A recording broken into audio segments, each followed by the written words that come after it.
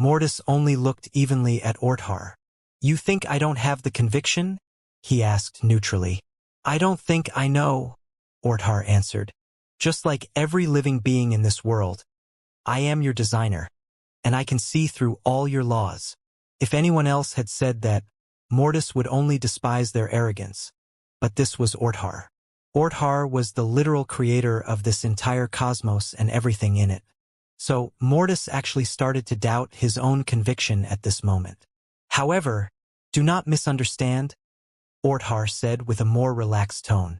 "Your conviction has already become stronger than it has been previously." Orthar gestured to the hall. "As you both know, I need more energy and power to resist your father. If I relax for even a moment, he will drain my cosmos. Your father doesn't pull the energy out of the primordial chaos like my cosmos but directly from my cosmos.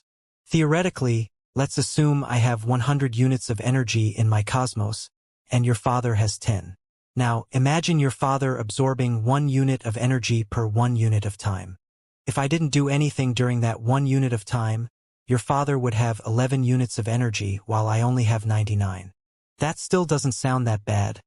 But keep in mind that your father can use energy in a more destructive way than me. It's not an overstatement to say that if your father had 10 units of energy and I had 100, we would be of equal power. This means that his 10 units of energy equal my 100 units of energy when we compare power. Now, if he only absorbed 1 unit of energy and reached 11 units of energy, I would need 110 units of energy to resist him. This means that I have to grow more than 10 times as quickly as him. Orthar narrowed eyes. And he's getting faster and faster in absorbing energy. And what does that have to do with my conviction? Mortis asked. Many people would have gotten annoyed at such a sudden interruption. But Orthar knew Mortis. The point is that I can't waste any energy, Orthar said.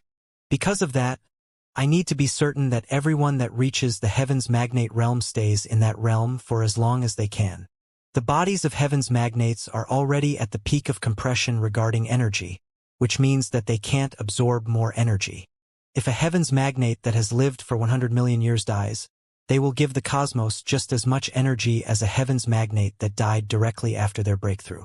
However, the value in the Heaven's Magnates is that their intense density of energy pulls in more energy from the primordial chaos. Therefore, even if a Heaven's Magnate that has lived for longer has just as much energy as a young one, the older Heaven's Magnate has still pulled in several times their own worth in energy from the primordial chaos. And that's when you have to confront the actual enemy, Orthar said as he looked at Mortis. Yourself. Mortis looked with furrowed brows at Orthar, but he still felt a bit nervous. When you reach that power, no one will threaten your life anymore. There are no enemies since the other Heaven's Magnates don't gain anything by fighting. They would much rather live out their life and eventually fight when their tribulation arrives. The Black Magnate also only has killed the Undying Doctor because they were fated to fight anyway in about 2 million years. They were the closest in power to each other, and they would have ended up as each other's enemies. In such a short amount of time, it's impossible to increase one's strength when one has already reached such heights. That's why the outcome of the fight wouldn't have changed, even if the Black Magnate had waited for another 2 or 3 million years. Yet, is that the only thing that can kill him? Orthar asked. Gravis remembered the time Mortis had sacrificed himself in the Gate of Death. Sure, if Gravis had died, Mortis would have also died. But he would have at least tried to find another solution instead of directly giving up. However, Gravis didn't comment. The other enemy is you, Orthar explained. As I've explained previously, you can reach supreme power without another goal, but you won't be able to survive for long. Even if it didn't appear like it, the Black Magnate also had another reason to become powerful, which was curiosity and trying to understand everything. He also wants to know what's beyond this cosmos and how to reach your father's realm. Power wasn't his only goal. That's also why he is still alive. Now, let's come to you, Orthar said as he looked at Mortis. In the past, you have only chased power. Only chasing power wouldn't have been a problem until you reach supreme power, but due to your proximity to Gravis, you have been confronted with the problem prematurely. Then, after you met with your partner, your goals have changed. You don't only chase power anymore. Now, you also chase happiness. That's a step in the correct direction. But it's not enough since you have been confronted with a new issue. Now your priorities clash, Orthar said. You are like your brother, Orpheus. You are dreaming about giving up on cultivation. Gravis looked at Mortis with surprise. Mortis didn't appear that different from how he had been in the past. Yet Mortis had already severely changed inside. However, Gravis had still been surprised that Mortis had changed to such a degree. As far as Gravis remembered, Mortis had always chased power fervently. But now, his feelings for Azure had reached such a level that it had overtaken his thirst for power by that much. I'm not considering it, Mortis said. I said you're dreaming about it, Orthar said. You're not planning on going through with it, but you wish you could.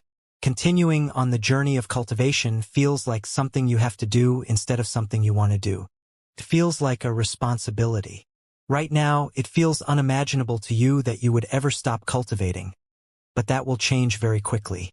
At the latest, when you inevitably comprehend the true law of freedom. Mortis furrowed his brows. However, the true law of freedom is not perfect, Orthar explained. One law on its own can't decide your entire path. If you only follow the true law of freedom, you will refuse to take responsibility for anything. Your partner and your family will distance themselves more and more from you, since you will never do anything you don't want. At the same time, only following the true law of freedom won't make you powerful. You want to become more powerful, but you have to go through tempering, which is something you don't want. So, logically, you won't go through tempering. After all, why would you? You don't want to. You need to follow all the laws, not just one. Following one might not be the wrong choice, but it might also not be the correct choice. And what's your plan? Mortis asked suddenly, interrupting Orthar again.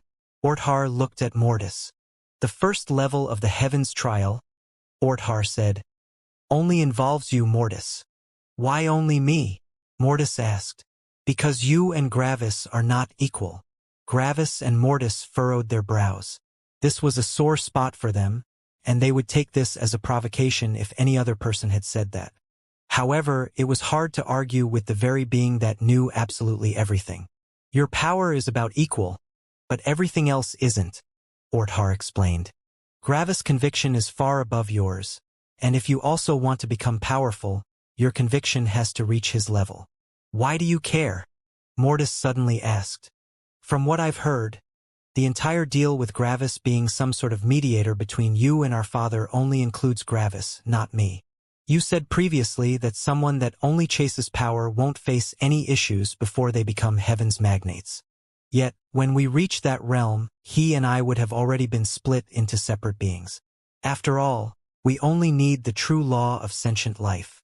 At that point, he is he and I am I, Mortis said.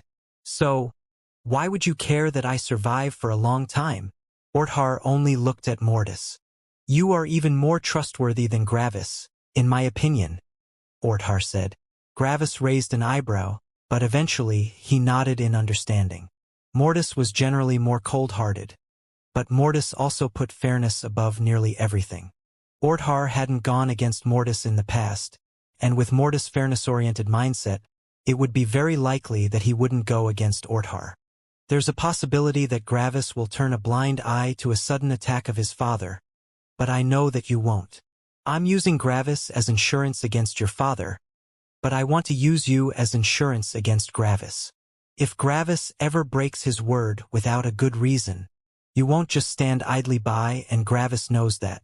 That's why the chances of him breaking his word will be several times smaller, Orthar explained.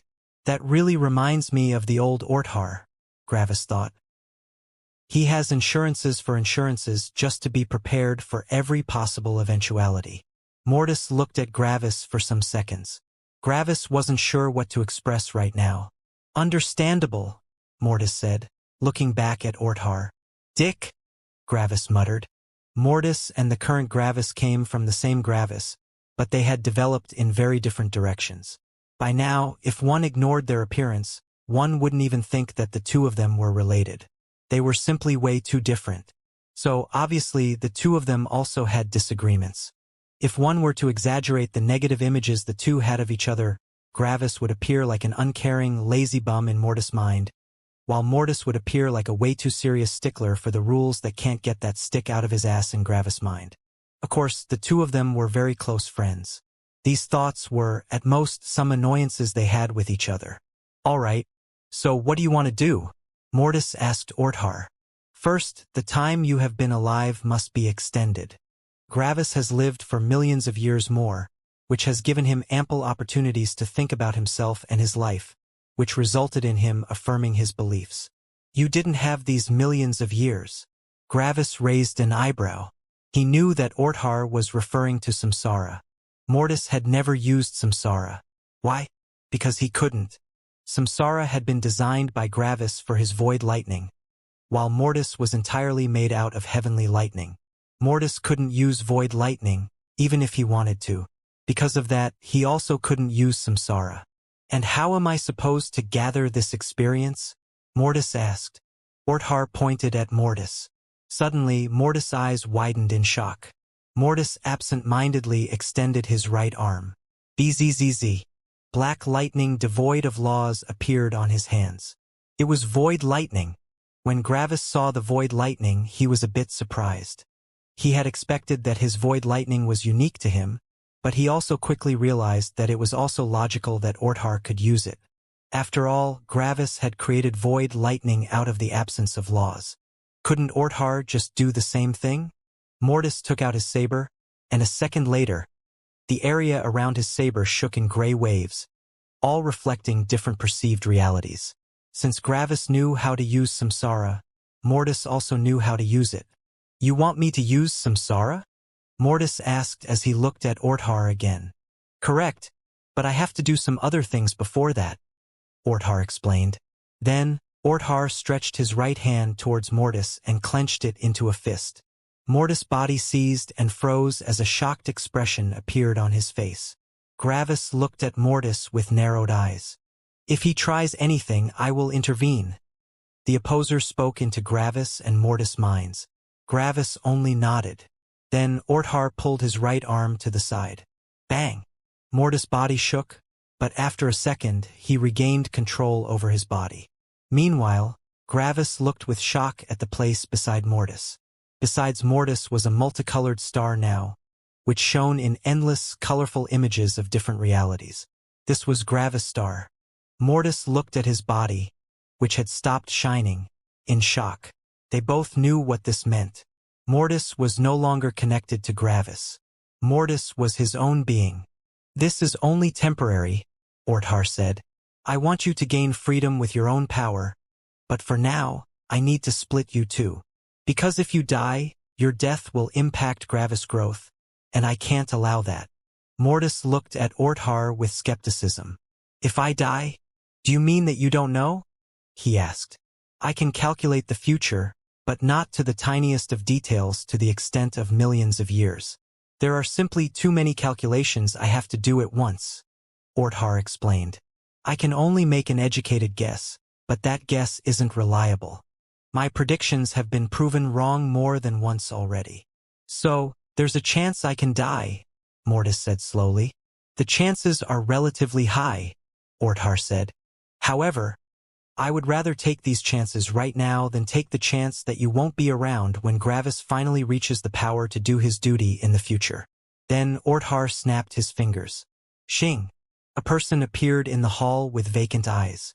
He was a man with gray hair, and he wore the robes of the darkest Stygian sect. On top of that, he was an ancestral god. When Gravis saw the ancestral god, he took a deep breath. Gravis knew that he could go through a samsara spanning a couple million years. But Mortis? Mortis had never gone through samsara before. Mortis might even spend over 5 million years living through a life that wasn't his own. Now, Gravis knew why Orthar wasn't sure if Mortis could survive. Mortis looked at the ancestral god with narrowed eyes. Mortis wasn't nervous, which was logical. After all, if someone hadn't gone through samsara themselves, they wouldn't know how terrifying it was. You can start at any time, Orthar said. Gravis only looked at Mortis with uncertainty. Mortis lifted his saber and struck down without hesitation. And then Mortis entered his first samsara. Mortis found himself in the body of a mortal bird. The mortal bird was simply sitting on a tree, looking at 5 different eggs on the ground in the middle of a forest. For a bit, Mortis had to get used to these new sensations. Not being able to control his own perception felt strange and alien. It was like he was only a spectator to someone else's actions. He had no control over anything. After a while, Mortis saw a gray snake come out of one of the eggs, and Mortis saw the snake how the bird saw it. Not food. Possible danger. These were the only 2 things the bird thought of the snake. After a while, the newborn snake simply moved away and crawled into the thicket of the forest. That's when Mortis' perspective changed to another animal. Mortis had already known what would wait for him thanks to Gravis' experiences in samsara, but it felt different than Mortis had expected. For some reason, Mortis felt more nervous than he had believed. Time passed, and the snake eventually grew up and became a spirit-forming beast. By now, Mortis had gotten used to his new situation. He focused on keeping his emotions isolated with the law of emotions so that he wouldn't get invested. Because of that, he felt quite relaxed in all of this. However, there was one problem. There was nothing Mortis could do. He couldn't fight, comprehend laws, or talk with anyone. He couldn't even close his eyes. In essence, he was forced to simply watch. Some years passed, and Mortis managed to dissociate from what was happening in front of him. Now, whatever happened to the snake didn't concern Mortis. To him, it made no difference if something was happening around him or not. It had nothing to do with him. Mortis only focused on himself. However, Mortis couldn't lose himself like Gravis. He tried to, but something was stopping him and he knew exactly why.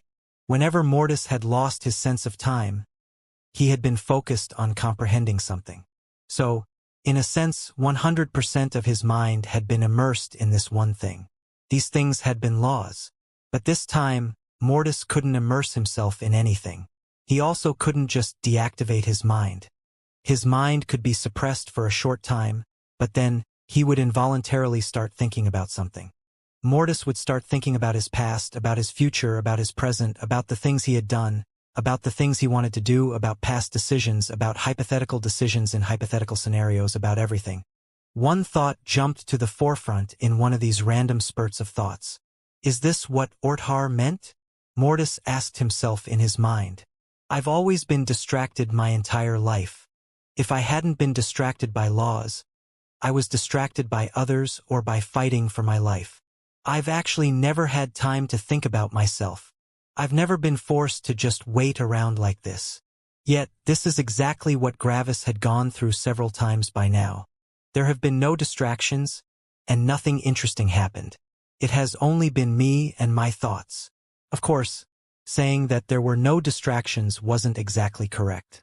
After all, Mortis was watching the life of someone unfold right before him, and he was also assaulted by all the different emotions of the onlookers. Just due to the emotions, any other person in Mortis' position would be intrigued by what was happening. However, for Mortis, this entire thing might as well not exist. Why? Because he had control over the law of emotions, which allowed him to isolate himself. Additionally, Mortis was more cold-hearted than Gravis anyway, which meant that he generally cared less about the lives of beings he perceived as weaker. Of course, the isolation wasn't perfect. If it were perfect, Mortis wouldn't know the major law of emotions, but the true law of emotions. The isolation would let some emotions pass, and they might accumulate into something dangerous. However, that would take a very, very long time. Yet, even if the isolation wasn't perfect, it was still good enough to make everything Mortis saw incredibly boring. Mortis had nothing to focus on, which forced him to focus on himself. Gravis had always needed to focus on himself during samsara, and now Mortis was forced to do the same thing. Eventually, Mortis ran out of things to think about, and even repeating the thoughts became mundane. At some point, Mortis only had uncomfortable thoughts left. Mortis thought about his time with Azure. It was absolutely wonderful. He wished he could be with Azure every single day. And then, Gravis appeared in Mortis' thoughts. Mortis wanted to journey more with Gravis, and he wanted to become powerful. Even more, Mortis didn't want to feel guilty by letting Gravis do all the work. However, Mortis also felt like he spent way too little time with Azure because of that. He wanted to spend more time with Azure, but he couldn't due to his other goal. On top of that, Mortis also wanted to resolve the issue between his father and Orthar. Both of them had helped him and Mortis wanted to repay them. Yet, this part felt more like a responsibility instead of something he actually wanted.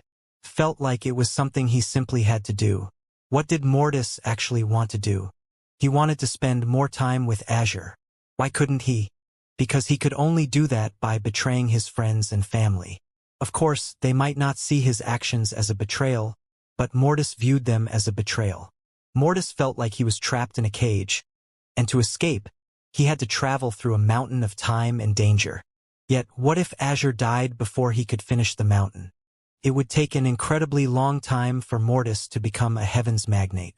During that time, Azure would have definitely already reached the divine god realm. Could Azure survive for so long?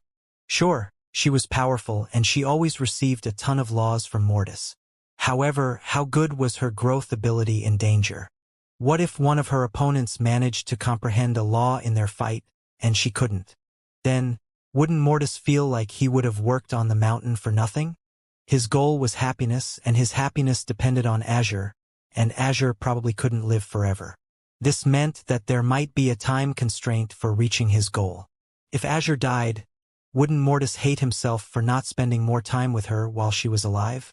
Mortis had thought about these things for a long time, and these thoughts were the main reason for his inner conflict. If Stella died, Gravis would be devastated. However, he would be able to recover eventually, and he would continue living. At some point, he would find someone that could reawaken his feelings, and he would be able to chase happiness again. To him, happiness is an eternal goal. Awakening his happiness depends on the people around him, but the seed of happiness will remain indestructible and will remain inside him. It only has to wait for more people to appear. What if Azure died? Mortis felt like his mind was thinking about something, but he couldn't put it into words. He felt like he was analyzing something he didn't know. He was analyzing his own feelings. As more time passed, Mortis became more and more uncertain. He wasn't sure about the right answer. At the same time, in front of him, the snake had become a peak immortal emperor. Not even 10% of samsara had passed. Over the next million years, Mortis continually wrung with his thoughts and doubts. He was forced to confront them since there was nothing else to distract him. This had been one of Mortis' most difficult periods of time, but he had managed to get through it eventually. In the end, Mortis managed to somewhat strengthen his resolve. I can't know the future. I can't already start regretting my actions for a future that might not even arrive. It is not sure that Azure will die. As long as I become a heavens magnate, I can ask her to stop cultivating if she wants. Additionally, I can ask Orthar for eternal life for Azure when that happens. Keeping her alive wouldn't damage his world. When we can exit the cosmos, we can even take all our friends with us. At that time, the rules of longevity and tribulations don't exist anymore. Even an immortal can theoretically live for eternity as long as they don't meet danger. I can only work on becoming powerful as fast as possible. I've doubted my past actions, but now I realize that my past actions have been correct. I only spent a short time with Azure between laws, and I will continue to do so. I have to keep our love alive, but I also have to work as hard as possible on becoming powerful. That's the best way I can see to achieve power. I want to live with Azure for eternity, and that's how I will achieve it. This was Mortis' strengthened resolve. Sadly, the beast in front of Mortis had only just become a level 5-star god. There was still a long way to go. However, with Mortis' newfound resolve, he found it easier to lose himself. The reason why Mortis hadn't been able to lose himself wasn't that he had no distractions, but because his worries forbade him from thinking nothing. The worries had just entered his mind without any invitation, and there had been nothing Mortis could do except to confront them. Because of that, Mortis managed to lose himself, and time seemingly passed faster before his eyes. 5 million years later, the beast had become an ancestral god. However, Mortis' ability to lose himself had become weaker. The tiny smidges of emotions that had passed his isolating barrier had accumulated. Now, Mortis felt a bit invested in the life of the person in front of him, and he started to subconsciously root for them. If someone was isolated for long enough, even an unimportant hole in the walls surrounding them might become emotionally connected to the person. After all, the hole was marginally more interesting than the wall. Mortis had realized what was happening, and he continually told himself to stay himself. He couldn't let the life of this ancestral god change him. Sadly, as more time passed, Mortis felt like what the ancestral god was doing was the right decision, even if Mortis wouldn't have thought that previously. Mortis even started to feel a slight feeling of love towards the ancestral god's partner, which made him grit his teeth violently. Mortis felt himself change, and he feared that he might lose himself. Mortis had finally managed to affirm his conviction and goals, and he was happy about how he currently was. He didn't want to change into someone that didn't have these strong convictions. That would throw away all the hard work he had done. In the worst-case scenario, Mortis might actually become the ancestral god. Another 5 million years passed. Mortis had been in samsara for 10 million years, far longer than he had ever believed. By now, Mortis felt like his actual life had been nothing but a dream. Maybe this was reality? Mortis had spent 10 times the amount of time in here than actually living his life. Have his past thoughts all been illusions? Yet, whenever Mortis saw the person in the vision fight someone else, Mortis knew how some laws of the opponent worked while the person himself had no idea how they worked. This was the only thing that allowed Mortis to keep him disconnected from the person in samsara. And then, one day, the ancestral god destroyed a sect. Mortis immediately knew what this meant, and his mind awakened ancient images. Mortis remembered that someone named Gravis had suffered under the sin monsters and that Mortis had helped him. This made Mortis consider his past life more seriously, and he tried to remember it. However, that wasn't necessary. As soon as all of this happened, Mortis felt his perception change again. He entered the perception of someone that could see the entire world, and he also saw how this being perceived the ancestral god. Useful whetstone. You've managed to survive, Orthar said into Mortis' mind. Mortis had entered Orthar's perception since Orthar had allowed it. Back then, Orthar hadn't yet known about his own plan, but as soon as he felt the perception of Mortis entering his mind, he knew what he had to do. It's over, Orthar said, and then Mortis woke up from samsara. In the real world, only an instant had passed. Mortis fell to the ground in confusion. You okay? Gravis asked with worry as he put a hand on Mortis' shoulder. Mortis looked with shocked and confused eyes at Gravis. Many old memories entered Mortis, and he remembered everything that had happened before entering samsara. Samsara, Mortis said slowly. Mortis looked at the dead person in front of him for a long time. He had seen his entire life, and he had even cheered for him near the end. Mortis knew everything about him, and he knew what was important to him. Yet, the person Mortis had watched for their entire life from all different angles had ended up becoming a whetstone for Mortis' conviction. Mortis felt a disconnect.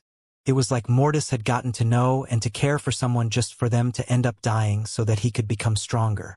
Mortis hadn't cared about the people he had killed in the past, but this time he cared. I know it's hard, Gravis said carefully, but you have control over yourself now. You can speak and you can act. This is completely different from when you have been under samsara. You have control over reality by doing actions, which makes reality feel far more real than perceived reality. In just a couple of years, nearly all the memories you have witnessed will go to the back of your mind. You won't forget them, but they feel like something unimportant. Yet, they have slightly altered you, and that can't be helped. I also always change very slightly after I go through samsara. However, that change doesn't come from something foreign entering my spirit, but just from me becoming older and witnessing more things. Don't think too much about what you have witnessed. Think about what you want to accomplish and what you want to become. Use your actions to achieve your goals. You are you, and that won't change, Gravis said. No matter how much I change, Mortis automatically completed. Take some time, Gravis said with a smile. You'll be your new old self very soon. Then, Gravis stood up and looked at Orthar with interest. Has Mortis entered your perception? Gravis asked. Yes, Orthar answered. Then, why did you act like he could die? Gravis asked. You should have known that he would survive samsara. Orthar looked at Gravis. Reality is a strange concept, Gravis, Orthar answered. The fact that you're asking me about this means that you don't quite grasp its intricacies. Okay? Then explain it, Gravis said with interest. Reality manifests and changes as it expands, Orthar explained. At the moment, I have the memories of Mortis entering my perception.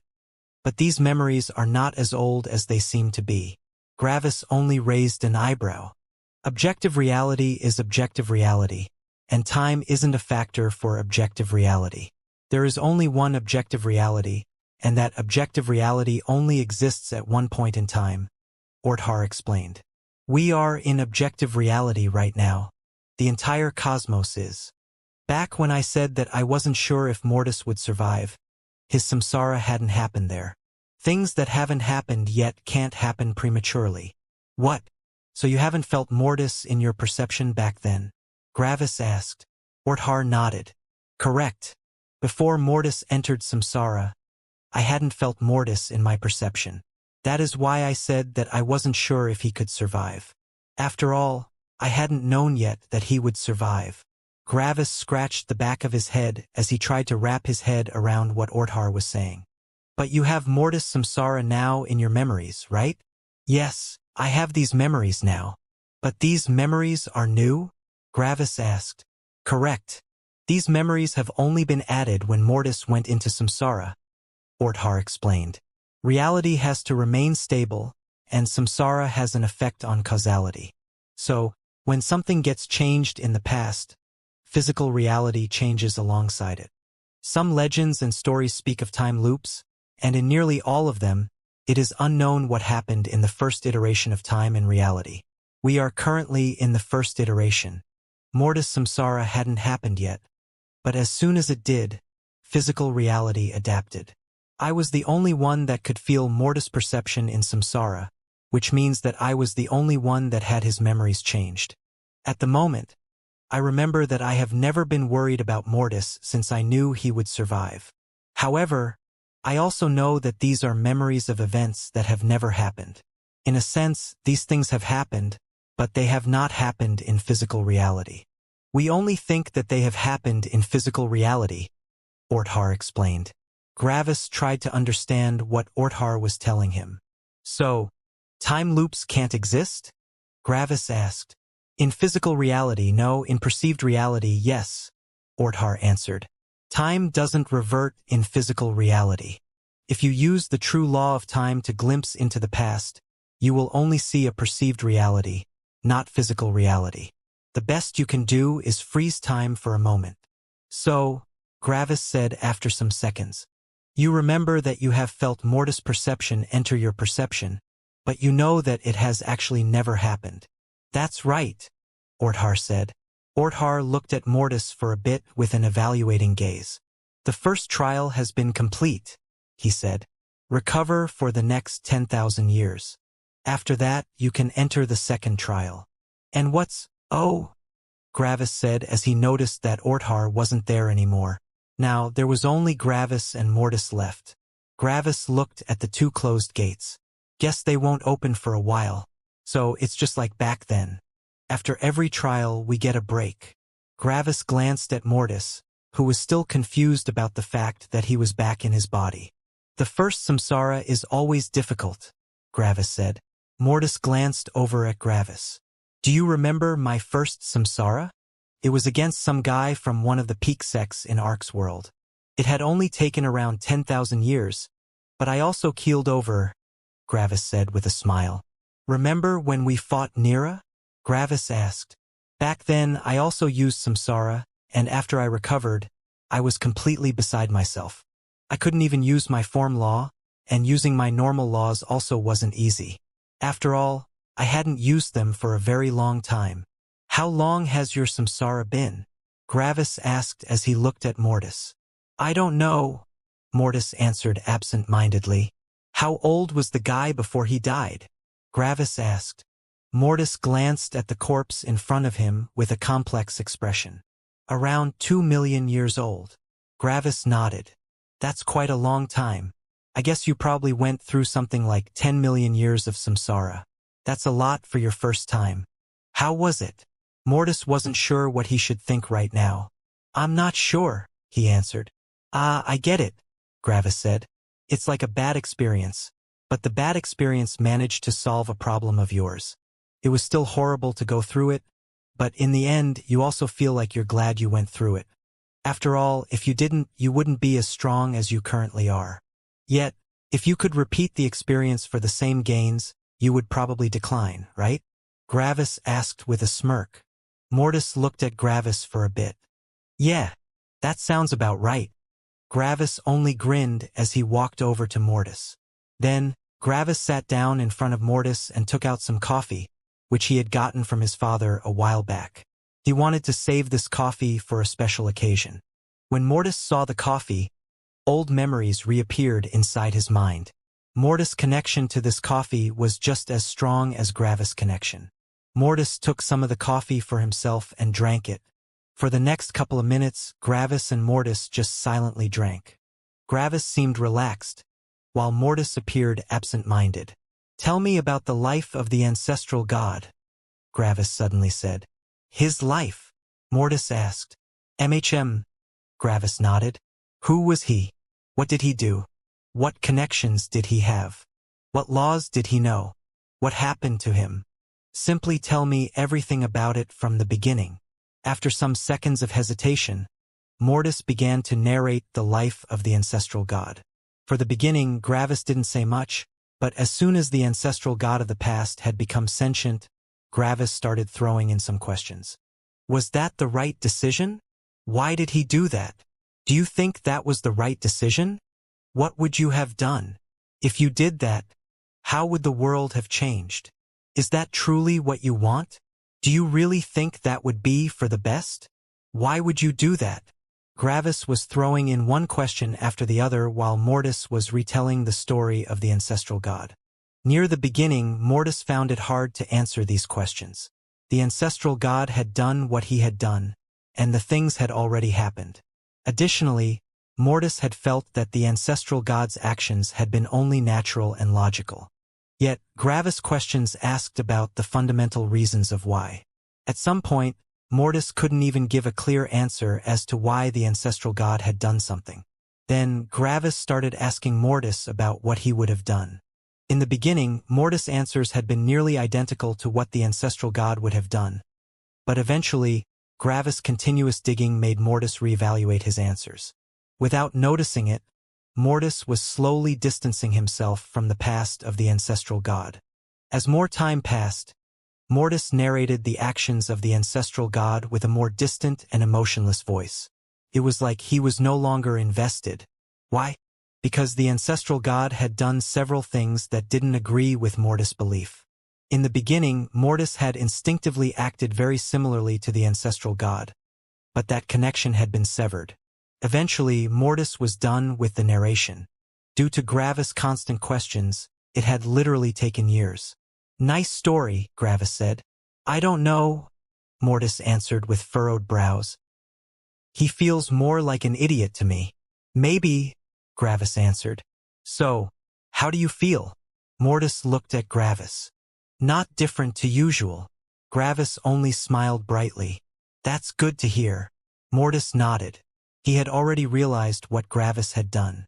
Gravis had continually questioned the actions of the ancestral god, forcing Mortis to reevaluate them. Due to that, only the actions Mortis truly agreed with would stay in his mind. Gravis had reawakened Mortis' personality. He wasn't the same Mortis as before samsara, but people Mortis knew would definitely feel that he was acting like Mortis. He had only changed a bit, and that was normal. Gravis and Mortis spent the remaining 10,000 years just talking about random things. It was mostly Gravis talking, while Mortis only said some things from time to time. By now, Mortis was truly himself again. Mortis had also gotten a newfound appreciation for when Gravis had used samsara in the past. Hearing about samsara and experiencing it were vastly different experiences. Now, Mortis truly knew how difficult it was to remain oneself in samsara, and after having gone through it, Mortis also now knew how Gravis could be so sure of himself. He's had a lot of time to think about himself. And now, Mortis also had had the opportunity to experience these things. In a sense, Mortis felt like he had matured. His battle strength didn't increase, but his personality had become stronger and stabler. Things that might have thrown him off track in the past wouldn't have as significant of an impact anymore. Mortis knew what he wanted, and he would work towards his goal. When the 10,000 years were up, one of the gates opened on its own, and the two of them looked over. "Wanna go?" Gravis asked with a smirk. Mortis nodded with a serious expression. He didn't know what would await him in the second trial, but he knew that it would probably also be difficult. Orthar was shaping Gravis and Mortis into beings that could survive an eternity as heaven breakers. If they could survive themselves, they could survive 90% of the danger they would face. In Mortis' mind, he felt extremely grateful to Orthar and Gravis. Orthar had helped Mortis in realizing what he wanted and who he was, while Gravis was always supporting him from the side. Gravis and Mortis exited through the gate and quickly made their way through the long hallway. In just a couple of seconds, they arrived in front of another gate. This time, Mortis opened the gate. When the gate opened, the two of them saw another empty, small room. Apparently, this trial also wouldn't have them fighting. Mortis wasn't sure if he preferred that or not. The first trial was about time and the associated growth that comes along with it, Orthar said from the middle of the room. "The first trial has made you realize your goals, Mortis," Orthar said. "However, there are still some doubts left in you. This is what the second trial will rectify." "What?" "So, it's about Mortis again?" Gravis asked with a frown. Orthar looked at Gravis. "You can partake in the second trial if you want, but it won't have a significant effect on you." "Sure, count me in," said Gravis with a smirk. "I'm getting bored." "What is the second trial?" Mortis asked. "The second trial won't be a danger to your life. In fact, it's the only trial without any associated danger. However, you might feel pain during and after it," Orthar explained. Mortis and Gravis didn't answer. "The second trial is about getting what the previous Mortis wanted," Orthar said. "I will send you into a perceived reality, but you will think of it as objective reality. You will think that everything is real, and your memories will be slightly altered during it. You will go through an alternate path of your life, a path the two of you might have considered to take in the past. However, you two have only considered taking that path because you haven't been on it before. Today, you will tread that path to its end."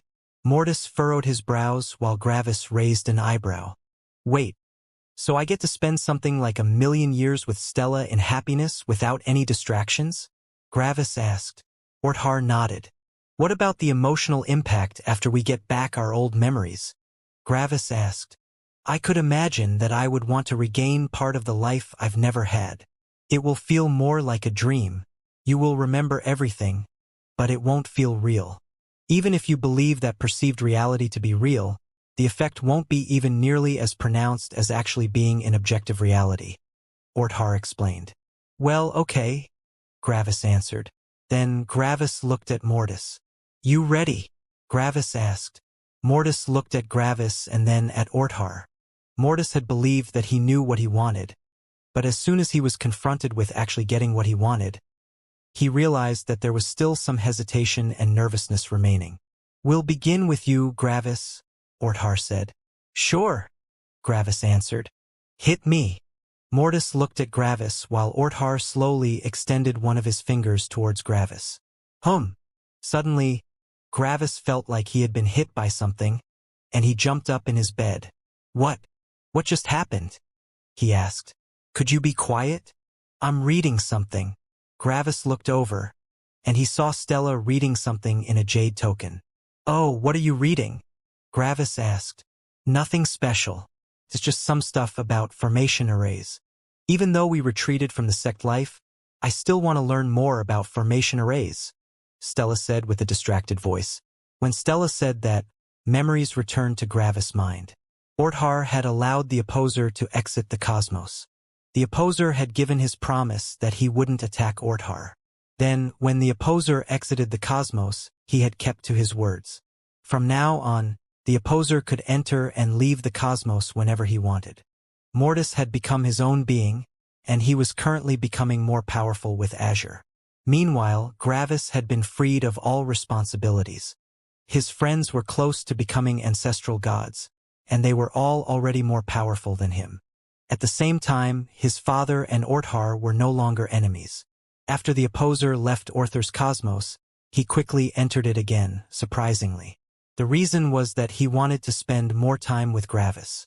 The opposer could now experience the outside world whenever he wanted, but he might not be able to talk with Gravis whenever he wanted. Because of that, the opposer decided to remain in the cosmos until Gravis' life ended. Finally freed of all the pressure and responsibilities, Gravis had felt as relaxed as never before. He no longer had to put himself in danger. He no longer had to fear for Stella. Now there was only Stella, Gravis, and their family. Gravis felt at peace, and he happily embraced Stella from behind. "Hey! I'm reading something," Stella nearly shouted as she was pulled back. "You can read whenever you want, honey," Gravis said with a playful voice. Stella sighed and put the jade token away. After that, she smiled at Gravis and embraced him back. And thus, Gravis' life of peace began. Time passed. Eventually, Stella and Gravis decided to have children. In just a couple of years, a couple of small Gravises and Stellas had arrived in the world. Gravis and Stella watched them and cared for them. Some of them decided to remain mortals, while others decided to cultivate. After many years, Gravis' friends had become ancestral gods. Yet, Gravis and Stella were still star gods. Their friends constantly visited, and the two of them experienced one positive thing after the other. Then, just before it was time for Gravis and Stella to undergo their tribulation, the two of them absorbed enough god stones to become ancestral gods. Their longevity had increased. However, their battle strength and will auras had remained stagnant. Stella and Gravis spent their life in bliss.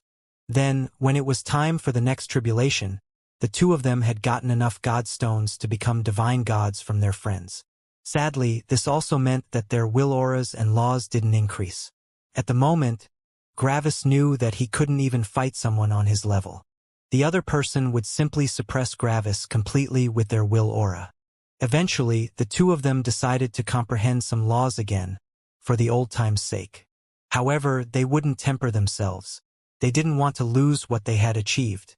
And eventually, the fateful day arrived. It was impossible for Gravis and Stella to become heaven's magnates, and it was also impossible for them to survive their tribulation. The two of them stood in front of all their powerful friends, and they vanished into nothingness together. Their life was over. "Ha!" Gravis suddenly said as he opened his eyes. Then he looked around the room in confusion.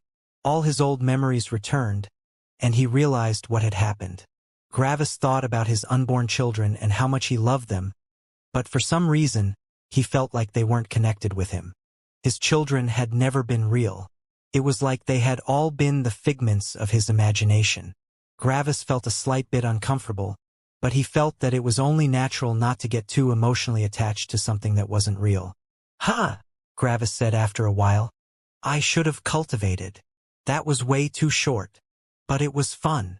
Obviously, Gravis hadn't really changed. He had only dreamed for a bit. Gravis wasn't sure how he should feel. He had just realized that the children he had fathered and loved for millions of years had actually never existed. Yet, on the other hand, it only felt natural not to have strong emotional attachments to things that weren't real. It was just like a long dream. "How was it?" Mortis asked from the side. Gravis looked at Mortis with a bitter smile.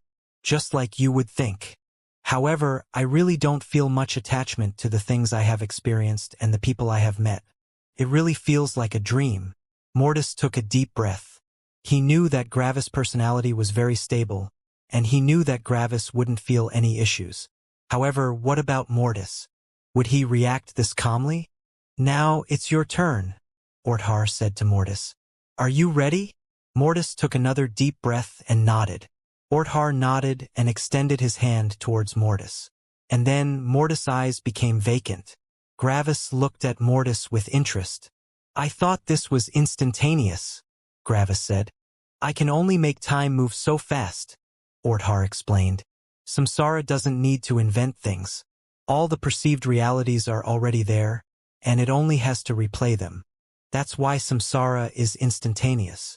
In comparison, I have to continually manage the perceived reality Mortis is currently experiencing. I can only make it move so fast without endangering the management of the actual cosmos, Orthar explained. So even you can't do anything, Gravis added with a smirk.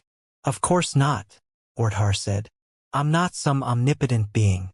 I'm a cultivator, just like you and everyone else. The only difference is that you can create life via procreation, while I can create a cosmos. It's not very different. It's only on a grander scale. Okay, so how long will Mortis take? Gravis asked. About 5 years. That's how long it took you. 5 years? That's pretty fast, Gravis answered. Orthar didn't answer for several seconds. What did you feel during the end of your perceived reality? Orthar suddenly asked. Tons of regret, Gravis answered immediately. However, that's only natural. I want to cultivate anyway, and I knew from the beginning that I wouldn't truly be happy if things turned out this way. Sure, living a fulfilling life with all my friends and family is great, but it's simply too short. I want to cultivate, but when I have been in the perceived reality, it was like I've simply accepted that I wouldn't cultivate anymore. Now that I'm awake, it feels so stupid. Why wouldn't I just continue cultivating? That would have solved all my regrets, Gravis said. In a sense, I feel like I've never had the chance to do what I wanted, which makes the entire dream feel surreal. It's like someone else has lived my life. Orthar nodded. That's a good response. Someone with strong convictions won't feel attached to the dream since it forces you into doing something you don't truly want to do. That's also why the dream has basically no effect on you. What about Mortis? Gravis asked. Orthar only looked at Mortis. Mortis said in confusion as he opened his eyes. Mortis was currently sitting on a beautiful cliff. Hey, are you paying attention? Azure asked with a frown. You said you wanted to see the sunset. Oh yeah, right, sorry. Mortis quickly said as his memories returned. He was now his own being. Gravis' survival no longer hinged on Mortis. Additionally, the opposer and Orthar had gotten over their differences. Gravis had decided to continue cultivating with Stella, while Mortis had decided to stop cultivating. Mortis had planned to watch the sunset together with Azure to commemorate their future. They finally never had to be apart again. When the memories had returned to Mortis, he felt a deep calm. The dream he had dreamed of in the past had finally become a reality. He no longer needed to fear his future since he and Azure would spend their time together from now on. The two of them spent many days on the cliff, just staying by each other's side. None of the two of them spoke during all of this. In comparison to Stella and Gravis, Mortis and Azure were on the quiet side. Well, as long as Azure didn't have something to complain about. As soon as she could complain about something, she went off. Mortis and Azure simply enjoyed being in each other's vicinity. Eventually, the two of them moved to Opposer City. They didn't want to stay in Eternal Fire Sect since they wouldn't cultivate anymore. Staying in the cultivation world would only invite danger, and the two of them only wanted peace. Mortis and Azure traveled throughout the entire world, and they looked at all the different things in nature. In the past, Mortis hadn't been interested in weaker beings, but as soon as he had decided to stop cultivating, he had become interested in them. It was so interesting how the instincts of young and weak animals and beasts worked. It almost intrigued Mortis. On top of that, Mortis started to think of them as cute and adorable. Let's have some children, Azure said at one point. That's when Mortis had realized that all these thoughts about simple and weak beings had been a manifestation of his desire to have kids. Yes, let's, Mortis answered. Azure had had plenty of children, but these new children would be completely different from the old ones. Azure had had no emotional attachments to her children back then, but things were different now. Azure and Mortis soon saw their first batch of children, and they watched them from a distance. Since Azure was a beast and Mortis counted as half a beast, the children were born with beast bodies, just like Gravis' previous 3 kids. But this time, Azure and Mortis looked at their children together. Eventually, they met them, and just like the last time, the kids didn't feel any kind of familial love towards them. However, Azure and Mortis were used to that. They only had to be there for them. Love was a selfless feeling, and they didn't mind that their children basically ignored them. Azure had also been like that in the past, and she had eventually changed. And sure enough, while some of them had died, others managed to become star gods. The ones that managed to become star gods apologized to Azure and Mortis for their previous conduct, and Azure and Mortis accepted their apology. Then, one day, it was time for the 2 of them to become ancestral gods. When it happened, Mortis felt a bit nervous. I only have 13 million years in total left, 3 million as an ancestral god, and 10 million as a divine god, Mortis thought. I still have a long life ahead of me. However, at one point, it will end. Azure and Mortis spent their time together with their family, and eventually it was time to become divine gods. About 5 million years of my total life have passed, and 10 million are left. I'm still young. However, as more time passed, Mortis felt more nervous. Then, as the years passed and death came closer, Mortis felt more and more regret. I only have so much time left. I've already lived for so long, and only this little bit of time is left. Death was coming closer. The last couple of years, Mortis and Azure only embraced each other. They didn't want to let go. They wanted to stay together forever. However, they couldn't. Whenever someone was experiencing a limited time of happiness, they would always look towards the end. School holidays and vacations were such things. When it just started, people already looked towards the end, knowing that it would come. Then, as time dragged on, they would keep in mind how long they had left. As the end drew closer, the person would feel worse. Mortis wasn't ready yet. He still wanted to spend so much more time with Azure and his family. However, there was no more time left. Was it worth it? Mortis asked himself as he looked at his family and Azure. I could have had all these things with more time. If I could become a heaven breaker, our time wouldn't need to end. We could be together forever. Why is life so short? Eventually, Mortis and Azure died, and Mortis cried. Why did I throw my chance at eternal happiness away for easy, temporary happiness? He asked himself in regret. I don't want to die. Huh! Mortis suddenly uttered as light returned to his eyes. His dream shot through his mind, and Mortis felt a dark hole opening in his chest. To him, the dream had been far more real than for Gravis. Why? Because Gravis had been forced into this decision, which made him feel a disconnect. It was like it hadn't been him that had lived this life. In comparison, Mortis had genuinely considered to stop cultivating. The disconnect that Gravis felt didn't exist for Mortis. Mortis remembered all the happiness he had felt with Azure and his family. It had been so short. Additionally, Mortis had realized that his family had never been real. A dark feeling of loss appeared inside Mortis, but it wasn't overwhelming. It still felt like a dream, just a more realistic one. You've dreamt to the end of your alternate path, Orthar said, pulling Mortis' gaze towards him. You've thought about walking it, and now you have. I didn't alter your perceived reality in any way. Tell me, what do you feel? Orthar asked. Mortis stayed quiet for a long time. Regret, Mortis said. I wish I could have the things in my dream, but forever. You have the chance now, Orthar said. In a way, you have a second chance at life. You now know what you will regret. Work towards a future where you don't have these regrets. Mortis took a deep breath. He was still a bit beside himself because of the dream, but he also felt excited that he could rectify his regrets. He didn't want to feel this feeling of approaching dread anymore. He wanted to live forever and be happy forever. Thank you, Orthar, Mortis said. Orthar nodded. The second trial has been complete. Take 10,000 years to recover. Then you can enter the third trial. And Orthar vanished. Gravis and Mortis spent the 10,000 years just talking to each other about the life they had lived in the dream. However, there wasn't much to talk about. It felt like a dream, and just after a couple of hours, they got bored of the topic. After they were done talking, Gravis simply focused on waiting.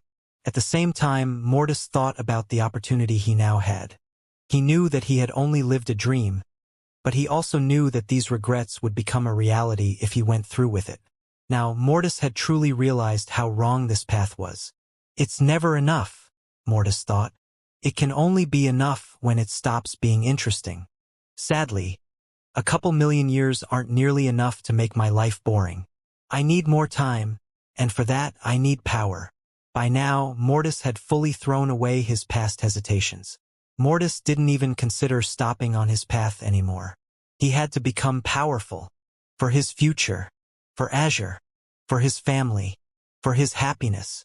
Gravis knew Mortis very well, and when he felt the changes inside Mortis, he only smiled warmly. He's secure in himself now, Gravis thought. He isn't hesitating anymore.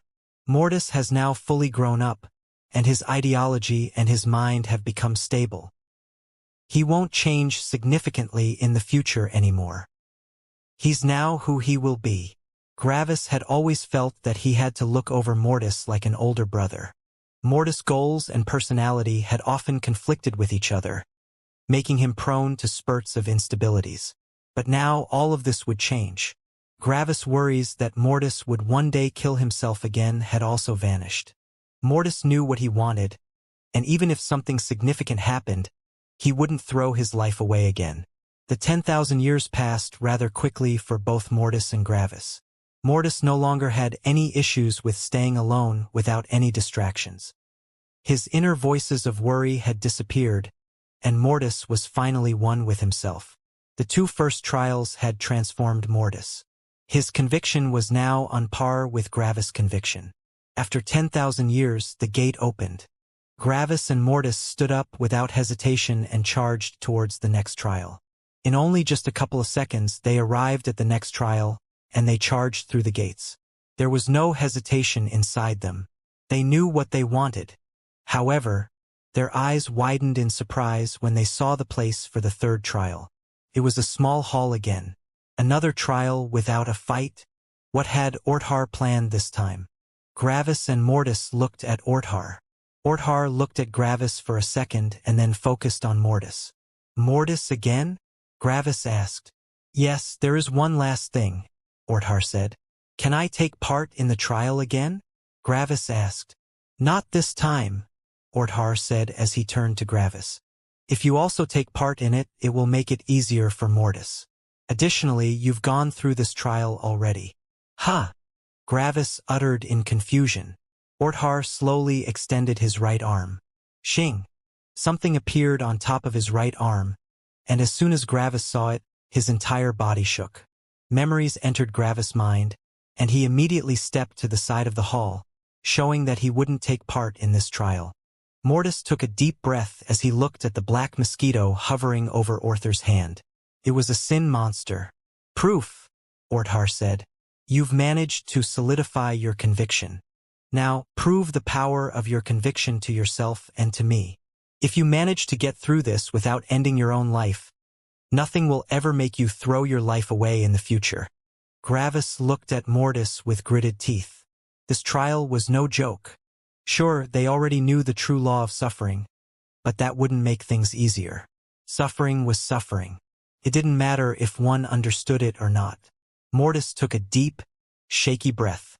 He hadn't experienced the pain the sin monster could inflict, but he had seen what kind of effect it had on someone like Gravis. Gravis had nearly committed suicide several times due to the sin monster. 10,000 years with 10,000 sin monsters, Orthar said. They will not multiply, but you have to survive for 10,000 years. If your conviction isn't strong enough, you will not survive. You will also not get back the things you have lost. Losing your power is part of the suffering. Orthar's words genuinely made Mortis nervous and even a bit afraid. I only have to survive for 10,000 years, right? Mortis asked again. Correct, Orthar answered. Mortis took a deep breath. Then he released it slowly. Mortis' eyes shot open with conviction. So what if it hurt? He no longer was the old Mortis. He would get through this. Mortis walked to the middle of the room and sat down.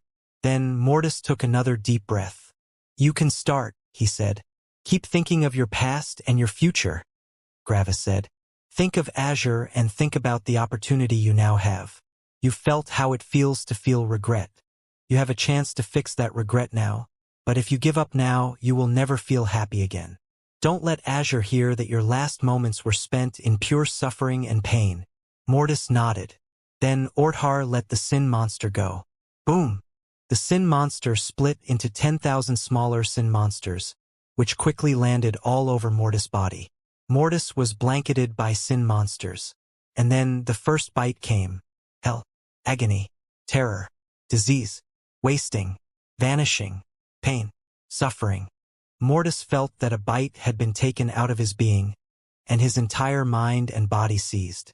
Mortis tried to scream in agony, but the second bite had arrived before he could scream. It was just as bad as the first bite.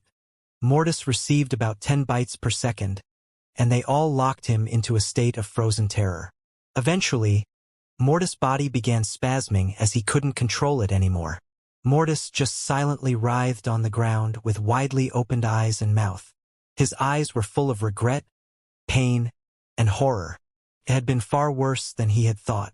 For a long time, Mortis couldn't form a rational thought. He didn't even know how much time had passed. Usually, it wouldn't be difficult for him to tell how much time had passed. But with his current situation, even that became a possibility. Mortis had no idea if only an hour or 1,000 years had passed. Survive! This was the only thought Mortis could form through all the pain and chaos. More time passed. Survive! More time passed. Survive! More time passed. How much longer? Even more time passed. How much time has passed? More time passed. My realm decreased. More time passed. My will aura became weaker. More time passed. Survive. More time passed. Make it end. More time passed. Please make it end. More time passed. Make it end. More time passed. I can't anymore. More time passed. I don't want to anymore. More time passed. Let me die. More time passed. Please. I only want to die. More time passed. I don't. Should I? More time passed. I don't know if I can survive this. More time passed. Azure. More time passed. I'm so sorry, Azure. More time passed. Azure. More time passed. Please, Azure. More time passed. Please forgive me, Azure. More time passed. I can't see you again. More time passed. I'm sorry. More time passed. I'm so sorry. More time passed. Please forgive me. I'm so sorry, Azure. I'm so sorry I can't be with you anymore. Please, forgive me. These were all the things Mortis was thinking. He was planning to end his life to end the suffering. He didn't know how long he had already survived. But it didn't matter anymore. He only wanted to end it. I can't live like this. I'm sorry. Mortis continued thinking these thoughts. He continued repeating them, again, and again, and again. Yet, for some reason, he never actually went through with it. Something inside of him was telling him to hang on just a bit longer. He only had to hang on a bit longer. Just a little bit. Azure's face shot through Mortis' mind. He imagined her crying after realizing that she wouldn't see him again. He imagined her choosing death over a lonely life. He imagined the kids he could have in the future. And whenever these images shot through his head, Mortis hung on just a bit more. All of these instances only bought him seconds, but they kept on coming without end. Just one more second. Just a bit more. Mortis had said his goodbyes 1,000,000 times by now, but he actually never did it. Mortis didn't realize it, but he was essentially venting his fear. He knew that he could end his suffering, and that gave him hope. Mortis knew that he wasn't forced to go through all this suffering. He could always just end it. Then it would end. This thought gave him solace. There was a way out. Mortis was like a mortal on the bottom of their life. Every single day was agony, and that person had a noose hanging in their attic, which they would watch in the evenings after the day was over. Sometimes that mortal would stand in front of the noose. Sometimes they would just look at it. Sometimes they would put their head through it and play around with the chair under their feet. So close, Salvation was so close. Only one last step. They would spend a couple of minutes in hollow suffering, just feeling the closeness of release. Just a bit more. If they slipped right now, everything would be over. Yet, after just some minutes, the mortal would step away from the rope and go to sleep in their bed. If things didn't improve, they could always come back to it. If things worsened even more, they had a final solution. But for now, it didn't feel like it was time. Mortis was like this mortal. He was so close to ending it all.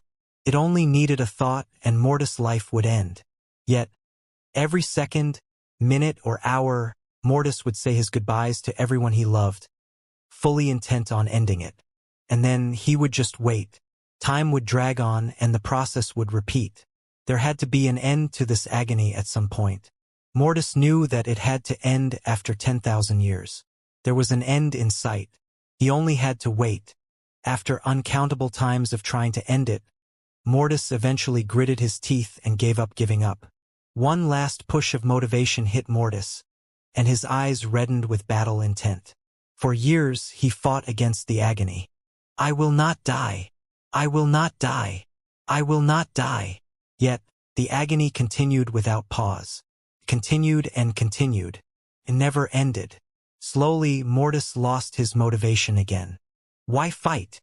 Why do this? This is all just so exhausting. I only want to rest.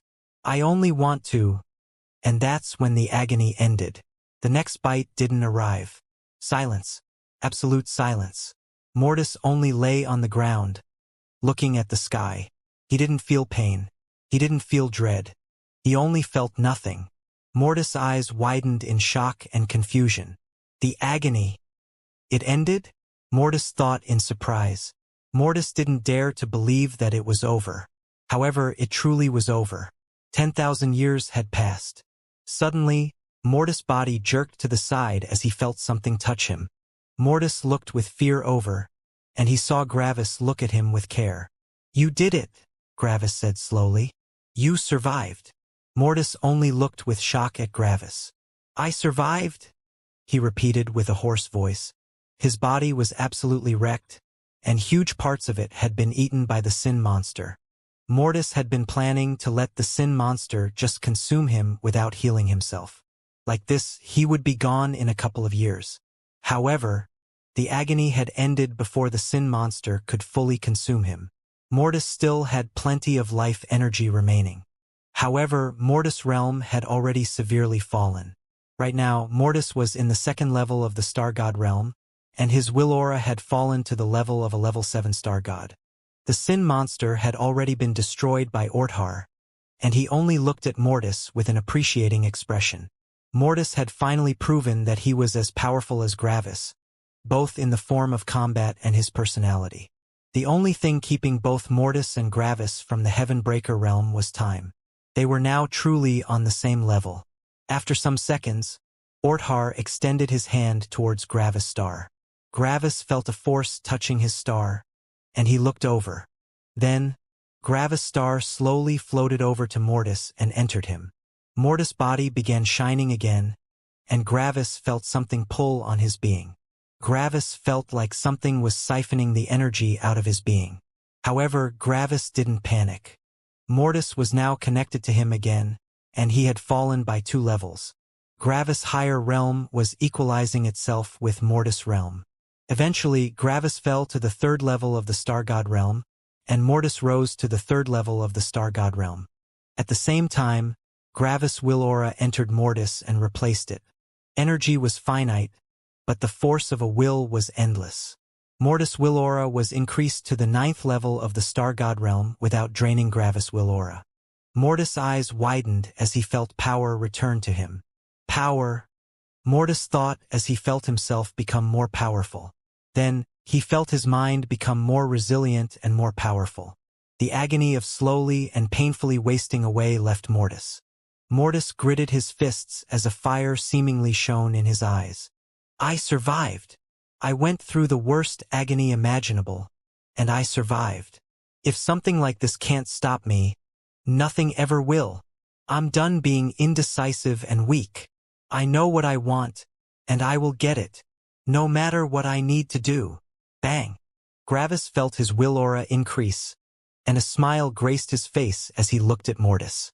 It had always been Gravis that increased their will aura, but now Mortis was increasing their will aura. Bang! Their will aura shot through 2 levels, and it eventually stopped at the 2nd level of the ancestral god realm. Finally, their will aura was no longer beneath their friends' will auras. The 3rd trial has been completed, Orthar said. Mortis slowly sat up as he looked at Orthar with fiery eyes. You have proven yourself, Mortis. You are no longer weaker than Gravis. You are now true equals. I don't need to test your character anymore. The last 2 tests are for your battle strength. You can take the next 10,000 Forget it. Mortis interrupted Orthar. I don't need a break. Orthar looked at Mortis. Mortis slowly stood up, a fire burning inside his eyes. Gravis only smiled as he saw Mortis like this. Let's start right now. You need to become a level 4 star god again first, Orthar answered directly. I've already prepared your opponent, and you can't win as long as you are not a level 4 star god. Additionally, don't jump into a fight while feeling this confident. Confidence is good, but you can't commit any mistakes against your next opponent.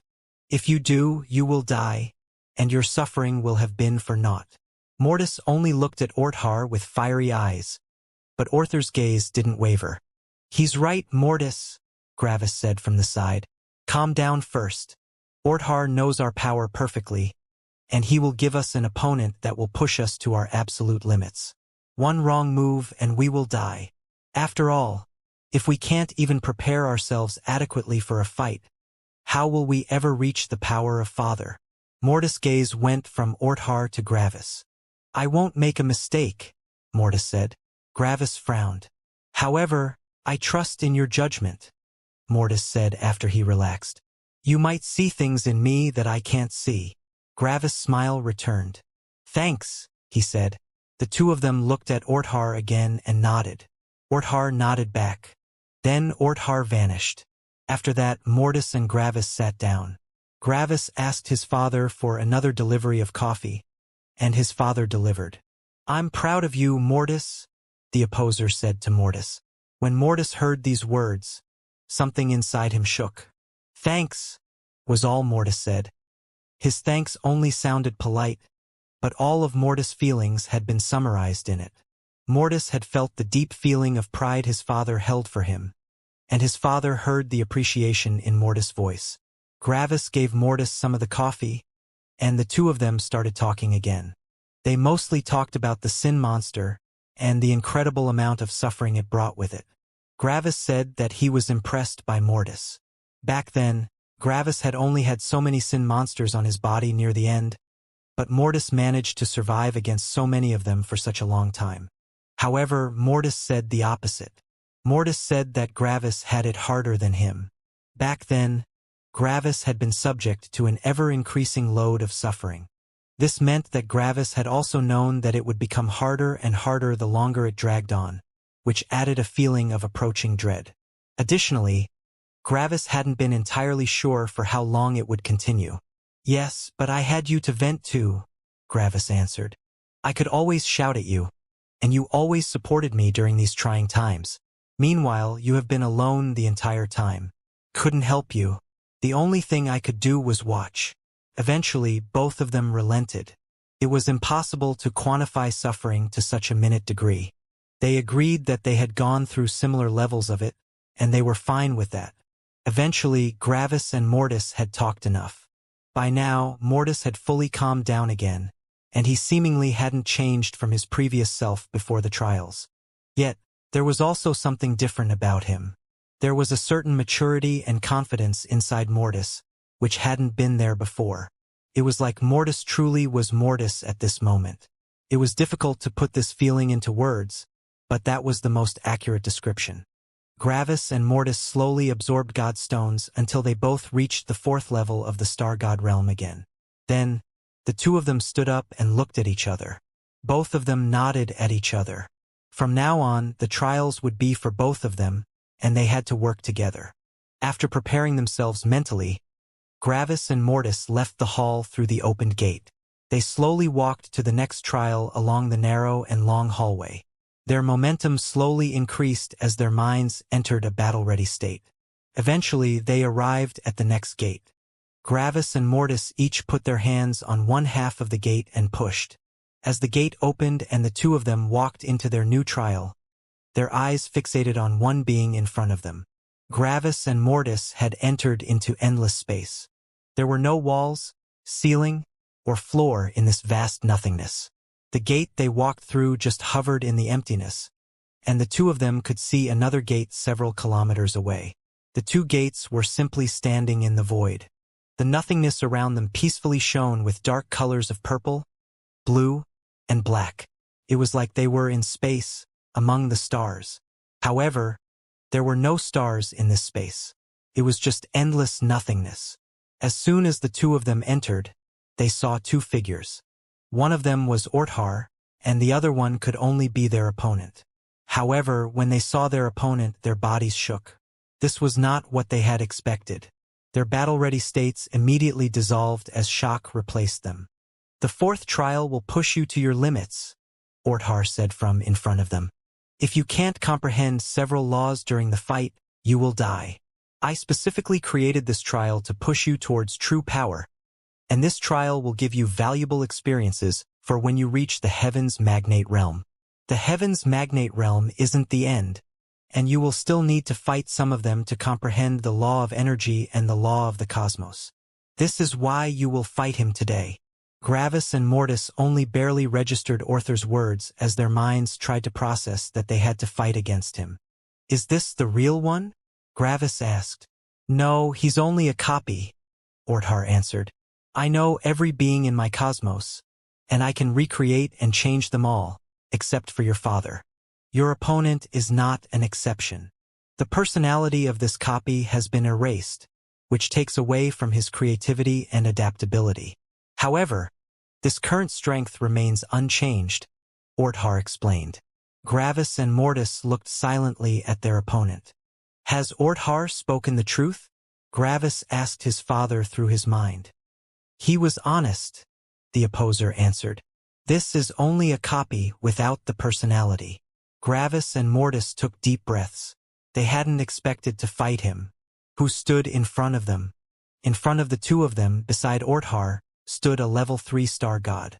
Gravis and Mortis were level 4 star gods, and level 3 star gods were 2 battle levels below level 4 star gods. After all, a level 3 star god was a low-level star god, while a level 4 star god was a mid-level star god. This opponent was below Gravis and Mortis in realm. Yet, Gravis and Mortis didn't underestimate him. In fact, they believed that a level 9 star god would have been easier to kill. Who was it? Who was this person that could jump 2 levels against Gravis and Mortis? There was only one possible person. There was only one star god that had a stronger battle strength than Gravis. Besides Orthar stood a blond man with 5 eyes and a long sword. Arcs 5, emotionless eyes focused on Gravis and Mortis. Orthar said one last thing before he went to the side. "His laws have not been suppressed. He has access to everything." Orthar stepped to the side while Gravis and Mortis were still looking at Arc with shocked expressions. However, when Orthar stepped to the side, it signaled the beginning of the battle. Bang! Arc released a tiny explosion of heavenly lightning and charged into the distance with incredible speeds. Then Arc stretched his arms to his side. A gigantic planet formed behind him, and Arc's entire energy nearly left his being. The planet grew until it was over 100,000 kilometers wide. Rivers, oceans, forests, deserts, mountains, volcanoes, craters, swamps, meadows, steppes, and everything one would associate with a true world formed behind him. In an instant, a true world was created. Creating such a world showed one's power over reality and existence itself. Life appeared in an instant, and the life evolved into humans. On Ark's planet, many humans opened their eyes as they rammed their hands into the ground. All the humans pulled fully formed suits of armor and weapons out of the ground. The humans shone for an instant, and their equipment fused with them.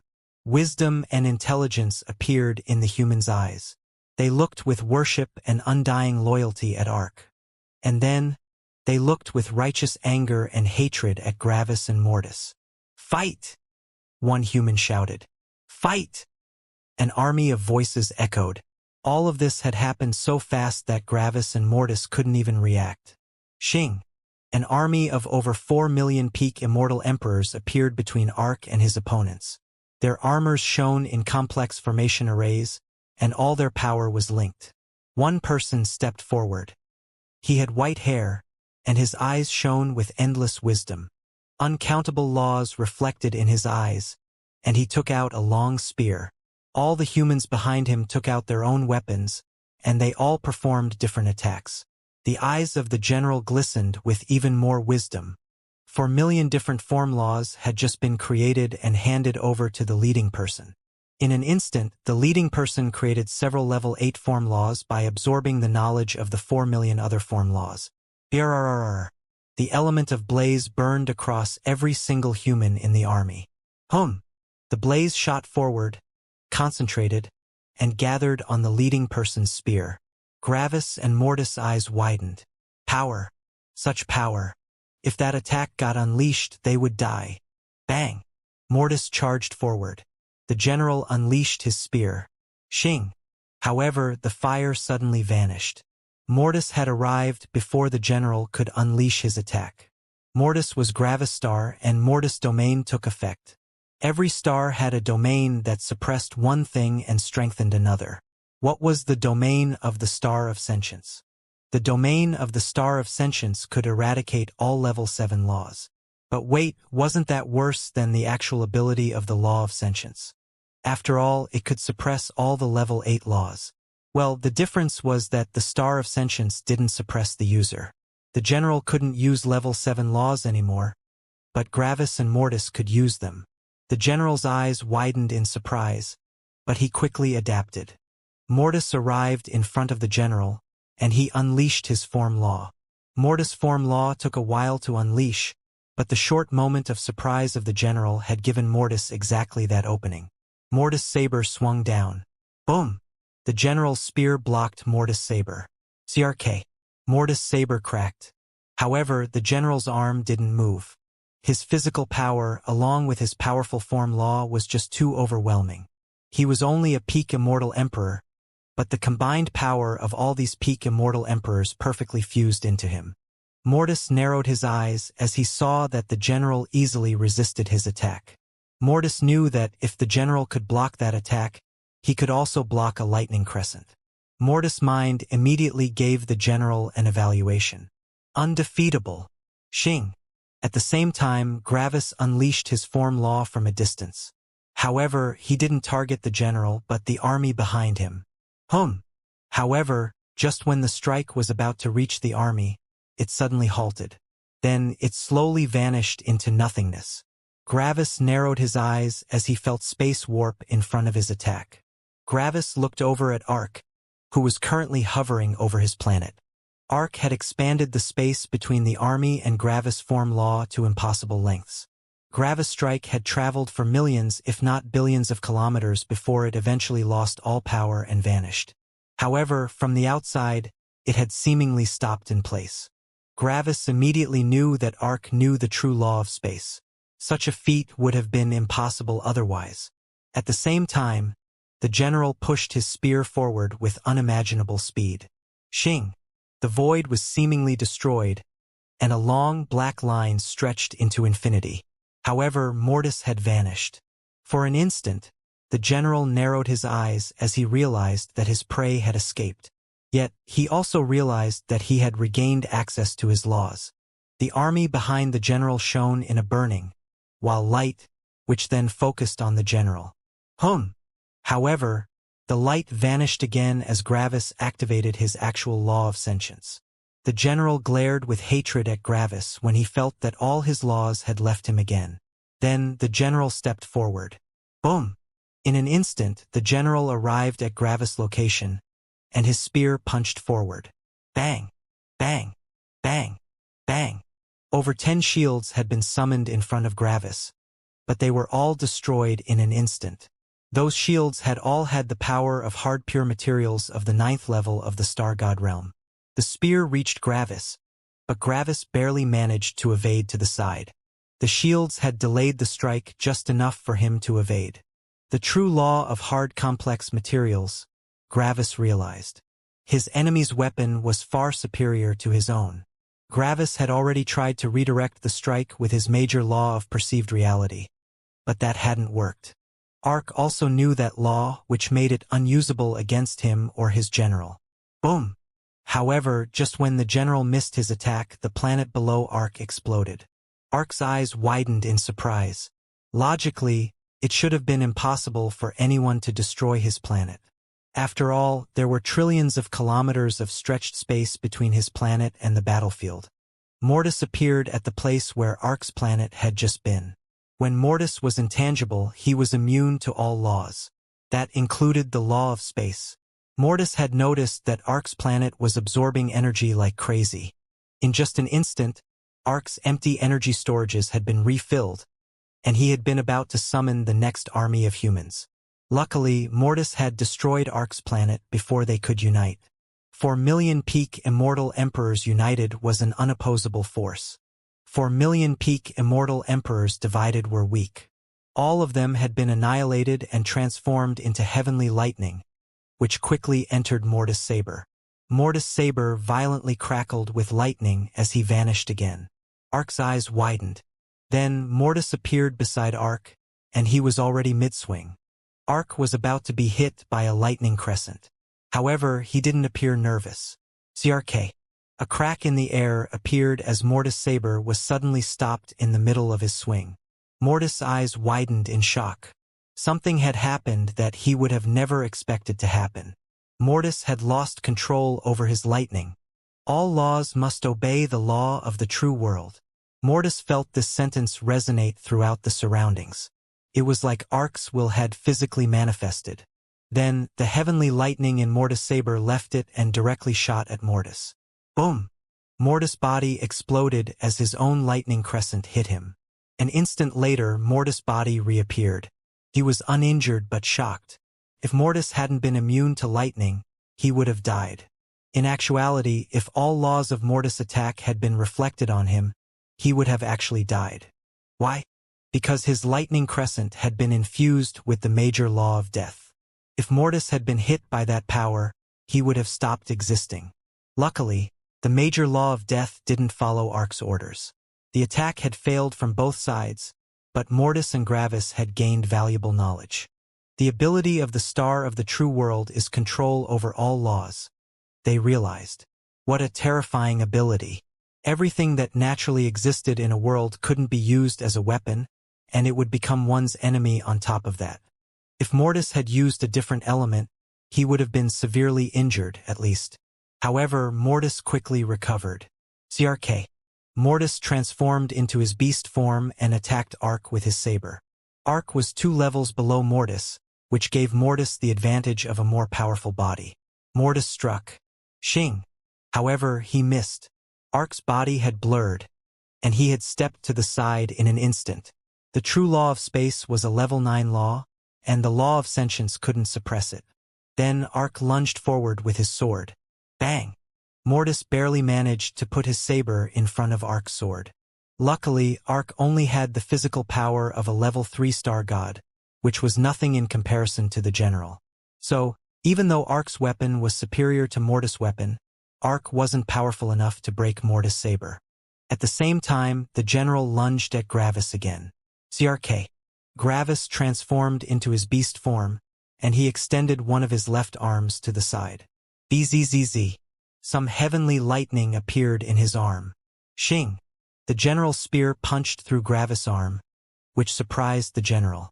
He had targeted Gravis' body. Gravis had used the effect of heavenly lightning's magnetism to redirect the attack of the general. Then, Gravis unleashed his form law towards the general. Bang! The general moved with unreal speeds and blocked the attack with his spear. Gravis jumped back to gain some distance during that moment and unleashed his form law again. The form law shot towards the army behind the general. In the distance, Ark's eyes shone. The form law halted again and dissipated as Arc expanded space. That's when Mortis unleashed his form law. Every moment of distraction was pivotal in battle. Xing. Arc managed to move to the side, but his left hand was cut off. Arc quickly tried to heal it, but his eyes widened when he realized that there was nothing to be healed. It was like he had always had only one hand. Arc narrowed his eyes as he used the level 8 law of body growth together with the major law of life to create a new arm. Yet, the level 8 law of body growth was suppressed by Mortis' law of sentience. The major law of life could create new bodies up to the peak immortal emperor realm. However, it couldn't grow the bodies of star gods. It needed the relevant growth law for that, but the growth law had been suppressed by the law of sentience. Because of that, Arc's hand couldn't be regenerated. Arc realized that he had underestimated his opponent. At the same time, in the distance, the general unleashed another attack at Gravis. Gravis activated his speed-related laws to evade to the side. Arc's eyes shone. Suddenly, Gravis' speed was slowed to a ridiculous degree. It was like he was standing still. Gravis looked at the approaching spear of the general. Bang! Gravis transformed into void lightning, and the spear destroyed about 20% of all the lightning. In the distance, Mortis unleashed another attack at Arc. Gravis knew that he couldn't possibly defeat the general. He was truly undefeatable, at least not while Arc was paying attention. So, the only thing Gravis could do was survive and distract Arc until Mortis could kill him. Without Mortis, Gravis would be helpless, and without Gravis, Mortis would be helpless. The major law of the true world was just too overwhelmingly powerful. If Mortis hadn't had his ability to become intangible, Arc would have created an infinite number of additional soldiers with his planet. If Mortis didn't have access to the major law of death, Arc would have already fully regenerated. If Mortis hadn't been immune to his own lightning, he would have already died. The two of them needed all their inherent advantages just to stay alive. Arc was 2 levels below them, but without all these advantages, Gravis and Mortis wouldn't even be able to put up a fight. Arc had been distracted by Gravis again, and Mortis used this opportunity to attack him again. He used a normal attack since his form law was too slow. Mortis' form law had been created to counter someone at a higher realm than him, but Arc was in a lower realm. This meant that the destructive power of one of Mortis' normal attacks was enough to kill Arc additionally. His normal attacks were way faster than his form law. Bang! An incredibly powerful explosion of the hurricane and adamantite elements appeared beside Arc, which threw Mortis' saber to the side. Due to the level difference, Arc had used nearly 20% of his energy storage to throw off Mortis' attack. However, it had worked. Time and space warped around Arc while Mortis' attack was thrown to the side. Arc's speed reached unfathomable realms, and he stabbed Mortis' head with his sword. Xing. However, Mortis had vanished. Mortis had become intangible. Arc's eyes narrowed as he realized that Mortis' invisibility wasn't as simple as he had thought. He had been sure that his attack had been too fast for Mortis to evade, which meant that Mortis had some unknown ability. This copy of Arc didn't know about Gravis and Mortis' abilities, which was why he had made wrong calls a couple of times. At the same time, the general's spear shot forward again. Gravis' tail moved from behind him to intercept the spear. Bang! At the last second, a small armor plate appeared on Gravis' tail, and as soon as it touched the spear, it violently exploded with blaze. Gravis' tail was reduced to ashes. Xing. Yet, the explosion's force pushed Gravis to the distance, allowing him to escape from the strike. Arc could control laws, but what was there to control about an explosion? It would explode regardless. If the explosion moved towards the spear would be slowed. If the explosion moved towards Gravis, he would be injured and pushed away. There was nothing Arc could do about that. Sadly, creating such a powerful explosion with the blaze element needed over 10% of Gravis energy. It would have been easier with heavenly lightning, but Gravis knew that Arc would have simply transformed the heavenly lightning's properties to magnetism. That would kill Gravis. While Gravis was thrown away, he unleashed another attack with his form law at the army behind the general. Arc expanded the space again. Every time he expanded space, it ate up a bit of his energy. However, that expenditure was necessary. If Ark didn't do that, a huge chunk of the army would be destroyed, which would weaken the general significantly. Xing. Mortis appeared again with another attack. Ark's eyes narrowed as he looked at Mortis. Suddenly, Mortis' body froze. His eyes were just as intense as before, and they showed how determined he was at killing this copy of Ark. However, he simply didn't move anymore. Time had frozen.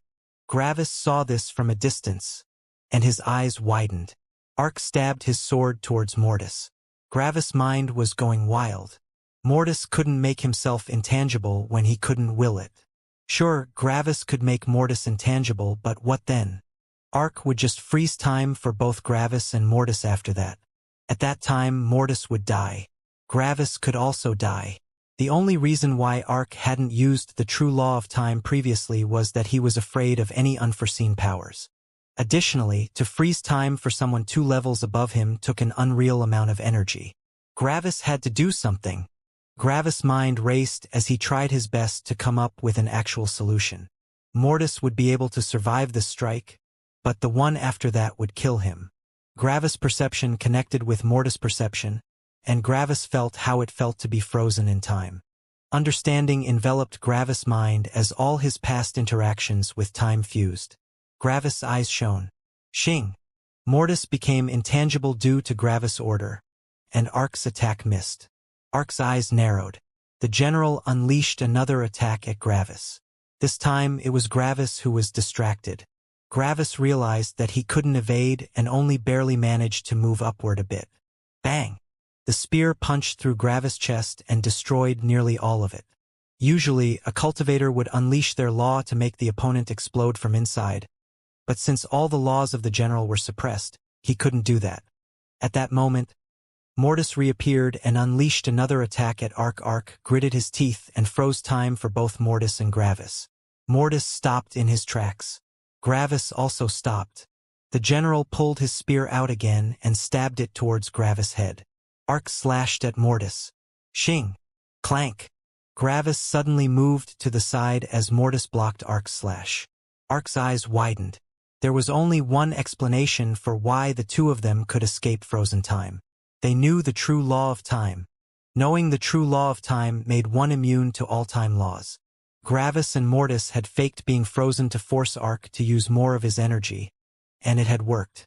Ark now had less than 50% of his energy left.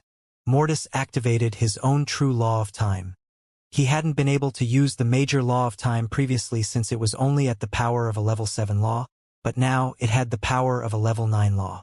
Mortis moved with incredible speeds, and Ark barely managed to evade to the side by using his own true law of time on himself. However, the speed difference was just too vast. Xing. A huge chunk of Ark's left side was cut off with the major law of death. Gravis saw his chance and unleashed another attack at the army behind the general with his form law. Ark's eyes focused on the army again, but then his eyes widened in terror. "Ah!" Ark suddenly shouted in unreal pain as his concentration waned. The general's eyes widened as he glanced at Ark. "My lord!" The general shouted in fear. Mortis' attack hadn't only been loaded with the major law of death but also with the true law of suffering. Just for a second, Mortis had deactivated his law of sentience so that he could use that law. Luckily, Ark hadn't noticed that his laws had returned for just an instant. Due to the pain, Ark couldn't use the true law of space to isolate the army. Gravis' form law hit the army. Boom! Gravis' attack exploded, enveloping the entire army. At the same time, the general shouted in pain. A deep cut appeared on his torso, and it radiated the aura of the major law of death. The army reappeared, but the members were all in different conditions. Some were missing arms. Some were missing legs. Some were bisected. Some had even died. The general's condition was equivalent to the average condition of his army, and the general's condition showed that the average of his army was severely injured. The army could have sacrificed some individuals to keep the others perfectly healthy, but that would reduce the overall power of the general. The more members of the army were alive, the more powerful the general was. Because of that, they had decided to share the injuries amongst everyone. This meant that every survivor was heavily injured now, but the general didn't lose too much power. Gravis immediately unleashed another attack with his form law. Bang! The general appeared in front of the attack and blocked it. In the distance, Mortis was attacking Arc again. Arc barely recovered his faculties with gritted teeth. Bang! Shing! Space suddenly exploded around Arc as he forcefully tore space apart to teleport away. That move used up 10% of Arc's energy, but it was instantaneous, and it couldn't be stopped as long as the other side didn't know the true law of space. Arc appeared far in the distance.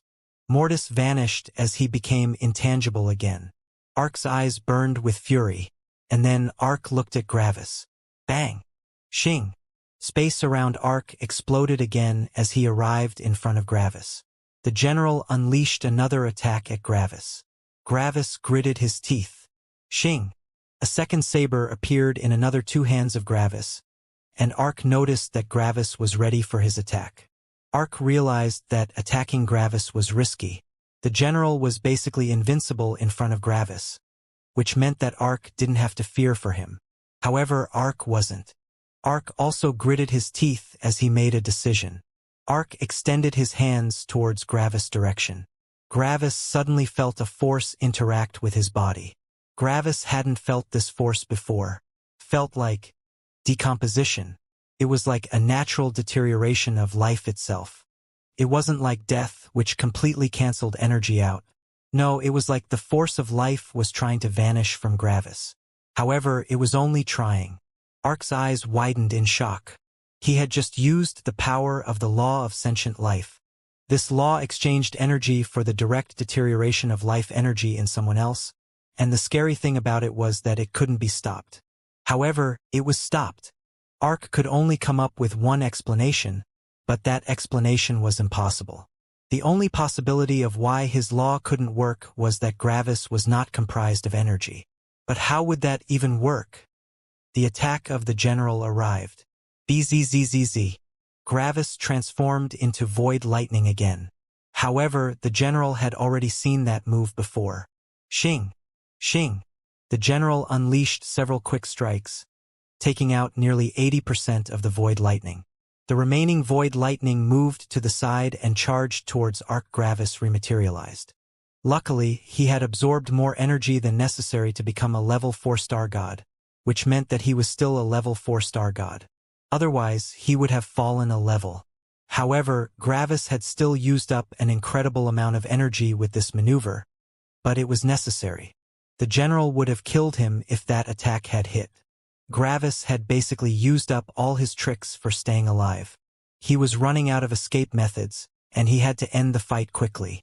As Gravis charged at Arc, Mortis also reappeared behind him. Mortis unleashed an attack while Gravis unleashed his form law. Arc's eyes narrowed. Gravis' form law was stopped by the true law of space. Shing! Mortis cut off the remainder of Arc's left arm.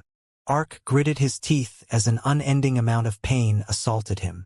However, he had already felt the pain and he was prepared for it. Then, Gravis opened his mouth, and a wide beam of heavenly lightning left it. It was the all-out attack of beasts.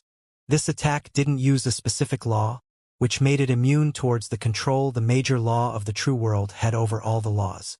The attack vanished as it couldn't overcome the expanded space. However, more of Arc's energy was used up. In the instant Gravis unleashed his all-out attack, he transformed into void lightning. Only a little bit of void lightning was left. Why did he do that? If Gravis remained in his material body, his realm would reduce, but as long as he remained in the form of void lightning, his realm would be unstable. This meant that it couldn't pull down Mortis with it. If Gravis transformed into his physical body, both he and Mortis would fall to the third level of the Star God realm. At that point, the fight would be over. Right now, Mortis was still full of energy, and he unleashed a lightning crescent. Arc quickly took control over the lightning crescent and stopped it in its track. However, Mortis charged through the lightning crescent like it didn't exist and attacked Arc. Arc had been busy controlling the lightning crescent's sheer power, which allowed Mortis to close in. Mortis' saber slashed towards Arc's head. Arc only looked with intense eyes at the approaching saber. Bang! The general appeared between Arc and Mortis, blocking the blow. Mortis gritted his teeth in frustration. Meanwhile, the cloud of void lightning charged at the lightning crescent and absorbed it. The lightning crescent was pulled along by the cloud of void lightning and joined it. However, this was only temporary energy from Mortis, and it couldn't increase Gravis' realm. If it worked like that, Gravis could just shoot lightning crescents at himself to become more powerful. The cloud of void lightning pulled the heavenly lightning behind itself and charged at the army. The general immediately charged after the cloud of void lightning. Mortis charged at Ark. Ark knew that he couldn't fully evade the strike, so he blocked it with his sword. Bang! Ark's sword was thrown into the distance. The sword left the range of their spirit sense in an instant, making it impossible to retrieve it. However, Ark managed to stay alive. Meanwhile, the general closed in on the cloud of void lightning. He was far faster than the cloud of void lightning, and he struck towards it. This strike would reduce it to nothingness. Meanwhile, Gravis' mind focused on something. This was his last chance. And eventually, he succeeded. The general struck with his spear towards the cloud of void lightning. His strike would hit, and the cloud of void lightning would turn to nothingness. Shing! The attack struck. However, the cloud of void lightning escaped. The general's eyes widened in terror and shock. What? How? Had the cloud of void lightning sped up? The general realized that the cloud of void lightning had sped up by quite a bit, which had made the general misjudge the distance. Aya! Painful screams of terror rang throughout the nothingness. Came from the army. The general looked over, and his expression turned into horror. What was he seeing? His soldiers were turning into husks. The ball of heavenly lightning was shrinking while the soldiers were turning to husks. What had happened? As Gravis was charging over, he had fully focused on the soul laws. Gravis' mind was working overtime at this critical moment of danger, and he had managed to comprehend the major law of soul infusion, a level 5 law. That in itself wasn't very useful, but it started a chain reaction. When Gravis comprehended the law of soul infusion, he automatically comprehended the major law of the soul, which was a level 6 law. However, when Gravis comprehended the major law of the soul, he automatically comprehended the major law of life, a level 7 law. Lastly, the major law of life fused with the major law of sentience, creating the major law of sentient life. Gravis' star was immediately upgraded as it now also included the life laws. It had transformed from the star of sentience to the star of sentient life. With the major law of sentient life, Gravis received the ability to exchange energy for life energy. Gravis used that ability to transform the energy in the lightning crescent into a force of deterioration for all the peak immortal emperors in the army. Their armors couldn't protect them against such an attack. Because of that, around 98% of the army was turned into nothing but husks. The power of the general had fallen to the level of a level 1 star god. That was why he had slowed down. However, the cloud of void lightning didn't stop, and it shot towards the army. Ark noticed it, but he couldn't waste any more energy. Shing! Ark gritted his teeth as Mortis used the major law of death and the true law of suffering again to injure Ark. Gravis reached the army, and he transformed from void lightning into heavenly lightning. Bzzz. The sound of an electric spark echoed throughout the nothingness, and the army was turned into heavenly lightning. The heavenly lightning grew and absorbed all the corpses. The general knew that his end had arrived. He was only a normal peak immortal emperor now. After absorbing all the energy, Gravis transformed back. He had absorbed enough energy to not fall an entire level. Gravis looked at the general with cold eyes. Bang! The general was turned into nothingness as Gravis' spirit squished him like an ant. Ark's eyes widened in terror. What could he do? Ark barely managed to evade another one of Mortis' attacks. Shing! That's when Gravis unleashed his form law. Ark could evade one attack but not two. Gravis' form law bisected Ark and made it impossible for him to regenerate. Shing! That's when Mortis destroyed Ark's head. It was over. It was finally over. Silence. Gravis and Mortis released deep sighs. That had been way too close.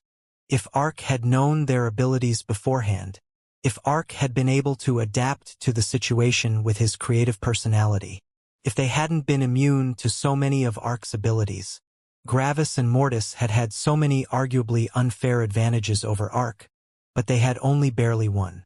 Even more, Ark had been 2 levels below them. If Ark had been on their level, the general would have killed Gravis with his first strike. "You managed to survive," Orthar said as he reappeared. Gravis and Mortis didn't answer as they focused on calming down. "Reap your rewards and evaluate your gains," Orthar said. "You will need them for the 5th and last trial."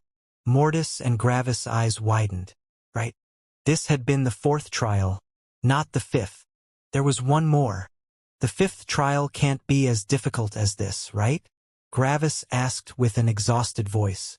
"Reach the 9th level of the Star God realm before entering the 5th trial," Orthar said. Then he disappeared. Gravis and Mortis looked at each other with worry. They only remained silent for some seconds. "One thing at a time," Gravis said. Mortis nodded. Over the next minute, the two of them calmed down. Bang! That's when their will aura explosively rose. Their will aura shot through the roof, and it increased by several levels. Eventually, it settled in the 5th level of the ancestral god realm. Gravis and Mortis wanted to feel relieved, but the 5th trial hung over their head. What had Orthar planned for them? Couldn't be a fight, right? Ark was already as powerful as it got. Did he want them to jump 7 levels? No, Gravis was sure that couldn't be it. Right now, Gravis could probably attempt to jump 7 levels, but if Orthar wanted to do that to them, he wouldn't ask them to become level 9 star gods first. The average power of the opponents always increased with each level. Jumping 7 levels now would be reduced to maybe jumping 6 levels at the level 9 star god realm. Additionally, their will auras would be too weak at that point. "Let's just listen to him," Gravis said. "If he says we should become level 9 star gods, we should do so. After all, he was right when he said we couldn't win if we hadn't been level 4 star gods." Mortis nodded. Over the next years, Gravis and Mortis strategized. Then, they absorbed godstones until they became level 9 star gods. Gravis was now at the end of the star god realm. From now on, he would only fight ancestral gods. Except for Ark, Gravis and Mortis were the most powerful star gods in existence. Eventually, the two of them readied themselves and entered the hallway to the 5th and final trial.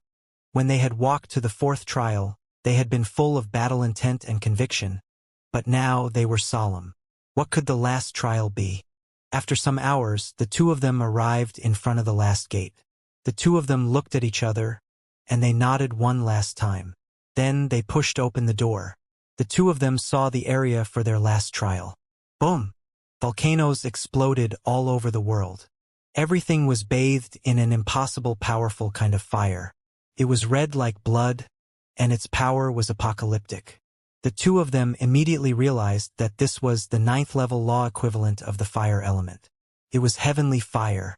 For a second, the two of them thought that their last trial was about comprehending a law, but that thought vanished as they saw the person standing beside Orthar. Gravis and Mortis would only fight ancestral gods from now on? No, there was one last star god.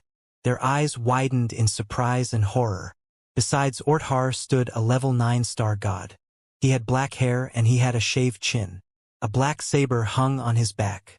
His eyes only spoke of the absence of compassion. His eyes only showed absolute destruction, arrogance, and conviction. Even more, his will aura was unimaginable. He was a star god, but his will aura, it was on the level of a level 1 divine god. Even more, Gravis and Mortis felt the power of suppression, freedom, and apathy radiating off this person. After a long while, the two of them released a shaky breath. This level 9 star god, they had no idea how powerful he actually was. They only knew that he was incredibly powerful. He was on their level, but they had no idea if they could win, even if they fought 2-on-1. "You might be the most powerful star gods residing in this cosmos, except for my firstborn. However, are you the most powerful star gods that have ever existed? I might not be able to copy your father, but I can reawaken a past version of him. He's your opponent." In front of Gravis and Mortis stood the genius that had dominated everyone. Orthar had created a copy of the opposer when he had been a level 9 star god. He would be their opponent. Gravis and Mortis looked at the young version of the opposer with solemn eyes. They knew how powerful their father was, and they also knew that he had been a terrifying cultivator, even when he had been younger. Just his will aura alone was terrifyingly powerful. He had a will aura equivalent to a divine god as a level 9 star god. This told them two things. First of all, the opposer knew the law of freedom, and probably even the true version. The major law of freedom only went up to the 8th level as long as it was included in another law and then used as a star. This meant that it could only support the freedom of a cultivator up to the peak of the ancestral god realm. The major law of freedom wasn't enough to increase someone's capabilities to the divine god realm. The second thing they noticed was that the opposer had gone through an incredible number of battles. His life had probably been far more dangerous than Gravis or Mortis' lives. On top of that, Gravis felt an unreal amount of pressure emanating from the younger version of the opposer. It was like he was the master over everything. Everything was beneath him. It was like Gravis had entered the domain of a demon king. The pressure was icy, oppressive, overbearing, brutal, and absolute. Not many people would be able to feel all the intricacies of this unreal pressure. But Gravis knew enough laws to feel out everything. This unique pressure came from the true law of suppression, the true law of control, the true law of apathy, the true law of rage, the true law of pride, and the major law of death. Together with the true law of freedom, the opposer had to know due to his will aura. Gravis realized that the young version of his father knew at least 6 level 9 laws. Gravis himself only knew 3. In terms of high-ranking laws, the opposer was far above them. In terms of will aura, he was also above them. However, there was one thing Gravis noticed in which they had the edge. The opposer didn't give off the feelings of the life law. Additionally, he lacked the law of perceived reality, based on what Gravis was feeling. This meant that the young opposer couldn't possibly have a fused major version of a main law. At most, he could have the law of the dead world and the law of emotions. However, those two laws couldn't be fused. Gravis guessed that the opposer was probably missing the plant laws in the life law category. He also guessed that the opposer probably didn't have the law of safety in the perceived reality law category. In short, the opposer had specialized in 1 or 2 paths and pushed them to the peak while Gravis was improving himself all around. Gravis knew that they had a chance, but their victory was not even close to secure. After some seconds, Orthar moved to the side. This signaled the start of the fight. Gravis and Mortis took out their sabers. Then, the young opposer slowly took out his saber. Arrrrrr. As soon as he retrieved his saber, the world started shaking. Heavenly fire was exploding out of the ground, and powerful magma flooded the entire area. At this moment, Gravis and Mortis felt the most powerful pressure they had ever felt in their entire lives. Their bodies even gave off some slight cracking noises under the pressure. The two of them activated the major law of freedom, which had been boosted to the power of a level 8 law. It was enough to withstand the pressure of a peak ancestral god. However, this pressure was even superior. Gravis' own powerful will aura cancelled out the remainder easily. But this wasn't the end. The world changed color to an oppressive gray as the true law of suppression and the true law of apathy were unleashed. The gray color vanished as Gravis unleashed his true law of empathy. The true law of empathy was generally useless in battle, except for when the opponent unleashed the true law of apathy. Empathy and apathy cancelled each other out. However, the true law of suppression still attacked them unhindered. Gravis and Mortis tried everything, but it wasn't enough. For the first time in a long while, the two of them were suppressed again by an enemy's pressure. They gritted their teeth as their bodies felt like they had been encased by lead. Their speed had been slowed by 50%. The young opposer's eyes narrowed further when he saw that Gravis and Mortis could still move. The opposer lifted his saber. Arrrrrr. As the opposer lifted his saber, the world shook even more. The air around his saber transformed into a black and dark red mix of colors, which morphed into tortured, smoky, ethereal faces. Gravis could only feel one single thing: brutality. Absolute, sheer brutality. This strike represented the opposer's mind, personality, life, and goals. There was only destruction. There was no greed, empathy, freedom, happiness, sadness, or anything in the strike. It was like the entire goal of the opposer was simply to destroy as much as possible. He only wanted to destroy. He didn't have any other goal. Even more, the conviction in the opposer's eyes was unequaled. It was like he had been born to destroy. It was his life's mission and his goal. It was who he was. Yet, his face only showed cold disregard. The world and the atmosphere shook under the pressure as all the volcanoes around them broke apart and got flattened. Gravis felt the incredible power behind the slash, even before it had been unleashed. It was world-ending. It was like the very antithesis to existence had arrived to eradicate existence itself. However, the most shocking of all was that Gravis didn't know what this slash even was. It obviously wasn't a law, but it also didn't feel like a form law. It was like something completely new.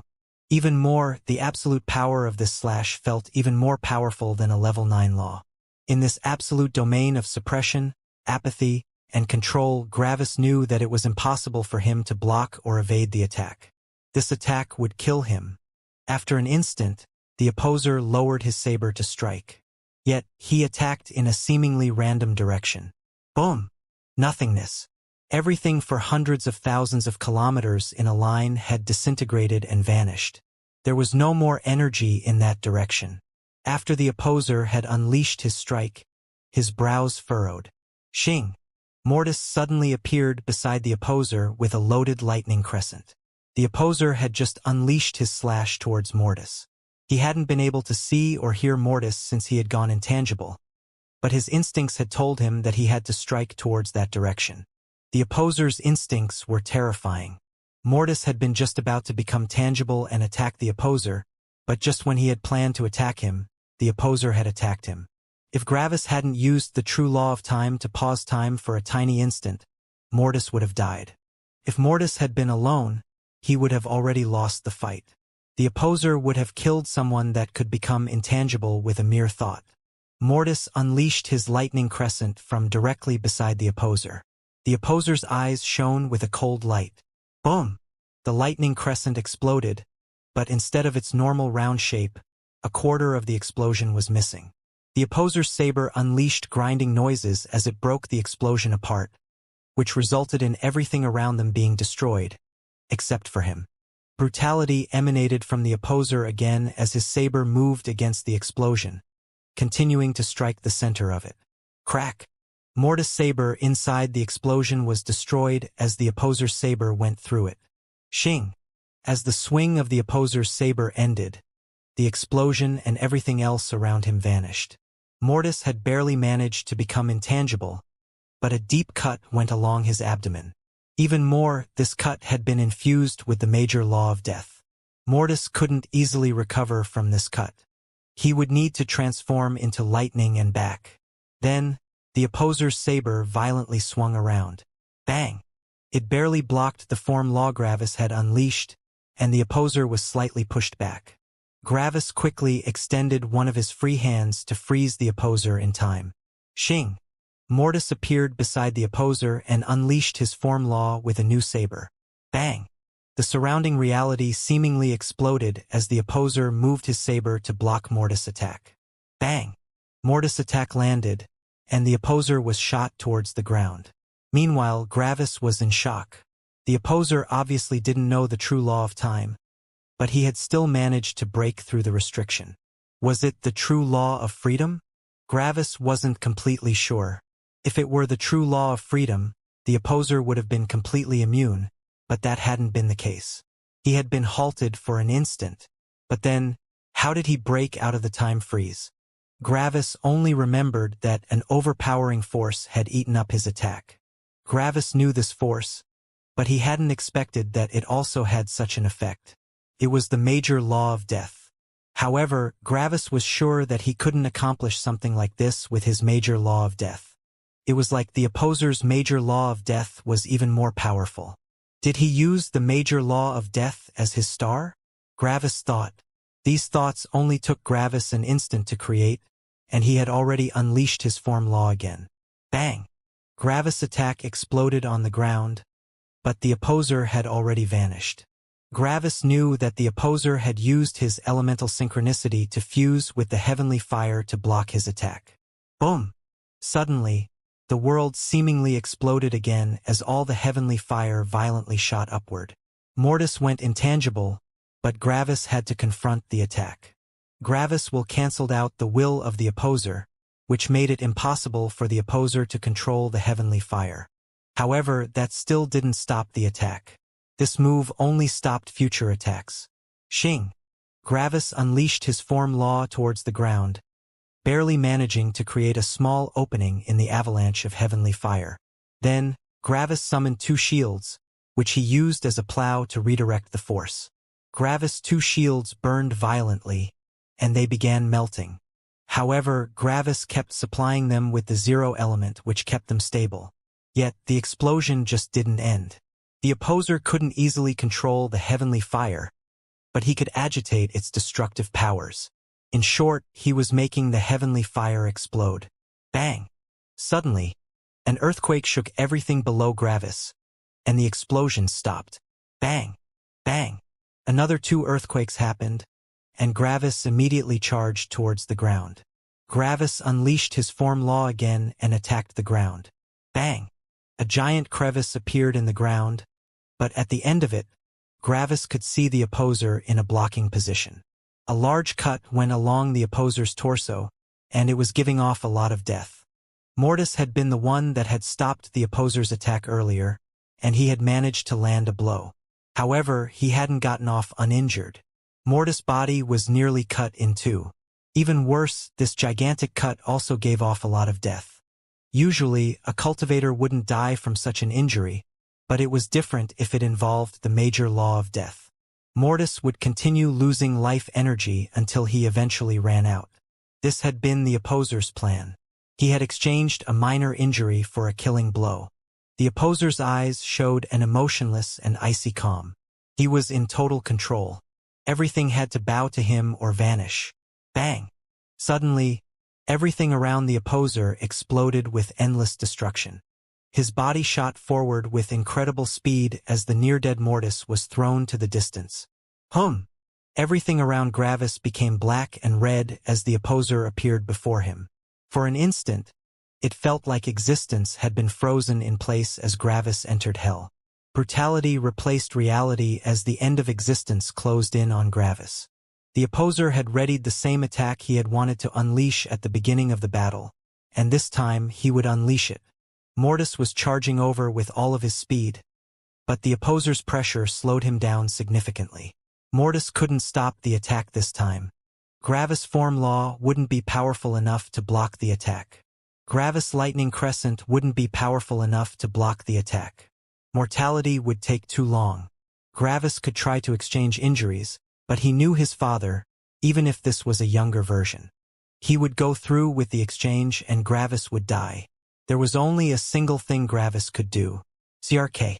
Time froze around the opposer for an instant, but the force of death rapidly consumed Gravis' time freeze. The opposer was mid-strike, and the accumulated power would still be able to break through all of Gravis' attacks. Gravis could only unleash one attack, and it had to be one that would save his life. It was a gamble, but it was the only thing Gravis could do. Xing. Gravis unleashed his attack. Reality warped. Time froze. I don't want to give him away. The opposer suddenly heard the voice of an unknown woman, and he looked around in confusion. However, he quickly realized that he had been the one that had shouted this sentence. He's my baby, and I won't allow you to take him away. We can't support another child, Martha. We've talked about this. A rough man said coldly from beside the woman. I don't care. I won't give up. The opposer's eyes widened. That was his name. At the same time, Gravis wanted to release a sigh, but he couldn't since he had no control over his body right now. The opposer's true name had been replaced with silence for Gravis, which was a good thing. If Gravis heard the opposer's true name, Orthar might directly throw his plan overboard to kill Gravis. Knowing the opposer's name was a danger to Orthar's life, and he wouldn't gamble with his life. However, Orthar had censored Samsara. Samsara had been the only way out of this situation for Gravis. Sorry for the invasion of privacy, father, but I didn't have another choice. The opposer had been born into a poor farmer family with 4 other children. The 4 children and the 2 parents worked on the farm, but they didn't have enough money to give work to all of them. In essence, the children weren't working much, but that wasn't a good thing. The family had nearly no money, and they could barely live off their own food. The farm was truly tiny. When the mother had become pregnant with her 5th child, the 2 parents began to despair. They couldn't just kill the child since it was their child. On top of that, they didn't even know how to do something like that without endangering the mother's life. So they had decided to give it away to the army of the nearest town. They always accepted young boys since they would be future soldiers. Yet, when the new mother saw her newborn, she couldn't bring herself to give him away. That was when the father stepped in.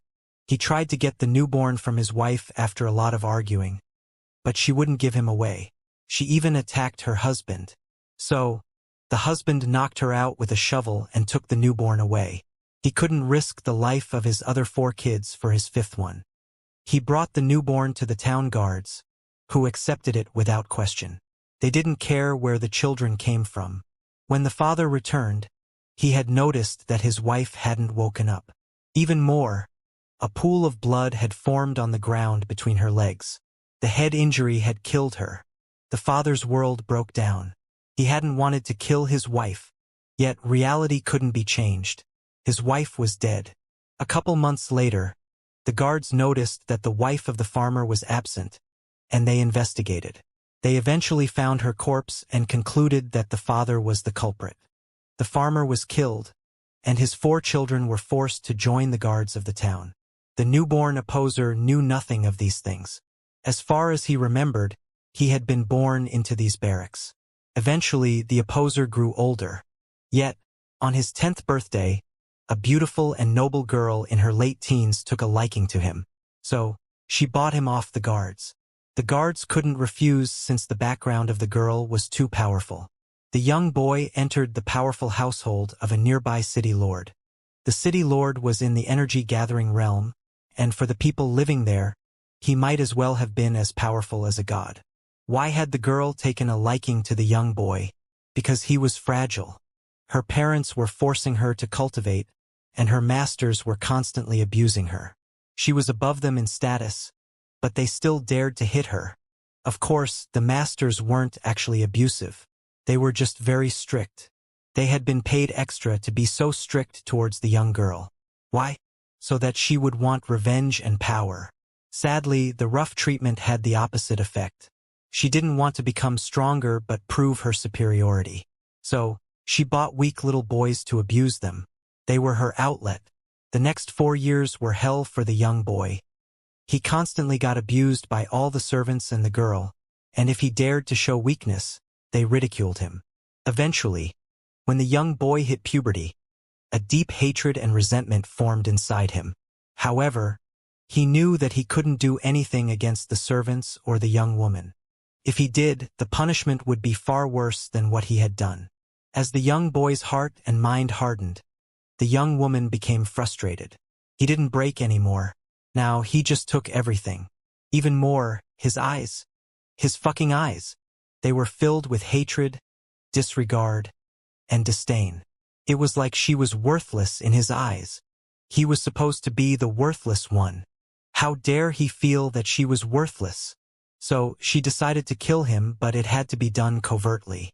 Abusing servants was fine, but killing them was akin to wasting money. She ordered him into a forest in the night, and she followed. She struck him from behind, but surprisingly, the young man didn't fall over. Instead, all his bottled hatred exploded, and he punched the young woman in the face. He had kept himself in check for long enough, but now, everything broke out of him. His power and will were superior to the young woman's, and he vented all his rage. He dominated, humiliated, and abused her in all forms one could imagine, and after he was done, he killed her. Something inside of him was telling him that what he was doing was wrong, but that feeling was buried by unending hatred. Then he fled. After finding his daughter, The city lord issued an arrest warrant, and he even searched for the young man himself. That was when the opposer's life truly began. Wanted posters depicting him had been placed in all nearby settlements, and he couldn't come close to another human since everyone knew his face. He even had to kill children that accidentally spotted him, all for his own survival. One guard after the other went after him, and the young opposer went through battle after battle. Eventually, he managed to temper his body by only doing battle and healing himself after it. That's when the father of the woman he had killed found him. The fight was brutal, but the young boy barely won. That was when he condensed his will aura. In his unending hatred, the opposer went back to the city that had belonged to the dead city lord. He killed every single living thing he could find. Everything that had a breath died under his hand. They all were his enemies. They all watched as he had been abused. They never did anything to help him. He hated them. Hated them. He hated all of them. The guards treated him like shit. The nobles treated him like shit. The servants treated him like shit. The peasants treated him like shit. Their children treated him like shit. Their dogs barked at him. Their cats sneered at him. They all deserved to die. When he was done with his massacre, he looked into the bloody and quiet streets of the city. Something akin to guilt tried to enter his mind. He thought of that feeling as weakness. He hated himself for being weak. Compassion was weakness. He needed power. He could kill his enemies with power. He could do whatever he wanted with power. No one would treat him like shit again with power. He hated the world. However, he also knew that he wasn't powerful enough to take his revenge on this world that treated him like shit. So, he vanished from human society and lived in the wilderness. He killed everything that he found to increase his power. Everything had to die. If it could fight back, good. That would only make him more powerful. If it couldn't fight back, good. One less worthless piece of shit in the world. Eventually, some disciples from some sect found him, and they quickly deduced that he had been the culprit of the massacre of that one city. He killed them. That sect had sent disciples to kill him, which meant that they were all his enemies. However, he couldn't find out where that sect was to take his revenge on them. So, he lured out more disciples by massacring another city. More sect disciples appeared, and he fought a brutal battle again. By now, the opposer was in the energy-gathering realm, but he had no elemental powers, but that didn't matter to him. Time passed, and eventually he killed everyone in the sect. Another more powerful sect targeted him, and he battled for his life again. Eventually, he also killed that sect. He found a beast tribe, and he knew that he needed more power, so he killed that tribe to anger a superior tribe. By now, mortals no longer interested him. They couldn't give him more power, and most of his anger had vanished. By now, he didn't hate absolutely everything anymore. No, he only hated every person that wanted to protect the world for whatever reason. This world filled with shit didn't deserve protection. Time passed, and one sect after the other vanished from the world. Everyone knew who was responsible for this mindless slaughter, and they all tried their best to stop him. Yet, however many they sent was however many died. Then, everything became quiet. The sects searched for the opposer, but they couldn't find him. It was like he had vanished. After that, a long period of peace arrived. Everyone assumed that the opposer had died. 1,000 years passed. 2,000 years passed. 5,000 years passed. The opposer was still nowhere to be seen. By now, only the oldest members of the sects in the surrounding areas still remembered him. 7,000 years passed. 9,000 years passed.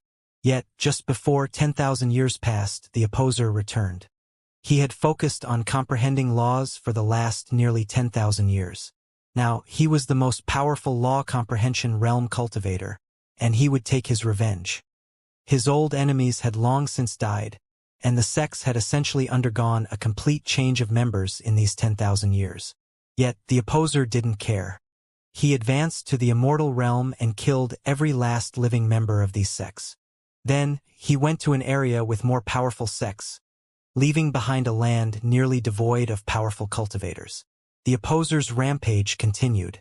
He didn't bother with cultivators below the immortal realm anymore. They couldn't increase his power. Over time, his priorities had changed. He didn't want to kill the entire world anymore since all that rage had already been vented. Now, he only wanted to be the most powerful. He wanted to be in control of everything. He wanted to make the world into whatever he wanted. He wanted to own this world. Yet, there was still some buried rage and hatred deep inside of him. However, the opposer realized that being subject to one's emotions was also weakness. He wanted to control everything, and how could he control everything if he couldn't even control himself? Because of that, his rampage became very contained and deliberate. He only eradicated sects that could fight him or sects that were subservient to a sect that could pose a danger to him. Eventually, while the opposer was in the immortal emperor realm, a gate of death appeared in front of him. He entered without hesitation. He didn't even inspect it or take a look at what it was.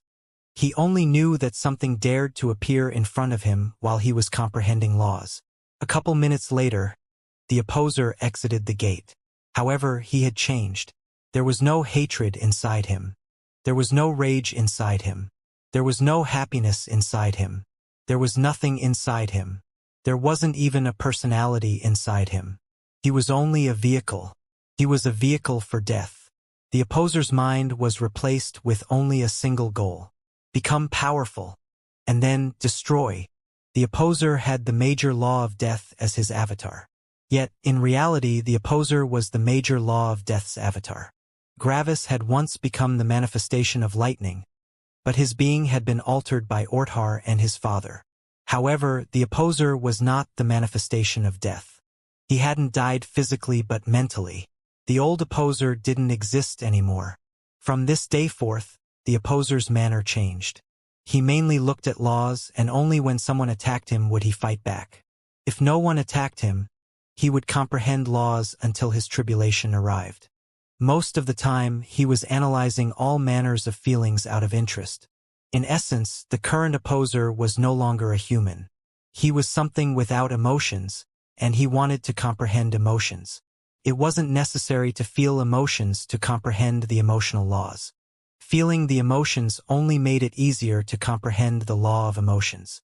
The opposer's life was long, incredibly long.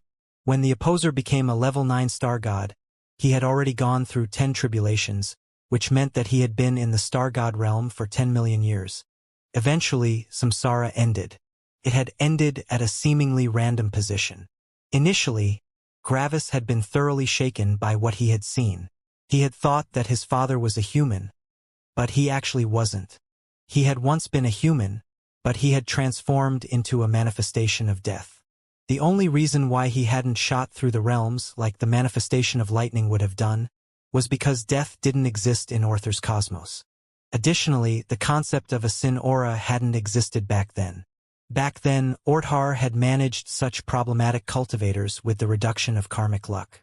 If they could survive with 0 karmic luck, it proved that they had immense potential for their future, and someone like that was worth keeping.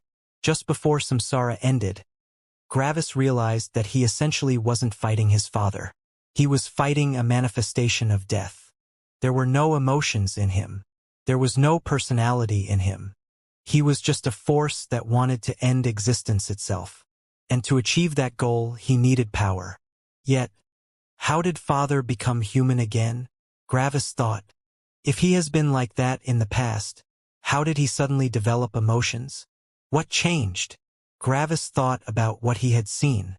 The opposer's life had truly been filled with only hatred, anger, greed for power, and battle. Gravis had also been subject to the opposer's undying enmity towards existence itself. Gravis had learned a lot over the course of samsara. Luckily, it hadn't been overly long since the opposer rarely existed in the perception of others. Other people rarely saw him, and when they did, their perception would very quickly end. When samsara ended, Gravis was calm. Samsara had no effect on the young opposer.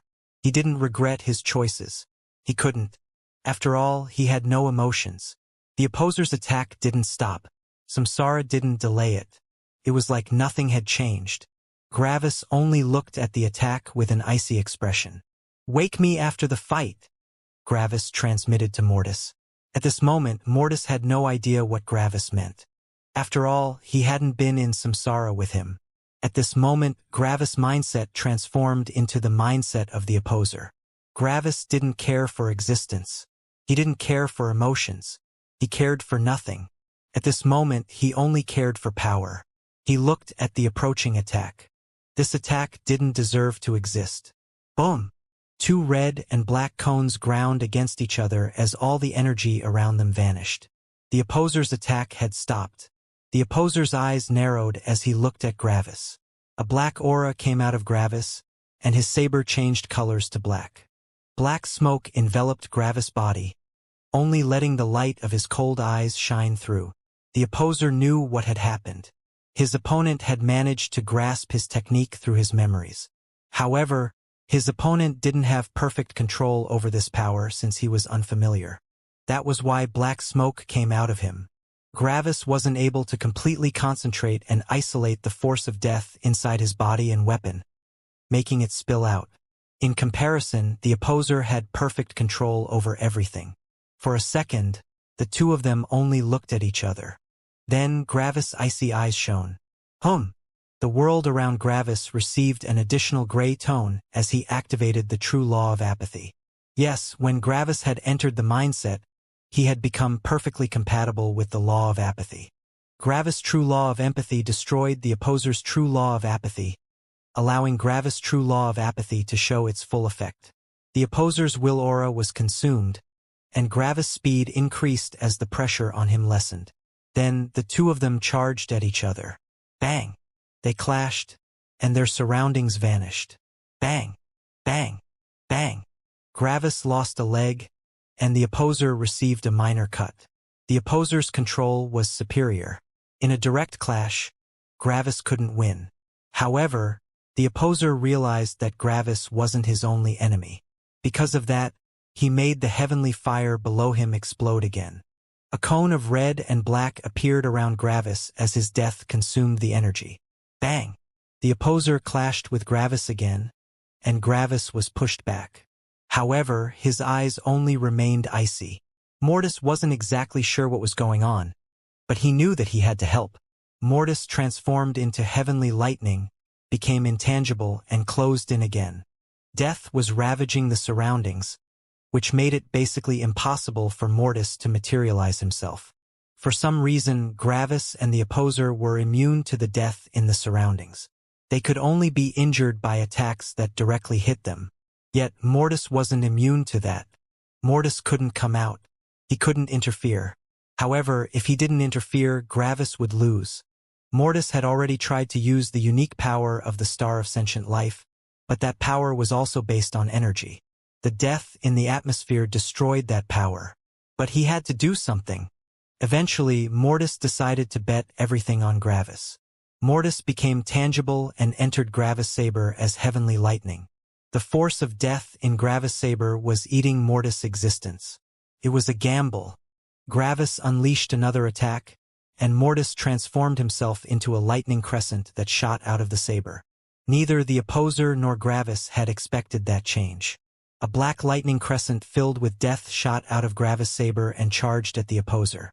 The opposer managed to barely block. Boom! Mortis exploded into a lightning crescent, and a huge part of the opposer's body was consumed. A terrifying amount of heavenly lightning entered Gravis' body, which entered his spirit. Gravis' spirit had been coated with death, and the heavenly lightning managed to break through it. Gravis' eyes widened as the smoke around him vanished, and clarity returned. "No!" Gravis shouted. Gravis stretched his hand forward. "CRK." Time froze. Then Gravis' mind went wild with comprehension. Boom! The true law of control appeared in Gravis' mind, and he used it with all of its power to control the explosion. The exploding lightning crescent was suppressed and compressed. Eventually, enough lightning gathered, and Mortis' personality reappeared. He had been just about to die since his being had been spread too thin, but Gravis had forced him together again, allowing him to survive. Xing! The opposer suddenly charged through the explosion with eyes filled with brutality. Half his body was gone, and his attack didn't have much power in it. Gravis' eyes focused on him, and he readied his saber for another attack. Gravis unleashed his form law. Xing. However, the opposer suddenly vanished before Gravis could hit him. Gravis' eyes widened in surprise, but his eyes narrowed as he unleashed another attack. The opposer had reappeared somewhere else. Gravis hit the opposer, but he only extended an arm to catch it. "It's the real me," the actual opposer said. "I don't want to see you kill your own father, even if he isn't the real one. You already won, and I took care of him." For a second, Gravis' mind remained in a battle-ready state, but eventually, his father's words truly entered his mind. The current opposer and the past opposer looked identical. The only difference was their eyes. One pair of eyes had been filled with brutality and a disdain for existence, but nothing had been behind that. It was like that pair of eyes had only acted on instinct. It was like there had been no actual will or personality behind it. In comparison, Gravis could see the complex thoughts and emotions in his father's eyes. Gravis finally realized that the fight was over, and he relaxed. "Arg!" Gravis suddenly groaned as he grabbed the side of his head with his right hand. After he had relaxed, he noticed that there were holes inside his will aura, his spirit, and his realm. These things wouldn't endanger him, but he would have to equalize the broken parts with the healthy parts. Gravis being stretched over the holes and repaired them by becoming thinner. As a result, Gravis felt his will aura, realm, and spirit weaken slightly. Bang! Gravis and Mortis fell to the 8th level of the Star God realm. Luckily, their will aura had not fallen a level, and that's when Gravis' will aura increased. Not only had Gravis gone through an extremely long samsara, but he had also won a fight where he had nearly died, just like Mortis. His will aura shot through the roof, and Gravis felt that everything in his surroundings became weaker. Bang! Eventually, Gravis' will aura stopped at the 9th level of the ancestral god realm. "The pain you've just felt was the result of using brutality," the opposer explained. "Brutality?" Gravis asked. "Is that what you called it?" The opposer nodded. Death cancels out energy, and energy cancels out death. Usually, no additional force would be generated by this cancellation, but if your mind is attuned towards death, you can siphon a special force out of the cancellation.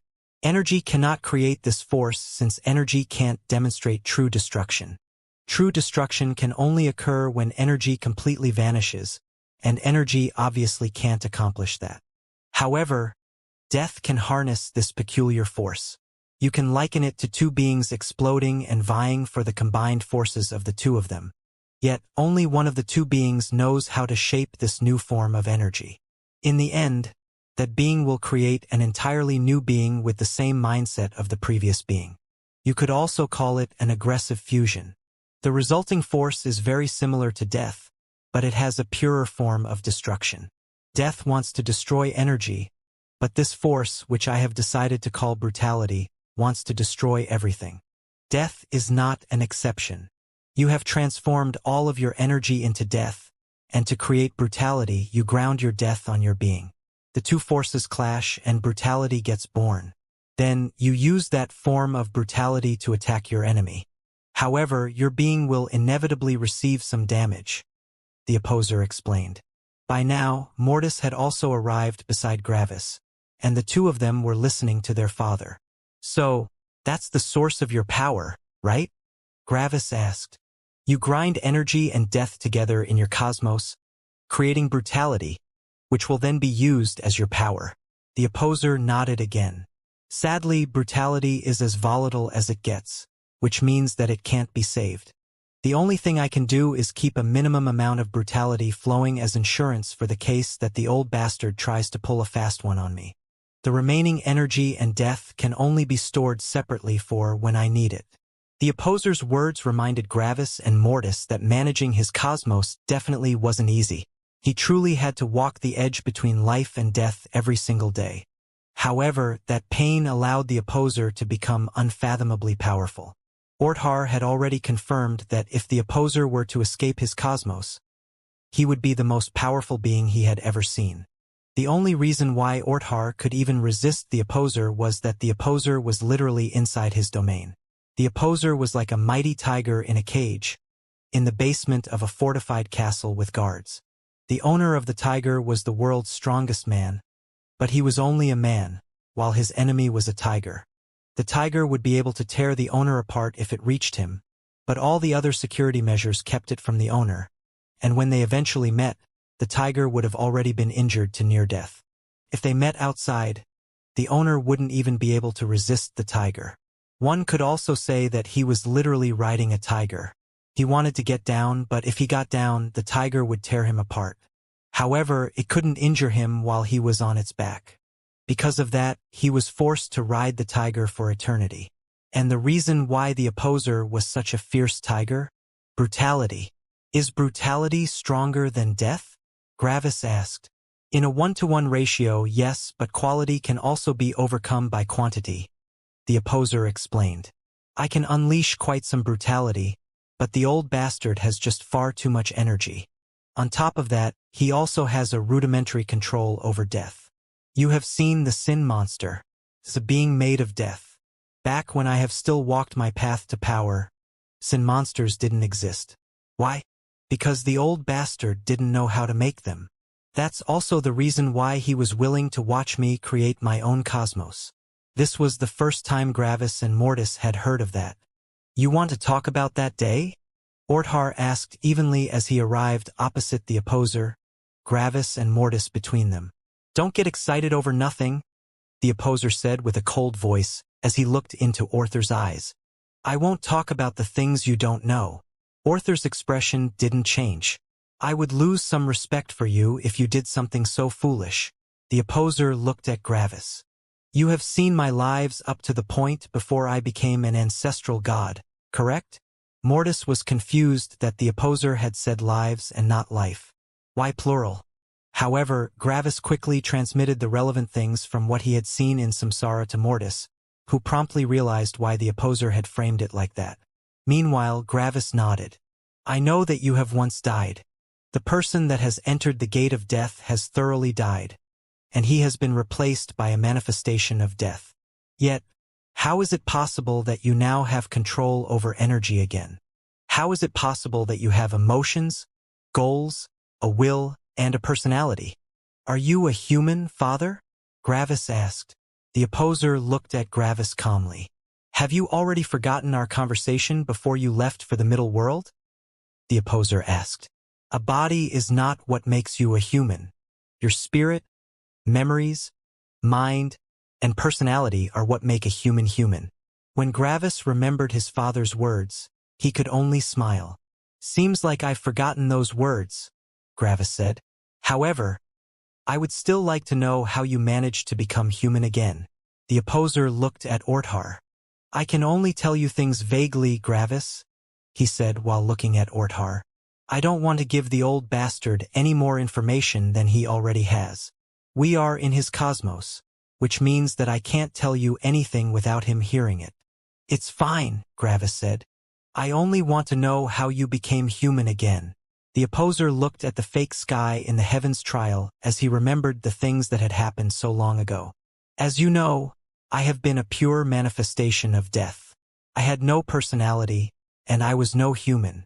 Just as you've said, the person that had entered the gate of death has already died. After I became an ancestral god, things didn't change. I still comprehended laws and found tempering in tribulations. It also didn't change in the divine god realm. It didn't even change when I became a heavens magnate, and it also didn't change when I comprehended the law of the cosmos. Up until the very end, I was still a pure manifestation of death. Eventually, after I comprehended the law of the cosmos, I decided to create my own cosmos. Back then, the old bastard didn't publicly execute the people with a kind of lightning tribulation, as he does now. Back then, he got rid of them silently. They all just silently vanished. I was pretty sure that he has taken note of me back then already, and to be honest, I can only say that I'm still in existence due to his undying curiosity. That's correct, Orthar said as he interjected. I've noticed you as soon as the gate of death manifested. Back then, there were no other worlds and I managed everything. Something like a gate of death wouldn't go unnoticed. When you came out of the gate of death, I immediately realized what you were. I debated killing you, but I decided against it. As long as I kept a close watch over you, nothing could go wrong. After all, my power was infinitely greater than yours. I wanted to know what would happen if someone tried to create a cosmos with the major law of death as a basis, Orthar added. Obviously, Orthar was saying these things for Gravis and Mortis. As I created my cosmos, I completely ignored energy, the opposer continued. I filled everything with death, and I even managed to create life with death. Everything was created with death, and I felt that I have become closer with the very concept of death, even though I was already a manifestation of it. The opposer looked deeply into Orthar's eyes. That's when he attacked, he said. Orthar's expression didn't change. I've seen what I have wanted to see, and I have decided to be careful. So, I decided to destroy his cosmos along with him. However, you failed, the opposer added. Yes, I failed, Orthar continued. Just when I unleashed my lightning, the force of death in the primordial chaos came out of its own volition and put itself between you and my attack, blocking it. Gravis and Mortis' eyes shone. So that's what happened. They had already thought how it had been possible that the opposer could survive Orthar's attack. After all, their power levels had been too far apart back then. I noticed the attack, and even though death has blocked it, my cosmos still took quite some damage, the opposer continued. Luckily, after death blocked the attack, it veiled my cosmos from his senses. Orthar nodded. I was able to feel your cosmos, but I couldn't pinpoint its location. Since you have been created in my cosmos, your cosmos is intrinsically connected with my cosmos, and that can't be changed. Yet I couldn't find your cosmos. I only knew that it was still there. That was when I realized that I had committed a horrible mistake, Orthar said. The opposer didn't answer and only looked at Gravis and Mortis. Everything from here on out is beyond the old bastard's perception. I've never told him what happened, and I won't go into detail. After all, I don't want to die to him. Orthar didn't show it, but he was very interested in the opposer's following words. Even if he wouldn't go into detail, the opposer was still talking about things unknown to him. As I continued building my cosmos, the opposer continued, I felt closer and closer to the force of death, and eventually, I made contact with it. Making contact with such a force is something I have only experienced this once. And I know for a fact that the old bastard had never had such a contact with one of the primordial forces, he said, looking at Orthar. Orthar kept his expression neutral, but he was intrigued. One could have contact with the forces? Did that mean that since the opposer could have contact with death, that one could also have contact with energy? What about the other forces that comprise the primordial chaos? Just like with the gate of death, I felt the force of death envelop me, the opposer explained. It wanted to give itself completely to me. It didn't want me to be just its avatar or manifestation. No, it wanted me to become its will. Orthar's eyes widened. He knew exactly what that meant. If the opposer became the will of death, it meant that he could control all the death in the primordial chaos. He wouldn't need to absorb death or energy at that point. After all the death in existence would be him. Such a power was infinitely above the opposer's current power. Are you sure you want to speak of these things? Gravis asked with worry as he glanced at Orthar. I don't want you to leave an opening. The opposer looked at Gravis, and a slight smile graced his face. It was rare, but occasionally even the opposer smiled. You don't have to worry about it, he said. There is no danger for me by unveiling all of this. The reason is simple. No one present here will ever become the will of death. Gravis looked at his father. How can you be so sure? He asked. Because the price is too high, the opposer answered. Understanding the minor law of death requires the destruction of everything but yourself. Understanding the major law of death requires the destruction of yourself. The price for becoming the will of death is even more terrifying. No one will ever be willing to pay that price. Silence. I knew it wouldn't be so easy to achieve such power, Orthar thought. What happened then? Gravis asked. The opposer's mind went back to the events. With my past mindset, I had no issues in accepting that price. After all, I had nothing. I only wanted to destroy existence, and I didn't care about anything else. So I accepted the price. Death enveloped me, and I was about to become the will of death. And that's when things changed. What happened? Gravis asked. I think I know what happened, Orthar said with a thoughtful expression. Enlighten me, the opposer said evenly. You were abandoned, Orthar said. The opposer remained silent. Death wanted a will, but as a manifestation of death, you didn't have a will. Therefore, you couldn't possibly become death's will, Orthar added. Gravis and Mortis' eyes widened in understanding. Right? How could someone without a will become the will of something else? Correct, the opposer said evenly. After trying to make me its will, death simply receded. We were incompatible. After realizing that we were incompatible, it simply assimilated me into itself. I would lose my structure and become more death. Like a drop of fresh water that had been thrown into an ocean, I would dissolve until I was part of the ocean. But then how are you alive? Gravis asked. The opposer's expression became complex.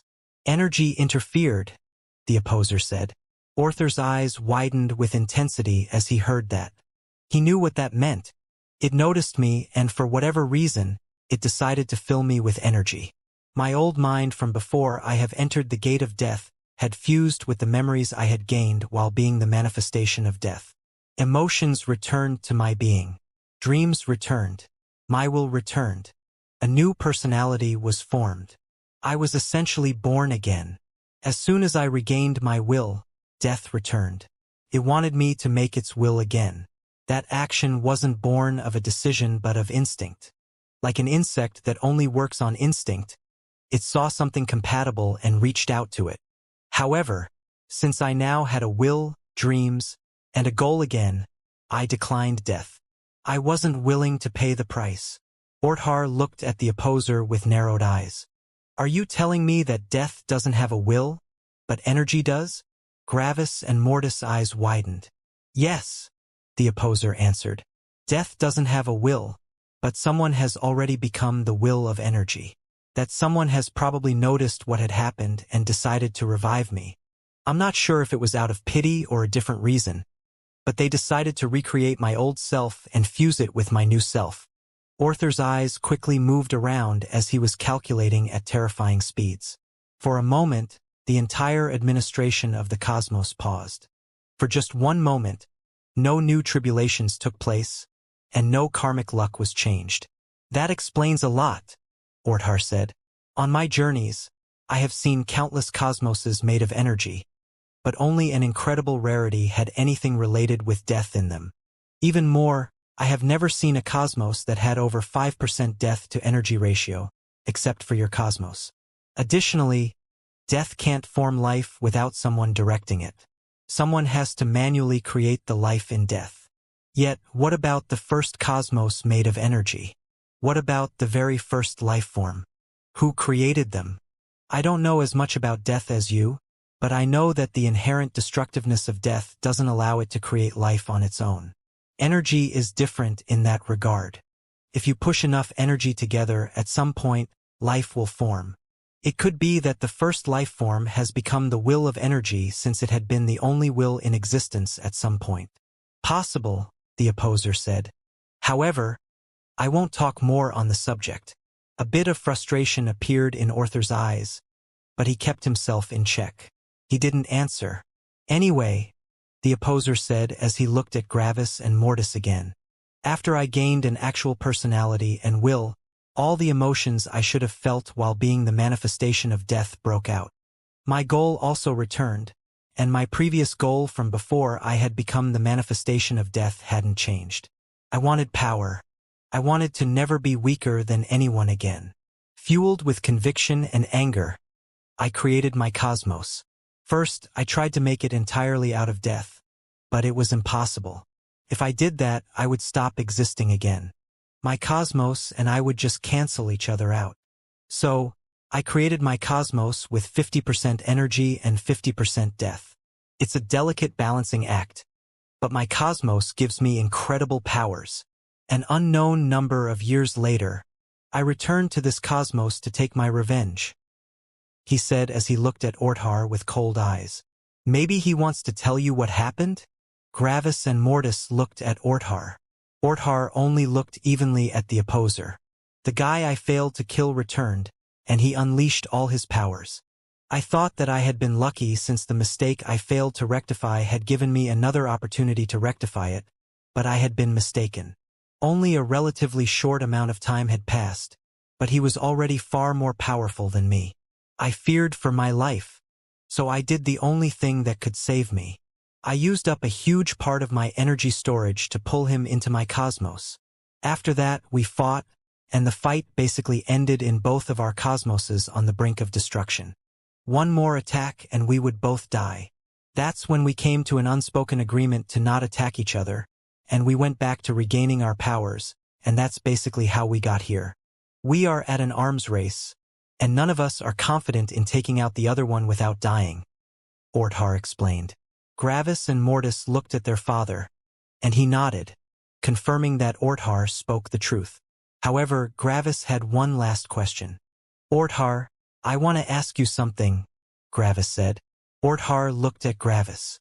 "What is it?" he asked. "Why did you create my mother?" Gravis asked.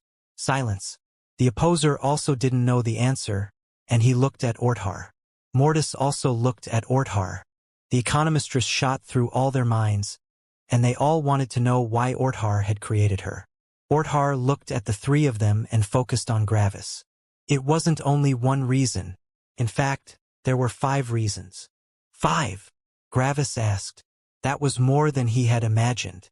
The first reason was to change his goals, Orthar explained. If he learned to love, he might not chase power as fervently anymore.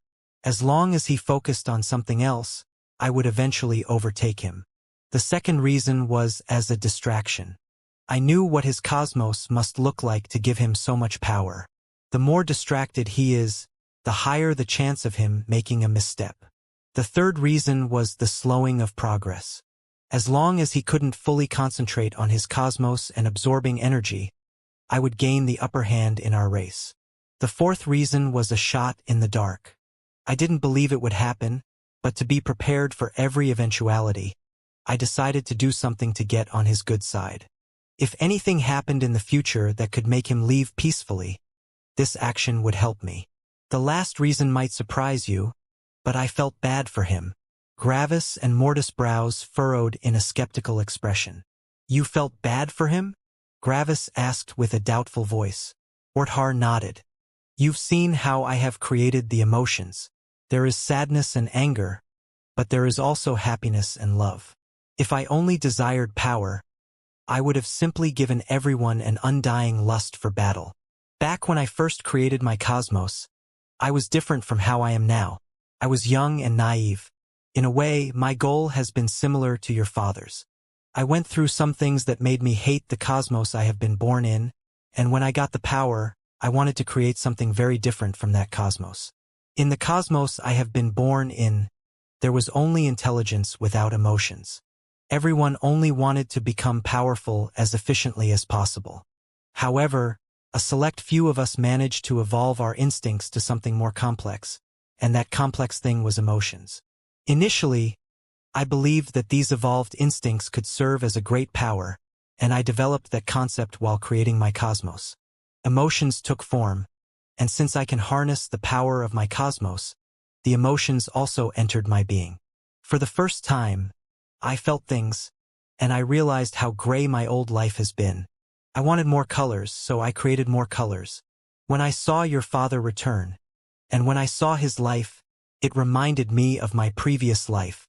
So, even though the other 4 reasons were far higher in priority, the 5th reason was still part of why I created your mother. In a sense, I felt alone, and I didn't want my greatest enemy to feel this nothingness. That's why I created your mother. Gravis and Mortis were still a bit skeptical about the last reason, but for some reason, they thought that Orthar spoke the truth. It didn't feel like a lie. However, even if he didn't lie, there still wasn't any relevance to the 5th reason. Orthar himself had said that the fifth reason was basically negligible in front of the previous four. The first three reasons were mainly why he had created the economistress. "Thanks for answering my question," Gravis said politely. Orthar nodded. Then he looked at Gravis and Mortis. In the first trial, Mortis has matured, and a basis for his future conviction has been created. In the second trial, Mortis has solidified his conviction, and he has become mentally powerful enough to become a heaven breaker in the future.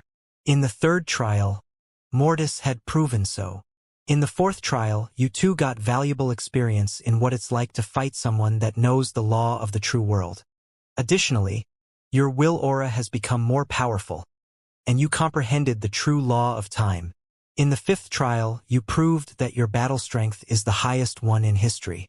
You comprehended the true law of control and the true law of apathy. Additionally, your will aura reached impressive heights, and you managed to gain control over the power of brutality. With all of that combined, you would even be able to have a fair fight with my real firstborn while being at the same realm. At this very moment, you are the most powerful star gods that have ever existed, including all my progeny. Your power from before you have entered this heaven's trial is incomparable to your current power. You no longer belong in the star god realm, and only the ancestral god realm can prove as a challenge to you. For that impressive growth, you deserve a reward. After all, a heaven's trial always rewards everyone according to their growth. When Gravis and Mortis heard Orthar's narration, they realized how much they had actually grown. When they had entered, everyone in Manuel's faction could pose a life-threatening challenge. Now, if Gravis decided to become a level 9 star god again, they could probably even fight the Vice Sect Masters of the Eternal Fire Sect. They had jumped from the average power of a level 9 star god to the higher power of a middle-rank ancestral god. You get 3 sets of law comprehension life fruits. There are no restrictions. You can choose whatever laws you desire. Gravis and Mortis' eyes widened in shock. Any laws? They would essentially get 3 laws free of charge? Keep in mind that you have to know the prerequisite laws if you want to comprehend the laws via the fruits. So, choose wisely. Gravis and Mortis looked at each other. Then Gravis looked at Orthar. Does that include the level 11 law of energy? Gravis asked. Orthar nodded. If you want it, I can give it to you. This shocked Gravis. If he wanted, he could gain a law comprehension life fruit for the law of energy. However, Gravis could only sigh. He wasn't stupid. Absorbing law comprehension life fruits was a small risk. If one didn't have sufficient experience, the law comprehension life fruits might make it harder to comprehend any future laws. There was still the law of the cosmos above the true law of the true world and the true law of energy. The experiences in comprehending the true law of energy were probably imperative to comprehending the law of the cosmos. If Gravis decided to get the law comprehension life fruits for the true law of energy, he would severely reduce his chances of becoming a heaven breaker. Gravis and Mortis both knew that, and they talked amongst each other. They immediately dismissed the elemental laws. They could simply look at the law comprehension areas for those. Space and gravity were also not an issue. Temperature was also immediately thrown away. Battle laws were irrelevant since they were not level 9 laws. The two of them thought about which law would prove to be the hardest to comprehend, and they quickly got an answer. As our first set, we want the law comprehension life fruits for the true law of suppression, Gravis said. Orthar nodded and handed over 5 gray fruits. Gravis and Mortis knew that comprehending the true law of suppression was incredibly hard for them due to their power. They had a lot of powerful friends, and their background protected them from a lot of powerful cultivators. They had enjoyed life for a long time, and they were mostly in control of their lives. True suppression could only occur when one didn't want to be suppressed or searched for suppression. Because of that, they decided to take the true law of suppression. After that, Gravis and Mortis discussed the next law they wanted. Eventually, they came to a decision. As our second choice, we want the set for the true law of soul regeneration, Gravis said. Orthar nodded and handed over 5 greenish-silver fruits. The true law of soul regeneration was only a level 8 law, but gaining insight into the first soul law of each tier was always difficult. With the true law of soul regeneration, the two of them could more easily comprehend the true laws of soul infusion and soul dispersal. That would secure them the true law of the soul, a level 9 law. After that, they discussed for a long time what they should take for their last law. Maybe an emotional law? Maybe one of the laws of perceived reality? However, they came to the conclusion that they wouldn't find it too hard to comprehend the emotional laws. They had two different mindsets who had different affinities for different emotions. On top of that, Gravis' mindset was very flexible, which allowed him to enter basically any headspace. Then what about the laws of perceived reality? Freedom was a no-brainer. They were certain that they had no issues with comprehending that law in the future. They already knew control. Suppression was already in their hands. Danger? Shouldn't be an issue. They were in plenty of danger, and the two of them already had quite a lot of insights that went beyond the major law of danger. Safety?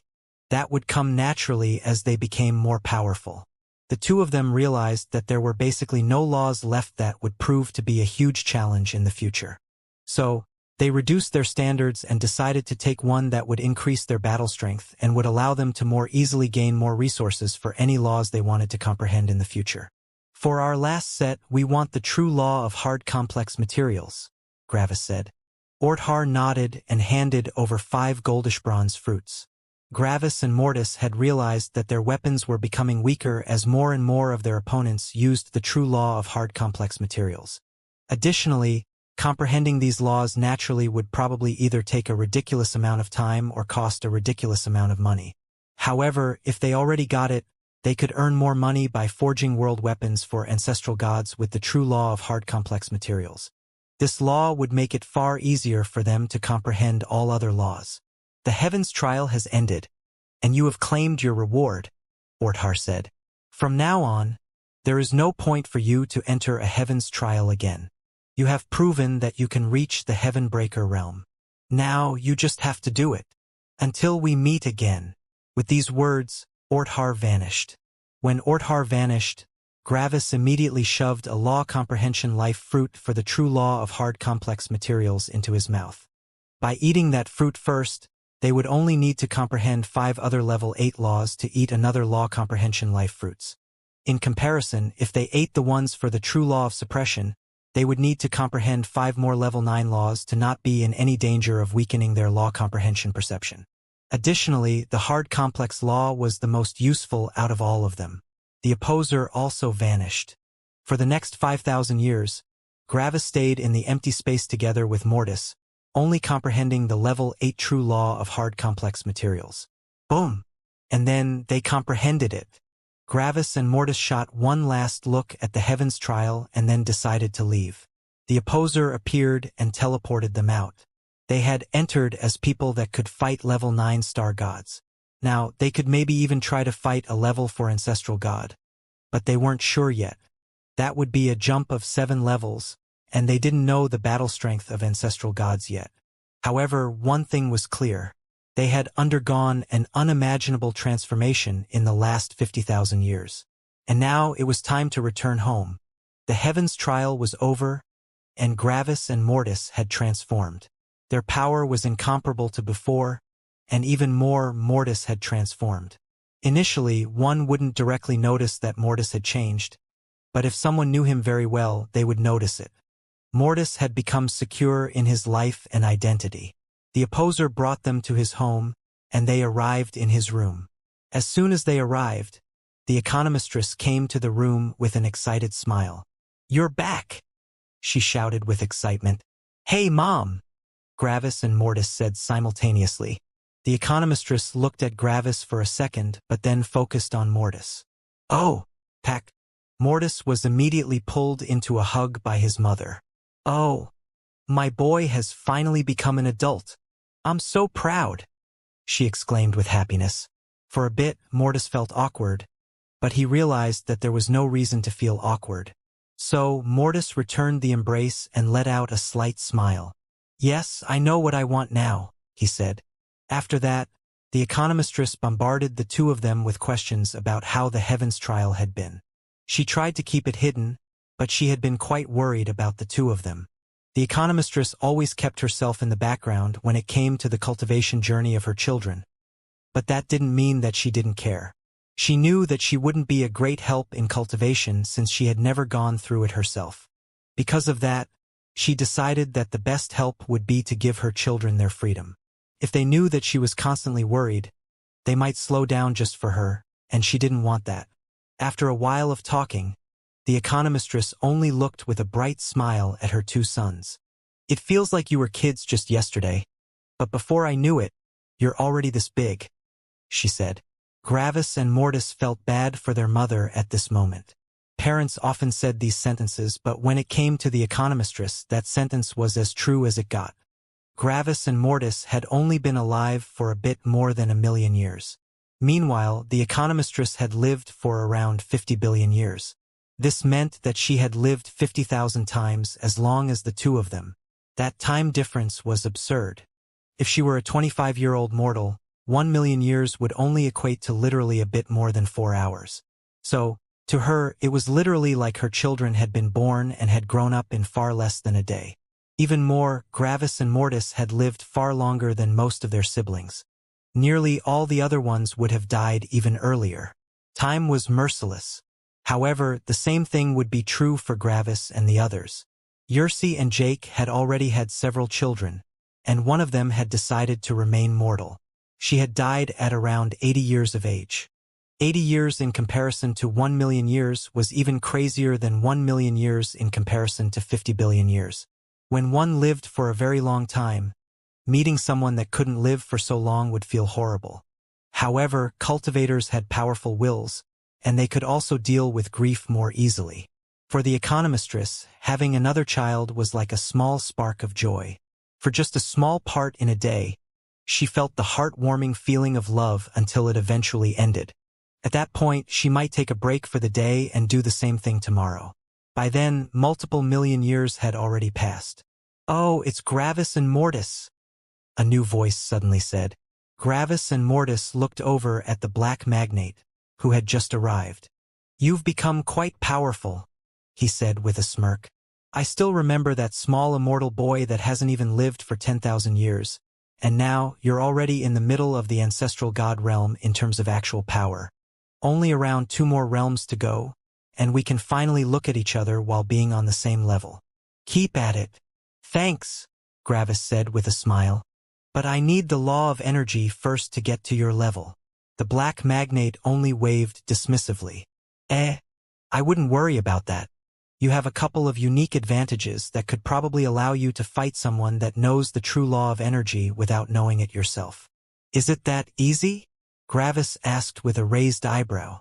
Of course not, but you have some stuff that allows you to accomplish the impossible," he answered. The group talked amongst each other for a couple of years. Conversations between such old and powerful beings often took up a very long time since their minds were filled with so many memories, concepts, and ideologies. After their conversation, Gravis and Mortis left towards the Eternal Fire sect again. After about an hour of traveling, the two of them arrived at Manuel's faction. Surprisingly, it hadn't changed one bit. Why was that surprising? Because every time they had visited Manuel's faction, it had always undergone some sort of transformation, but not this time. Why not this time? Because the two of them hadn't been gone for very long. They had only been gone for around 50,000 years, which wasn't that long for peak star gods. Yet, Gravis and Mortis felt like they hadn't been here in an eternity, which was understandable. Mortis had gone through his first samsara, and he had severely changed, while Gravis had also gone through a long samsara. To them, it was like they hadn't been here in 10 million years. They felt a bit strange when they realized that Manuel's faction hadn't changed while they had changed by that much. It was like time had stood still for Manuel's faction. "Is that how Stella felt whenever I return from law comprehension?" Gravis thought. Stella had gone through many experiences, which had made her grow. Meanwhile, Gravis had basically slept for 100,000 years to comprehend another law. To Stella, it had felt like Gravis hadn't changed, while Gravis had felt like Stella had changed in just an instant. Now it was backward. Gravis and Mortis had changed severely, while Manuel's faction had nearly stayed identical. There were still the same level 9 star gods walking around. everyone was still doing the same thing. Manuel's faction had become a bit more powerful, but that was basically only because they had gotten a couple more level 9 star gods. The very same people that had given Gravis a feeling of mortal danger now felt like normal pedestrians to him. Every single level 9 star god had been able to have a true life and death battle with Gravis. But now, all of them were only random members that couldn't even attempt to endanger Gravis' life. Back then, Gravis had felt a little bit frustrated. He had comprehended so many laws, and he had fully focused on his battle strength. Yet, even the most random members of Manuel's faction had become as powerful as him.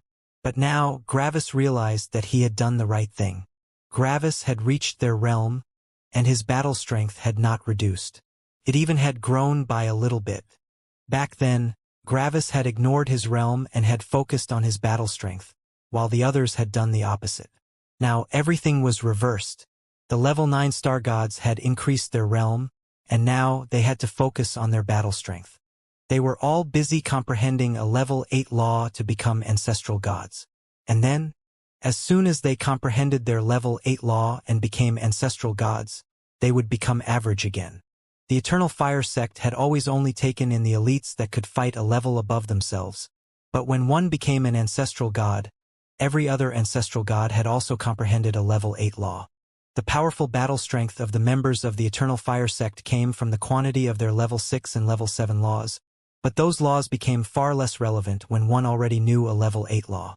These star gods had been elites in their realm, but as soon as they became ancestral gods, they would become average. They wouldn't be able to jump a level without severely focusing on their battle strength. This meant that their battle strength had essentially fallen when compared to their realm. Meanwhile, Gravis' battle strength hadn't fallen. After breaking through, Gravis' battle strength would fall again since the opponents would be more powerful, but it had already increased by quite a bit in the Heavens trial. Essentially, Gravis' battle strength wouldn't fall after his breakthrough, thanks to the Heavens trial. After thinking about their current situation, Gravis and Mortis entered Manuel's faction. Back when Gravis had just been a level 4 star god, everyone had thrown him weird looks. The battle strength of the average hadn't been powerful enough to feel Gravis' battle strength, which was why they had looked at him with weird expressions. After all, he felt like an average level 4 star god, which was far too weak for being around here. Now, no one looked at Gravis. Why? Because they still couldn't feel Gravis' battle strength, and he was a level 9 star god. He was now the most normal person there could be. As Gravis looked at all the people, he remembered how it had been when he had just come back to the highest world. Back then, there had been nearly no star gods, and the strongest ones had been level 2 star gods. Star gods had been an incredible rarity.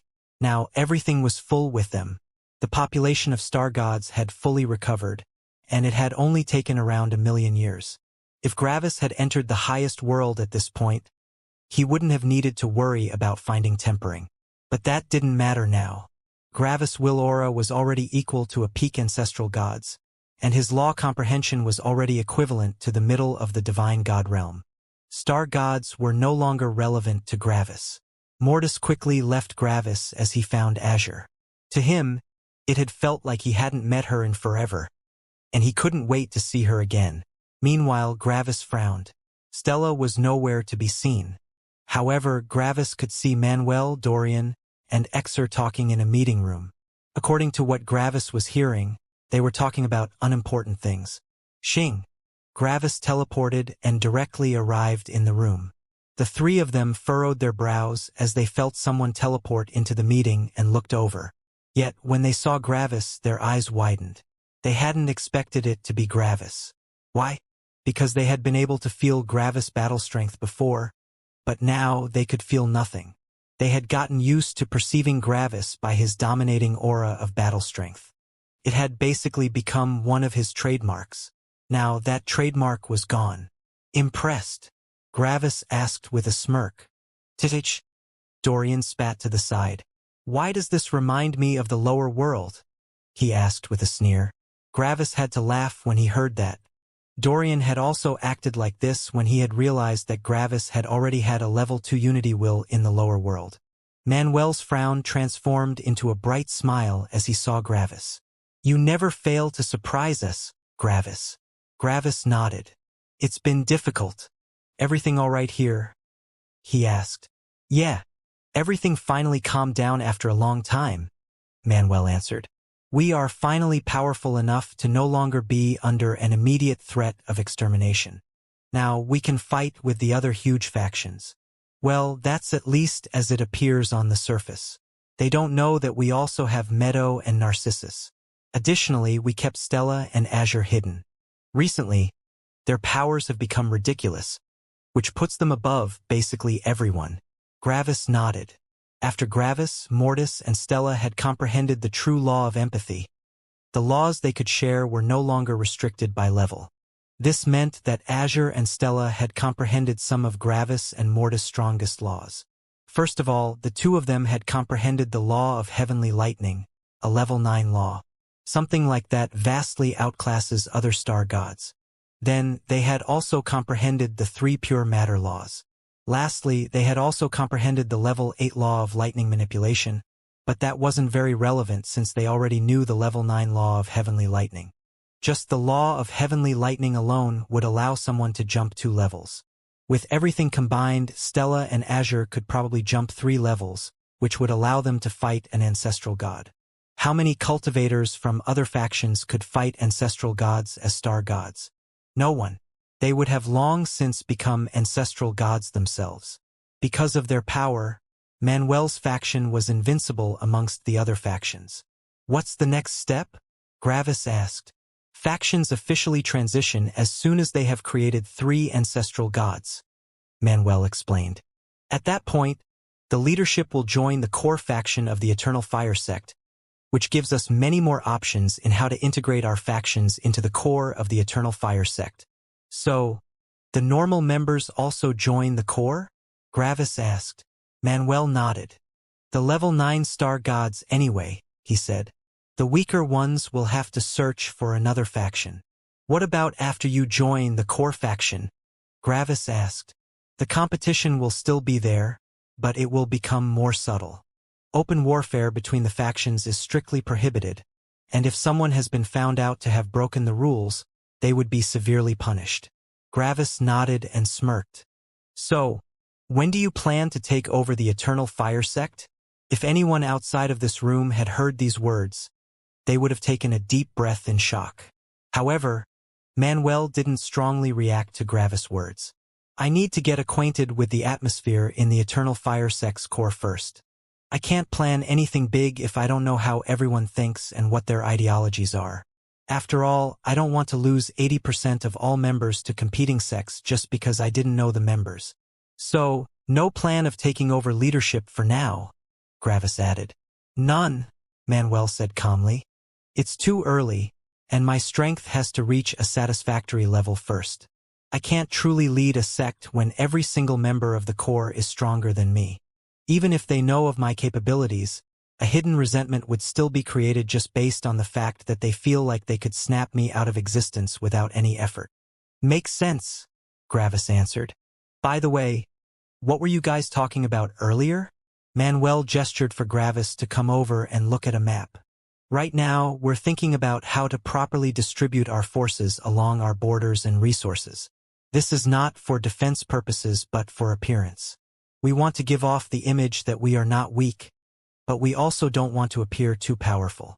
You want to bait them into an attack, right? Gravis asked with a smirk. Manuel nodded with a smile. After that, Gravis gave some suggestions, but they had basically all been laughed away since they wouldn't work. The 3 of them had lived in this political climate for nearly 1,000,000 years, while Gravis' experience only came from some looks he had gotten while going through samsara. One had to remember that all the people Gravis had used samsara on had, at most, been equal to the people of the Eternal Fire Sect.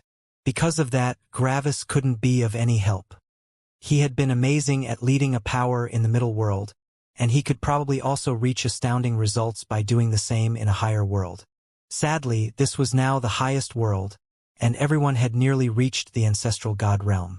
It was actually ridiculous how smart everyone was regarding planning. The phrases that left Manuel's mouth the most were, "They know that we know that they know that we know," and so on. After a couple hours of talking, Gravis could only look on with a confused expression. It was like his brain didn't work anymore after being assaulted with so many metaconcepts shoved into each other. "Yeah, I give up," Gravis said after a while. The three others in the room only snickered. "So, where's Stella?" "She's awaiting her tribulation." "Have you forgotten?" Manuel asked. "Oh, right," Gravis answered. Gravis remembered that Stella had told him that she would undergo her tribulation soon, and that he probably wouldn't be present to witness it since he had expected that the heavens trial would take longer. Gravis had felt like so much time had passed since then that Stella must have already overcome her tribulation. But surprisingly, not much time had passed. The Eternal Fire sect doesn't want tribulations to take place inside their sect due to the destruction. Additionally, someone has to enter to attack Stella, which would make the political climate very weird. Lastly, it's good manners to go through one's tribulation outside any sect. That just makes things easier and fairer. "Makes sense," Gravis answered with a calm voice. However, Gravis had already started to feel nervous. Tribulations and tempering were never easy, and they always came with the possibility of death. Even if Stella had a theoretical 90% chance of survival, at some point the 10% would hit. It only needed a single bad fight to end it all.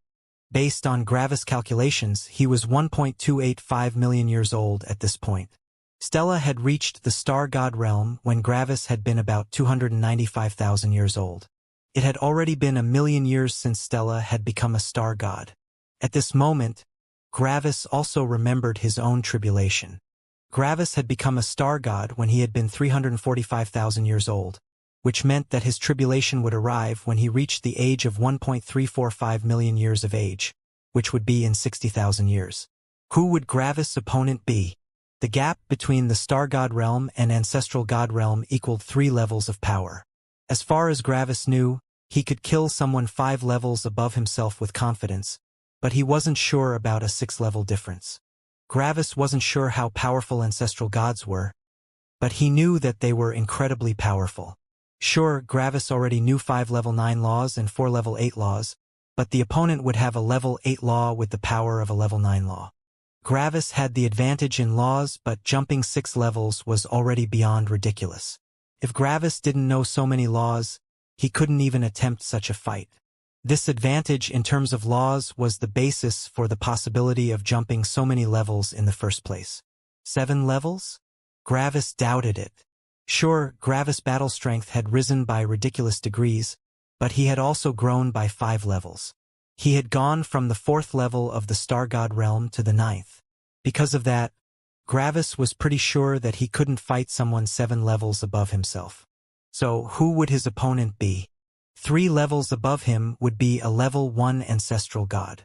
4 levels would be a level 2 ancestral god. 5 levels would be a level 3 ancestral god. However, a level 4 ancestral god would be 2 levels stronger than a level 3 ancestral god. This meant that a level 4 ancestral god would be 7 levels above Gravis. This meant that Gravis' opponent could only be someone 5 levels above himself or 7 levels. Someone 5 levels above Gravis couldn't possibly fight him just based on Gravis' will aura and his true laws of apathy and control. Even if that opponent had an incredible battle strength, as long as their will aura wasn't far more powerful than their level, they wouldn't be able to move very fast under Gravis' suppression. Because of that, it had to be a level 4 ancestral god. And Gravis was pretty sure that he couldn't win that fight. He was in a very awkward spot. Usually, tempering would never be an issue for normal cultivators. After all, there were plenty of extremely talented cultivators on one's level. If one were an average level 9 star god, they would fight another average level 9 star god. If one could jump 1 level as a level 9 star god, they would fight another level 9 star god that could jump 1 level. The same thing was true for someone that could jump 2 levels. 3 levels? That would be the first time things got awkward. One would need to fight an ancestral god in that case, but an ancestral god was already more powerful than every other star god in terms of battle strength since they already knew a level 8 law. In a way, even though an ancestral god was 3 levels above a level 9 star god, they were in essence 4 levels above a level 9 star god just based on that extra law. However, that was still not overly ridiculous. One could even say that this bit of awkwardness was good, since it would push the absolute geniuses of the world even more and would give them the opportunity to become even more outstanding. But as soon as one could jump 4 or 5 levels, things would become super awkward due to the escalating power of the opponents. After thinking about all these things, Gravis decided to consult with Mortis, but Mortis had put up the equivalent of a do not disturb sign onto his spirit. This meant that he was probably with Azure right now. I should just become an ancestral god, Gravis thought. Level 1 ancestral god sounds rather fitting.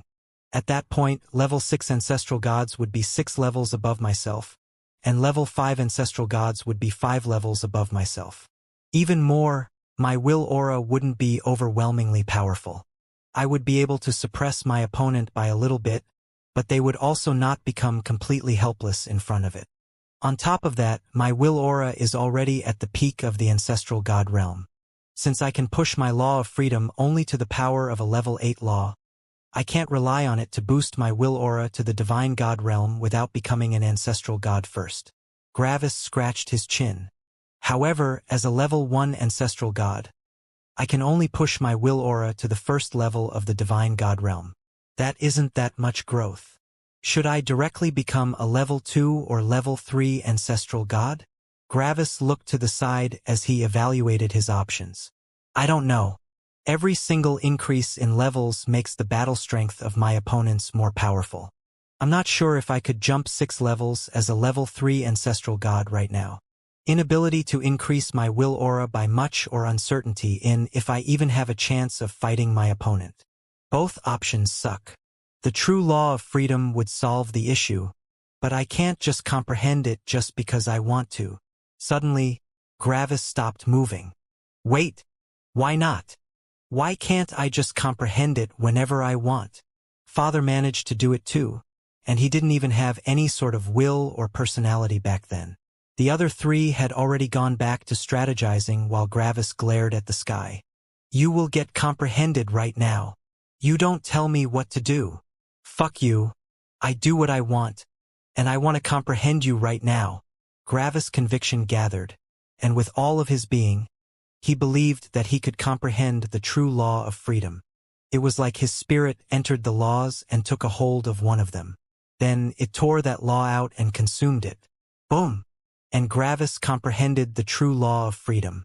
Surprisingly, it worked. Yet, if one knew the law of freedom, one would realize that it wasn't actually that strange. Comprehending the law of freedom had always been incredibly weird. Tearing a law out of the sea of laws? That would never work. If one wanted to do that, one would need to become a heaven breaker first. Something like this required the power to influence physical reality. Why would anyone try to tear a law out of the surroundings to comprehend it? That was like a mortal trying to kick down a gigantic castle. It didn't work. It was an act in futility. However, wasn't acquiring freedom just like this?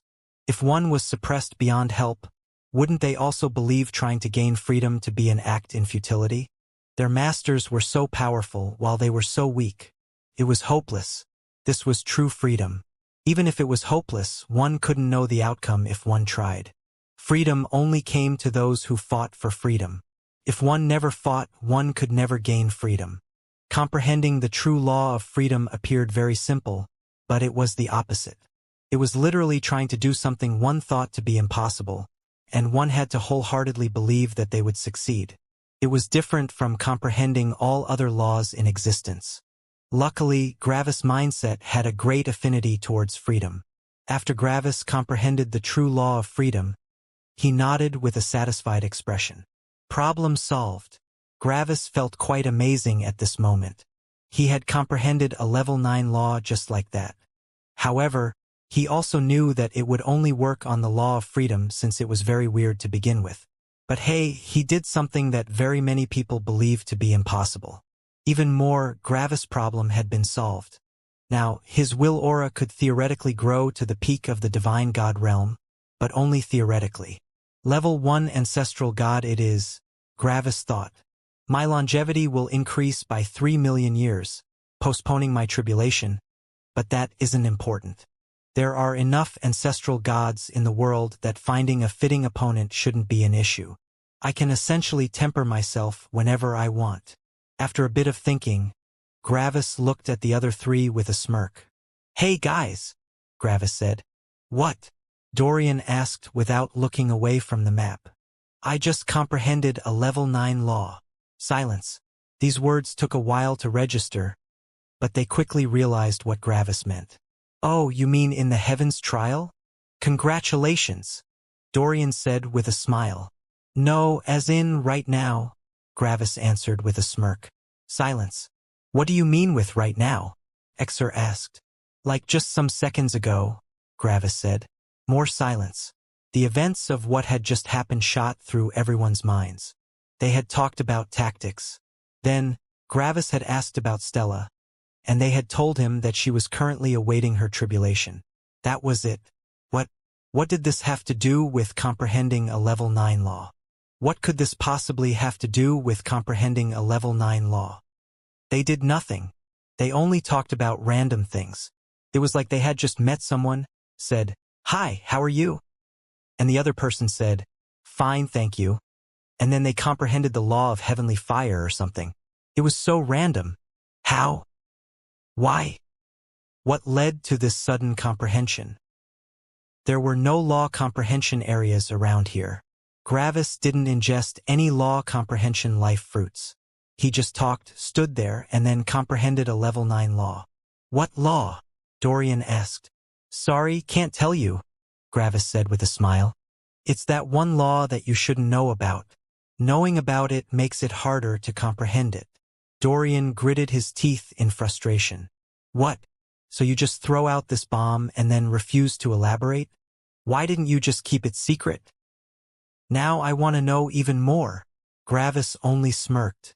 Because I wanted to tell you. Titich. Dorian spat to the side. Asshole. You're around Meadow too much, Gravis said with a reprimanding tone. You are already talking like her. Fuck you. This little shit can't insult his way out of a little girl's tea party. Meadow interjected. Don't compare me to amateurs like him. You're not really better, Gravis said with a chuckle. You always just say fuck you, nothing else. I say fuck you because, in comparison to you, I can't just fuck myself and create clones upon clones of myself. Every time you use this ability called lightning fork, you are cloning yourself like some microorganism. You are literally reproducing asexually, which means that you fuck yourself. And that's why fuck you. Gravis looked at Meadow dumbstruck for some seconds. Is that the transformation of impossible complexity to all-encompassing simplicity in terms of insults? Gravis asked. Wow, little scaly boy with 6 arms to masturbate actually managed to understand my intentions. Too bad that he only understood it after I explained such a simple concept to him. Meadow added. You can't keep up with my slick tongue, so I had to dumb it down for you. Poor Gravis can't even understand such a basic insult as fuck you. Your slick tongue? Gravis asked with a smirk. You wish you had a tongue. You just use it as an insult because Narcissus wishes you had a tongue to make your time together more fun. Keep me out of this, Narcissus commented. But his comment was buried immediately. Tsh, Meadow snorted. I'm not interested in having some flexible muscle in the middle of my mouth. You eat meat, and you literally have meat moving around between your teeth. Sounds like a dumb idea to have a tongue. I think you're just mad 'cause you don't have fun tentacle-like roots like me. Imagine being restricted to only having a single-digit number of limbs. Gravis and Meadow continued to banter with each other while the other three were still trying to wrap their heads around the fact that Gravis had just randomly comprehended a level 9 law. The reason why Meadow had suddenly gotten involved was because she felt happy for Gravis.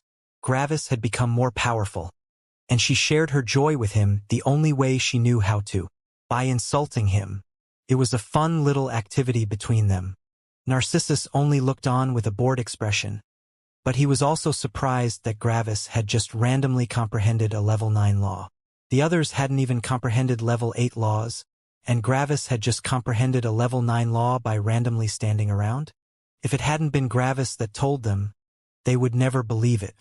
Gravis spent the next 5,000 years talking with everyone in Manuel's faction. Stella wasn't here right now, so he spent his time with everyone in the faction. Gravis met a lot of new people. After such a long time, everyone had already forgotten Gravis.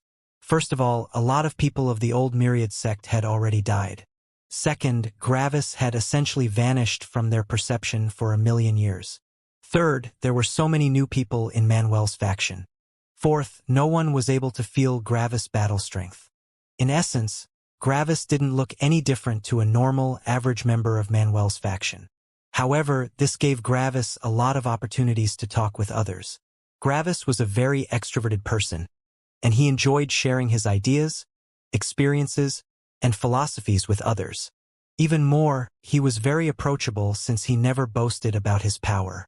Everyone was proud of their own power, and they often compared the situations others had been in to how they would have handled it. Yet Gravis never did such a thing. He only listened to others and gave them some hints on what they should do in terms of law comprehension. Some of them accepted the hints since they sounded rather logical, while others dismissed them. Gravis only felt like an average level 9-star god. He didn't know them better than themselves, and he didn't have any outstanding power to show that his path was correct. However, even though Gravis appeared like a normal level 9-star god, most people still realized that he was not a pushover. Why? Because they couldn't feel his will aura. That meant that his will aura was more powerful than their will aura. So, everyone that met Gravis believed that his will aura was just one level above their own. This, in turn, made them think that Gravis' law comprehension was relatively weak. After all, he felt average, and if he had the edge in will aura, it meant that something else had to be weaker. After Gravis had gotten to know many people of Manuel's faction, he decided to visit someone. He wondered how they would react to his newfound power.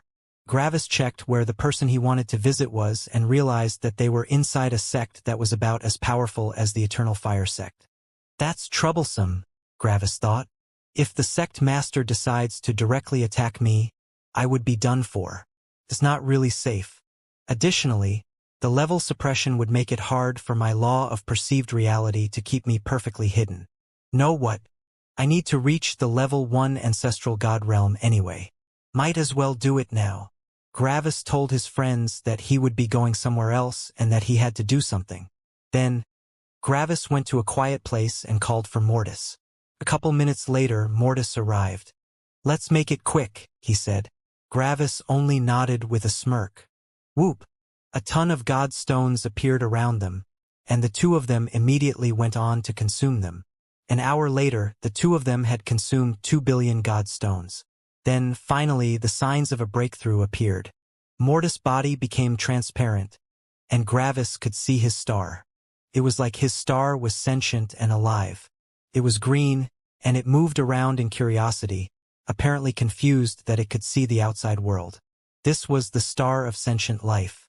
Energy flowed from Gravis into the star of sentient life, and it began to grow. It grew and grew until it started to shine with an incredibly bright light, blanketing everything with multicolored light. Bang! Then, its fires exploded as they became far more violent than before. Gravis looked with interest at his star, and he felt like it was about to explode. It was like the star had reached some kind of critical mass and could explode at any second. However, Gravis knew that it wouldn't explode. Yet, the star only grew more and more unstable, and Gravis became less certain. It won't explode just like that, would it? He thought. The star started to shake, and Gravis became nervous. Then, Gravis saw the law fragments of the law of sentient life wrap around the star. It was like the law of sentient life was trying to suppress the explosion. CRK. Yet, the law fragments broke apart as they wrapped around the star. It was like the star was simply too powerful. The major law of sentient life wasn't powerful enough to stop the explosion.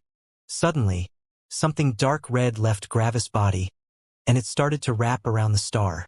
At that point, Gravis realized what was going on. I need a level 8 law to become an ancestral god, and usually cultivators comprehend a law relevant to their star, which would make the star stable. A level 7 law can't support this gigantic star. That's why it felt so unstable. The dark red energy that had left Gravis was the true law of suffering. Gravis needed a level 8 or level 9 law to suppress the explosion of his star, and the true law of suffering directly assumed that position. The law of sentient life included the three major laws of life, emotions, and perceived reality, and it needed something compatible with it. At the moment, Gravis knew 4 level 8 laws, but only the law of suffering was compatible with his star. The true law of hard complex materials was part of the law of the dead world, which wasn't part of the law of sentient life. The true law of lightning manipulation was a battle law related to the law of the dead world. Gravis form law was a self-created law, which couldn't be used as a star or integrated into one. The true law of suffering was a battle law for the emotional laws, which was in the scope of the law of sentient life. Because of that, the true law of suffering stepped forward to suppress the star. Of course, Gravis could have also used the true laws of empathy, apathy, control, and freedom, but it would be a bit awkward if only a single part of his star suppressed itself. It was easier to take something external. The true law of suffering wrapped itself around the star of sentient life, and the star was immediately suppressed. Even the light of the star changed since there was now a thin film of dark red around it. Eventually, the law of suffering completely coated the star like skin. Then, the star finally calmed down. However, it still didn't shrink. Before this event, Gravis' star had been about 1 meter in diameter, but now, his star was around 5 meters in diameter. It had essentially transformed from a ball into a big boulder. Eventually, the star vanished, and Mortis reappeared. However, Mortis was now 15 meters tall. Gravis and Mortis only awkwardly looked at each other. At the moment, Mortis shone with a bloody, dark red light. In a way, he looked like an imposing and bloodthirsty giant. "You look ominous," Gravis said. Mortis didn't answer. Instead, Mortis only looked into the distance with a forlorn expression.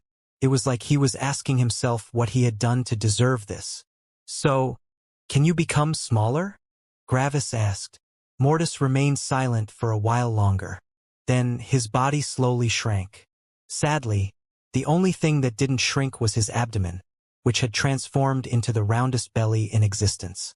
Only a tiny head and tiny legs poked out of the gigantic ball. "Eft!" Gravis sputtered as he couldn't hold back his laughter. The relatively tiny head of Mortis looked emotionlessly at Gravis. Then Mortis' body seemed to warp. The round part of Mortis moved upwards into his head. Now Mortis had a normal body, but a gigantic head. Gravis broke out into laughter again as he saw this. Mortis only looked into the distance with a lost expression. Eventually, Gravis calmed down, and he took the situation more seriously.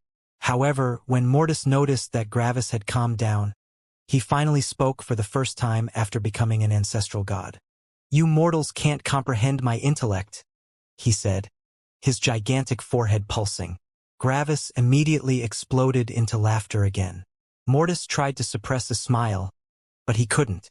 After some seconds, Mortis' head shrank, and eventually, a normal Mortis appeared in front of Gravis. Mortis might appear incredibly serious, but he had also changed quite a bit. He didn't make many jokes, but occasionally he did make one. "It's a bit uncomfortable," Mortis explained. "I need to use quite some concentration to keep the star suppressed in this state, but it's possible." When Gravis heard that, he felt a bit bad again. "Is it very hard to suppress it?" Gravis asked. "Remember the time when we shoved energy into our spirit to prepare ourselves for the spirit-forming realm?" Mortis asked. Gravis nodded. "It's about that hard.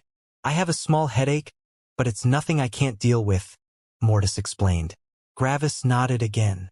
"Then that's good," he said. "That should be manageable." "It is," Mortis said.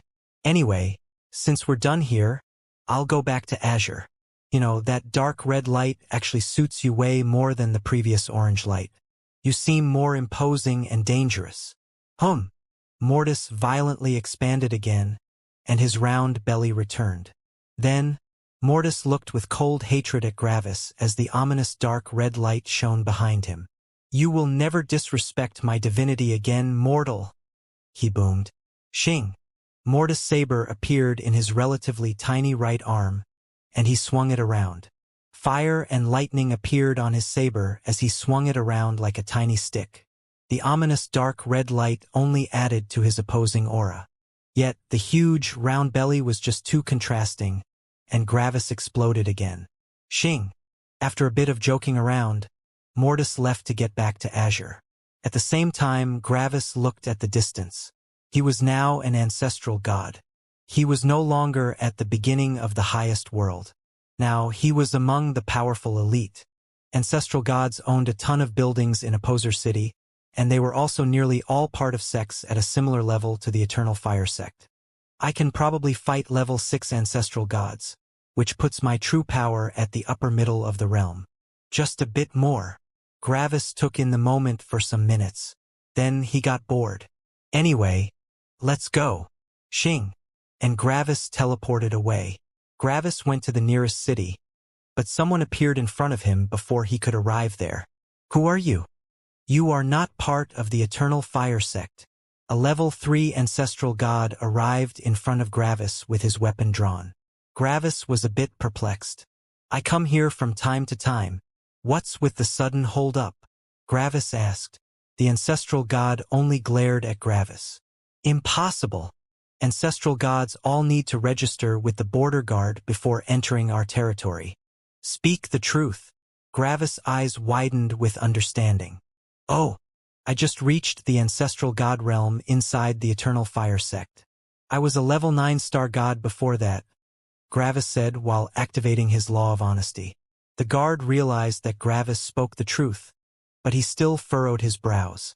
I believe you, but I still need to investigate this. Please remain here and don't do anything before I'm done. Obviously, such a powerful sect as the Eternal Fire sect had policies regarding the laws of honesty, deceit, and lies. So, even if the guard believed Gravis, he was still required to check everything. This was for protection against someone with the law of deceit or lies. Gravis simply stopped and waited. The guard took out an emblem and spoke with someone on the other end. After some seconds, the guard looked at Gravis again. Show me the token you normally use to enter, he said. Xing.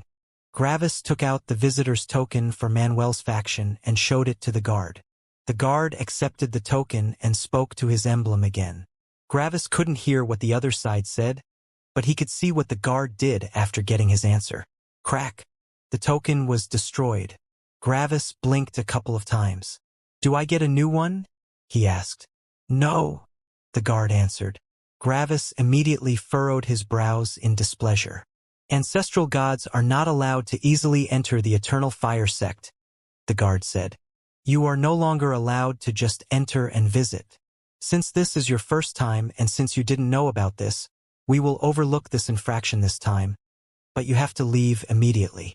Gravis certainly didn't like what he was hearing. And how am I supposed to visit my friends and my partner from now on? He asked. You must become a member of the Eternal Fire sect if you want to freely visit, the guard said. Your will aura is quite powerful, even more powerful than mine. However, you feel quite weak, which means that you probably know nearly no laws, but I think your will aura should be enough to enter the sect as a core disciple. The position of core disciple was the lowest position an ancestral god could assume in the Eternal Fire sect. However, even those core disciples were already quite powerful when compared to the average ancestral god. Gravis blinked a couple of times without amusement. So, you are forcing me to join the Eternal Fire sect? Gravis asked. You are essentially restricting me from visiting my friends just so that you have something in your hand that forces me to join you. Is that correct? Insolent! The guard shouted as he used his will aura to suppress Gravis. He knew that Gravis' will aura was more powerful than his, but there were 2 levels between them. The suppression should still work. On top of that, Gravis felt very mediocre to the guard. The Eternal Fire sect doesn't use such underhanded tactics. All of these policies are for protection. We can't just allow any ancestral god to enter the sect. An ancestral god could kill one of our factions with 1 attack. Don't assume that the rules are just there to suppress you. The Eternal Fire sect doesn't care about a singular ancestral god. The Eternal Fire sect didn't create a rule to go specifically only against you. Gravis only looked calmly at the guard. Yet that changes nothing. The intentions of your rules are irrelevant to me. I only care about your actions, and right now, You are keeping me from visiting my friends, Gravis said. So?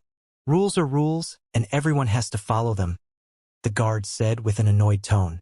In the guard's mind, Gravis could already thank all his lucky stars that the guard didn't directly attack him because of his disrespect towards the Eternal Fire sect. Gravis only evenly looked at the guard. He wasn't angry or mad. He was only annoyed. Someone was trying to restrict his freedom, and Gravis wasn't a big fan of that. I want to speak with your superior, Gravis said. Ha! The guard laughed with disdain. You? Not just anyone can speak with our elders. Just peacefully leave, and I can ignore your words. Gravis only looked at the guard. That wasn't a question, he said. The guard wanted to answer, but his entire being was suppressed with an impossibly powerful pressure. The guard's eyes widened in terror. How? How was his will aura that powerful? The guard could still move, but barely, and that was also only because Gravis allowed him to move. A mere level 3 ancestral god couldn't even attempt to fight a will aura equal to a peak ancestral god. Come on, call your elder, Gravis said slowly. I'll wait. The guard very slowly took out his emblem again, and he informed the person on the other end. Some seconds of silence passed. Xing. A level 4 ancestral god appeared, and she immediately activated her will aura to suppress Gravis. However, her eyes widened when she felt her will aura hit something massive, and the massive thing immediately pushed back. The elder had a will aura on the 5th level of the ancestral god realm, but she was still suppressed. Yet she could still move, at least. Gravis activated the true law of apathy, which began to eat away at her will aura. And now she was also suppressed. The shock the elder felt couldn't be put into words. Who was that? I only want to visit my friends. Nothing else, Gravis said with the law of honesty. I don't plan to go against the Eternal Fire sect. I don't want to injure any of you. However, I want to visit my friends, and that's non-negotiable. So, what's your answer? Gravis asked as he slightly reduced the pressure of his will aura. The elder gritted her teeth and took out another emblem. Xing. A level 6 ancestral god appeared some seconds later, and he also released his will aura. Gravis activated his true law of control, but it only managed to barely defend against the will aura of the level 6 ancestral god. Gravis could still unleash some pressure, but the level 6 ancestral god was only suppressed by about 5%. Bang! Then, Gravis used the major law of suppression, which pushed the suppression to 40%. However, this person was still 6 levels above Gravis. 40% was a lot of suppression, but that person was still far faster than Gravis. A shocked light appeared in the eyes of the newest person, but he quickly looked at Gravis with a serious expression. Gravis only looked back. I'm not your enemy. I only want to visit my friends whenever I want, Gravis said slowly. That's all I want. The eyes of the newest person narrowed. He was a vice sect master of the Eternal Fire sect. Impossible, the vice sect master said. Gravis' eyes narrowed. Impossible, huh? Gravis said. And how is it impossible? The vice sect master looked at Gravis with a solemn expression. He couldn't feel Gravis' battle strength, but he obviously didn't believe that Gravis was only an average level 1 ancestral god.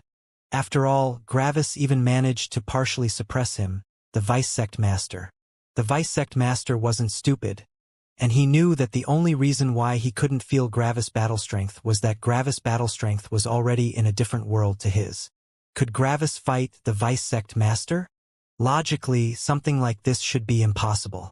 It simply wasn't reasonable to assume that mere battle strength could overcome a 4,096-fold increase in physical power and energy. It was ridiculous. No matter how experienced in combat a newborn baby was, it couldn't kill a grown adult. Yet, the vice sect master knew that Gravis wasn't stupid. Reaching such ridiculous heights in battle strength couldn't be possible with a stupid mind. So then, if Gravis were smart, why was he doing this? The answer could only be confidence. Because of that, the vice sect master could only accept that Gravis might actually prove to be a danger. However, he had to uphold the prestige of the Eternal Fire sect. Rules are rules, and we can't make any exceptions, the Vice Sect Master said with a deep voice. We can't allow a mere level 1 ancestral god to walk all over the dignity of the Eternal Fire Sect. In your case, the rules are even more important since you are an even greater danger than a normal ancestral god. Additionally, you should realize that the only reason why I haven't directly executed you for your obvious disrespect towards the Eternal Fire Sect is that you could deliberately target the sect before your death. If we were outside, we wouldn't be having this conversation right now, the Vice Sect Master said with narrowed eyes. Gravis only looked into the narrowed eyes of the Vice Sect Master. Do you realize that the feeling is mutual to some degree? Gravis slowly asked. The aura of the Vice Sect Master became colder. My friends are part of the Eternal Fire Sect, and they call it their home. I obviously do not want to kill their colleagues and friends. But if you were someone that wasn't from the Eternal Fire Sect, I could use some tempering right now. The atmosphere between Gravis and the Vice Sect Master became increasingly tense, and the other two people only looked on nervously. They believed that their Vice Sect Master could kill this arrogant man, but what if that arrogant man attacked them out of anger? Wouldn't they die? The Vice Sect Master became increasingly angry, and his aura became even colder. By now, he was honestly debating attacking Gravis. You don't believe me? Gravis asked slowly. Let me show you some proof.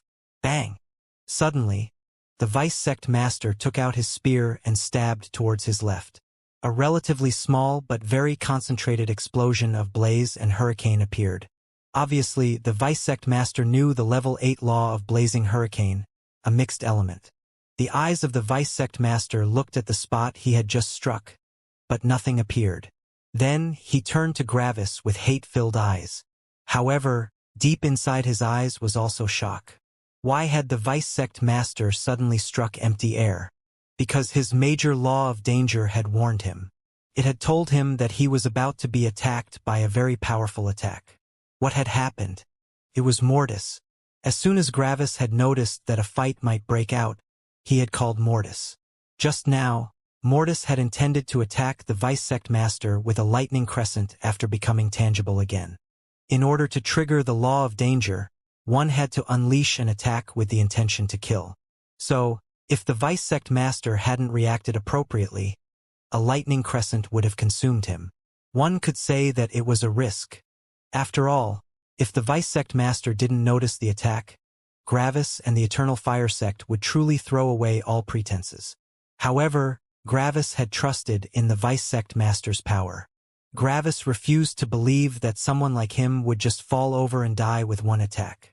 However, the attack had been genuine, and that couldn't be changed anymore. Gravis had essentially attacked the Vice Sect Master with the intention to kill. That was an easy one, Gravis said with the law of honesty. I didn't even do much with that attack.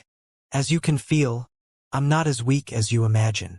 Now, can we have a proper discussion about this issue? The Vice Sect Master gnashed his teeth. Gravis had just made an attempt on his life, and he was supposed to just talk with him? The anger in the Vice Sect Master's eyes heightened. Someone had just tried to kill him, and he was supposed to just do nothing? However, as more time passed, the Vice Sect Master's anger transformed into frustration. He couldn't fight here. Sure, a judge of the Heaven Company would appear, but they would only block attacks that would damage the living beings except for the two combatants. If Gravis decided to actively target the Eternal Fire Sect, the judge wouldn't block the attack. The entire fight would just change from a fight between two individuals into a fight between one individual and a sect. The sect would join the combatants, and the judges couldn't protect the combatants against each other. However, everyone else of the Eternal Fire Sect would also be allowed to interfere at that point, which would essentially mean Gravis' death. But that was irrelevant. Why? Because, in the Vice Sect Master's mind, Gravis would only attack the sect after realizing that he couldn't win. He would only do that when death was already unavoidable. Yet, the possibility that Gravis might not attack the Eternal Fire Sect was even worse. Because if Gravis didn't attack the Eternal Fire Sect, it meant that he wouldn't believe that he would die, which would mean that he would win the fight, which would mean that the Vice Sect Master would die. Both outcomes were horrible to the Vice Sect Master, which was why he suppressed all his anger. He couldn't allow a fight between him and Gravis to break out. So, the Vice Sect Master did the only thing he could. Xing. An emblem appeared in the Vice Sect Master's hand. Xing. A couple seconds later, someone new appeared. Gravis' will aura was slapped away like a little kid. Obviously, the new person who had appeared was far beyond him in power. The new person that had appeared was a young woman with long orange hair. She was a level 7 ancestral god, and she looked at everything around her with furrowed brows. It was the sect master of the Eternal Fire sect. The 3 other people of the Eternal Fire sect quickly informed her about what had happened in the last minutes. This level 1 ancestral god had demanded that they would allow him to enter and exit the Eternal Fire sect whenever he wanted. Then, he had launched an attack on the Vice Sect Master. After hearing all of this, the Vice Sect Master looked at Gravis with narrowed eyes. Gravis remembered that she and Orpheus had a very unfriendly relationship, and she obviously knew that Gravis was related to Orpheus. Gravis only looked at the Sect Master with narrowed eyes. The Sect Master looked at Gravis with a solemn look. "Did you expect for me to appear?" she asked calmly. "Yes," Gravis answered with the law of honesty. "I expected for you to arrive." "And you don't fear me?" she asked. "No," Gravis answered with the law of honesty.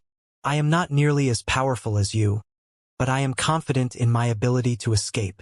The Sect Master felt Gravis' law of honesty. Obviously, he wasn't lying. Even more, the Sect Master's will aura suppressed Gravis' will aura by a ridiculous degree, which meant that she knew for a fact that he had used the law of honesty, and not the law of deceit or lies.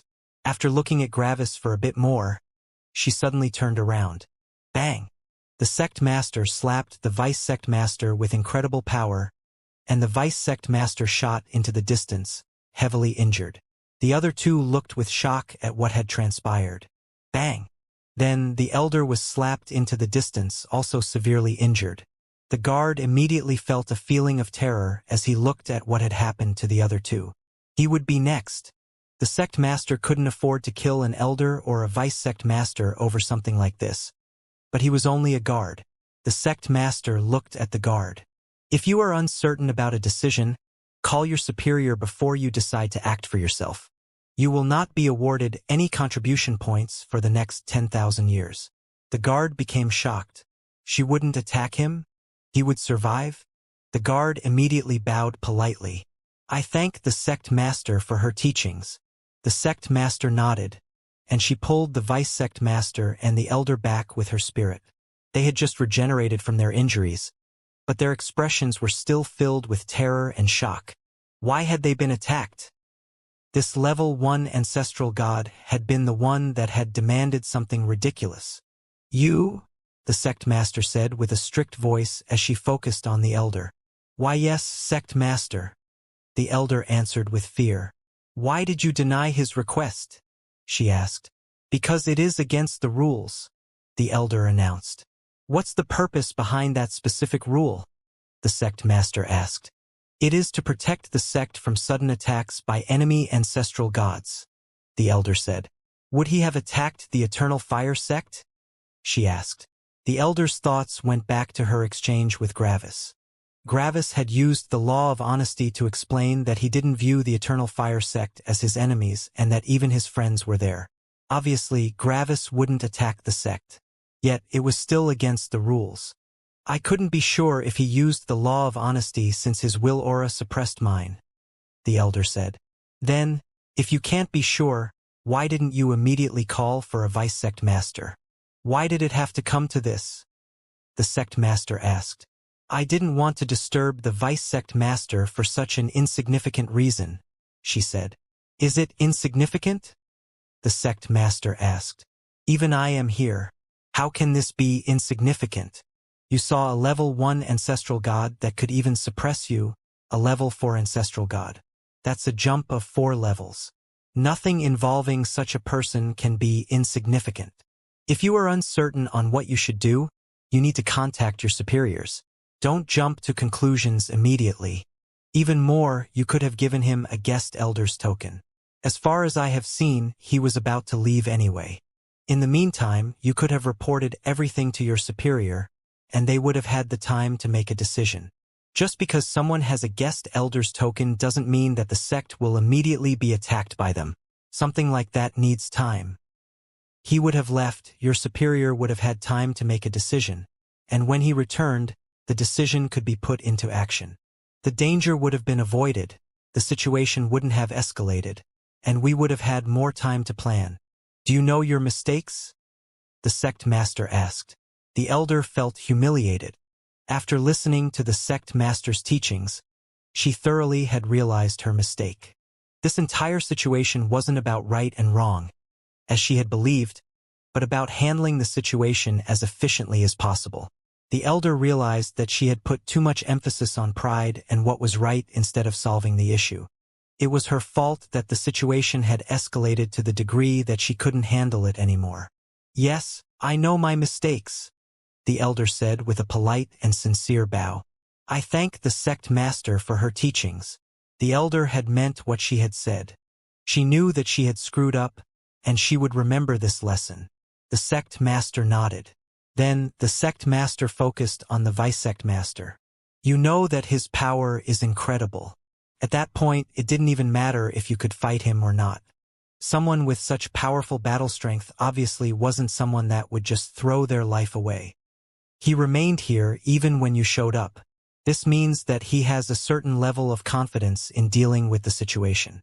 At that point, you wouldn't even need proof of his power.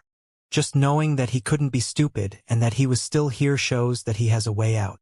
This is not about him being a danger to you, but about him being able to escape, the sect master emphasized. He doesn't need to fight and kill you right now. If he can jump so many levels, it means that he has various ways of circumventing the unreal differences in speed between the levels. He obviously can't make himself as fast as you, but he can use various tricks, illusions, stealth tactics, and other means to escape your perception. Jumping so many levels isn't about directly clashing with your opponent, but about avoiding a direct clash. That ability is intrinsically connected to the ability to escape from a fight. You just had a standoff which could result in a conflict. Tell me, what are the benefits you receive by winning? The sect master asked. The vice-sect master felt uncomfortable, but he answered.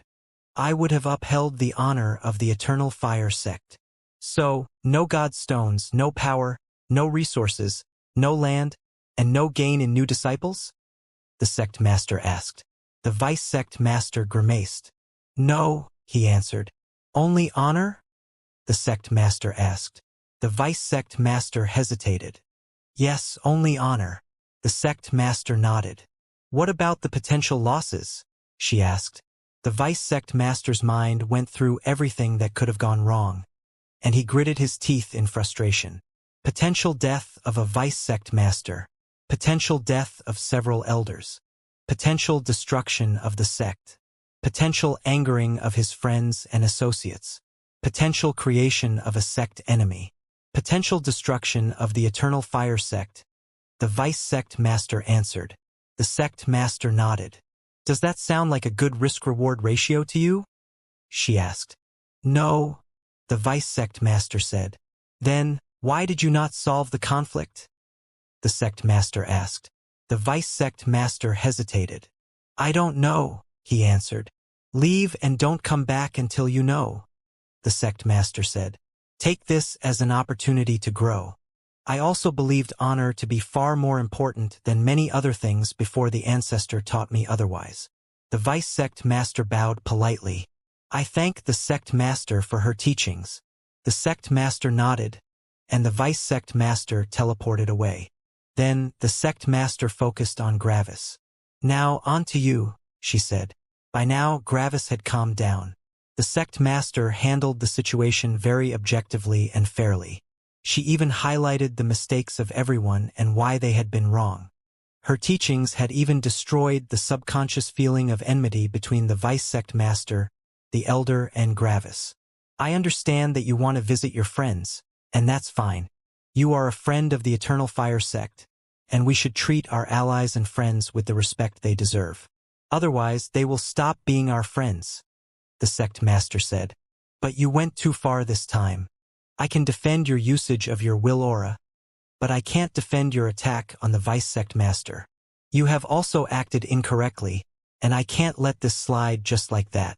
I disagree, Gravis answered. The Sect Master furrowed her brows. She hadn't expected that answer. So, you're saying that you're justified in attacking one of my Vice Sect Masters with the intention to kill? She asked with a cold voice. No, Gravis answered. The Sect Master waited for clarification. According to your standards, I wouldn't be justified. In the mind of the Eternal Fire Sect, I was basically a visitor that demanded something without offering something in return. It was a demand, nothing else, Gravis explained. However, I'm not part of the Eternal Fire Sect, and my priorities are not your priorities. Your priorities are material. You are interested in resources and people. You're right in the fact that my action is going against the optimal way of getting cooperation and profits. However, as I've said, my priorities are not your priorities, Gravis repeated. The Sect Master looked at Gravis with narrowed eyes. And what are your priorities? Gravis looked into the Sect Master's eyes.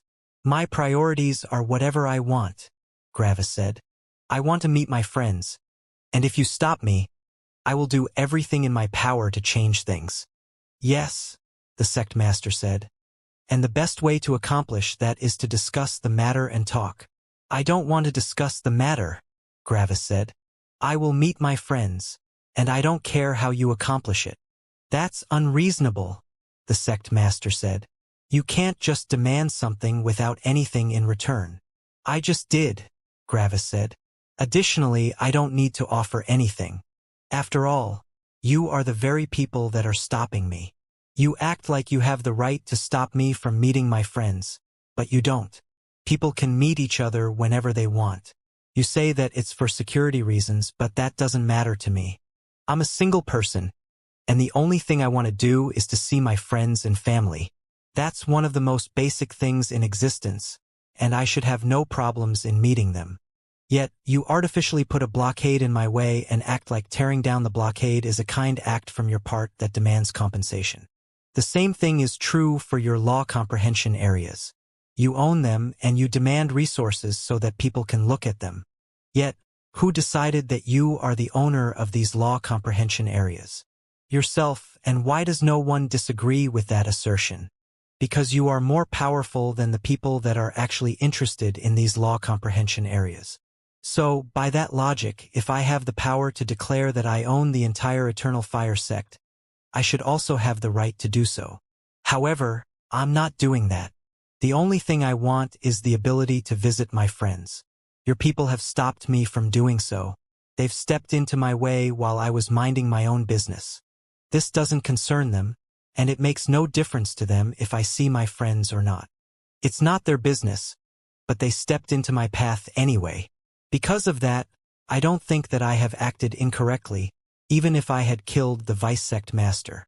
I do what I want, and everything and everyone that stands in my path will be warned to go to the side. And if they don't comply, I will simply walk through them, Gravis finished.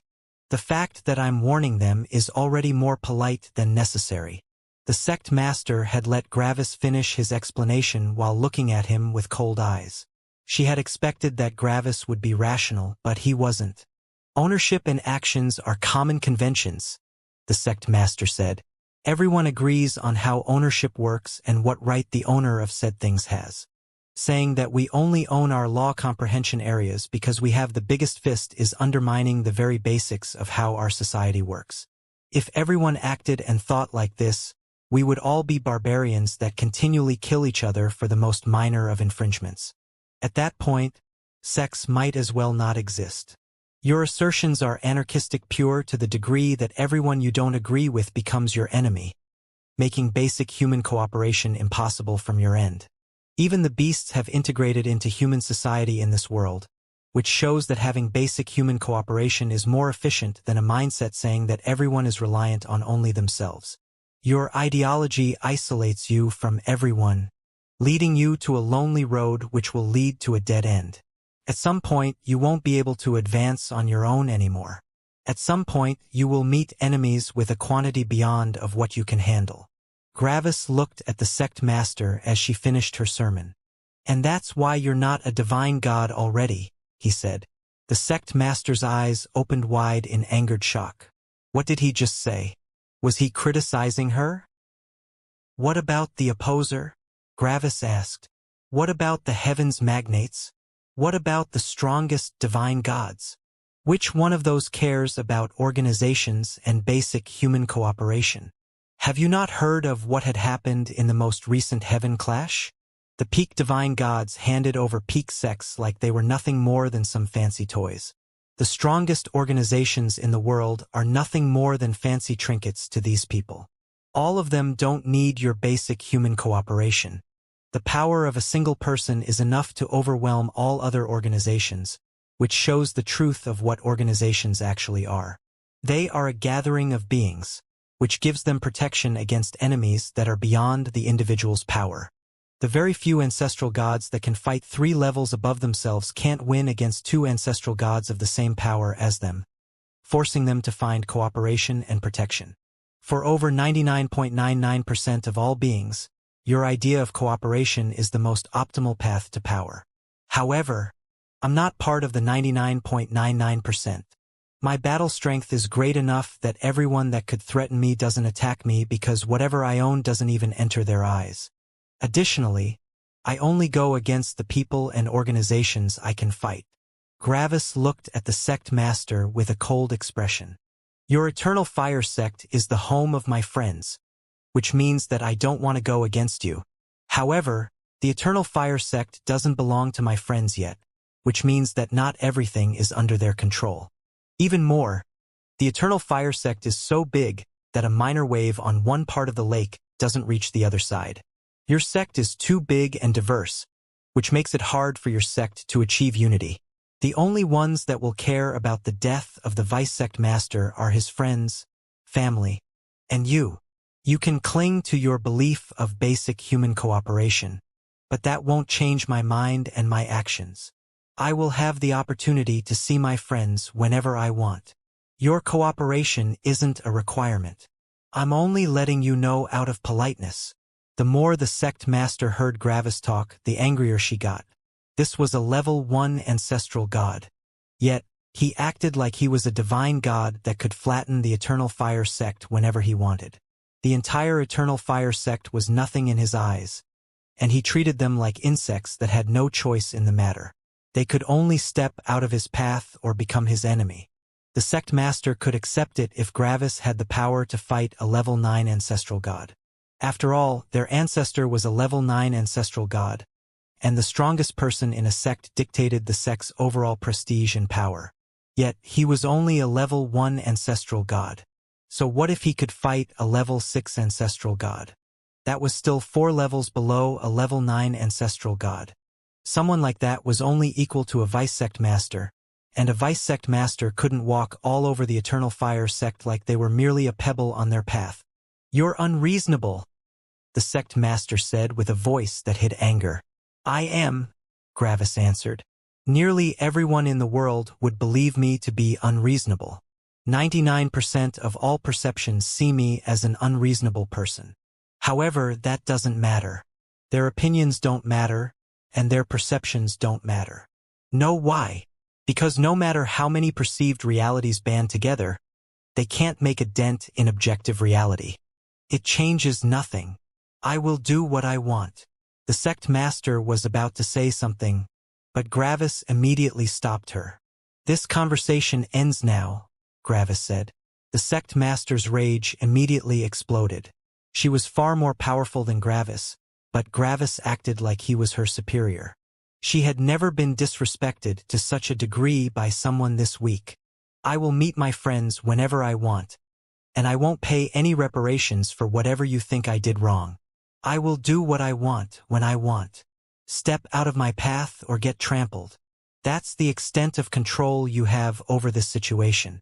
And if you decide to remain in my path, I will have no problems with going somewhere else, becoming a level 3 ancestral god, and returning to kill you. And there's nothing you can do about it," Gravis slowly finished. Gravis slowly turned around, intending to leave. At that moment, The sect master's mind was going wild with rage and frustration. Her mind was going through all possible scenarios. She was confident that she could kill Gravis. Even if Gravis had such a powerful battle strength, he couldn't possibly escape from someone 8 levels above him. If Gravis took one step, she could take several thousand. If Gravis had started one calculation, she would have already finished several thousand. If Gravis had lifted one stone, she would have already lifted several mountains. The sect master's confidence in her own power told her that she could kill Gravis right then and there. However, the sect master's logical mind told her that it couldn't be that easy.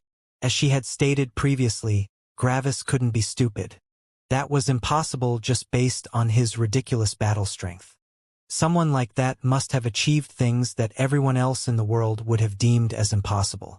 So, even though it was impossible that Gravis could escape in the sect master's mind, she couldn't say that Gravis couldn't accomplish the impossible. There was a 99% chance that Gravis would die in her mind. However, what if the 1% chance happened? If she killed Gravis, what would she get? Relief of her anger. What if she failed? There were too many dangers to count. Gravis hadn't even moved before all these thoughts had shot through the sect master's mind. In the end, the sect master could only come to the conclusion that the danger was too great. She couldn't possibly allow herself to put the sect into such danger. However, that only resulted in her rage and frustration exploding even more. She was far more powerful than Gravis. Yet, she couldn't do anything on her own. She couldn't risk it. She had too much to lose. She wanted to attack and kill Gravis so very badly, but she couldn't possibly risk her sect like that. The sect master had a mind with a high affinity for the law of control. Sadly, her mind didn't have an affinity for the law of freedom. However, even if I can't stop him, the ancestor can, she thought. The sect master readied her emblem, but before she contacted the ancestor, she stopped. She remembered the last time she had called the ancestor. It had been when Orpheus had stood opposite her. Back then, Orpheus had broken a rule of the sect, and he wasn't willing to accept any punishment. Hadn't she been just as frustrated back then? Wasn't this situation nearly identical to the situation back then with Orpheus? Back then, she had also called the ancestor. What had the ancestor done? He had rebuked her and explained to her that using one's power wasn't wrong. If someone had the power to break the rules, they could break them. Yes, the ancestor was the strongest being in the ancestral fire sect, but if he weren't willing to act, the strongest person in the sect would be the sect master. That would be her.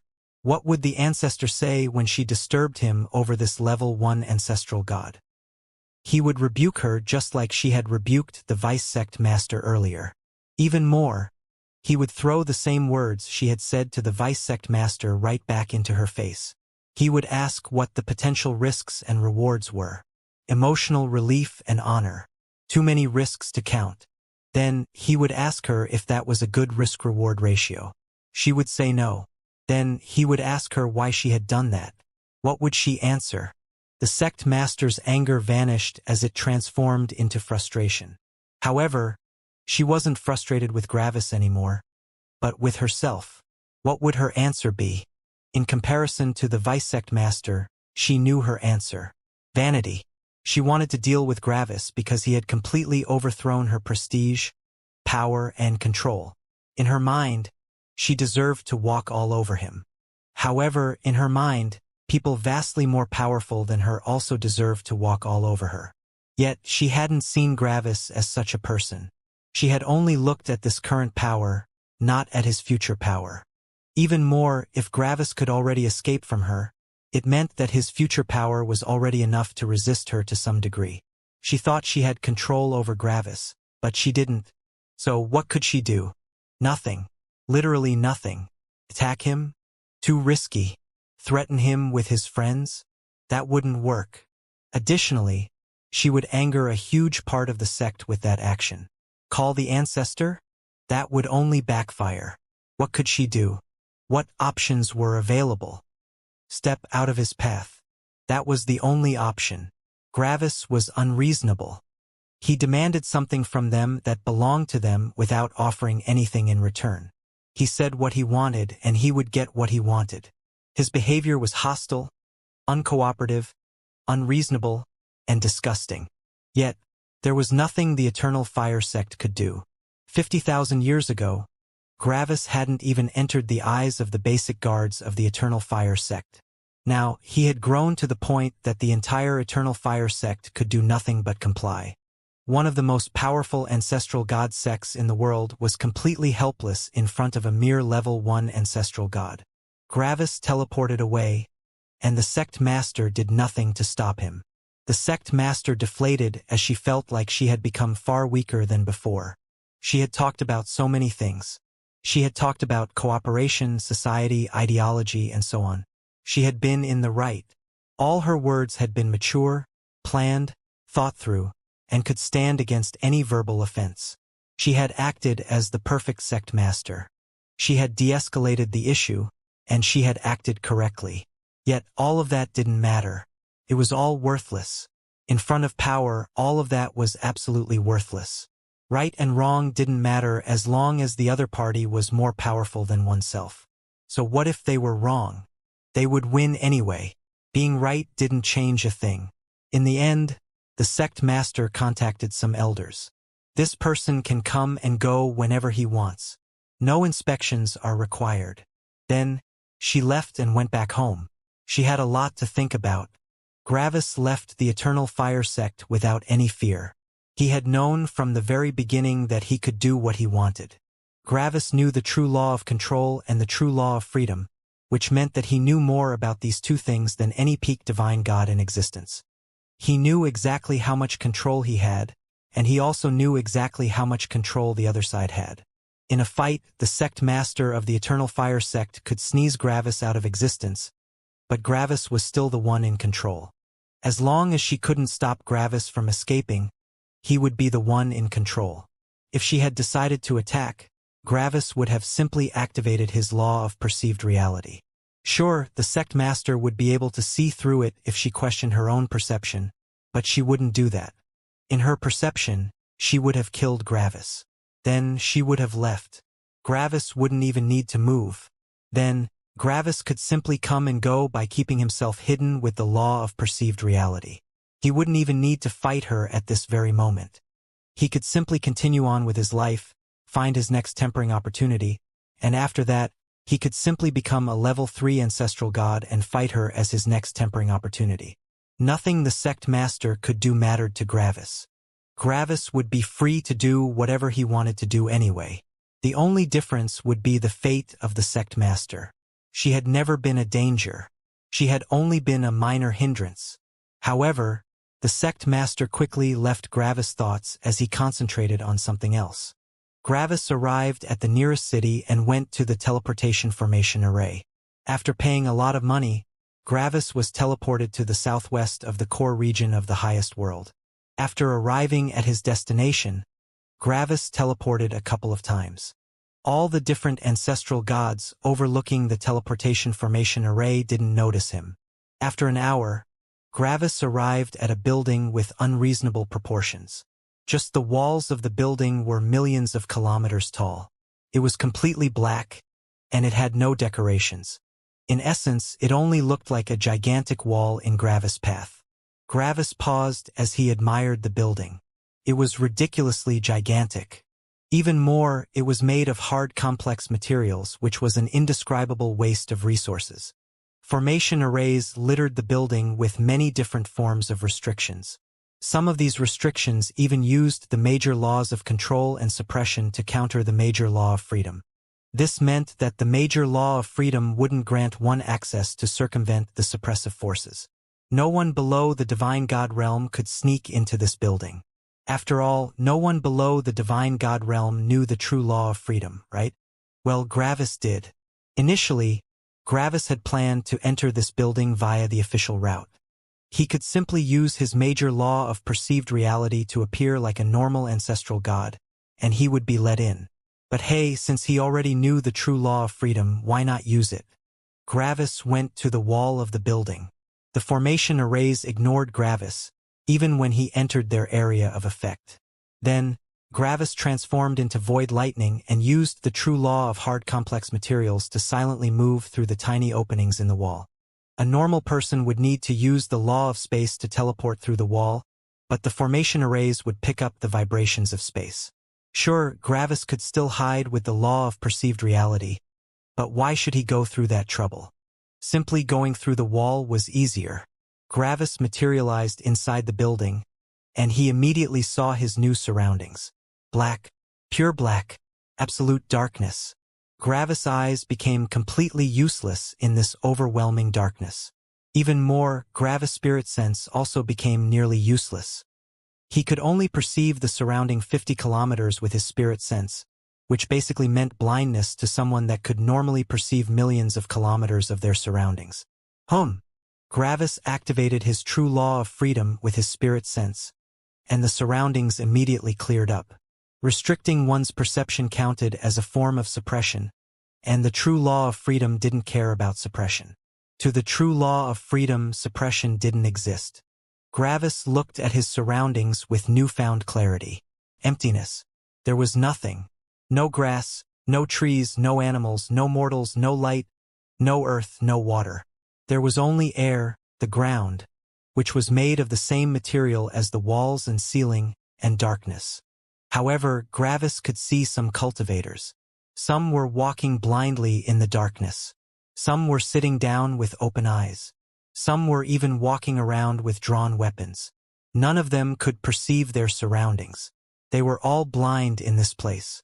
How powerful were all of these cultivators? They were all ancestral gods. The reports were pretty accurate, Gravis thought.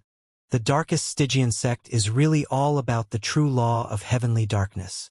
This was the darkest Stygian sect, a sect on the same level as the Eternal Fire sect. However, in terms of ideology and management, the darkest Stygian sect was the complete opposite of the Eternal Fire sect. The Eternal Fire sect increased its power via faction-based conflict inside its borders. The Eternal Fire sect valued clever and strategic leaders and united factions over individual power. The individual adapted to the collective. In comparison, the darkest Stygian sect increased its power via individual conflict inside its borders. It was forbidden to create groups or factions bigger than 3 members. Even more, members of the same faction were forbidden from helping their colleagues if they were in a battle. The only safe place in the darkest Stygian sect was the very center. That was where the headquarters of the darkest Stygian sect lay. Inside the headquarters, some formation arrays were used to make it easier to perceive one's surroundings. That was also the only place where fighting was prohibited. Everywhere else was a land of pure hostility and destruction. The only way to get resources, gain law comprehension, and gain a higher position in the sect was to kill the other sect members.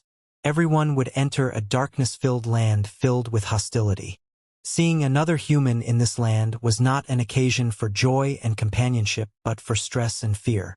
If one saw another human, a fight would most likely break out. If one side was stronger than the other side, the stronger side would simply kill the weaker side to gain resources and contribution points.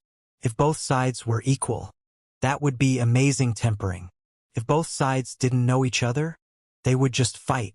If both sides knew each other and didn't like each other, they would fight. The only occasion when no fight broke out was when 2 friends or allies saw each other. And even that wouldn't be without any danger. After all, backstabbing and betrayal existed. The building surrounding the darkest Stygian sect was only around 10 million kilometers wide, which would normally be inside every ancestral god's spirit sense. However, with this darkness around everyone, these 10 million kilometers were absolutely gigantic. Thousands upon thousands of years would pass between each conflict. The only way to orient oneself in this darkness was a small emblem everyone carried, which showed one the way to the center of the darkest Stygian sect. What would the disciples do between fights? They would take out virtualization arrays and comprehend laws. The darkest Stygian sect only had a single law comprehension area, but they had several very talented formation array masters that knew to create an incredible amount of different virtualization arrays. The smart cultivator couldn't even attempt to rival the darkest Stygian sect in terms of virtualization arrays. Even more, the virtualization arrays were exceedingly cheap for the disciples. One dead disciple could pay for at least one virtualization array for a level 7 law, and that was without counting the personal wealth these disciples carried with them. However, it was still dangerous to comprehend laws here. If two people met, they would see each other at the same time. The one that was comprehending a law would need longer to react than the person that was currently on the hunt. That was why it was very risky to comprehend laws here. However, the disciples were forbidden from comprehending their laws in the safe center of the sect. It was a land of danger, stress, fear, suppression, and apathy. Many different laws on the more apathetic side of the emotional and perceived reality categories were far easier to comprehend here. It was also a fantastic place to increase one's will aura. Even more, every disciple got access to a law comprehension area for a level 9 law, free of charge. All this darkness? At the center of the sect was a law comprehension area for the level 9 law of heavenly darkness, and it continually poured out heavenly darkness. The building would isolate the heavenly darkness, essentially creating a gigantic law comprehension area for the law of heavenly darkness. A disciple could sit down at any place in the sect and try to comprehend the level 9 law of heavenly darkness. Heavenly darkness was everywhere. In the darkest Stygian sect, the collective adapted to the individual. Individual power was more important than everything else. Why was Gravis in the darkest Stygian sect? Well, he was here to visit someone, and he had immediately found them. At a random place inside the darkest Stygian sect sat a level 4 ancestral god with pure black hair and an ominous, dark aura. It was like the person had become one with the surrounding darkness. He radiated danger and apathy without end, and everyone would flee from him as soon as he looked at them. He was essentially the hegemon of this place. However, Gravis only smirked when he saw him. Quite clever, Gravis thought. Gravis looked at the man from a distance. He hasn't even noticed me. Quite ballsy of you. Seems like you're pretty confident in your security.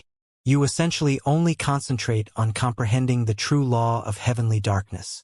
You don't even care about your surroundings. Bad idea. Gravis slowly moved closer to the man, keeping himself perfectly hidden with his true law of control and his law of perceived reality. Then, when Gravis arrived directly behind the person, his smirk widened. Gravis slowly leaned forward as he prepared his saber. Boo! The person's eyes shot open. Boom! Heavenly lightning exploded around him, destroying everything in his surroundings. At the same time, he used the true laws of space and time to move into the distance at ridiculous speeds. He was shocked beyond all reason as he escaped. How did someone attack him in here? He quickly turned around to look at his attacker, and his eyes widened. Gravis only stood in the explosion of heavenly lightning as he absorbed it. Thanks for the meal, Gravis said with a smirk. The person looked with shock at Gravis. Then he broke out into laughter. Gravis also broke out into laughter. Man, you nearly startled me to death. The man shouted with laughter as his aura and appearance changed. The black hair gave way to blonde hair, and 3 additional eyes appeared on his face. His realm also dropped from the 4th level of the ancestral god realm to the 1st level. It was Ark. You were a little too focused on comprehending the law of heavenly darkness, Gravis said with a smirk. I couldn't resist. Ark walked back to Gravis and punched him on the shoulder. You've become incredibly powerful, he said. In fact, Ark was still in shock because of the power he felt from Gravis. Ark had expected that Gravis would one day catch up to him, but he hadn't expected that it would happen this quickly. At the moment, Ark felt a feeling of mortal danger emanating from Gravis. Ark had never seen anyone with such a powerful battle strength, and he knew that a fight with Gravis could go either way. Gravis had truly caught up to him. Even more, this was only Gravis. Mortis wasn't even here, and Ark already felt like Gravis had a real shot at killing him. If Mortis was added to the mix, a lot of stuff happened since we last talked, Gravis said with a smirk. Then, Gravis took out some coffee and sat down. Ark also sat down opposite Gravis, and they shared a cup of coffee. I'm honestly shocked that you managed to catch up to me in only 1,000,000 years. Your speed of growth is ridiculous, he said. Funnily enough, everyone else would think that Gravis' speed of growth was only average. Sure, he was getting through the realms without tribulation, but he always only reached the next realm shortly before his tribulation would take place. There were definitely people in this world that were younger than Gravis that could fight him. However, these people only looked at the absolute power of the cultivator, not only at the battle strength. In terms of absolute power, Gravis was only growing with average speeds, but in terms of battle strength, Gravis was growing at impossible speeds. How long would a normal cultivator need to gain the ability to jump only 3 levels? They would need to comprehend several level 8 laws as level 1 ancestral gods. How long would that take? Long, very long. Even more, every additional jump in level would take several times longer, and in order to reach Gravis power, one needed to know several level 9 laws. How long would a normal level 1 ancestral god take to comprehend several level 9 laws? Impossibly long. How long had the opposer taken to reach Gravis battle strength? 10 million years. How long would a normal person take? Longer. Yet, Gravis had managed to catch up to Ark in only about 1 million years. It was ridiculously fast. So, you're comprehending the true law of heavenly darkness, right? Gravis asked. Ark nodded with a smile. Yes, it's amazing. I can finally actually look at laws. I no longer need to just randomly guess. The difference is astounding. Gravis sighed. I still can't believe that you managed to comprehend so many laws by simply guessing. I can't even imagine how tedious, frustrating, and annoying that must have been. No matter how much I think about it, it still feels impossible to do something like that. Time, Gravis, Ark said. With enough time, you can do everything, but you already know that. After all, I already feel the power of the true law of time on you. Gravis nodded with a smirk. You would be surprised how I managed to comprehend it. How? Ark asked. By fighting you. Ark became shocked and confused. Fighting him? How? Why? He didn't remember fighting Gravis. When Gravis saw Ark's expression, he broke out into laughter again. Let me explain. Then, Gravis narrated his experiences in the Heavens trial, but he kept the sensitive things to himself. In the Heavens trial, Gravis and Mortis had learned of things that no other being in this cosmos was allowed to know. Man, Mortis really got the shaft in the Heavens trial, Ark said with a laugh when Gravis told him about the 3rd trial. Gravis laughed and nodded. Yeah, but he managed to get through it. Then, Gravis narrated his fight with Ark's copy. My copy even summoned Charlie, Ark said. Charlie? Gravis asked. The general you fought, Ark clarified. I call him Charlie. Charlie, Gravis repeated with a laugh. The name is so incredibly normal. It doesn't fit that imposing general at all. Hey, Charlie is cute. Don't insult him, Ark said. After hearing about the end of the fight, Ark nodded. Yep, that copy was about as powerful as I have been at that level. Then Ark smirked. However, I became more powerful in the meantime. An oppressive force of gravity wrapped around Gravis, and Gravis' eyes opened wide in surprise. The true law of gravity? Gravis asked. Ark nodded with a smirk. Powerful, isn't it? Gravis also nodded. If Ark's copy had known that law, Gravis and Mortis would have died. Then, Gravis smirked. However, I have also grown substantially since then. I noticed, Ark said. If you were still as powerful as you were back then, I wouldn't feel such danger emanating off you. I presume your growth comes from the 5th trial. Gravis nodded. Yep, in the 5th trial, I fought a copy of my father when he had been a level 9 star god. That surprised Ark. Ark was ancient, and he knew a lot of things. However, the opposer had come to power even before Ark had been born. So Ark had no idea about the opposer's power. How powerful was he? Ark asked. Very powerful, Gravis said with a smile. Gravis narrated his fight with the opposer, and Ark nodded in shock and appreciation. Honestly, I think he could have beaten me. His true law of freedom would have made him immune to my laws of space, time, and gravity. Even more, his will aura together with his laws would have made it nearly impossible for me to move. Even Charlie wouldn't have been able to do anything to him. your father would have simply suppressed him. Then he would have shot past him, and he would have killed me with one explosive strike. It wouldn't even be a fight, and the main reason for that is his true law of freedom. I mainly fight by keeping everyone at bay until my law of the true world can create enough living beings to make Charlie basically invincible. However, your father would have killed me before that could take place.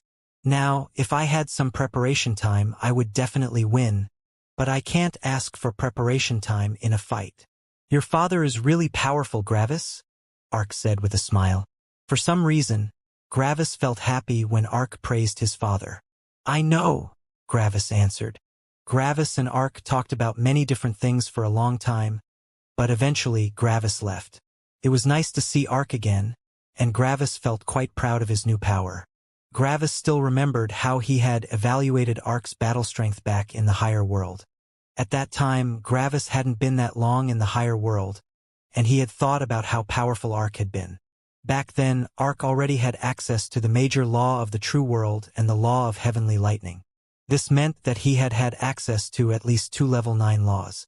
When Gravis had thought about these things, he had just become an immortal king, and he hadn't even comprehended a level 5 law yet.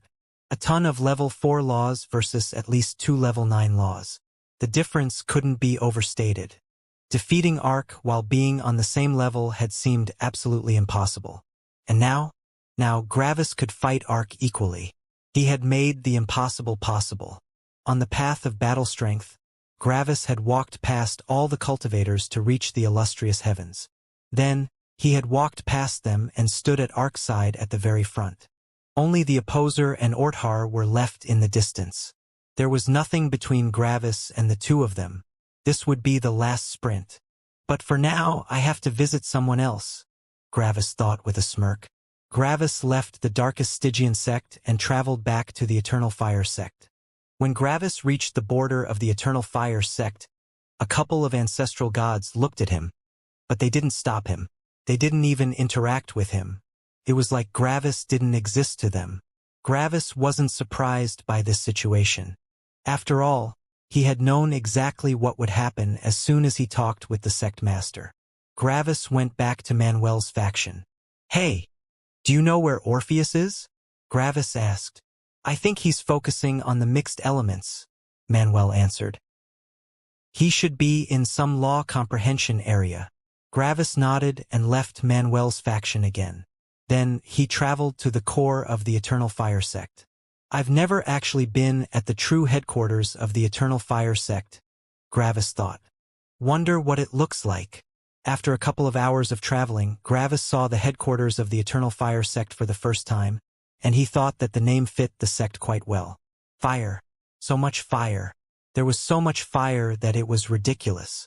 The houses were made of a material that looked like obsidian, and violent fire columns and firewalls shot out of the side of the streets.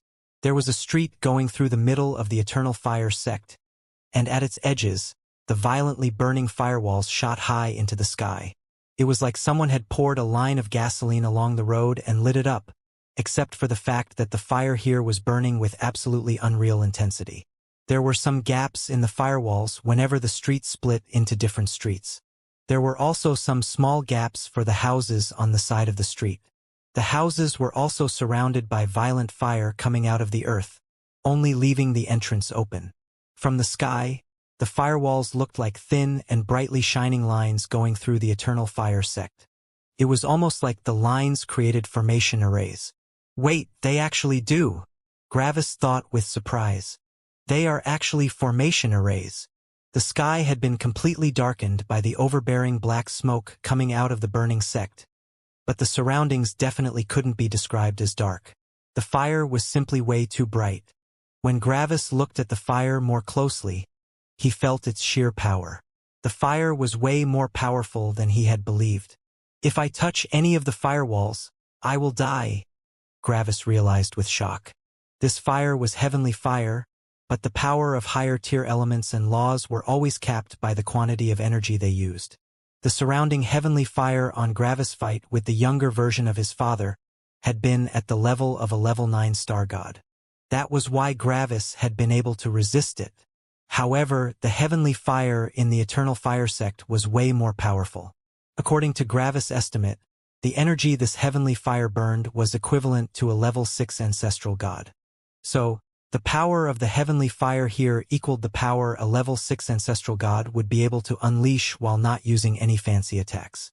The ancestral god would only unload their element.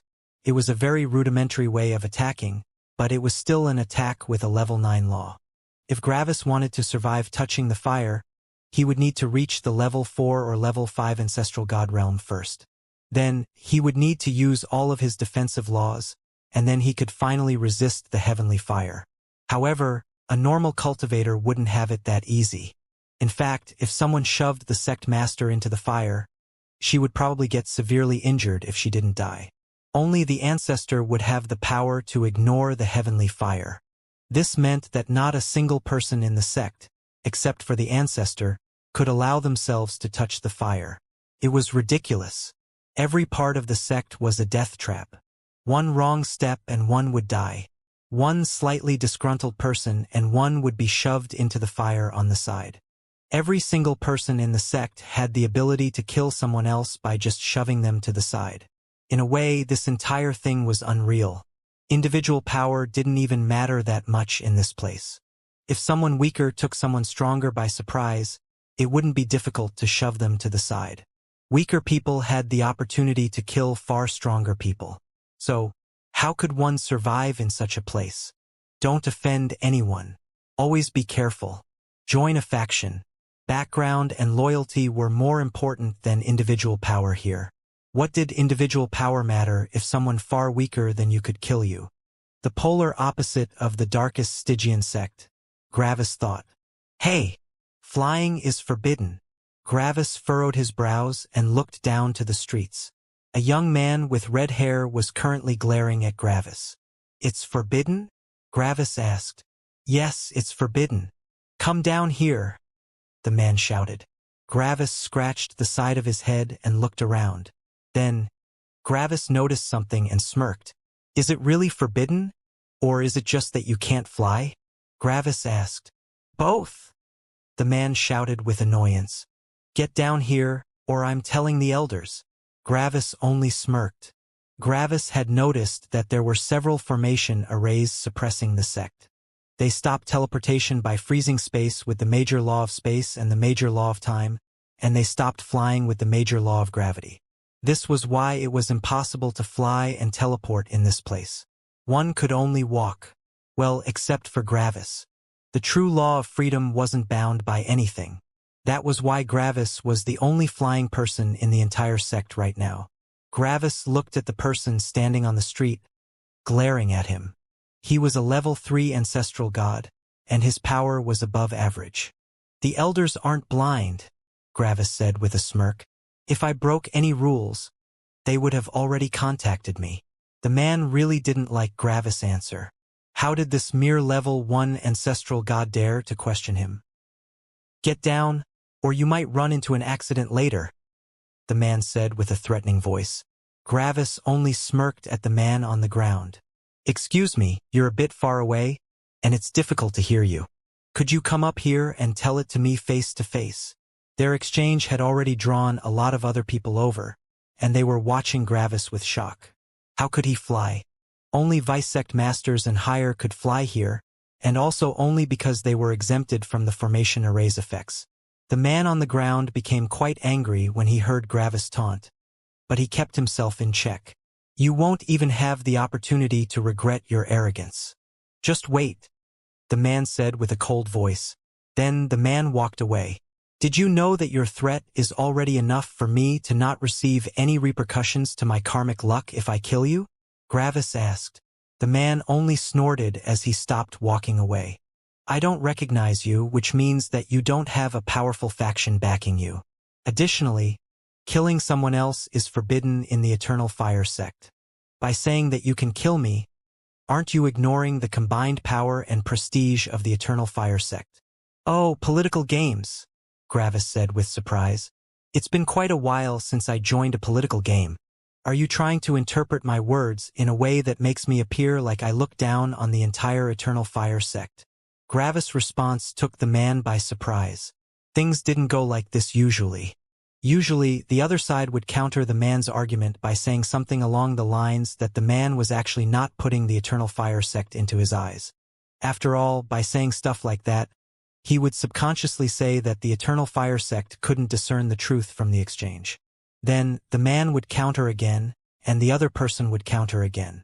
Eventually, one of two things would happen.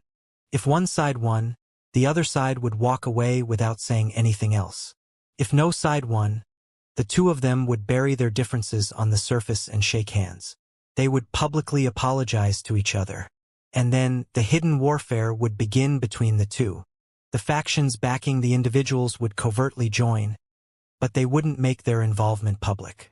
It was a complex game of schemes, public opinion, and suppressing the other person without directly attacking or harming them. Yet, Gravis pulled the veil of the hidden political game down and directly addressed it. People like that were very unpopular in the Eternal Fire sect. The different factions warred with each other, but they all warred in secret, and if someone pulled the veil down, it would make it harder for factions to war with each other. Because of that, directly addressing the political game was taboo. If one did so anyway, all the factions would quietly go against that person. The veil must not be addressed, or it would be harder to keep up the suspension of disbelief. Because of that, Gravis' words surprised everyone. Was the guy suicidal? However, every person here was an experienced strategist and politician. We don't play any of these games here. He only wanted to uphold the rules, another guy said. Are you trying to deflect from your blame by saying that the other guy is just playing some game? Grow up. Yet another guy shouted. Imagine literally flying above someone's head and talking down to the entire Eternal Fire sect. He obviously has issues with his mind, a girl said with a snort. Look at him, standing up there in the sky and looking down on the entire Eternal Fire sect. He is obviously someone that doesn't know how to spell respect, and we shouldn't give him the time of day, a strict-looking woman said. In just a moment, the entire Eternal Fire sect had banded together to deal with Gravis. Every person was severely criticizing Gravis and saying that he was only talking nonsense. Gravis had been right when he said that all of this was just a political game, but that didn't matter. If all the masses said the same thing, it was accepted as the truth. In the biggest castle in the middle of the Eternal Fire sect, the sect master looked at what was happening with calm eyes. If it had been a couple of years ago, she would believe that everything was normal. The sect would band together and keep up the facade, which allowed them to increase their capabilities regarding planning and strategy. She would have also believed that Gravis would have learned a valuable lesson today. Sometimes it was necessary to play the game if everyone else wanted to play. If he didn't, he would be ostracized and killed. However, these beliefs would have held true only a couple of years ago. At the moment, the sect master's mind had changed quite a bit. When the ancestor had said that the sect master had been so occupied with planning that she had forgotten what power actually meant, she had gotten a reminder of what power actually was. Back then, Orpheus had broken an important rule of the Eternal Fire sect, and the sect master had been forced to capitulate. However, this lesson hadn't hit home until her confrontation with Gravis. Gravis had shown her that all of her planning didn't matter. Any vice sect master could probably kill Gravis, and she could probably easily kill Gravis. Yet, the Eternal Fire sect had still been helpless. All the sect master's scheming abilities had been worthless. Why? Because she couldn't guarantee that any of her schemes or plans would work out. If only one of them failed, she would have created a calamity for the Eternal Fire sect. Wasn't that exactly what power was? If someone was weaker than everyone, one didn't need to fear them, and they could do whatever they wanted with them. However, if someone was stronger than everyone, no one could afford to anger that person. In the past, the sect master would have believed that Gravis was an amateur in strategy and politics based on the outcome of the current situation. But now her mind had changed. Public opinion was imperative in these kinds of political games, but when the power difference was too vast, public opinion was worthless. A good example was the opposer. The entire world absolutely hated the opposer. He had killed so many people, and many people were afraid that he would suddenly kill them for no apparent reason. The highest world despised and hated the opposer with all their being. Yet what did that matter? It didn't matter if everyone hated him or if everyone loved him. Nothing would change. When the sect master saw everyone gang up on Gravis, she came to a decision. She took out an emblem. Ancestor, at the moment, a very powerful level 1 ancestral god is being publicly denounced by everyone in the Eternal Fire sect. Then, she told the ancestor about her encounter with Gravis a couple of years ago. "And why did you contact me?" the ancestor asked at the end. "I have a plan, and I want to know if you are fine with it." "It is very risky," she said. "Oh? Do tell." The Eternal Fire sect kept denouncing Gravis in public, and Gravis only looked at them with a curious expression. He found it quite funny that they were publicly insulting him while being in such a place. If they were anywhere else, Gravis could understand it. After all, in their perception, Gravis wasn't very powerful since they couldn't perceive his battle strength. But here, why would they talk down to someone in such a place? What if the person they were insulting lost control over themselves? What then? However, Gravis also noticed that not everyone was insulting him. There were also some people that kept themselves out of this clash. These people only looked on with interest, but they didn't reveal any of their thoughts with their expressions and gestures. They see that they don't have to involve themselves. They can simply stay on the sidelines while other people take risks for them. Quite smart.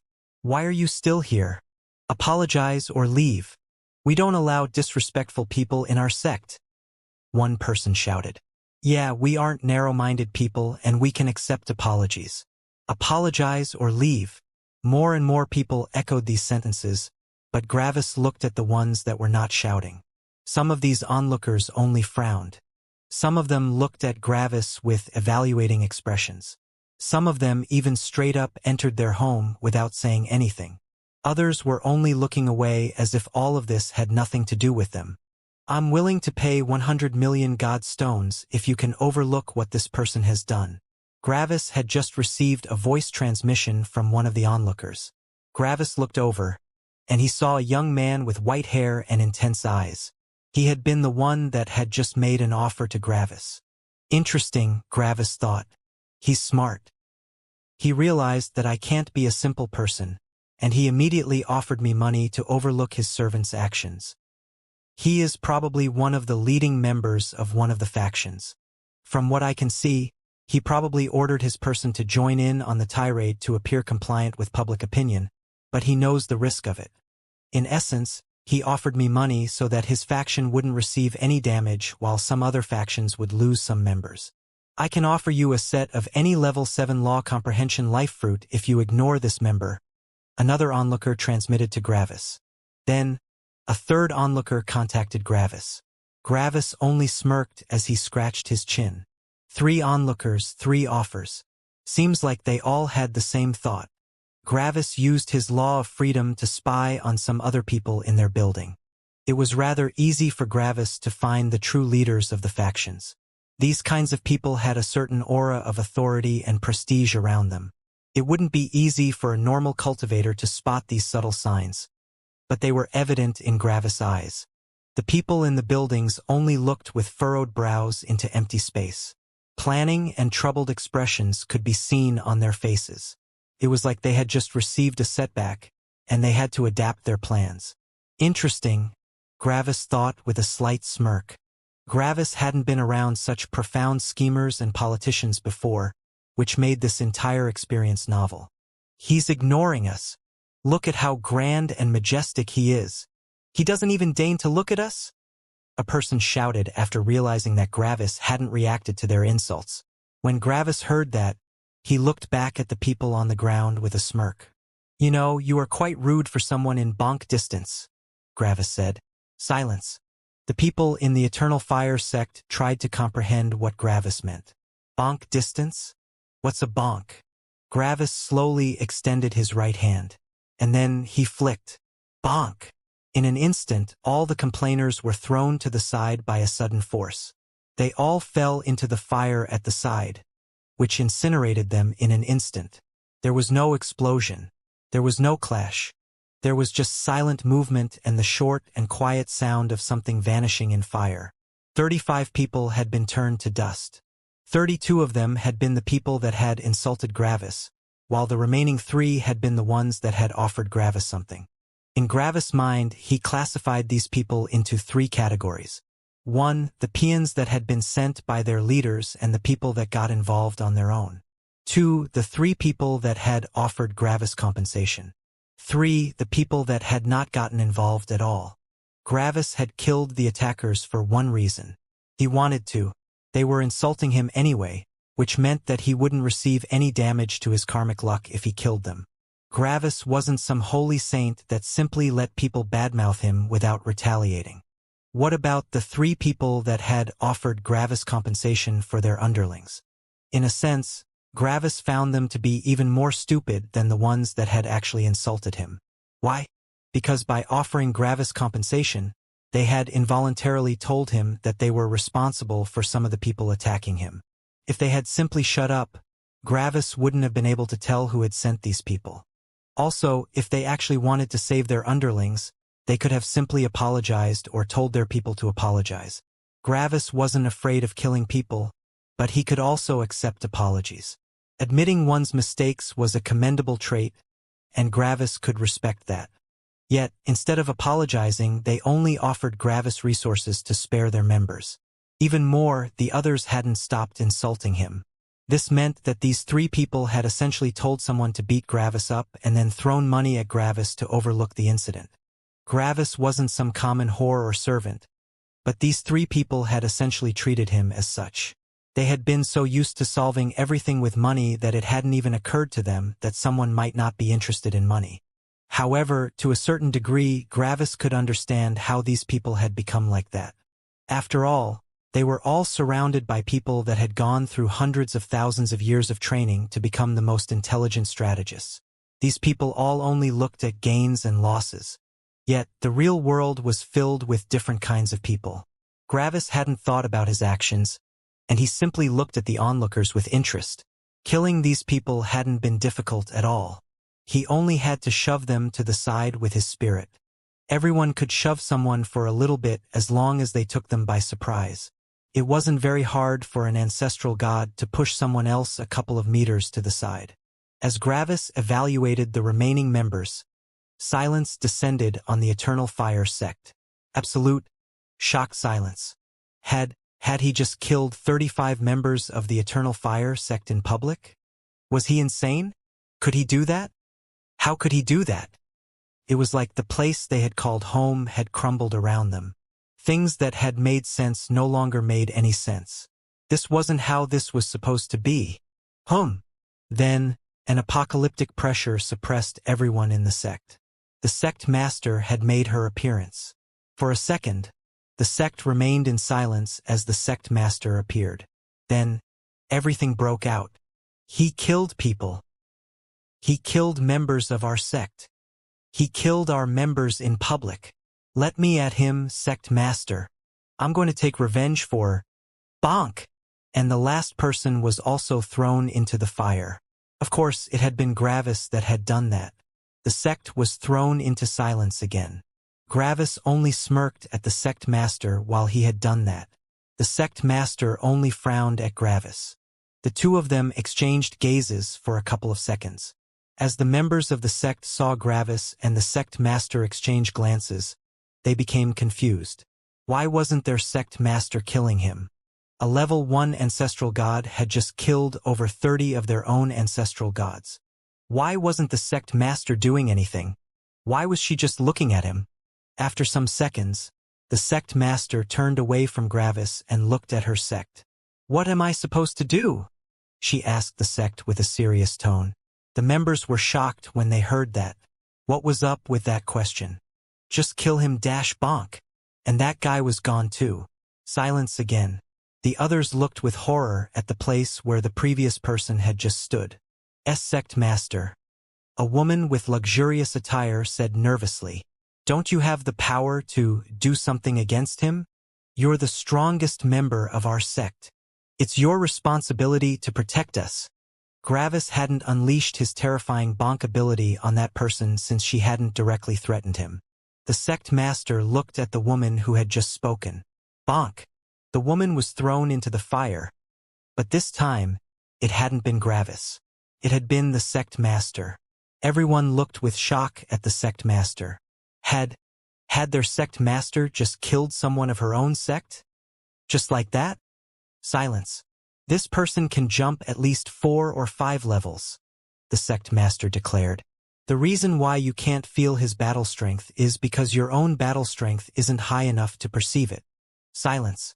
As a level 1 ancestral god, he can fight level 4, level 5, and maybe even level 6 ancestral gods. The sect master continued. Silence. Would someone like that throw their life away in such a stupid way? Silence. The members of the sect had been beyond shocked by the revelation. Jumping 4, 5, and maybe even 6 levels?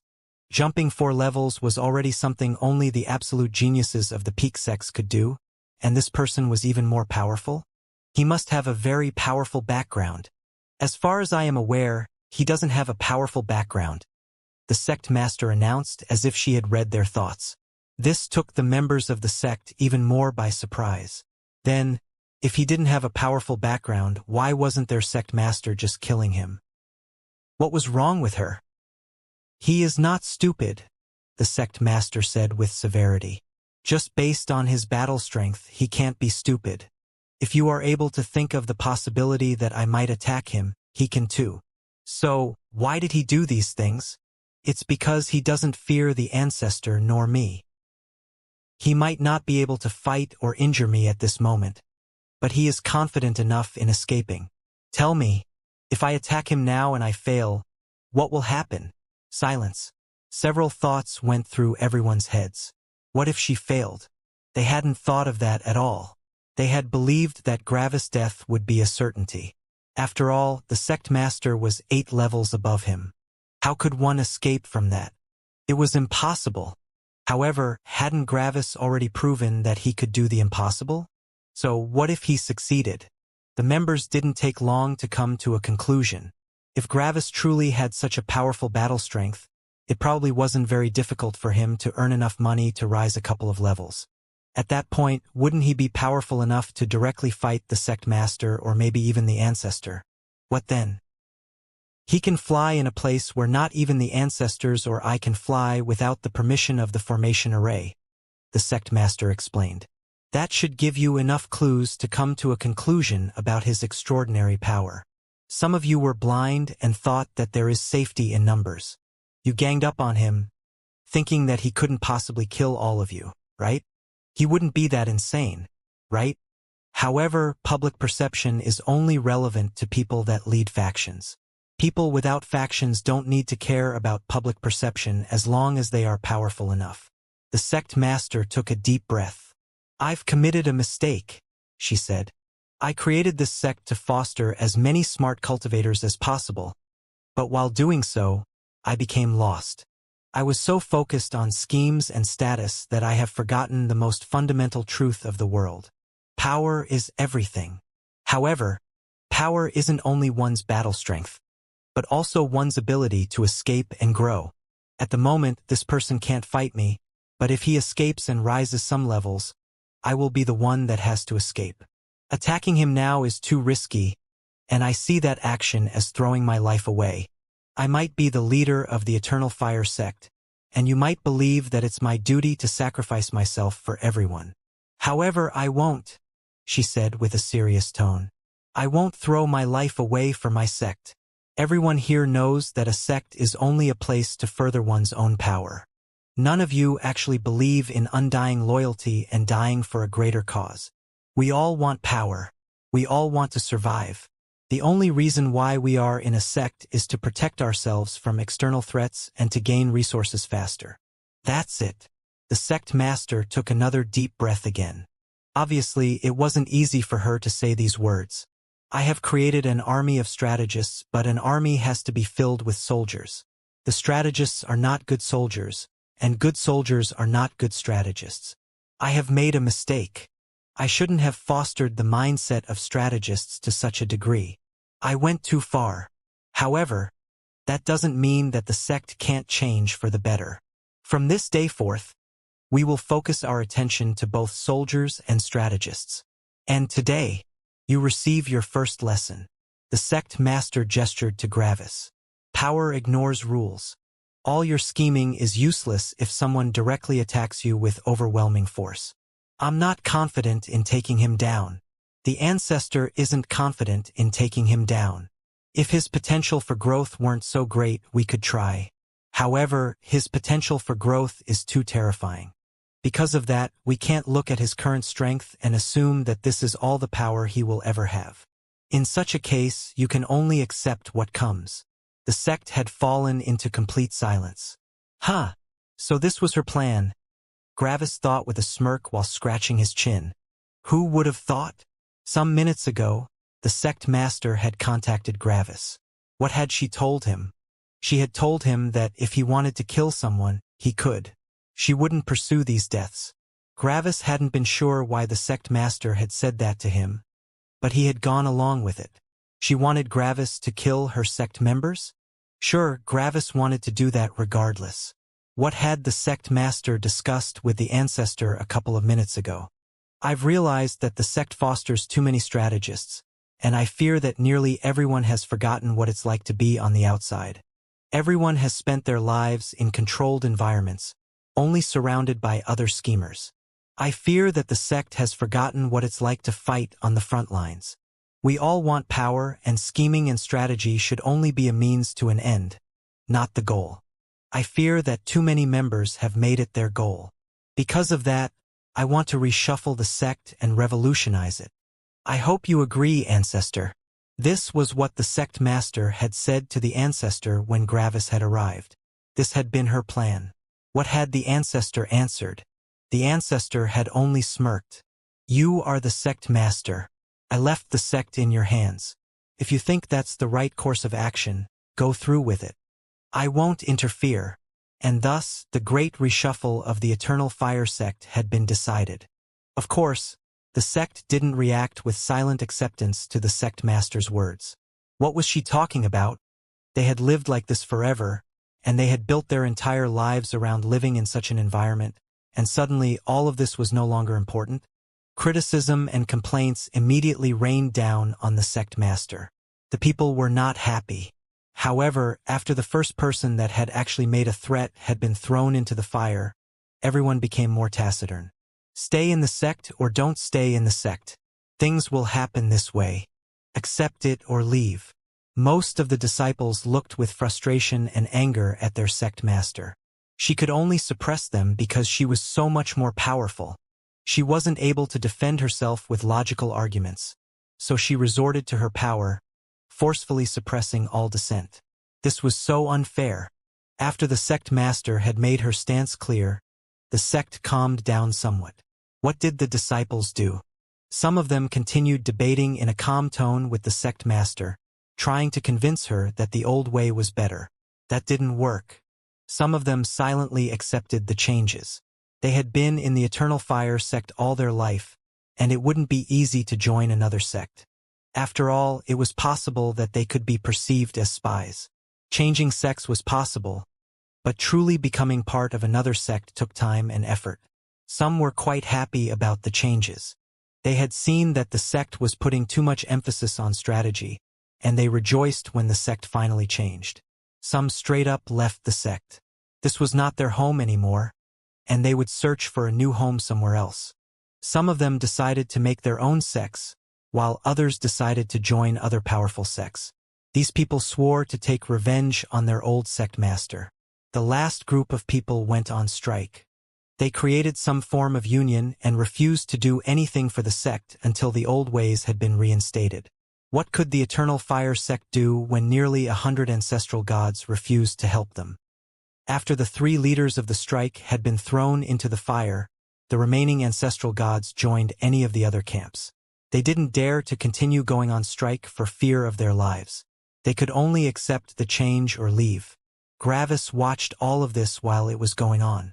He actually found it incredibly interesting.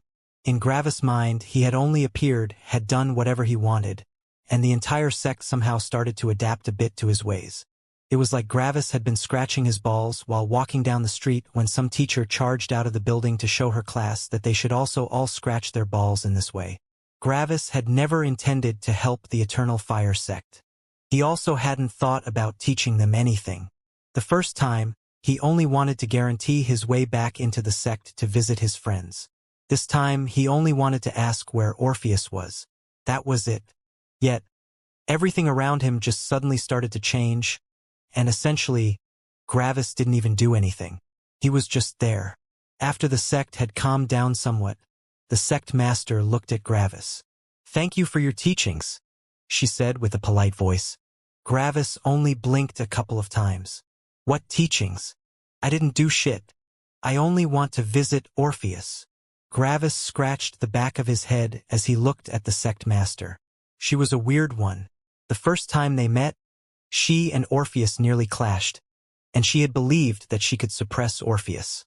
Then, her ancestor had suppressed her, and Gravis believed her to be quite an ignorant person.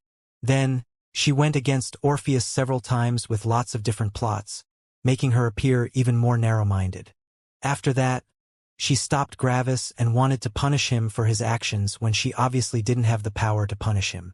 And now, she had suddenly done the incredible smart thing of entirely changing the sect to more accurately reflect the real world. In one swift motion, she had transformed the entire sect. And lastly, she had even thanked Gravis for his teachings. It was like she had transformed from a blind idiot into a bright-eyed commander. Gravis looked at the sect master for a bit longer and scratched his chin with interest. "I want to know something," Gravis said. The sect master looked at Gravis. She wasn't super respectful, but she also wasn't deferential. Her gaze was simply neutral towards Gravis. "Yes?" the sect master asked. Then, Gravis slowly landed in the Eternal Fire sect and stopped beside one of the firewalls. After that, he looked at the sect master with interest. "What if I stand right here? Will that change anything?" he asked with a smirk. At the moment, the sect master's mind went wild. All these changes and everything had been dependent on the fact that she couldn't kill Gravis. The chance of failure was simply too high. Would all of this had happened if she could have killed Gravis? If she could have killed him, this entire thing wouldn't have happened. Gravis would have simply died when he had left the Eternal Fire sect some time ago. No one in the Eternal Fire sect would have died, and she wouldn't even have thought about changing the philosophy of the Eternal Fire sect. Everything had been based on the fact that power was absolute and that she couldn't kill Gravis. But now, Gravis had walked to a place where power wasn't absolute. Besides the fire, even a weaker person could kill a stronger person.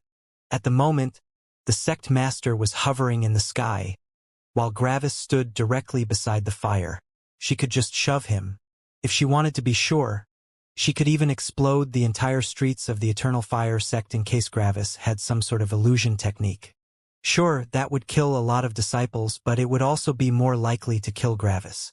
Killing Gravis wasn't a surefire thing, but shoving him slightly to the side, as someone 8 levels above him, Gravis only looked at the sect master with interest. He wondered what she would do.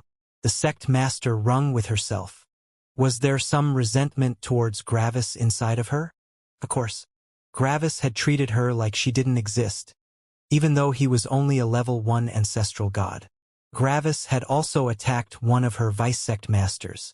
Even more, Gravis had killed over 30 of her ancestral gods.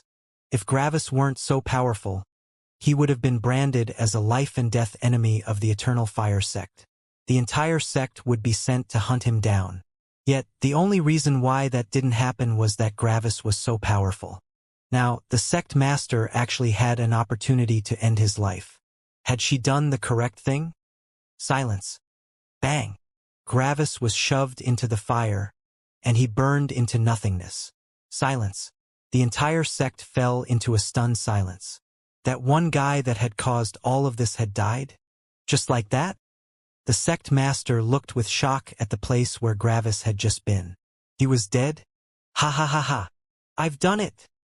A disciple near the old position of Gravis shouted with wild laughter. You were all so afraid of him, but you didn't realize that he was only bluffing. Then the disciple pointed at the sect master. Do you see that? You've been fooled by this level 1 ancestral god, jumping 5 or 6 levels. Who would believe that shit? Something like that is straight up impossible. Yet, you all still believed him. You all thought that he was so invincible and powerful, and that you were all helpless in front of him. You have all been led on by some random level 1 ancestral god. A mere level 1 ancestral god had fooled the entire sect. It even went so far that he became overconfident. He believed that no one would dare to attack him. Yet, I called his bluff and I was right. The man shouted with loud laughter. The sect only remained in stunned silence. No, this was not how it was supposed to go down. He died? Just like that? Anyway, you can all thank me later. Sect Master, I hope I will receive an appropriate reward for my services. I have something to do. See you later, the man said with a wide smirk. Then he continued laughing as he walked away, right into the fire. The eyes of everyone in the sect widened even more. Why? Was this what he had to do? Also, why did he say see you later before killing himself? Was he cursing them? Telling them that they would also soon die? Ha ha ha ha. Everyone turned to the person that laughed loudly, and their eyes widened when they saw Gravis. At the moment, Gravis was wheezing from laughter. Where did he come from? Bang! Gravis was thrown into the fire again. The sect became shocked yet again. Another person was currently glaring at the spot where Gravis had just been with nervous eyes. He was sweating nervously. Now, he has truly become too confident, the man said slowly. He has cast an illusion on everyone. But when that illusion worked, he must have shown his true self just to gloat. Bang! Gravis appeared behind that person and kicked him into the fire. Fucking asshole! That was 1 billion god stones! He shouted with anger. In a sense, the man had been right. Gravis had become a bit too reckless, and he had unveiled his true body. Or at least one of his 2 real bodies. Just to be sure, Gravis had created a second body in case something went wrong. However, Gravis had lost 1 billion god stones now due to his recklessness, which made him quite angry and frustrated.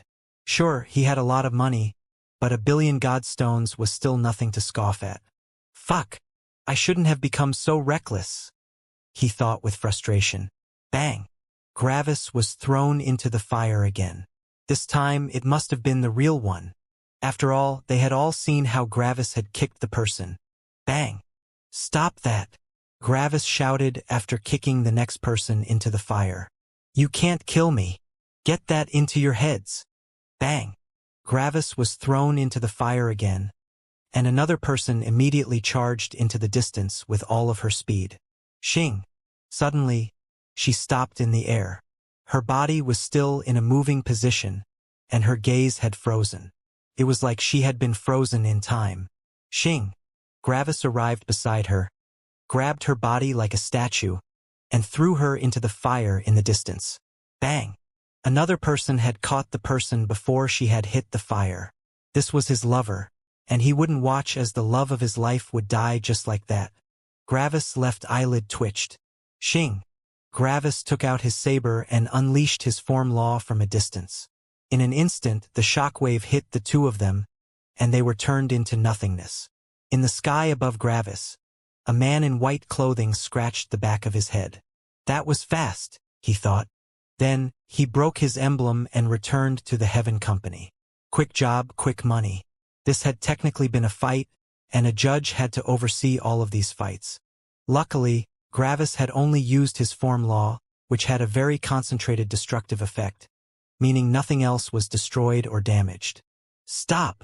Everyone took a deep breath as an apocalyptic pressure suppressed them all. The sect master had watched all of this with a stunned expression, being shocked again and again by what was happening. She had just lost several more ancestral gods to their own stupidity, and she couldn't afford to lose more. She had already lost over 30 at the beginning, and now there had been even more deaths. Even more, a lot of ancestral gods had left. The Eternal Fire sect had lost over 20% of their ancestral gods. They couldn't afford to lose even more to such ridiculous actions. You can't kill him, the sect master shouted in fury. Stop trying it. If you continue on like this, we will run out of ancestral gods. The sect didn't answer, but mainly because they simply couldn't do to her will aura. After some seconds, the sect master released a long sigh. This had been too ridiculous for her to handle. She still couldn't fully believe that all of this had actually happened. Eventually, the sect master only looked at Gravis calmly. He had always been in control from the very beginning. His control over the situation wasn't an illusion. The sect master's thoughts went through all the times she had interacted with Gravis, and she realized that she had done the right thing. She was far more powerful than Gravis, but she had never been in control. The only thing she could do was get out of his way. It was difficult to come to terms with, but it was the truth. This was the power of control. Boom! And that's when the sect master's eyes widened in comprehension. Control. So, this was control. The sect master had just comprehended the true law of control. She had already known the major law of control, but now she knew the true law. Was Gravis able to teach someone a level 9 law just like that? No. One had to remember that the sect master was a level 7 ancestral god. In order to become a divine god, one needed to comprehend a level 9 law. The sect master had already led her sect for over 1,000,000 years, which had given her a lot of comprehension regarding control. Even more, she was in the late stages of the ancestral god realm. Comprehending one's first level 9 law was normal in these levels. One could say that Gravis had only given her the last push. Why had Gravis done so? Because he had been impressed by her great change. It was quite shocking and impressive how quickly she had grown. So, why not give her an opportunity to comprehend the true law of control? Now, the question was, why had Gravis done so? Because he wanted to. Gravis realized that she had comprehended the true law of control, and he smiled. It definitely wasn't easy to comprehend the true law of control, but the sect master's mind was already very susceptible towards the law of control. Of course, the law of freedom would be a different story. Manuel's mind was also very susceptible towards the law of control, but he still hadn't comprehended the law of freedom, even though he already knew all of the other laws. Comprehending either one of the law of control or law of freedom was relatively easy. Comprehending both of them was nearly impossible. After all, they were polar opposites. One was about evaluating all the variables and possibilities and comprehending the entire complexity of the situation, which would give someone insight into what options everyone had and what they could do. The law of control was the peak of complexity. Meanwhile, the law of freedom was literally ignoring everything and doing whatever one wanted to do. Nothing else. That was it. The law of freedom was the peak of simplicity. Yet, comprehending the true law of control was still quite an achievement. Surprised? Gravis asked the sect master with a smirk. The sect master was surprised when she heard Gravis' words. It took her some time to understand what Gravis meant. You already know this law? She asked. Gravis nodded. Yep. How else could I be in control of the situation? The sect master took a deep breath. No wonder she had felt like she had had no control over her interaction with Gravis. Her lack of control hadn't been an illusion but reality. She realized this now even more than before. She comprehended the entirety of control, which allowed her to truly see that she wasn't in control. One would think that knowing more about control would allow one to be in control more, but that wasn't always true. Sometimes, knowing more about control only makes one realize that there was truly no way to be in control of a situation. The sect master also finally realized that Gravis had given her an opportunity to comprehend the law. However, exactly that was throwing the sect master for a loop. She knew that Gravis was Orpheus' brother, and she knew that she had quite a shaky relationship with Orpheus. Additionally, she had wanted to punish Gravis. Even more, she had nearly killed Gravis back then, and Gravis knew that. Even just now, she had debated killing him. In essence, Gravis should see her as his enemy. So, why was Gravis suddenly helping her? She didn't get it. It made no sense in her mind. It felt completely random. All the different thoughts shot through her head. And even though she knew everything about control, she had no idea how to navigate the current situation. There was seemingly nothing logical about it. When Gravis saw her uncomfortable expression, he only chuckled. He knew exactly what she was thinking. You want to ask why, but you are not asking. Why not? Gravis asked. These words threw the sect master for a loop again. Gravis knew what she was thinking about. How? Did he know something she didn't know? The sect master said as she hesitated. She had no idea what she should do. Her mind tried to combine all sorts of realities and possibilities with each other to comprehend the current situation, but she didn't come to any reasonable conclusion. It was like Gravis didn't act like a human. Gravis only suppressed a laugh as he looked at her. He found it hilarious that he could throw someone that knew the true law of control for a loop with only some words. However, Gravis also realized that she would probably never comprehend the law of freedom in her life. The concepts of control completely enveloped her mind, and there wasn't even the smallest space left for freedom.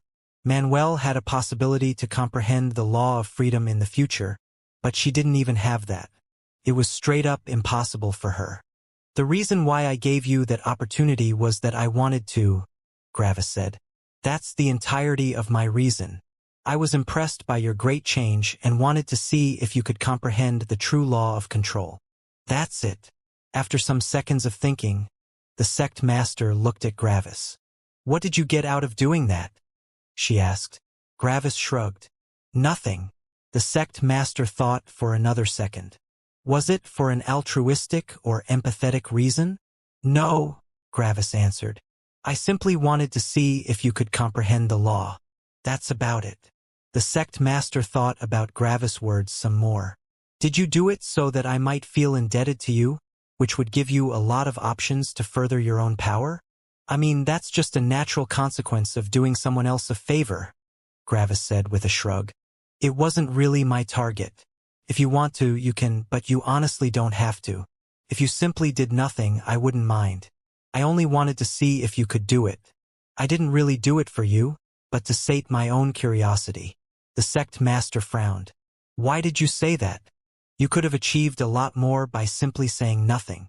Gravis scratched the back of his head with an uncomfortable expression. Was this so hard to comprehend? He only wanted to do something, and she was trying to insert all kinds of meanings and goals into his actions. Why would I need to lie? Gravis asked. Don't take it personally, but your help would only have a minuscule effect on my growth. I have my ways to comprehend nearly all the laws I want. In a way, you could say the potential stuff you can give me isn't worth the effort of lying to you. Also, I don't like lying. In a way, Gravis' words felt a bit humiliating to the sect master. However, she also realized that Gravis was speaking the truth. It might be uncomfortable to hear, but it was the truth. Additionally, she had asked Gravis again and again. Not being honest would be even more disrespectful after so many questions. The sect master thought about Gravis' words some more, and she felt a headache approaching. Eventually, she gave up. She just couldn't comprehend Gravis' thoughts. So, she decided to simply throw everything away. My name's Lena, she said suddenly. Gravis cocked his head to the side in confusion. Okay. I didn't introduce myself previously, Lena said. I think I can learn a lot from you, and I think it's only fitting for me to introduce myself first. How can I learn more from you if you don't even know my name? Gravis scratched the side of his head. I mean, it makes sense, but it's a bit sudden. Oh well. Is that your real name? Gravis asked. It's my first name. However, my family comes from this world, and they know about the effects of true names. Because of that, all of the members in the family get extremely long and complex names, making it impossible for anyone to guess them. My true name consists of over 100 words. Giving out my first name isn't a danger to me, Lena explained. That's quite a long name, Gravis thought with surprise. All right, I'm Gravis, Gravis said. Don't worry. The remainder of my name is impossible to guess since not even I know it. This took Lena by surprise. You don't know your own name? She asked in surprise. Nope. I guess that's my family's way of protecting my name. Does your family also come from this world? Gravis nodded. Yep. Gravis' plans of visiting Orpheus were delayed yet again. Talking with Lena was quite interesting. Gravis talked with Lena for quite a long time. She was often interrupted by something she had to do since the Eternal Fire sect was currently undergoing a severe paradigm shift. However, she still talked with Gravis whenever she had time. Lena had realized that Gravis had gone through a lot of experiences, and she could benefit from them. She had realized that someone with Gravis battle strength must have a very special mindset that allowed him to become that powerful in the first place. By now, she had fully accepted Gravis as an equal, and she even looked at him like he was a bit superior to her. There was so much she could learn from him. Of course, Gravis kept all the sensitive things to himself. He hadn't known Lena for very long, and he didn't fully trust her yet. Eventually, after a couple of years, Lena came to an important topic. "What's the best way of mending my relationship with Orpheus?" she asked. Gravis furrowed his brows as he scratched his chin. "It's difficult and easy at the same time. Orpheus is similar to me. If he wants to kill you, he will kill you. If he doesn't want to kill you, he won't kill you. You've gone against him quite severely in the past, and I'm pretty sure that he is only waiting for a moment when staying at his current level isn't the optimal choice anymore. At that point, he would probably use you as tempering while somehow dealing with your ancestor." Lena took a deep breath. She had expected something like this, but it was still difficult to hear that someone was out for her life, and she couldn't do anything about it. "Is there something I can do?" she asked. "Make reparations and show your sincerity," Gravis said. "Show that you want to make amends because you regret your actions, not because he is a danger to your life. And the best way to show that is to become powerful enough to kill him and then pay him back. In order to show that you don't fear him for his power, you have to become powerful enough to kill him. Of course, all of this is based on the fact that this is the actual reason why you want to mend your relationship," Gravis said. "If you simply fear him for his power, and you reach the power to kill him, you will probably kill him. Of course, that would come with other complications." Lena thought about these things for a bit. "I honestly don't want to mend our relationship because of his power. I mean, sure, his power is one factor since I don't want to die, but another reason is that I realized how stupid I have been in the past. I have gone against him because of stupid reasons, and I realized that I have committed a severe mistake." Gravis nodded. "I believe you. Surprisingly, your lack of threat is one of the main reasons that allow you to even attempt to mend the relationship. I don't think Orpheus has ever seen you as a true threat." Lena didn't like that Gravis called her weak, but she knew that Gravis was only telling the truth. "So, how should I go about doing it?" she asked. "I would suggest for you to become a level 8 ancestral god. Then you should fight a level 9 ancestral god. The true law of control should have pushed your battle strength forward by quite a bit. After that fight, your will aura should be at around the first level of the divine god realm. Then you should become a level 9 ancestral god. At that time, you would be powerful enough to theoretically kill Orpheus, and when you make your reparations then, you will show that you don't just do them because of his power. You should offer him something that he truly wants. I would suggest for you to become the new ancestor of the sect. At that point, you can give Orpheus all the advantages a sect master has without the responsibility. You can either continue to directly lead the sect or name a proxy. Orpheus wants the same thing every other cultivator wants. He wants money, laws, and tempering. You already paid back a lot by giving him the first two things, but I'm not sure if it is enough. You should also promise him tempering by allowing him to choose any targets for the Eternal Fire sect to attack." Lena took a deep breath. "Don't worry," Gravis said before she could say something. "Orpheus is not a heartless guy. He won't push the Eternal Fire sect down into an abyss just for his own tempering. In actuality, letting him choose the opponent is not that bad. Orpheus also knows a lot about leadership due to his old job in the research company. It's just that he doesn't want to deal with too much responsibility." Lena remained silent as she thought about Gravis' words. The thing Gravis was asking for Orpheus was a lot. The entire Eternal Fire sect would basically be subservient to him. However, wouldn't Orpheus become the sect master anyway? Then, wouldn't the Eternal Fire sect already be on his beck and call? The only thing she would do was to act as a backer and make Orpheus' life easier. Eventually, Lena sighed. "I think you're right. It's difficult to give up all these things, but genuine reparations have to hurt. I think I should do as you've said, she said after a while. Gravis nodded with a smile. You know, I'm glad that you can stay alive, assuming you survive your tempering. I've grown to like you quite a bit after our talks. Lena was taken aback when Gravis said that. Then, she grew a bit nervous. Do you mean that? She asked. When Gravis heard her nervous voice, he immediately realized what had happened, and he quickly shook his hands. I didn't mean this in a romantic way, Gravis said. I already have someone. I only meant in a friendship way. I'm sorry. I phrased it incorrectly. Lena was taken aback a bit, but she only smiled. It's okay, she said. It's only a misunderstanding. Gravis nodded. Anyway, do you know where Orpheus is? He's the reason why I'm basically here. I want to talk to him. Lena was a bit surprised. Wait, you came to the Eternal Fire sect just to ask where Orpheus is? She asked. Gravis nodded. Lena's mind went back to everything that had happened in the Eternal Fire sect. Gravis had killed over 40 ancestral gods, and the entire Eternal Fire sect had been thrown on its head because of it. Gravis had changed the entire Eternal Fire sect. Yet, he had only been here to ask for directions? So, if he had simply gotten his directions, he wouldn't have killed anyone, and all of this wouldn't have happened? He came to ask for directions, and that had resulted in a gigantic change for a gigantic sect. If Lena would describe it as such, everyone would immediately ask how. How would a question for direction end in the philosophy of a huge sect changing?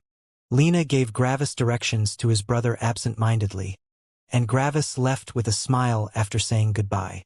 And Gravis was gone. He had gotten his directions. After the awkward last seconds with Lena, Gravis went towards Orpheus.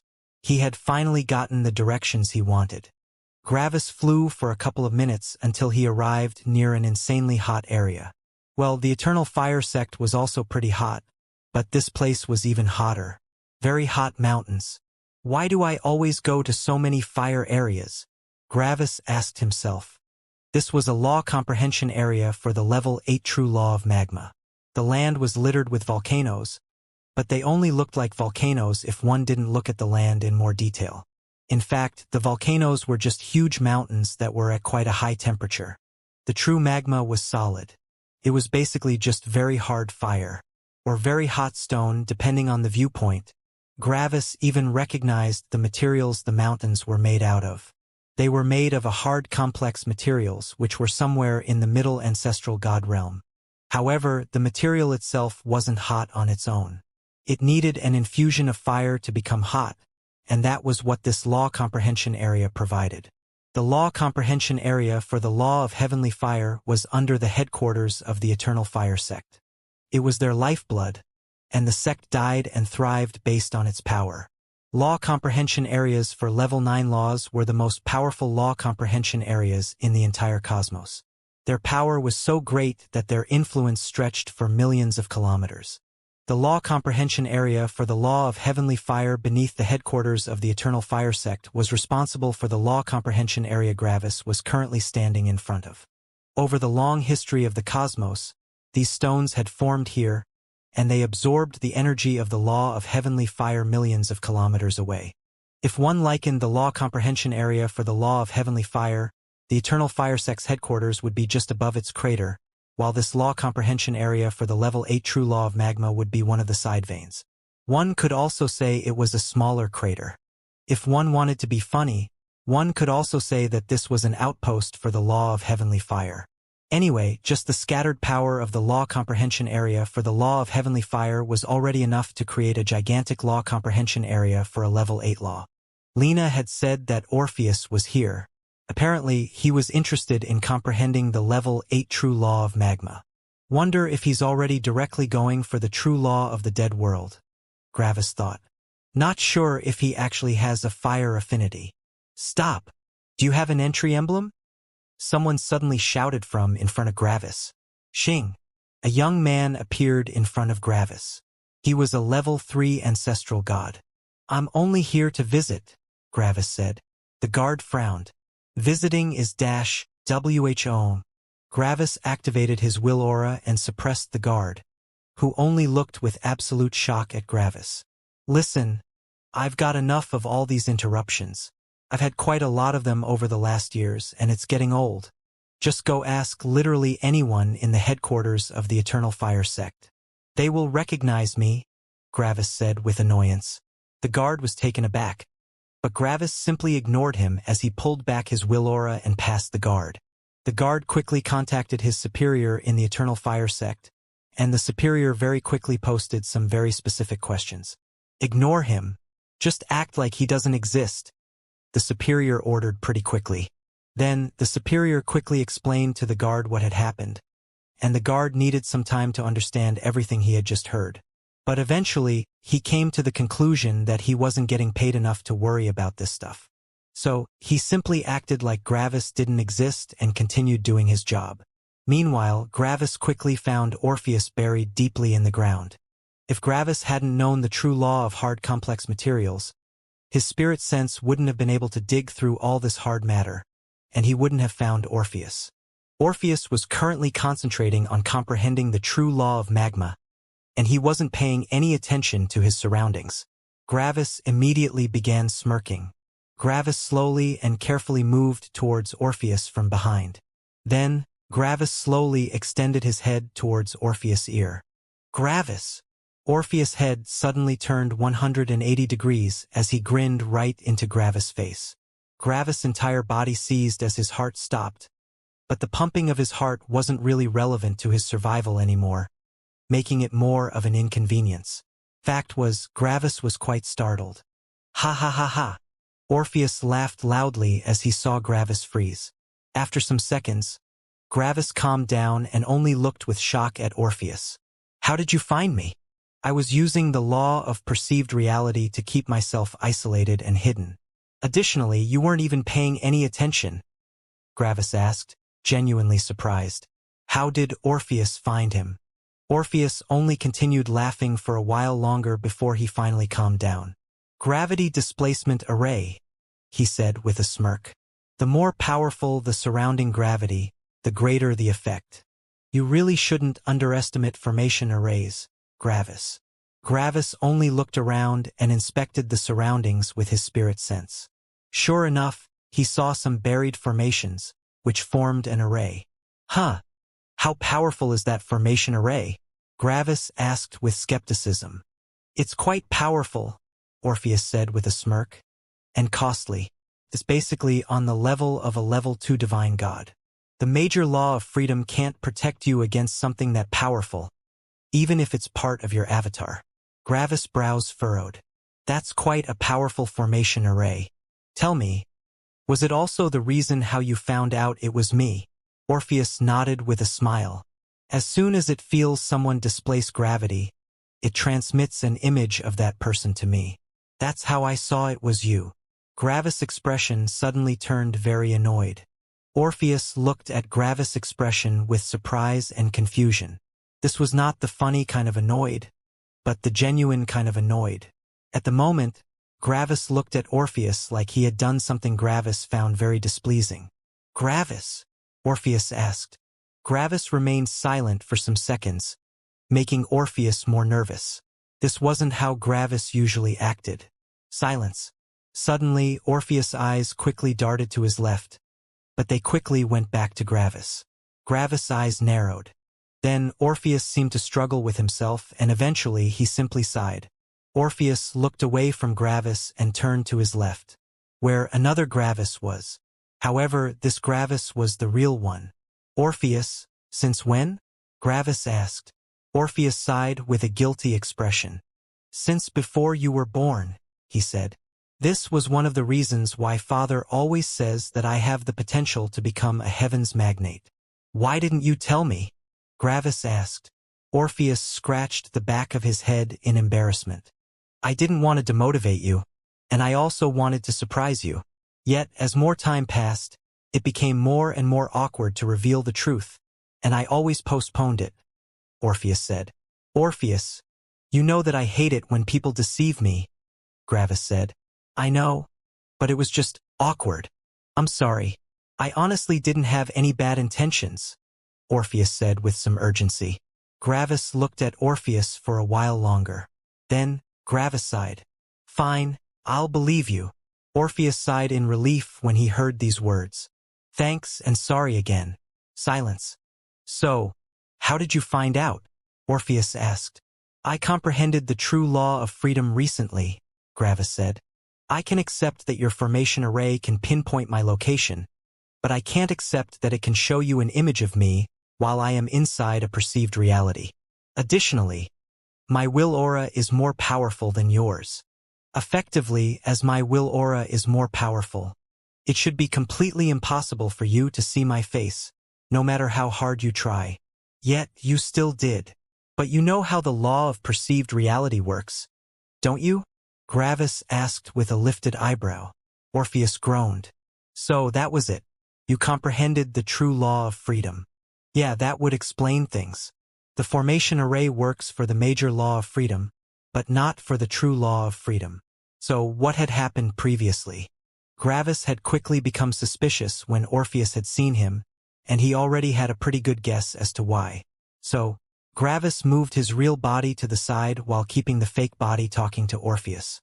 Gravis hadn't been able to change the perception of the formation array previously since he hadn't noticed it, but since he had seen it now, he simply made the formation array show Orpheus an incorrect image. Then, when Gravis had finally arrived beside Orpheus, he had commenced his test. Gravis had emulated the mindset of his father and made brutality explode. The change between the normal Gravis and the Gravis imitating his father's mindset was gigantic. At that moment, Gravis only emanated a pure desire for destruction and death. And sure enough, Orpheus had glanced over. This meant that Orpheus could see through Gravis' law of perceived reality while having a weaker will aura, which could only mean one thing. Orpheus also knew the major law of perceived reality. So Orpheus knew the major law of perceived reality, and he had always known it. Gravis had believed that he had been one of the first people that had comprehended it very early on, but apparently Orpheus had also been part of that club. No wonder Orpheus had never shown his avatar. Additionally, Gravis' will aura had never been powerful enough to see through it, and even more, Gravis had never questioned his own perception while looking at Orpheus. Sure, the law of perceived reality allowed one to see through realities, but the will auras had to be on a similar level, at least. How powerful had Gravis' will aura when he had seen Orpheus the last time? Level 9 star god. Meanwhile, Orpheus' will aura had already been at the level of a level 8 ancestral god. The difference was too massive for Gravis to notice the difference between Orpheus' perceived reality and physical reality. However, this also explained quite a bit. After all, jumping several levels in the ancestral god realm was already quite impressive. Jumping 2 levels? That probably wasn't even difficult for Orpheus. He could probably jump 3 levels comfortably, and he could even attempt to jump 4 levels. At the moment, Orpheus was a level 6 ancestral god, and he could probably attempt to fight a level 9 ancestral god. His will aura wouldn't even be very relevant since he also had the major law of freedom, which had been integrated into the major law of perceived reality and used as an avatar.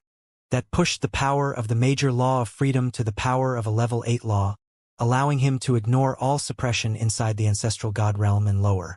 I thought I was the first one that went backward on heaven's path to power, Gravis said with a sigh. Sorry, Orpheus said with an embarrassed expression. I also had that idea. Surprisingly, I comprehended the law of freedom in a similar way to you. Everyone was telling me to focus on the subsidiary laws of the law of the dead world, but I didn't want to do so. So, in an act of spite, I used the law of suppression as my avatar. How are we so similar? Gravis asked. I mean, we're brothers, Orpheus said with a slight smile. But I know what you mean. We both have quite a lot of things in common. For a while, Gravis and Orpheus only looked at each other awkwardly. Why? Why were they so related? You think there's a reason behind this? Gravis asked after a while. Honestly, I'm not sure, Orpheus said with an uncertain expression. Silence. Is this another thing that has been planned by heaven or something? Gravis asked himself. Gravis. Gravis was taken aback as he suddenly heard the sound of his father. Not everything in the entire world that seems strange is due to the old bastard, the opposer told Gravis via voice transmission. This similarity between you and your brother is mostly a coincidence. Gravis only lifted an eyebrow in skepticism. Mostly? Gravis asked. Yes, the other part is the way your mother and I brought you up, the opposer said. We allow you to build your own image of the world and think for yourself. We want you guys to be true to yourselves, and we want you guys to always know what you want. Additionally, you two come from your mother and me. The way the laws have created you has a higher chance of having a higher affinity with the path of power. Your mother knows the law of perceived reality, and I obviously know it. We both know it, and to comprehend both of these laws early, you need a special kind of mindset. We know that, which is why we have brought you up the way we did. It's still rare for someone to comprehend the law of perceived reality very early, but the chances that this happens to a member of our family is magnitudes higher. Don't always assume that everything weird that's happening is due to either the old bastard or me. We also weren't responsible for you meeting Stella. The opposer finished. Gravis was still a bit uncertain as he scratched the side of his head. I guess, Gravis said with uncertainty. Orpheus looked with confusion at Gravis. Gravis noticed Orpheus' expression and told him what their father had told him. When Gravis was done, Orpheus also scratched the back of his head in uncertainty. So that's it? He asked. Gravis nodded. I guess so. I mean, it makes sense. Upbringing has a huge effect on how the child develops. Silence. But that's so simple and normal, Orpheus said. Gravis nodded. I know. It's weird. Everything involving me is weird, but this thing is just so very normal. Eventually, the two accepted the truth. There was no reason for the opposer to lie to them, especially since the opposer knew how much Gravis hated lies. He wouldn't lie to Gravis for an arrogant reason as protecting him from something. I mean, the obsidian ring has also been very normal, Gravis said as he took out his obsidian ring. It was still the same obsidian ring, and he had owned it ever since he had been a child. For some time, I also believed that this ring had some special, hidden power, but that's actually foolish to think, Gravis said. If Father wanted to do something, he would do it himself. He wouldn't need some ring to do that for him. I guess, sometimes, simple things are just simple. When Orpheus heard that, he frowned as he fell into thought. Then Orpheus scratched the back of his head. 2 seconds later, Gravis' eyes widened. Oh, come on. Fuck you, Gravis shouted. Orpheus only laughed loudly. That's unfair, Gravis said with annoyance. How am I supposed to catch up to you when you keep comprehending laws? Then Gravis' eyes widened. Is that how Stella feels? He said. Hey, this is about me, not your partner, Orpheus said with a laugh. Yes, you're great, Gravis said. Then, Gravis sarcastically lifted his arms and waved them around. Orpheus comprehended the true law of freedom. He's so great. You comprehend it before me. Okay? Leave some of the comprehension for your dear brother, Orpheus said with a smirk. Gravis only snorted. How had Orpheus comprehended the true law of freedom? Well, first of all, Gravis had told Orpheus that he had comprehended the true law of freedom almost randomly. Of course, Gravis didn't go into detail since he didn't want to ruin Orpheus' law comprehension. When Orpheus had heard that Gravis had already comprehended the true law of freedom, he had become confused. Wasn't that law supposed to be super hard to comprehend? While they had been talking, Orpheus had thought of an insane number of ways to comprehend the true law of freedom. Yet none of them felt like the right way. Then Gravis said that sometimes simple stuff was just simple. So Orpheus just tried to force comprehend the true law of freedom. And it worked. The mood between the two of them had improved, and the awkwardness vanished. And in no time at all, the two of them were back to talking like they had never been apart. The two brothers were together again. Gravis and Orpheus talked for several years after their awkward reunion. Orpheus praised Gravis' battle strength especially, telling him that when Gravis had pulled that one stunt, even Orpheus had felt a feeling of mortal danger. Haha! I still remember when I first met you, Orpheus said with a bright smile while sipping some coffee. You were only a body-tempering cultivator. In fact, you couldn't even be truly called a cultivator. Just that one teacher you had who had been in the Unity realm had already been worlds above you. And now, look at you. You're powerful enough to even make me feel threatened. It's almost unbelievable that you achieved all of that in only a bit more than 1,000,000 years. Gravis only smiled. I still remember when I saw you back then. I had only heard about the first 4 realms, and the Unity realm truly felt like something that I would never reach in my life. And then, I met you and you were on a level of power I couldn't even comprehend. I had no idea how powerful you actually were. I knew that you were powerful, but I didn't know how powerful. That's when Gravis started laughing. I still remember when I couldn't control my will aura, and I used it on that one teacher. What was his name? Fornius, I think? Of course, he also suppressed me. But I wonder how he must have felt when you suddenly showed up. I wonder how it feels like to be reprimanded by a peak star god while only being a Unity realm cultivator, Gravis said with a smile. Orpheus only smiled bitterly. I still remember Fornius, which is surprising since he was only a Unity realm cultivator. He was a subordinate of my subordinate of my subordinate. Yet, whenever he interacted with me, he never really showed any fear. He only showed boredom and annoyance. That's quite admirable for someone of his level. Gravis nodded. He still remembered that his teacher back then had even given Orpheus some attitude, which was shocking beyond belief considering the difference in their power. By the way, what did you do all day in your job? Gravis asked. Mainly just managing the overall development of the different departments, Orpheus explained. My subordinates were the ones that trained all the researchers. I only looked at the different cultivators in training from time to time to evaluate their growth. After that, my subordinates give me all the reports, and I have to find an effective way to improve the results without going over budget. I also had to evaluate all the different techniques the researchers brought back and decide if they were marketable or not, Orpheus explained. Speaking of, Gravis interjected, how does the Research Institute even make their money? I know that they sell techniques, but I don't see how that's viable. After all, basically everything has to do with laws at the Unity realm or higher.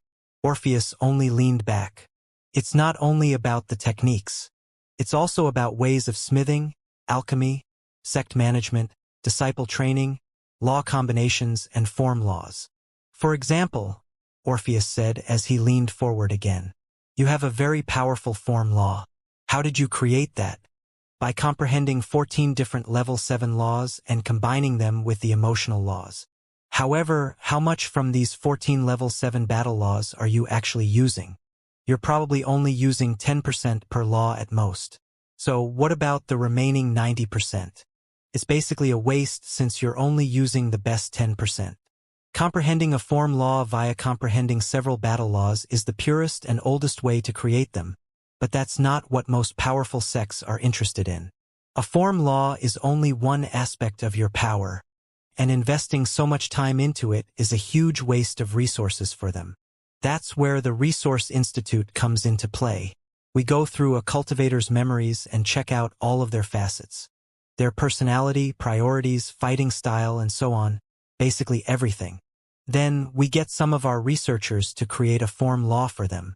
All of our researchers have gone through their journey the hard way, making them the best people for the job. Researchers didn't have much help from anyone in the highest world, and they received nearly no resources from our world. That makes them pure. When someone needs a form law, a team of researchers gathers that knows basically all the elemental battle laws for a given level of power. The details of the customer are put on display in front of all of them, and they start creating a form law perfectly suited for that cultivator.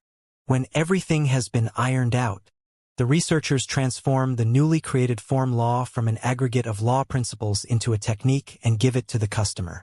With that method, the customer gets a perfectly suited form law nearly instantaneously, and the best part is that their law comprehension hasn't even been weakened. After all, they only learned a technique, not a law. In a way, the really powerful sects could do the same thing on their own, but it would still be a waste of resources. The true geniuses of the sect would comprehend their laws on their own, which meant that they didn't need that service, while the normal cultivators are just that, normal cultivators. Who would willingly force 10 of their ancestral god commanders to come up with a level 7 form law for a star god that isn't even sure to become truly powerful in the future? No one, Orpheus added with a smile. Additionally, these ancestral gods wouldn't be very used to this task, and they would feel quite some frustration towards their sect for forcing them to do something so idiotic. Of course, the process I have just described to you is our most exclusive one, and it's very expensive. Only sects that are comfortably in the ancestral god realm buy that service in bulk. Gravis was intrigued by what Orpheus was telling him. Gravis hadn't even thought about tailor-making a form law for someone else. He had always assumed that everyone had to comprehend their form laws on their own. What about the Eternal Fire sect? Gravis asked. Always have been customers. Always will be customers, Orpheus said with a chuckle. The Eternal Fire sect is full of politicians and strategists, and they know exactly how cost-efficient this process is. The Eternal Fire sect is a gigantic client. In fact, after staying here for a while, I noticed that the Eternal Fire sect spends nearly 10% of their wealth on exactly these kinds of services. That's a lot. Gravis nodded. That's really a lot. No wonder the Research Institute was so big. They got 10% of the Eternal Fire sect's wealth, and other powerful sects probably also gave just as much to them. Probably just 100 researchers from the Research Institute were gathering more godstones than the entire Eternal Fire sect. But that service is not even 20% of the Research Institute's revenue, Orpheus explained. Oh, Gravis uttered with interest. Orpheus nodded. Techniques for people below the immortal realm are where it's at. Gravis looked with confusion at Orpheus. You've created plenty of techniques, Gravis, Orpheus said. Lightning crescent, mortality, samsara, pre-dodging, lightning acceleration, all that stuff. Of course, the latter two are no longer relevant to you right now, but they have been relevant in the past, and cultivators in the lower ranges of power would still benefit from them. That's where the Research Institute shines.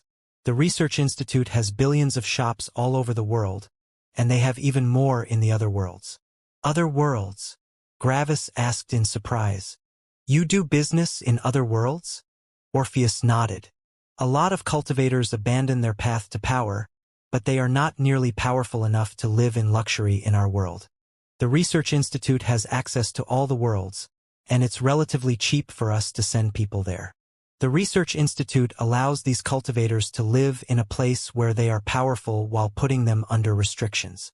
They are not allowed to initiate conflict, and they are not allowed to ascend. Someone in the self-stage of the spirit-forming realm, for example, will be sent to a lower world to open a shop. Their shop receives an incredible number of copies for millions of techniques, and they are allowed to sell them at standard prices.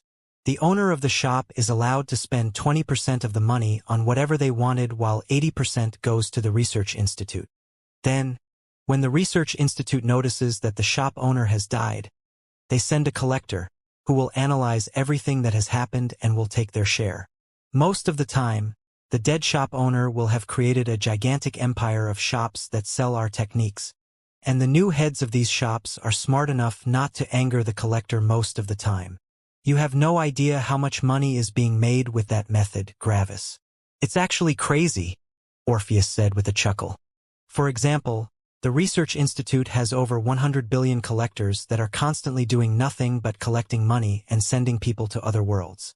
Even more, the applications for being a shop owner vastly outnumber the open positions, which allows us to weed out the untrustworthy people. That's why everything is running so smoothly. Gravis only nodded with a surprised expression. Gravis had always asked himself how techniques of a lower or middle world could be sold in the highest world. After all, wasn't everyone in this world already way more advanced? However, the techniques weren't sold to the highest world, but to other worlds of similar level. In essence, the Research Institute was equalizing the potential and opportunity for all the cultivators in all the worlds with their techniques. They were shaping the surroundings and lives of an incredible number of ascenders. When the ascenders reached the highest world and heard of the Research Institute, they wouldn't even know that they had been their customer ever since they had been born. The Research Institute was in nearly all the worlds. That really was a lot of money and power.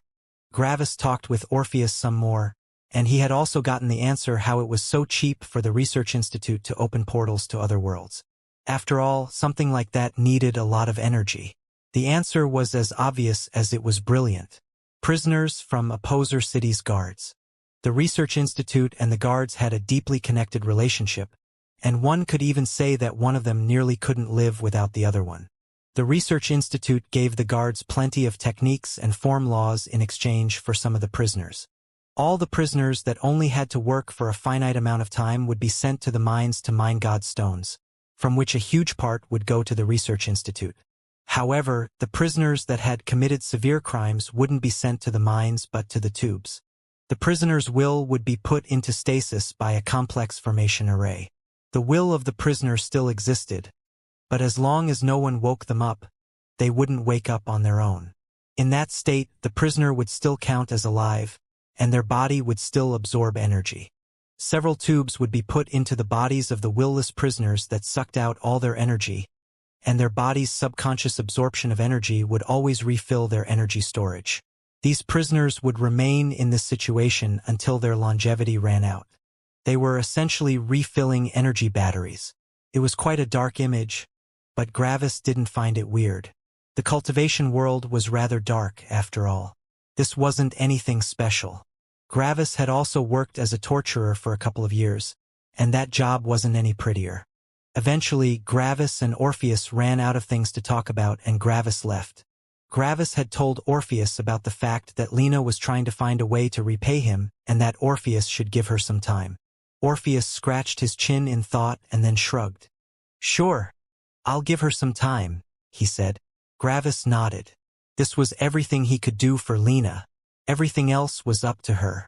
If she couldn't make appropriate amends, Orpheus would kill her. Then, Gravis left and went towards Opposer City to spend some time with his father and mother. Nothing of note happened during that time. Gravis only talked with his father, mother, and the Black Magnate. After that, Gravis went back to Manuel's faction. By now, Gravis had talked to Ark, Orpheus, and his family. Now, he only wanted to meet Stella again. And that happened way faster than he had thought. One day, Gravis' eyes opened wide in surprise as he felt Stella enter his spirit sense. "Stella? You're already back?" he asked as he teleported to her. When Stella saw that Gravis was still alive, a bright smile appeared on her face. "Yes, my tribulation came early. Heaven probably saw that there is no reason to wait with the tribulation since I was doing nothing but waiting anyway and sent it early," Stella said. "But more importantly, what about you, Gravis?" Stella asked with interest. How was the Heaven's trial? However, Gravis didn't think about his Heaven's trial right now. He was only thinking about Stella as he looked at her. Stella was still a level 9 star god, but her will aura had already reached the level of a level 3 ancestral god. It was definitely powerful enough for her to become an ancestral god. Stella definitely hadn't had it easy. At the moment, Stella only smiled brightly at Gravis like nothing had happened, but Gravis knew that she had probably been close to dying just recently. It was a terrifying thought to realize that there had been a high chance that Stella wouldn't return. Every time Stella went to temper herself, Gravis was thrown into a swamp of worry. He didn't want her to die, but he also couldn't help her in her tempering.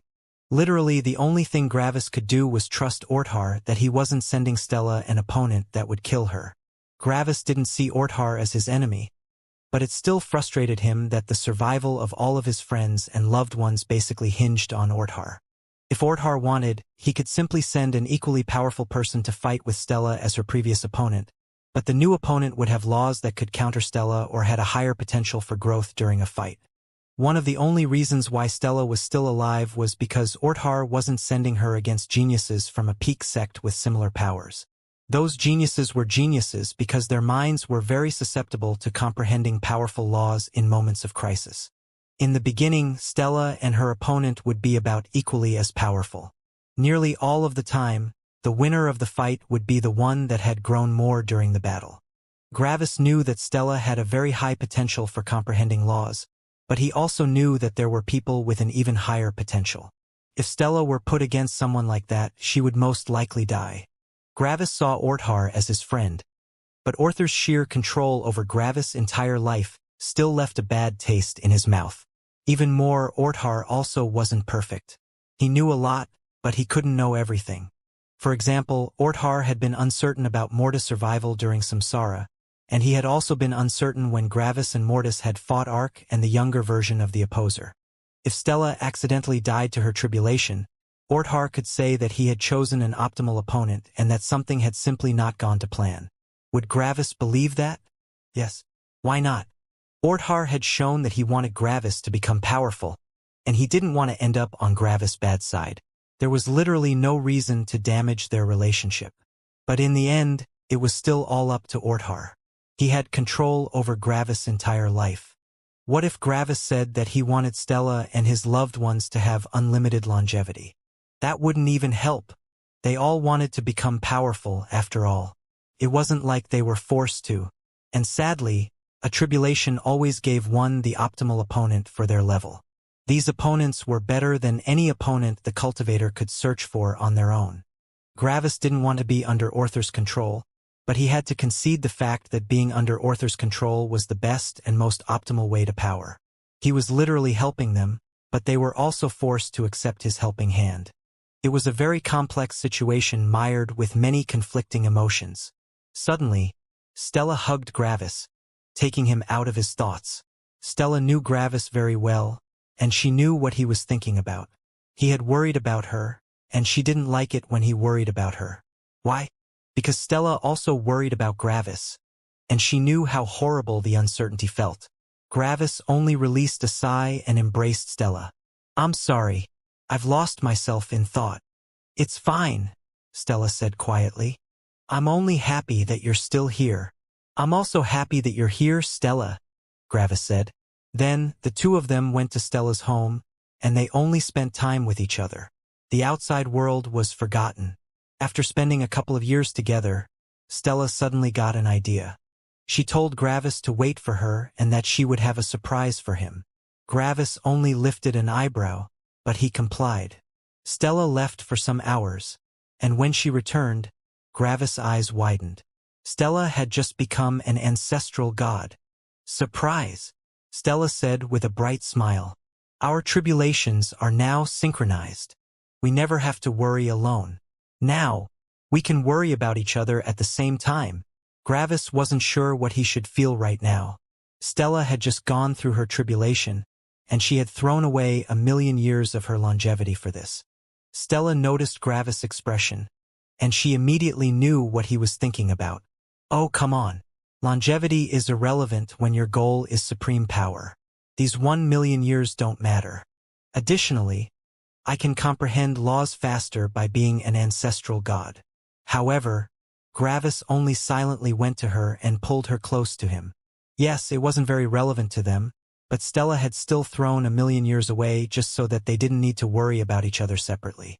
Who would do that for their partner? When Stella saw Gravis' emotional expression, she only giggled. "Silly, it really wasn't much. I don't know what I've done to deserve you," Gravis said quietly. "Hey, I should be the one saying that," Stella shouted with a pout. The two of them continued joking around for some time, but eventually all the jokes transformed into tenderness. They were so happy with each other. Even more, they had so much time now.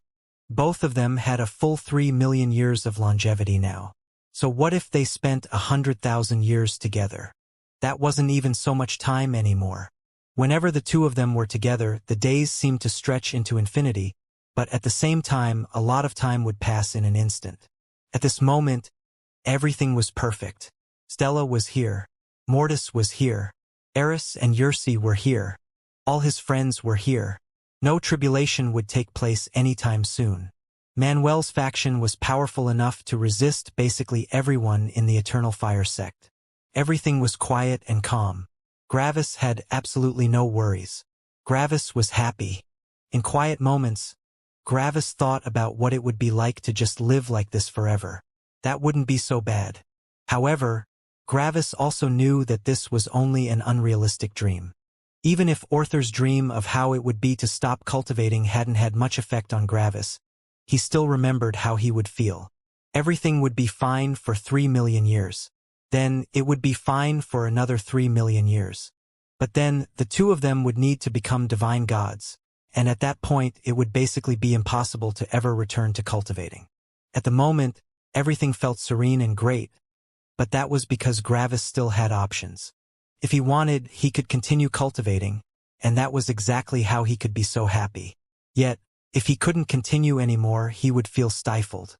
The feeling of approaching death was horrible, and Gravis didn't want to feel like he was approaching death without a chance to fight against it. Living for a finite number of years without a way to extend his life terrified Gravis.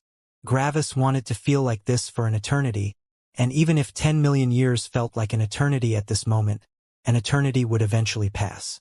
When Gravis had started his cultivation journey, it had also felt like the star god realm was an eternity away from him.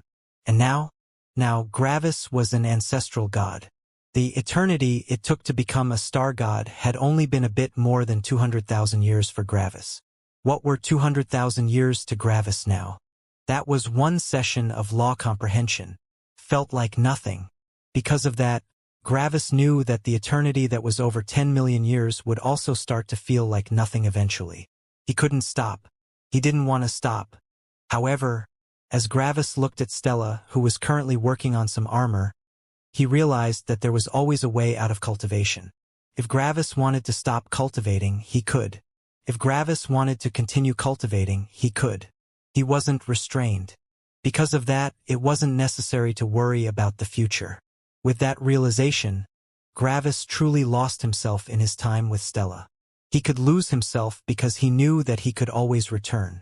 He could jump to and from these two worlds whenever he wanted. His future was open, and his present was secure for the time being. Gravis could do whatever he wanted, and he loved that. Stella didn't notice Gravis' thoughts as she was fully focused on creating formation arrays. She didn't even notice that Gravis was watching her with a peaceful smile. Only the muffled sound of energy being infused into armor could be heard in the room, and Gravis felt at peace. For some reason, Gravis believed that this moment was special. This was what he had worked so hard for. This was the reason why he had always put himself in danger. He had come home, and now he could live his life however he wanted. This was freedom. However, freedom was also happiness to Gravis. At that moment, Gravis felt like nothing could destroy his happiness. Gravis' eyes didn't even widen when he suddenly comprehended a new law. He only found it natural to comprehend this law. After all, wasn't everything Gravis was feeling at this moment not built upon this very concept? Living beings always feared for their life, and they wanted to fight against death until it no longer was a danger. As long as one's life was still in danger, one couldn't be truly happy. However, Gravis wasn't in danger at this moment, which was one of the primary reasons for how he could feel so happy at this moment. So, when Gravis wasn't in danger, what remained? Safety.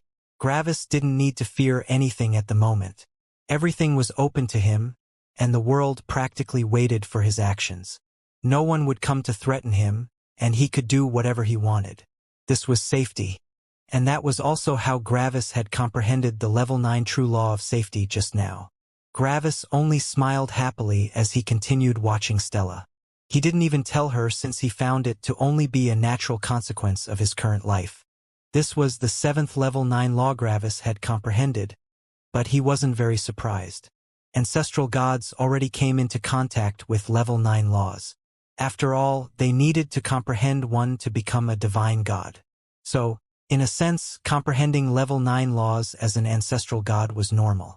Gravis checked his spirit space and looked at the 5 gray fruits. These were the law comprehension life fruits for the true law of suppression. Gravis only needed to comprehend a couple of level 8 laws, and then he could eat these fruits without any worry. Only the law of danger remains, and after I comprehend that, I can get the true law of suppression. At that point, I can condense my first level 10 law, the true law of perceived reality. Gravis only grinned widely. I'm nearly done with a quarter of what I need to become a heavens magnate. But for now, that doesn't matter. I wonder what formation array Stella is making at the moment? Gravis spent the next 60,000 years with Stella, and it was like his life was a dream. There was nothing Gravis had to worry about. However, eventually, Gravis wanted to go back to cultivating. Gravis' will aura was quite powerful at this moment, and he didn't need to temper himself. However, Gravis also wasn't fully confident in being able to take on a level 6 ancestral god. The higher the realm of his enemies got, the more their battle strength escalated. Gravis could only suppress someone 6 levels above himself by about 20%, and that wasn't nearly enough. His opponent would still be 3 times faster than a level 5 ancestral god. In the higher world, Gravis could jump 6 levels without suppressing his opponents since they either didn't have powerful bodies or a lot of energy, but everything had changed. Now, everyone had a powerful body and a lot of energy. Because of that, Gravis needed to rely on his will aura to suppress his opponent. Otherwise, they could explode forward with speed too fast for Gravis to react. That was why Gravis wanted to comprehend the true law of suppression first. It wouldn't make a huge difference since Gravis' major law of suppression was already pushed to the power of a level 8 law, but it would still help. The suppression of his opponents would probably jump from 20% to 50%. That should be enough to avoid dying to an attack Gravis couldn't even react to. Because of that, Gravis decided to focus on some level 8 laws. Mortis also agreed that he wanted to comprehend some laws, and the two of them left Manuel's faction together. In the past 60,000 years, the effects of Gravis' actions in the headquarters of the Eternal Fire Sect had slowly shown their effects. The rules regarding battles between fellow sect members had been loosened, which resulted in a more hostile environment that condoned battles between individuals. Now, it wasn't only the factions being at war but also individuals. This took a lot of factions by surprise, completely ruining their plans, but Manuel's faction had always followed such a philosophy. This gave Manuel an edge over his competition, and he had gained a lot of control over the sect in just these 60,000 years. The growth of Manuel's faction accelerated, making his faction a hegemon among all the factions. By now, nearly all the factions had united against Manuel's faction, and Manuel felt a lot of pressure on his shoulders. However, Manuel wanted that, and he fully entered war mode. Luckily, Gravis didn't have to fear for Stella. After all, Stella was already an ancestral god and an incredibly powerful one at that. All of this didn't involve her. She only focused on her formation arrays. When Gravis and Mortis left Manuel's faction, they split up to focus on different laws. At the moment, their goal was to comprehend as many level 8 laws as possible to consume the law comprehension life fruits for the true law of suppression. So, they focused on the mixed elemental laws involving lightning. Gravis directly walked into a law comprehension area for the level 8 law of divine blaze in the Eternal Fire Sect. The sect couldn't stop him, even if they wanted to, but it was still surprising that not a single guard even looked at him. It was like Gravis didn't exist. While Gravis was focused on the law of divine blaze, Mortis left the sect and went to the darkest Stygian sect to check out the level 8 law of divine Stygian. Mortis was intangible, which meant that nothing but the true law of perceived reality could find him. Because of that, Mortis was the one that went to comprehend the law of divine Stygian instead of Gravis. The two of them fully focused on their laws, and they also finished nearly at the same time. How long did it take? 100,000 years. It was a surprisingly long time considering their laws involved lightning. Gravis and Mortis talked to each other, and they believed that a normal level 8 law not involving lightning would probably take them around 300,000 to 400,000 years each. That was long. However, their longevity had also increased by quite a bit. So, wasn't it kind of normal that the more powerful laws would also take longer? But for now, that wasn't relevant. Mortis directly went to the next law, which was the law of divine wood, while Gravis used up nearly all his money to get a virtualization array for the law of divine 0. The Eternal Fire Sect was a sect focused on fire, and Gravis couldn't just waltz into another sect without having to potentially fight. Not everyone was as smart as Lena, and Gravis didn't want to deal with tempering right now. A virtualization array for a level 8 laws was incredibly expensive, but Gravis didn't mind. Gravis knew the law of heavenly lightning, and he knew the true law of hard complex materials. This meant that Gravis could create insanely expensive equipment, and he had the means to make an insane amount of money. Because of that, Gravis didn't mind the steep price. He would get a lot of money soon anyways. Another 100,000 years later, Gravis and Mortis finished their laws. In just 200,000 years total, they had comprehended 4 level 8 laws. That speed was unprecedented. After the two of them were done, Gravis ate the law comprehension life fruits for the true law of suppression. As soon as he consumed the first fruit, Gravis felt a profound feeling of suppression coming out of his stomach, and he felt this feeling to be incredibly familiar. Gravis' mind immediately went back into the familiar feeling of being suppressed, and it was like he had been transported back to the lower world. Boom! Gravis comprehended the true law of suppression before even consuming his second fruit. There were still 4 left. Gravis was more than surprised that he had comprehended a level 9 law this quickly. Seems like my affinity for suppression is very high. It's probably thanks to all the horrible things I experienced when I was young, Gravis thought with surprise. Now, only the true law of danger is left. Additionally, I can temper myself now. Gravis looked at the sky. Soon, he thought. Soon, I will become powerful enough to claim true freedom. I have gone through so much, and my goal of freedom has always been an infinite distance away from me. But now, I am so close. I have nearly grasped the first piece of true power. Additionally, I only need the true law of life and the true law of emotions on top of the true law of danger to grant Mortis his true freedom. At that point, he wouldn't need to be my star anymore. Mortis deserves his freedom, and he has put up with far too much thanks to me. I want to make his life easier, and soon, I will have that opportunity. I think it would be best for Mortis to check out the other mixed elemental laws while I focus on the life laws for now. After all, Mortis can easily get to all kinds of law comprehension areas, while I can't without spending a ridiculous sum of money. I should check with Meadow and Narcissus. Gravis and Mortis went back to Manuel's faction, who had grown even more imposing by now. There were even 4 ancestral gods, including Stella and Azure. Oh, Gravis, Mortis, you two came at just the right time, Manuel said when he noticed them. What's up? Gravis asked. The Lightning Peak sect has issued an announcement to everyone. Apparently, they are holding a grand tournament for all ancestral gods that have become ancestral gods after the fateful day about 1.5 million years ago. They're looking for the best of the best, and the winner can join any peak sect of their choosing, Manuel explained. A tournament? Gravis asked, looking at Mortis. Not interested, both of them said at once, looking back at Manuel. Manuel laughed. I know that you're not interested in these tournaments. However, you don't need to take part in it. How about you simply go with some of our friends there? Some of them need law comprehension areas they can't get in the Eternal Fire sect, and joining a peak sect would help them on their journey.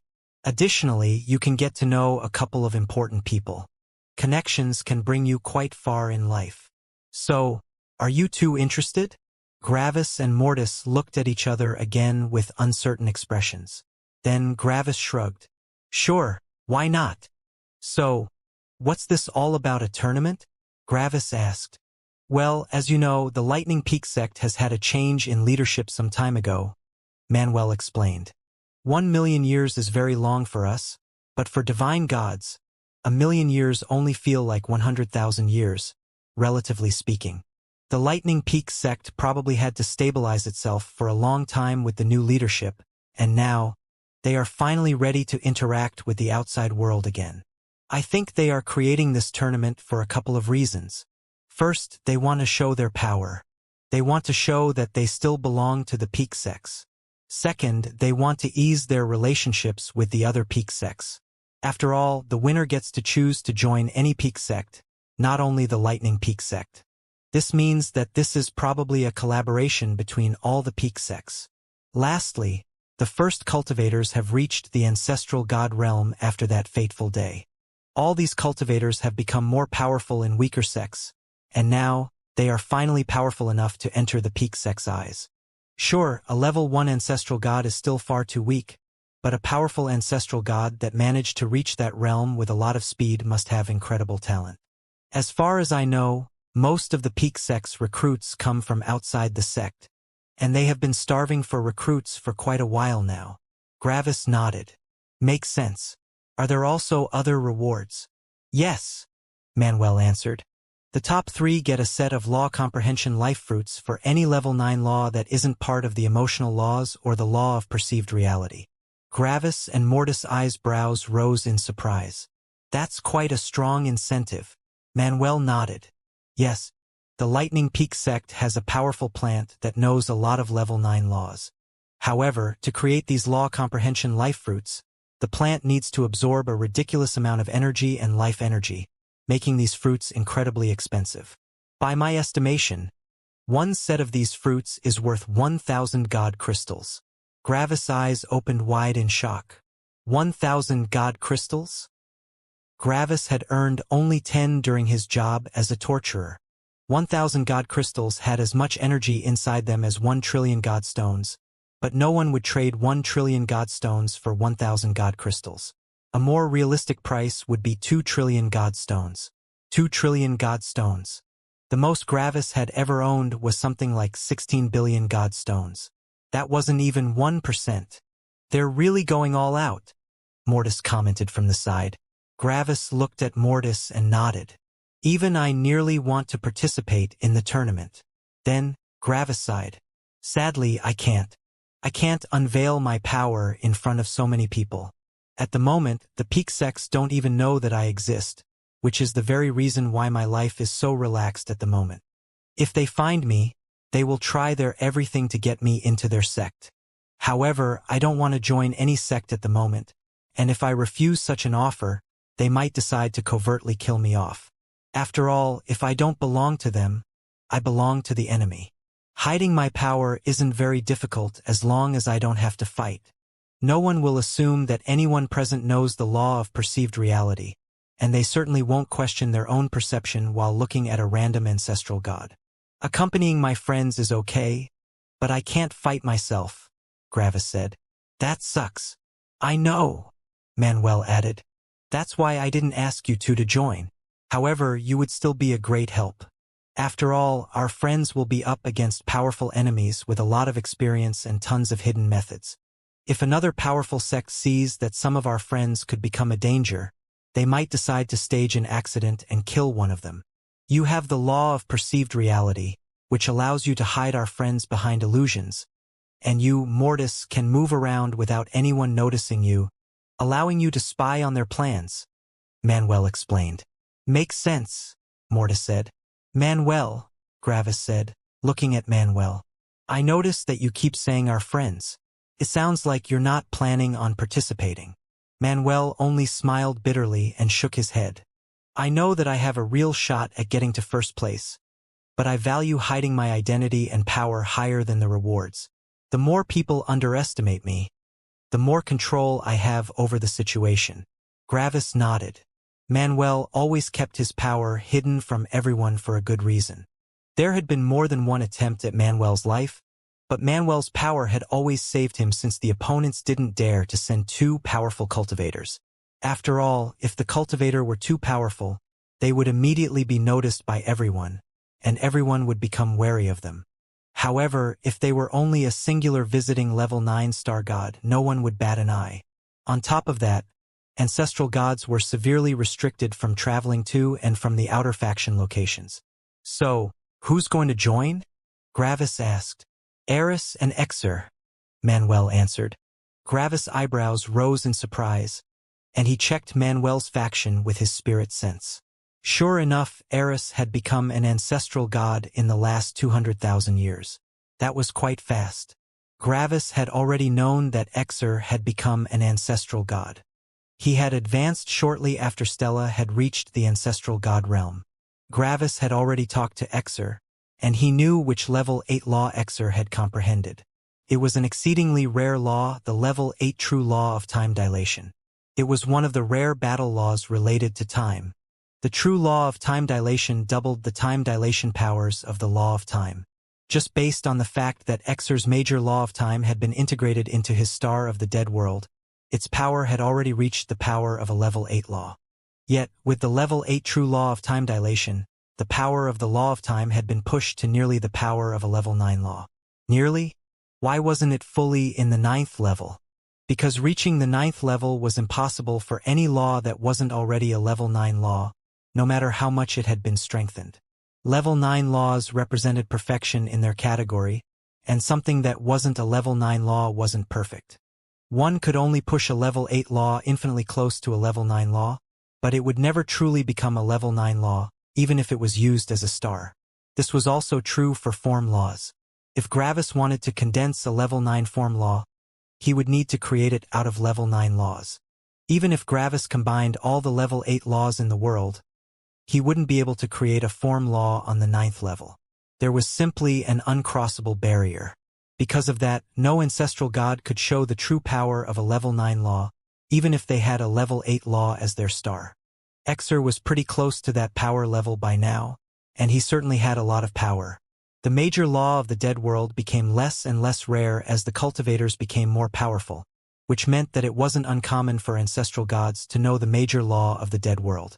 This meant that, only based on Exer's major law of the dead world, he could, at most, jump one level. Yet, thanks to Exer's unique power over time, his form law, and his multitude of techniques, he could fight 2 levels above himself. It wasn't as impressive as the peak geniuses of the peak sects, but it was definitely absolutely outstanding for anyone not part of a peak sect. Exer had a good shot at reaching the top 3. And Eris? Eris had a beast body very suited to battle, and his level 8 law was the law of lightning manipulation. Additionally, Eris Willora had already reached the 3rd level of the ancestral god realm, making him quite outstanding in his level. At the moment, Gravis wasn't sure if Exer or Eris would win in a fight, but he guessed that Exer would have a slight edge. However, Eris had also always shown an incredible instinct for battle and a terrifying ability to grow in danger. Honestly, it could go either way. What about Stella and Azure? Gravis asked. Those two had also become level 1 ancestral gods. They won't join for the same reason you won't join, Manuel explained. Gravis thought about this for a bit and nodded. At the moment, Azure and Stella were unreasonably powerful for level 1 ancestral gods, all thanks to the true law of empathy. Stella had comprehended the true law of empathy, which had then given itself to Gravis, resulting in Mortis also comprehending it, who then quickly gave it to Azure. The true law of empathy could transmit every law except for laws in the category of emotional laws or the laws of perceived reality. This meant that Stella and Azure knew 3 level 9 laws at the moment: the true law of empathy, the law of heavenly lightning, and the true law of time. Just the ability to stop time with the true law of time was already unreasonably powerful. On top of that, the two of them could release attacks more powerful than every attack any other level 1 ancestral god could unleash thanks to the law of heavenly lightning. The true law of time and the law of heavenly lightning were a terrifying combination at their level. They were essentially unstoppable as long as their opponent didn't also know the true law of time. However, how could any level 1 ancestral god know the true law of time? Gravis and Mortis had spent nearly 20 million years collectively in samsara before comprehending it. Sure, a divine god wouldn't need so much time to comprehend it since their spirit was far more powerful, but they would still need several million years. A level 1 ancestral god? Impossible. Stella and Azure could fight 4 levels above themselves while not having a ridiculously powerful will aura, which would already be seen as impossible by divine gods. The reason why these peak geniuses from the peak sect could fight 4 levels above themselves was mostly thanks to the incredible amount of resources that had been pumped into them. They had insanely powerful equipment. They had undergone severe tempering, increasing their will auras to the middle or maybe even late levels of the ancestral god realm. Some of them probably even knew the major law of the living world. They also had powerful level 8 form laws. They might even have the true law of physical strength, a level 8 law comprised of the 3 level 7 laws of true speed, true power, and true defense. Stella and Azure had none of these things. Yet, they could still fight 4 levels above themselves. That would be too abnormal and would draw a lot of unwanted attention. So, it's only Eris and Exer? Gravis asked. For now, yes, Manuel said. There are still 150,000 years left before the tournament starts. Maybe someone else will reach the ancestral god realm before the time is up. Gravis nodded. All right, then, simply tell us when it's time to leave. We'll accompany them and keep a lookout for sneaky actions. Thanks, Manuel said. Why thanks? They're my friends too. You know? Gravis commented with a smile. Xing. Mortis left without a word after realizing that there was nothing important left to be said. Gravis and Manuel went back to Manuel's faction together, and the two of them gathered the relevant people to talk about the details. Then, Gravis went to Stella and spent a lot of time with her. Stella hadn't changed at all in the last 200,000 years, except for the fact that her formation arrays had become really good. At some point, she could maybe even give Gravis some formation arrays he could put on his equipment to increase his own power. Gravis and Mortis took a break for about 30,000 years before venturing out to comprehend two last laws before the tournament arrived. However, they didn't leave Manuel's faction.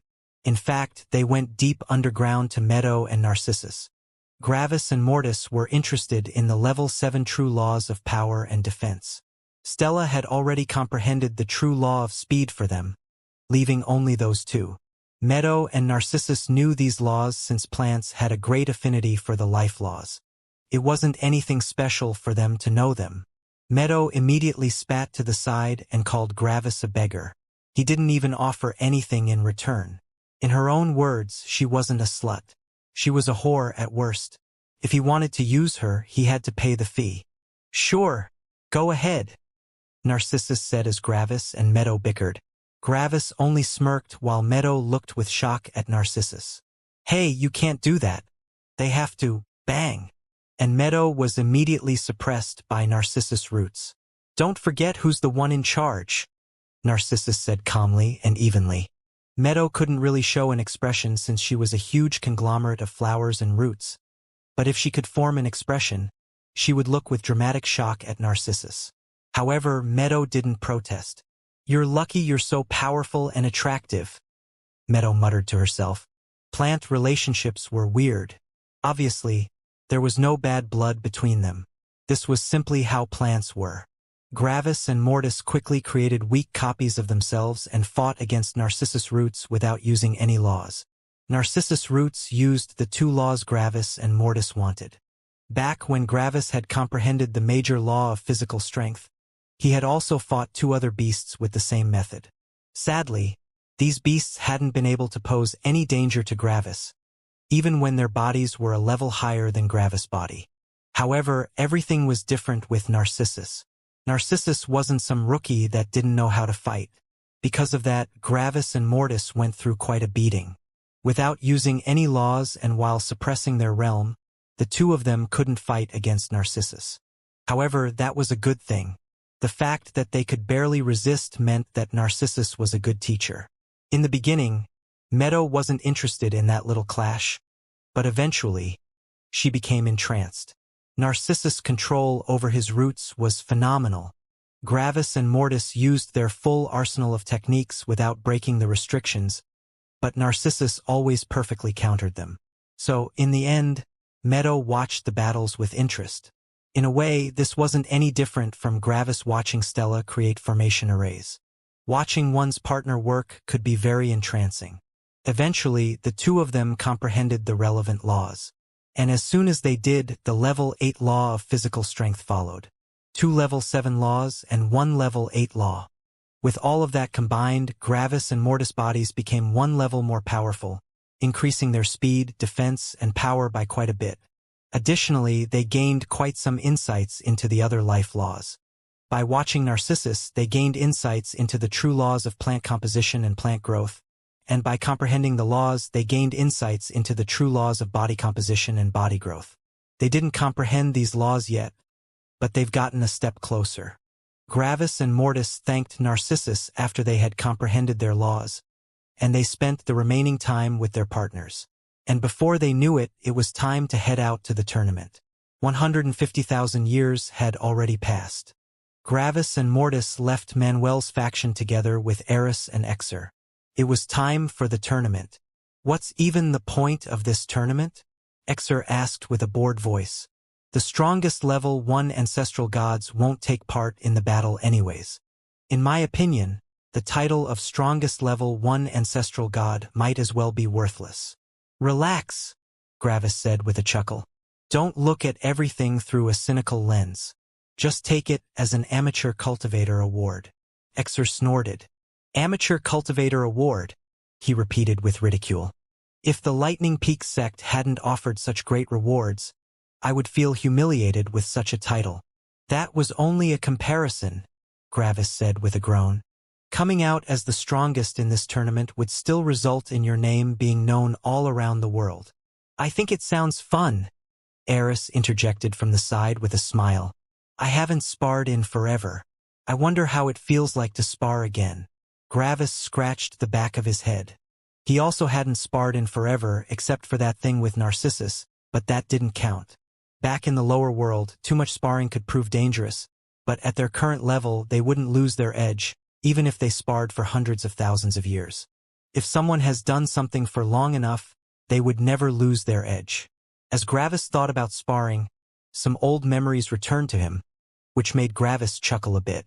Eris, Gravis said, I just remembered all the times the beasts have confused me for you. In the middle world, right? Eris asked, a nostalgic expression appearing on his face. I was never there for when it happened, but you seemed quite annoyed about it. Gravis laughed. Yeah. And remember when I visited you after my realm break? And you all looked down on me? Dad, please. That's no longer me, Eris said with a bitter smile. Gravis only chuckled again. You offended so many beasts back then. It was actually impressive. Honestly, when you were young, you acted more like your grandfather instead of me. Please don't compare me to grandfather, Eris said carefully.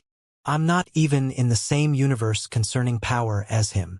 Gravis only laughed some more. From the side, Mortis only looked at Eris from time to time. It felt rather weird for Mortis to look at the father-son pair. After all, in Mortis' memories, he was Eris' father. However, Mortis wasn't distraught. He had made his decision, and he believed that it was the correct one. Gravis was a better father for them. Gravis dug up some more embarrassing moments of Eris' past and told them to Exer, who only looked with boredom towards the front. Exer wasn't really the enthusiastic kind. In fact, Gravis hadn't seen Exer smile, laugh, or joke around before. Exer also didn't have a partner, as far as Gravis knew. On top of that, Exer was one of the very few of Gravis' friends that hadn't gone through samsara before. Now that he thought about it, Gravis actually knew nothing about Exer's past. However, after realizing this, Gravis didn't ask Exer. Exer felt like a person that preferred to keep people at a distance. Exer was basically a proud and taciturn person that only focused on his power. Yet, he was also loyal and helped those that helped him. In addition to the prideful aura emanating from him, Exer appeared like the perfect image of a genius cultivator. It was like Exer was exactly how someone would imagine an otherworldly genius to be. Meanwhile, Eris felt like a kind elder, ironically enough. In a sense, Eris appeared to be more mature than Gravis when the two of them were together. Gravis always joked around, and Eris only answered with friendly smiles and friendly comments. If one didn't know Gravis and Eris, one would think that Gravis was the grandson that told his grandpa what he had achieved recently. The grandpa only praised him and nodded with a warm smile. When Gravis saw that image in his mind, he turned to Eris. Why are you acting like a grandpa? Gravis asked with a frown. Eris blinked a couple of times in confusion. What do you mean? He asked. I'm joking around, laughing, having light-hearted fun, and you only put on a warm smile and nod. Additionally, you keep saying please, which feels a bit weird. Why do we need to have politeness between us? Gravis asked. Eris looked with a skeptical expression at Gravis while Mortis and Exer looked with evaluating expressions at Eris. Exer turned away again without saying anything while Mortis nodded. You too? Eris asked Mortis. Mortis nodded again.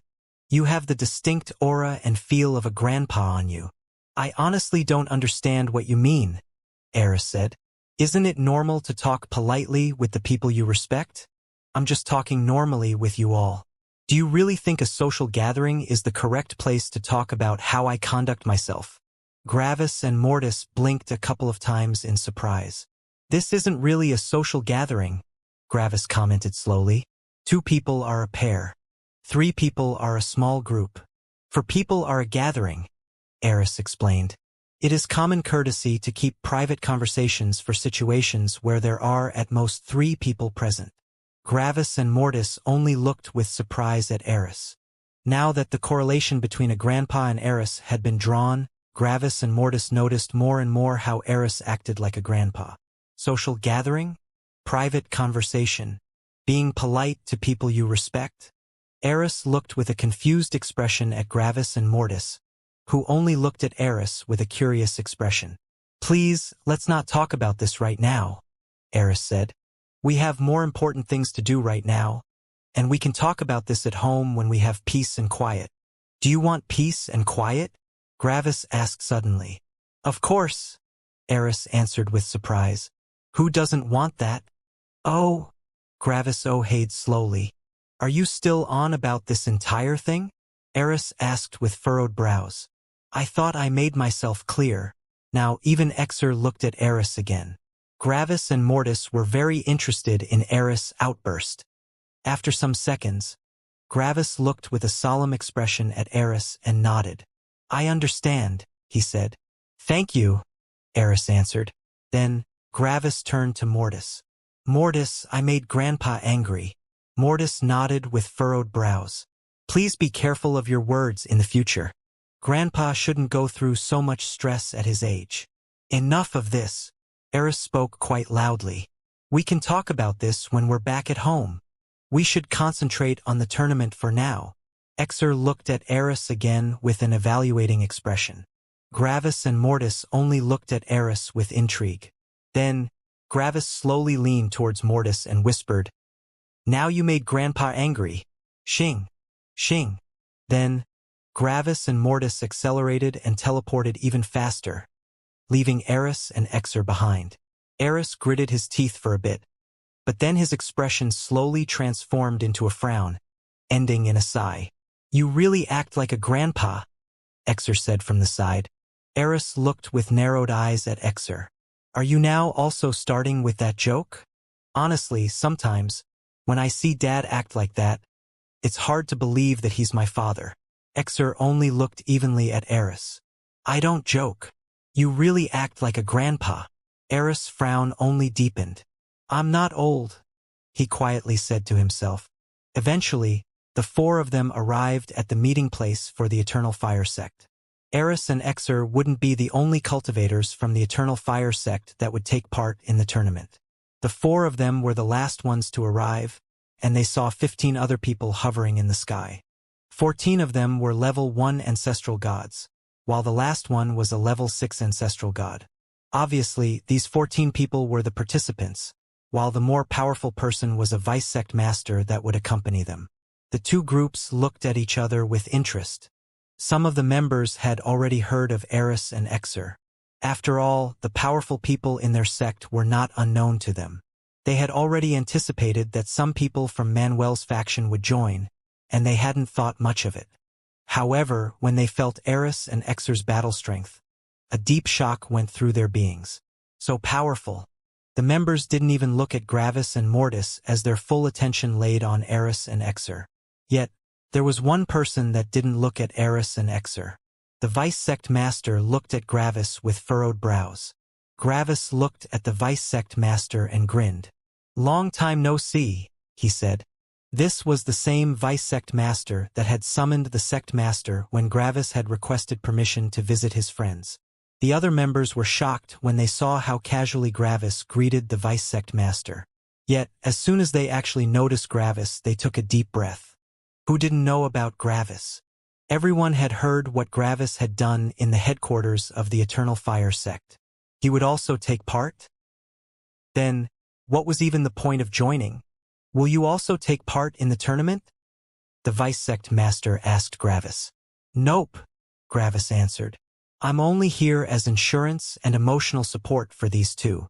The vice sect master looked at Gravis for a couple of seconds.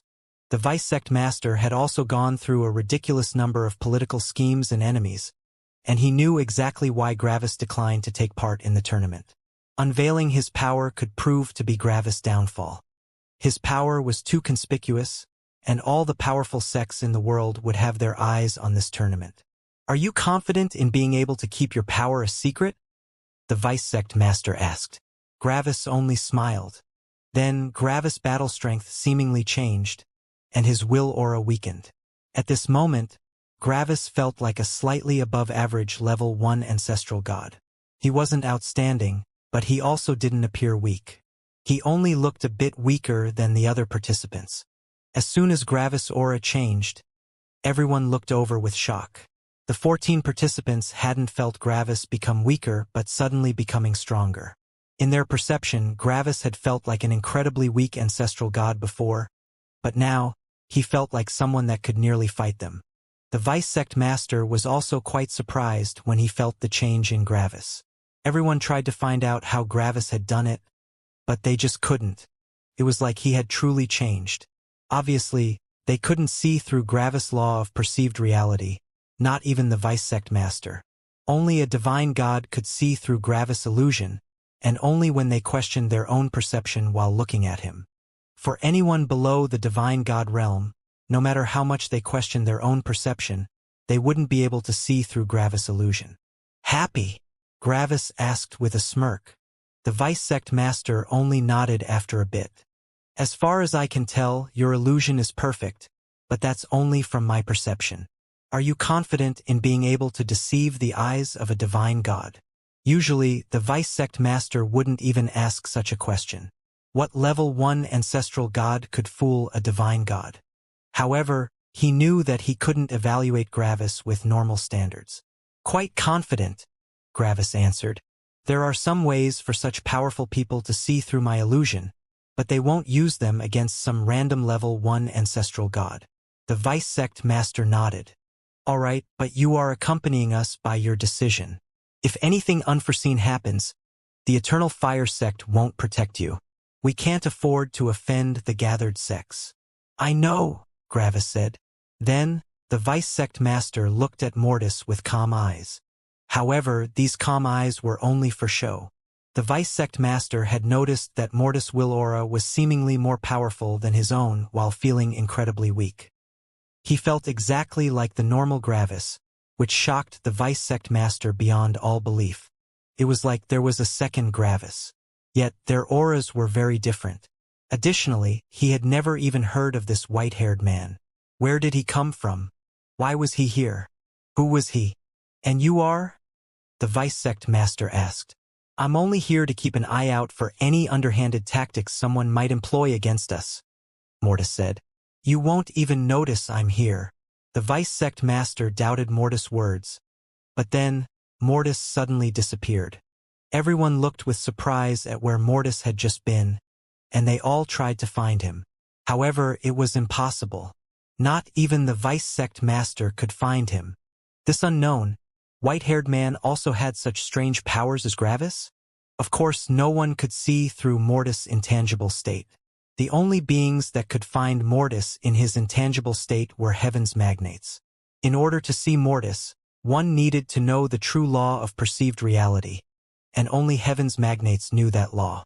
However, Mortis could still see and perceive the entire world in his state.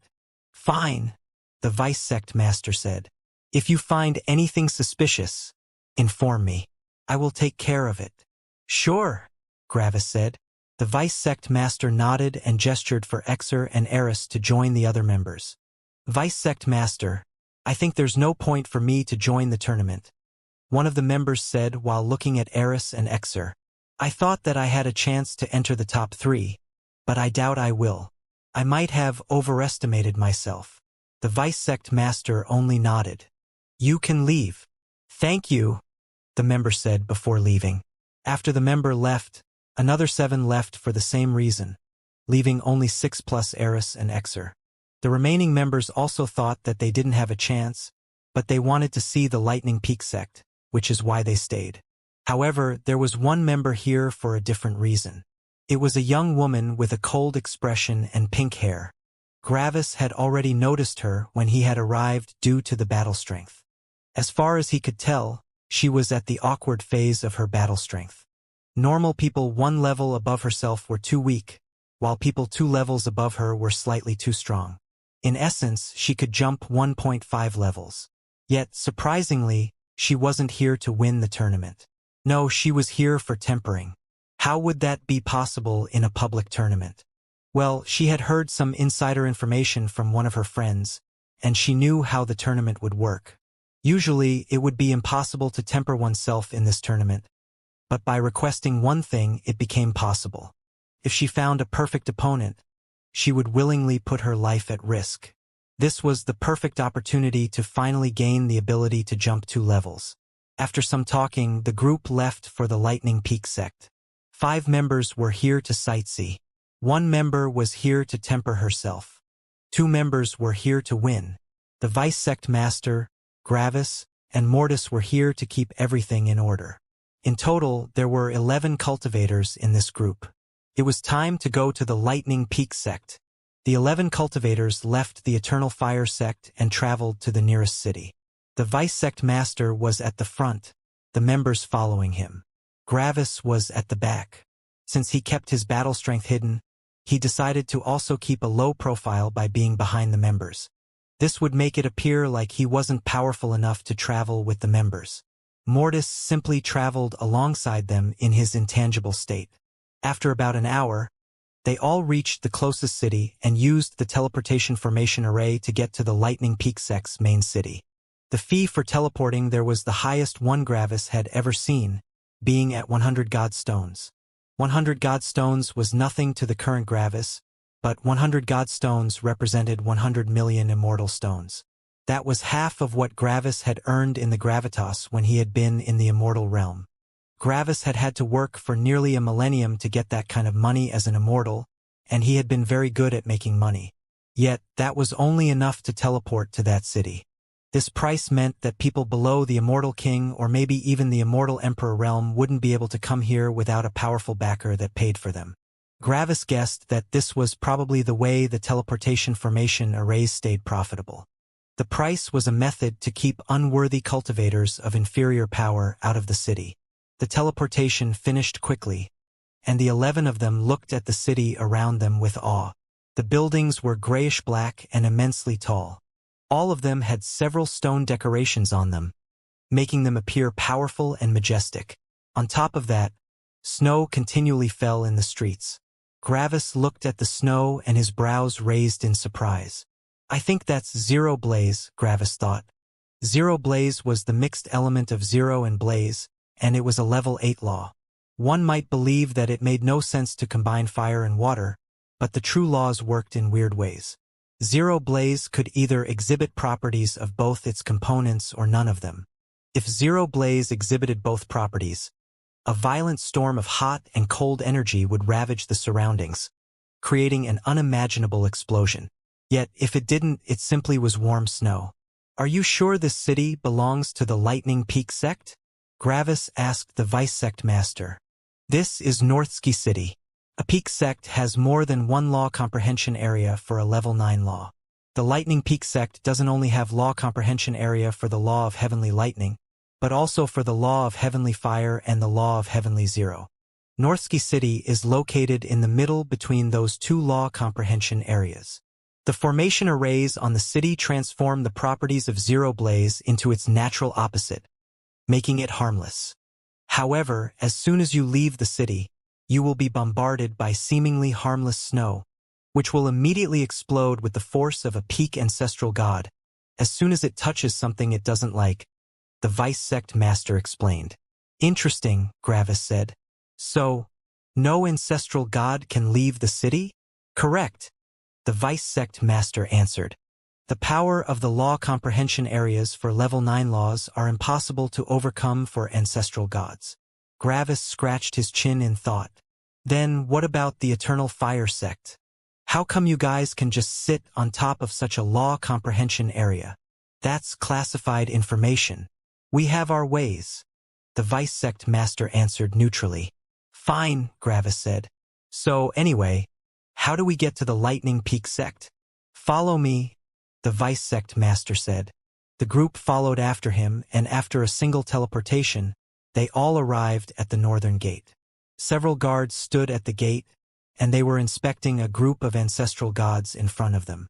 Gravis noticed that there were 2 level 3 ancestral gods and 3 level 1 ancestral gods in that group. They're probably also contenders. The group of ancestral gods looked over at Gravis' group, and their faces transformed into grimaces as soon as they saw them. The 2 level 3 ancestral gods were 2 Vice Sect Masters of their sect, while the 3 level 1 ancestral gods were contestants. Not every sect was as powerful as the Eternal Fire sect. As they looked at Gravis' group, they realized that they had taken the tournament lightly. All of the contestants of Gravis' group felt at least as powerful as their members, and 3 of them felt even more powerful. The Vice Sect Masters didn't like what they were feeling right now. 2 of the people in the Eternal Fire Sect's group could even rival them, the Vice Sect Masters, while one of them felt close to being at their power. Even more, the power of the person leading them felt unapproachable to them. They couldn't even feel at what realm the Vice Sect Master of the Eternal Fire Sect was. The 2 Vice Sect Masters acted like they didn't see the group from the Eternal Fire Sect and left after the guards were finished with their registration. Blue Grave Sect, subsect of the Darkest Stygian Sect. The Vice Sect Master explained to Gravis. They are not greeting us due to our bad relationship with the Darkest Stygian Sect. You know their name? Gravis asked in surprise. I'm a Vice Sect Master. It's my job to know, the Vice Sect Master answered. Next! One of the guards suddenly shouted. The group of the Eternal Fire Sect walked over and stopped in front of the guards. In their perception, these guards were like gods from a different plane. They were so unimaginably powerful. Not even their sect master felt this powerful. Most of the members had never seen anyone as powerful as these guards. And yet, they were only guards. Gravis was barely able to feel the power of the guards, but also only because their realm was at the same level as Gravis Willora. Yes, these were level 9 ancestral gods. These 2 mere guards were as powerful as the ancestor of the Eternal Fire Sect. Peak sects sure were powerful. You're from the Eternal Fire Sect? One of the guards asked, looking at the Vice Sect Master. Vice Sect Master of the Eternal Fire Sect. The Vice Sect Master said politely. Then he gestured at the members behind him. 8 contestants. 1 observer. One of the guards looked with furrowed brows at the group. Only 8? The Skywater Sect brought 18. Aren't you guys supposed to be at a similar level of power? Obviously, the guards didn't give the Eternal Fire Sect any face, but that was to be expected. After all, these 2 guards could flatten the entire Eternal Fire Sect. Originally, we were supposed to be 15, but about half of them left after they saw our 2 most powerful contestants. The Vice Sect Master explained politely. The 2 guards looked at the group and quickly focused on Eris and Exer. They also threw a small glance at the pink-haired woman, but the other 2 were more interesting to them. Then one of the guards nodded. Quite impressive. These 2 might not even need to fight in the preliminaries. Of course, that decision is up to the inspector. After that, the other guard summoned 10 emblems and gave them to the group. 8 of them had swords on them, while the other 2 had 1 eye each on them. These emblems will teleport you to the Lightning Peak sect, the guard said to the group before looking at the people behind them. Next, the members of the group took their emblems and crushed them. After Gravis crushed his emblem, he arrived in a luxurious room with the Vice Sect Master. The contestants were nowhere to be seen. Gravis guessed that they were probably in a separate area with the other contestants, so he didn't worry. Do you know when the tournament will start? Gravis asked. We came rather early. There should still be about 10 years before it starts. The Vice Sect Master answered. Gravis released a sigh.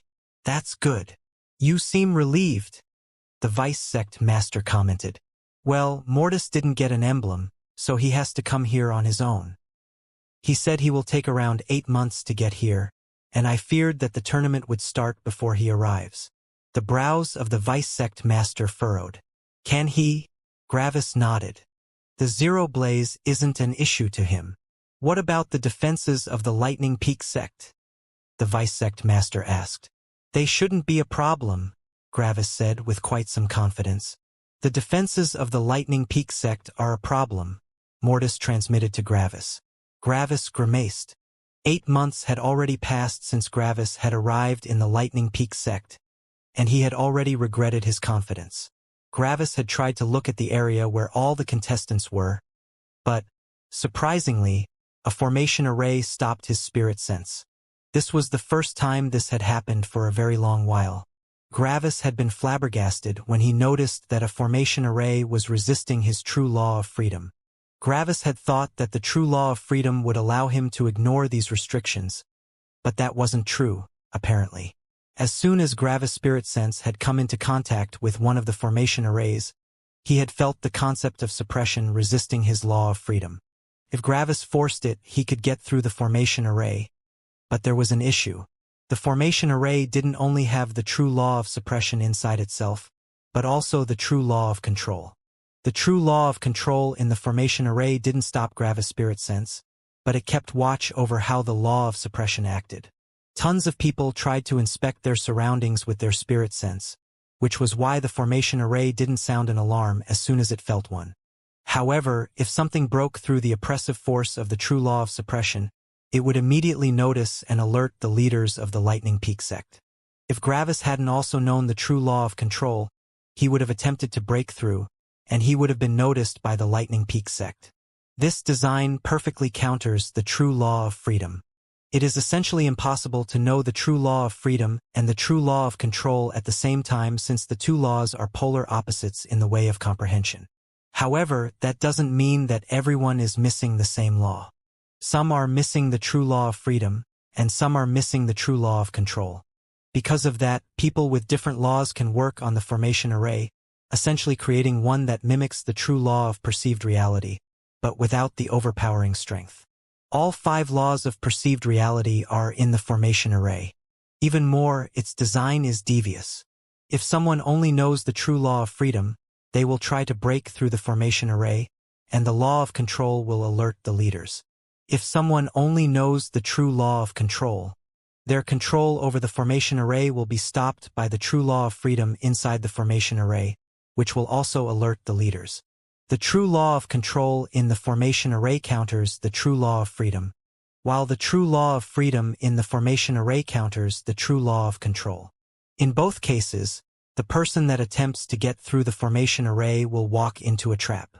That was also the reason why Mortis couldn't enter the Lightning Peak sect. Mortis could become intangible, but that state could be countered with the true law of perceived reality. In a sense, the formation array didn't completely copy all the concepts of the true law of perceived reality, but it used all its individual components in a combinatory fashion. It was basically a rudimentary version of the true law of perceived reality. Mortis could theoretically get through the formation array, but the leaders of the Lightning Peak sect would notice that someone had barged through their defenses. As soon as Mortis had seen the defenses, he decided to stop. Sure, they wouldn't be able to find him in his intangible state, but Mortis didn't want to take any chances. If they could build something that could stop Mortis in his intangible state, they might also have built something that could spot Mortis in his intangible state. It was too risky. After some discussion, Mortis left the Lightning Peak sect again and went back to Northsky City. Remaining here was pointless. I underestimated the Lightning Peak sect, Gravis thought as he sipped from his drink. At the moment, Gravis lay on a comfy bench while looking at the sky inside the Lightning Peak sect. The Lightning Peak sect was located in a building over 10,000 kilometers wide, on top of gigantic mountains with flattened peaks. The mountains were all over 100,000 kilometers tall, but they only acted as foundational stones for the Lightning Peak sect itself. The Lightning Peak sect was made of pure white materials, and it looked like a gigantic mansion, which had been enlarged several times over. There actually weren't that many rooms in the Lightning Peak sect, but all of the rooms were just massive. It was like Gravis had been shrunken to the size of a dust mite and floated into the mansion of a rich hegemon. Everything was huge. At the moment, Gravis was on one of the many huge balconies as he looked at the sky. I can't get enough of this, Gravis thought. Above him, a spectacle of elemental apocalypse took place. A huge mountain punched through the middle of the Lightning Peak sect, much taller than all the other mountains by far. On top of the mountain was a sea of heavenly lightning, and it blanketed the skies for nearly 1,000,000 kilometers.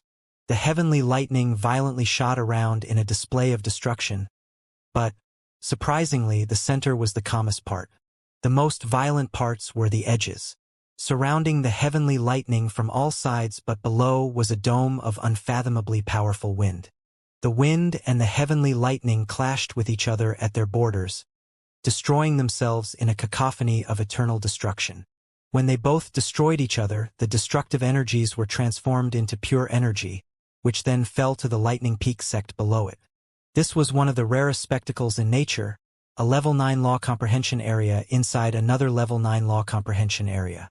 Usually, if something like this happened, one of the two law comprehension areas would be destroyed, but not here. Heavenly Wind was fighting Heavenly Lightning the entire time, but none of them ran out of energy. Why was that? Because of the powerful sect below them. The many divine gods inside the Lightning Peak sect below the Level 9 law comprehension areas pulled in an incredible amount of energy from the world, which then got absorbed by the two law comprehension areas. The law comprehension areas fought each other with the surplus energy, which would then be transformed into a shower of pure energy falling down at the sect. It's a bit like a cosmos, Gravis thought. The cultivators pull in the outside energy, which then gets transformed by the filters, which are the law comprehension areas in this case. Lastly, the pure energy arrives at the place with all the cultivators. Gravis watched the spectacle for another year, but then, something happened. Gravis' eyes widened as he looked at a certain place in shock. "Are you insane, Mortis?" Gravis transmitted to Mortis with shock. In Northsky City, the two guards were talking to a Level 1 ancestral god. "You are here to participate?" one of the guards asked. "Yes, I hope that's okay. If it's not, I can leave. Just don't be angry, okay?" a rainbow-haired girl said nervously. The guards were surprised by the girl's appearance. Having exotic hair colors was normal for cultivators since their hair often showed what element they had a great affinity for.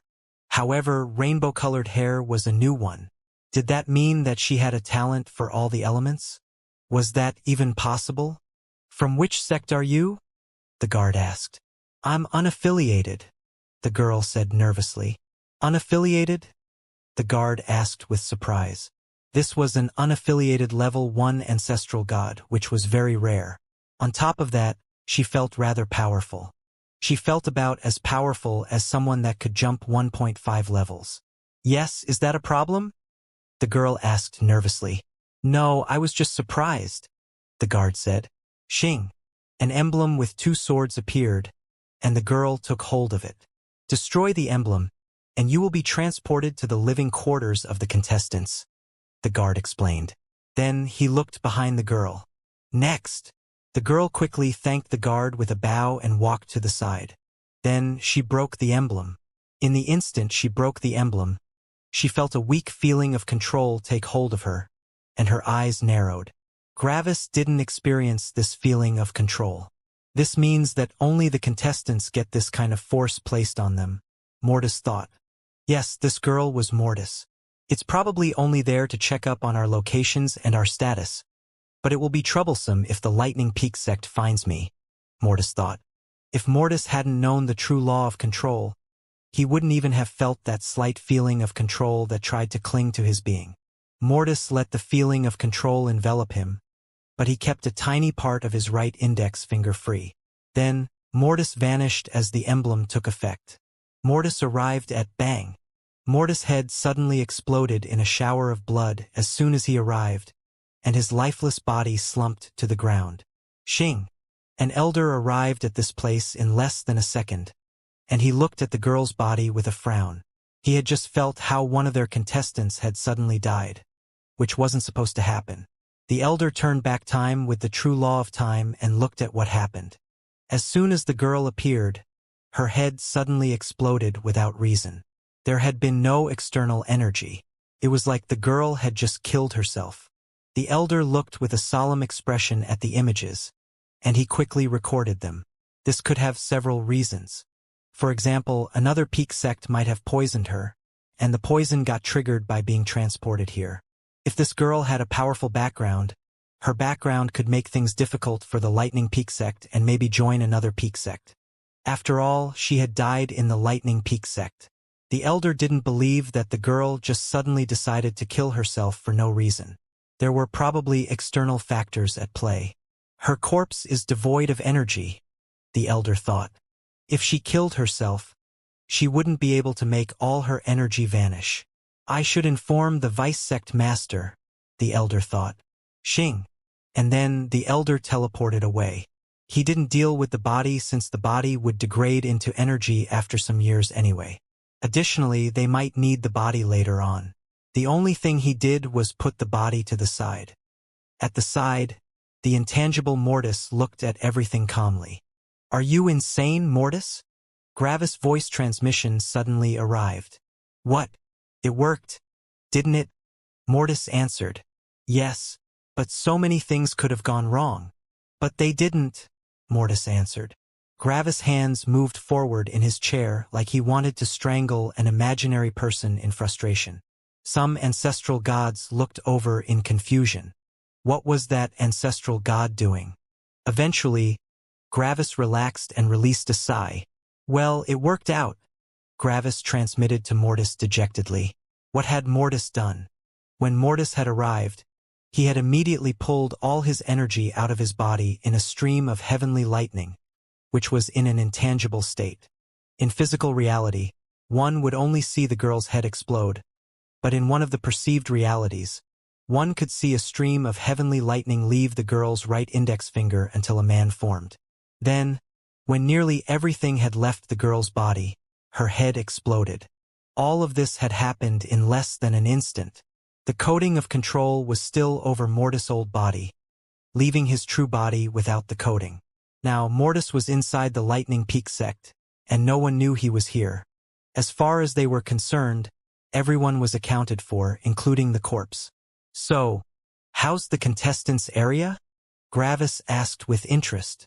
Mortis walked through the grand hall and through a hallway until he arrived at another huge room. There, Mortis saw a sea of people. There were so many. Mortis could see over 10,000, and probably even more would arrive in the next years. "Busy," Mortis answered. "At the moment, everyone is just waiting. Over 90% of them are just sitting down and meditating. They probably want to keep themselves at their peak for the tournament. Some others are talking. The ones talking are either very weak or very powerful. Everyone in between is meditating." "Can you see Exer and Eris?" Gravis asked. "Exer is leaning on a wall with closed eyes, while Eris is talking to some other cultivators in a friendly manner," Mortis said. "Makes sense," Gravis answered. "They don't belong to the weak or average ones. How are their chances? Is there any competition?" "Yep," Mortis answered. "There are about 7 other cultivators that can jump 2 levels. "That's quite impressive," Gravis answered. "Wait a sec," Mortis said as he found something of interest. One of the contestants had just taken out a jade token, which had tiny words written on it. Mortis immediately read everything in an instant, and he scratched his chin in thought. "What?" Gravis asked. "You just said wait a sec, and now you're not saying anything. Did something happen? Take a look at this," Mortis transmitted to Gravis as he sent Gravis an image of the jade token. Gravis looked at the image of the jade token, and he blinked a couple of times in surprise. "Tournament rules?" Gravis read through the rules, and after he was done, he scratched his chin in interest. "The Lightning Peak sect sure is capable," Gravis answered. "They are," Mortis said. From what Gravis had read, the tournament wouldn't exactly be sparring. In fact, every fight would be a life and death battle, but inside a resurrection formation array. These formation arrays were unimaginably expensive, and only the Heaven Company sold them. As the name suggested, these formation arrays would resurrect someone that died inside it. The Heaven Company sold these resurrection formation arrays to help the divine gods overcome the last few hurdles before the Heaven's Magnate realm. The Lightning Peak sect owned one of them, and the tournament would be held inside the formation array. The other rules of the tournament were very standard. The fights would be one-on-one battles, and the winner would be the one that killed their opponent. However, there were 2 interesting rules.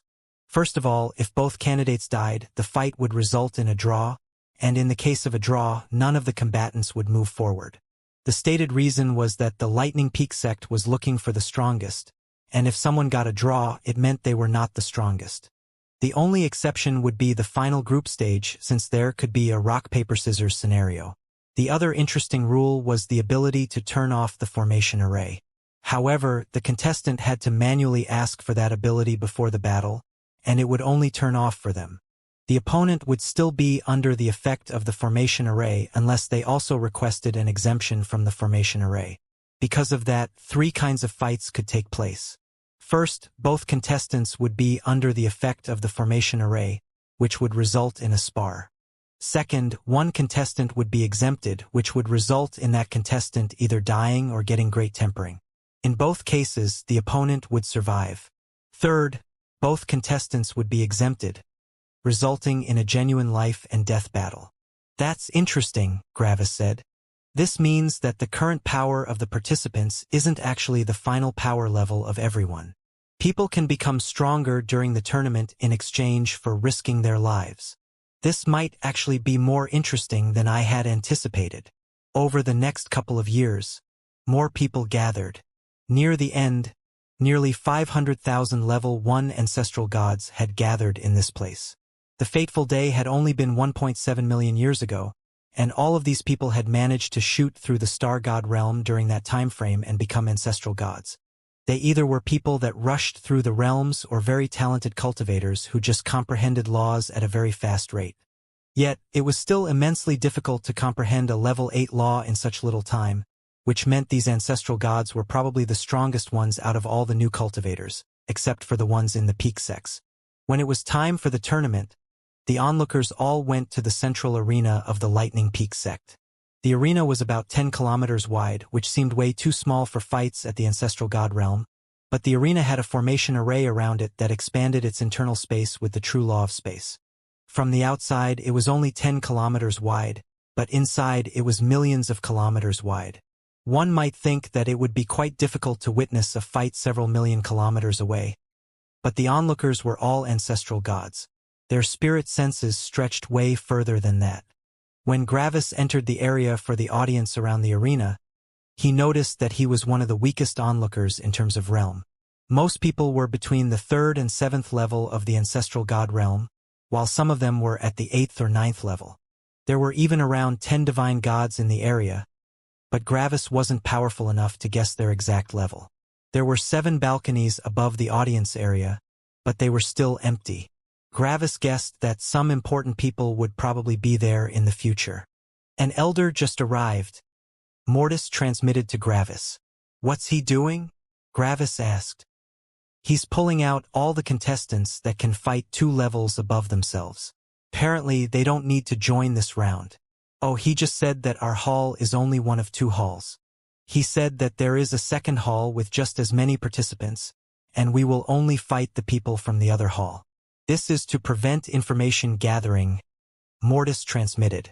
"So, there are actually about 1 million level 1 ancestral gods participating in this tournament?" "That's quite a lot," Gravis answered. "Yes, the reaction was mixed when everyone in this hall heard that piece of information. I think some plans just got ruined," Mortis said. "So, it's actually senseless that you're in there," Gravis transmitted. "Seems like it," Mortis answered. "Oh wait, the elder also pulled in that pink-haired woman from the Eternal Fire sect. Apparently, the other side has 3 more ancestral gods that can jump 2 levels than our hall, which means that the elder has to get the 3 next strongest ancestral gods." "Quite powerful," Gravis commented. "The stronger ancestral gods just left the room, and now the elder is explaining that the people left in the room can still win. They just have to risk it all and grow more powerful. If they want to win, they have to risk it. However, they can also just fight normally," Mortis narrated. "Makes sense," Gravis answered. At that moment, several people appeared at the 7 balconies. As soon as these people arrived, everyone looked over in silence. The representatives of the 7 peak sects. When Gravis saw them, he had to take a deep breath. So powerful. Gravis couldn't even fathom their power. He couldn't even tell who was more powerful between them. Even more, Gravis saw some familiar faces among them. "Welcome, everyone, to the tournament of my Lightning Peak sect," a powerful-looking man in the central balcony announced. Gravis recognized that person. He was the new sect master of the Lightning Peak sect. Gravis didn't know his name, but he had seen him in the Heaven Clash. "Please, a warm welcome for our guests," the sect master announced as he gestured to the rightmost balcony. On the rightmost balcony was an extremely old man with long white hair and a long white beard. He was carrying a long, gray staff, which somehow felt ancient to Gravis. "The vice-sect master of the Eternity sect," the sect master announced. The audience applauded politely, while the old man only slowly nodded once. Gravis knew the peak sects. After all, he had been born into this world, and he had learned all about them when he had just been a kid. The Eternity sect's techniques all focused on the primordial force laws. Exer would be a perfect fit for them. The sect master gestured to the next balcony. On the next balcony, Gravis could see a very scantily clad woman with bright pink hair. She smiled warmly at everyone, and she even winked at the audience with a giggle. "The vice-sect master of the Mortal sect," the sect master announced. "So, that's the famous seductress of the Mortal sect," Gravis thought. Mortal sect was a weird name for a peak sect, but their name actually had a deeper meaning. The Mortal sect concentrated on the emotional laws, and they do so by emulating the pleasures and struggles of mortals. That was why they were called the Mortal sect. The sect master gestured to the next balcony. On the next balcony, Gravis could see a young girl with lively green hair. Her smile was radiant and bathed everyone in an aura of peace and tranquility. On her back, surprisingly, was a bow. These weapons were very rare. "The vice-sect master of the True Life sect," the sect master announced. Gravis knew the True Life sect. No explanation was necessary since it was obvious what that sect focused on. The sect master gestured to the next balcony, which was to his left. On that balcony, Gravis saw a middle-aged man with black hair and a stalwart gaze. On his back were two swords, and he radiated an incredibly sharp aura. The sect master of the Heavenly Divine sect. "What an honor for him to arrive personally," the sect master announced. "The sect master of the Heavenly Divine sect?" Gravis thought. "I saw his son once." Gravis remembered the conversation he had had with his father when he had been just 12. Back then, the opposer had told Gravis to go to Master Linus' shop. Gravis had seen the son of the sect master of the Heavenly Divine sect order some weapons back then. The son had been a bit arrogant in front of Master Linus, but when he had seen Gravis, he had acted very deferentially and scared. Back then, Gravis had also believed that the Heavenly Divine sect was only an upper-level sect, but apparently they were a peak sect. The Heavenly Divine sect concentrated on pure weapon laws. Back then, Gravis had had no idea what that was. The Heavenly Divine sect was basically the purest sect of the highest world. The sect master gestured to the next balcony. On the balcony, Gravis saw a familiar face. "The vice-sect master of the Lost Wind sect," the sect master announced. Yes, this was the vice-sect master that had watched Gravis while he had worked as a torturer. This was also the person that gave Gravis 10 god crystals. The vice-sect master of the Lost Wind sect only nodded once. The Lost Wind sect was the antithesis of the Lightning Peak sect, and also the peak sect with the worst relationship with the Lightning Peak sect. The Lightning Peak sect concentrated on the bright, explosive, and powerful elemental laws. Laws like Heavenly Fire, Heavenly Lightning, Heavenly Zero, and Heavenly Wind.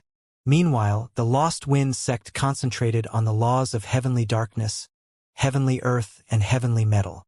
The Lightning Peak sect was bombastic and explosive. The Lost Wind sect was meticulous and calm. Funnily enough, the name Lost Wind sect came into existence after the Lightning Peak sect had become the supreme power regarding the law of Heavenly Wind. In order to never forget that shame and humiliation, the Lost Wind sect had taken up the name of Lost Wind sect. They had lost their wind. The sect master gestured to the last balcony. On the last balcony, Gravis saw a woman with half black and half white hair. Her clothing was also half black and half white, but in the middle of her robes, a glint of purple could be seen. "The vice-sect master of the Twilight Council," the sect master announced. The Twilight Council concentrated on the heavenly purity and heavenly Stygian laws, and they used all the other laws as support for these laws. In their opinion, heavenly purity represented the peak of defense, while heavenly Stygian represented the peak of offense. By mastering both, they would be the most powerful sect. And sure enough, they were a peak sect. After the sect master introduced everyone, He looked at the crowd again. For our first fight, we have an appetizer. 2 of the most powerful contestants will fight each other, the sect master announced. Gravis nodded. It made sense to open the tournament with a blast. As the sect master informed everyone about the rules of the tournament, Gravis got contacted by Mortis. Eris just left the room to fight. How do you know that? Gravis asked. I thought you were in the other room. There are only weak formation arrays between the rooms.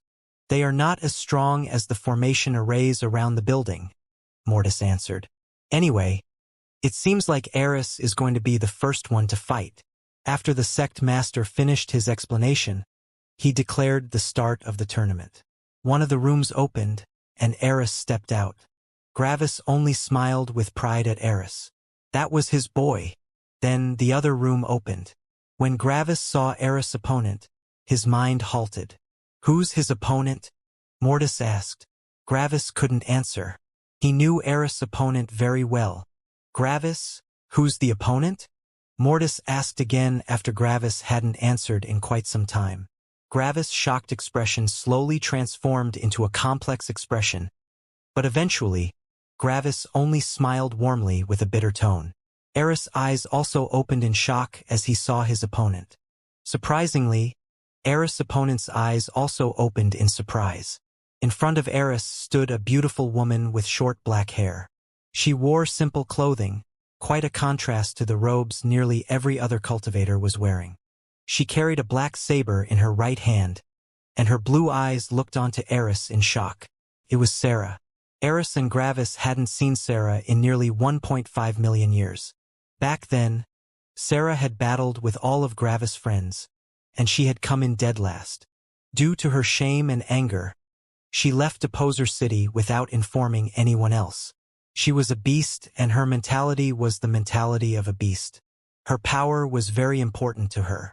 It didn't only dictate her life but also her philosophy, well-being, confidence, and pride.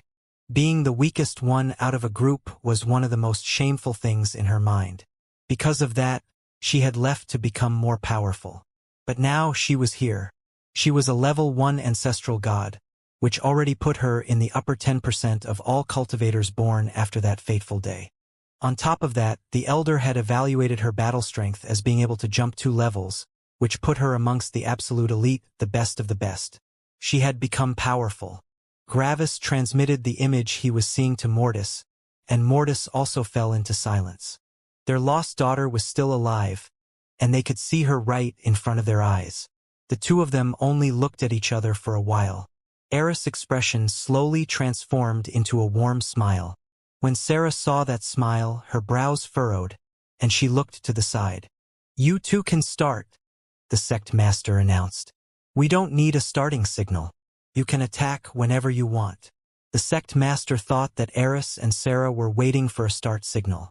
Eris looked at the sect master with a polite smile. Thank you, senior. But we haven't started fighting yet, because we are related by blood. This is the first time we've met in a long time. We're simply a bit surprised.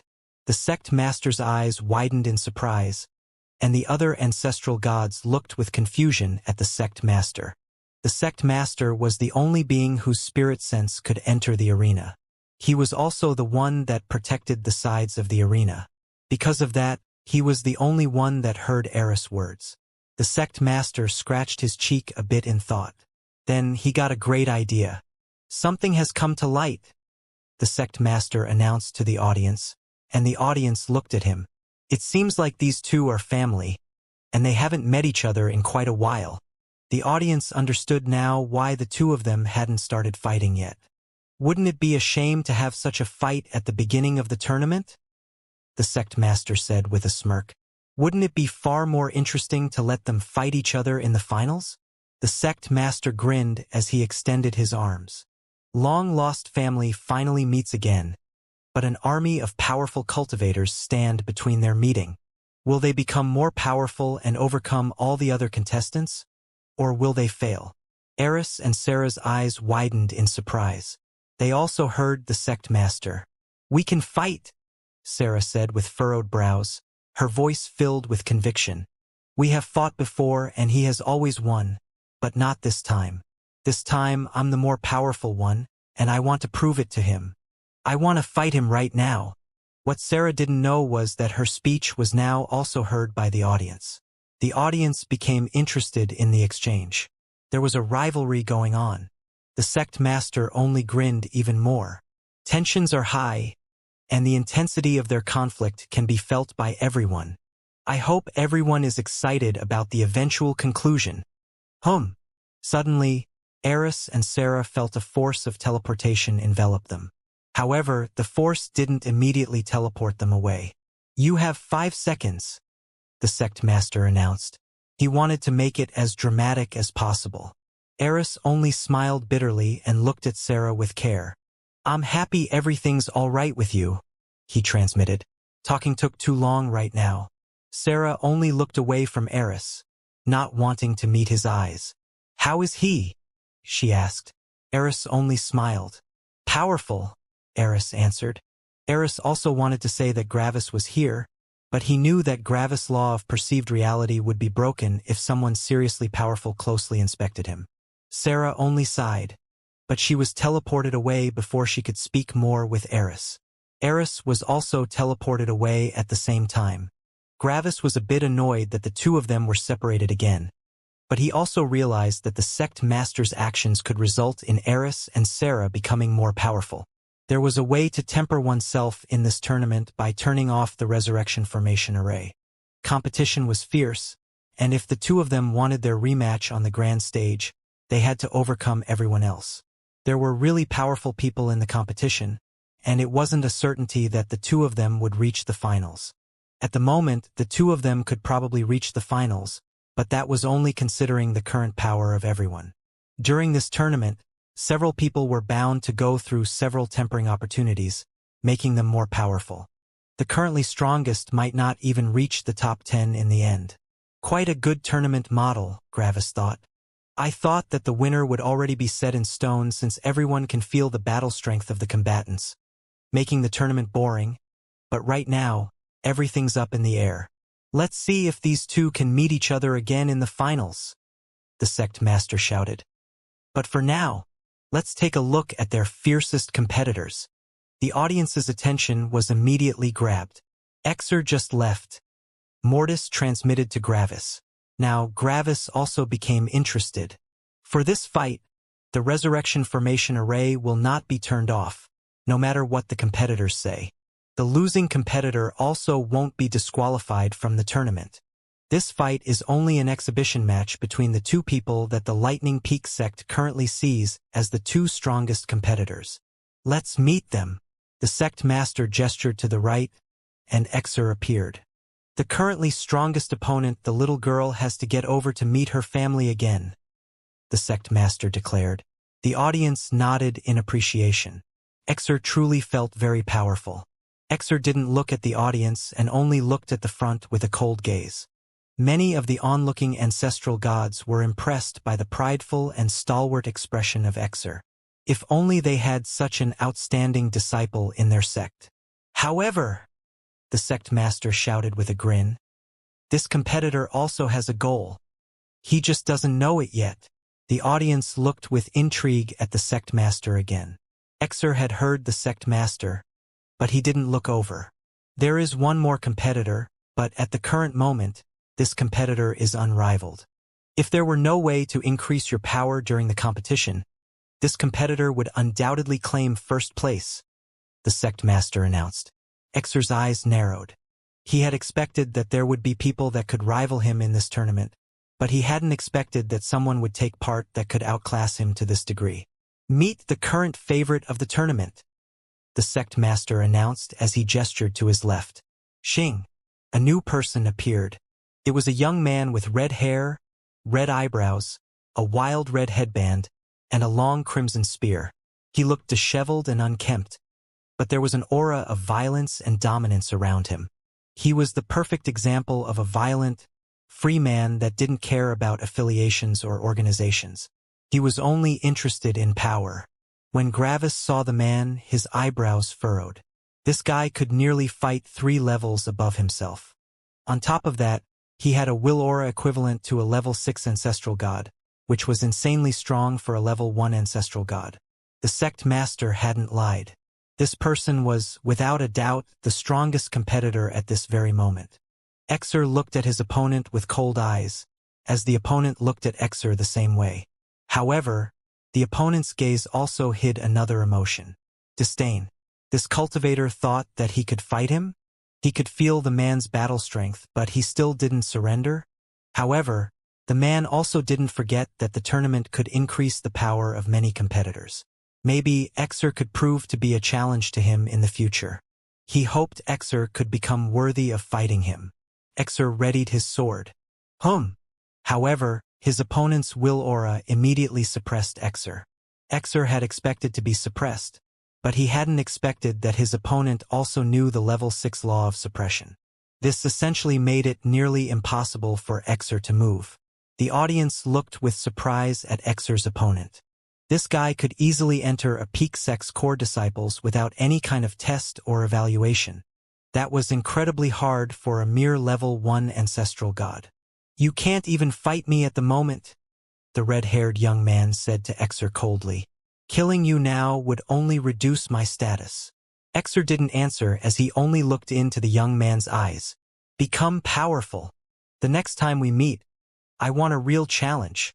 Don't disappoint me," the young man said before retrieving his will aura and turning his back to Exer. The sect master had allowed these words to be transmitted to the audience, and the audience felt quite impressed. This truly was a powerful genius. His enemy couldn't even fight him. After some seconds, Exer looked at the sect master without a change in expression. "I concede," he said. The audience was surprised by the direct surrender, but they realized that Exer was accepting that he was weaker.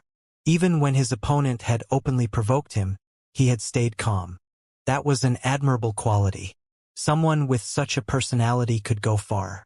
The sect master only grinned. Xing. Exer and his opponent were teleported away.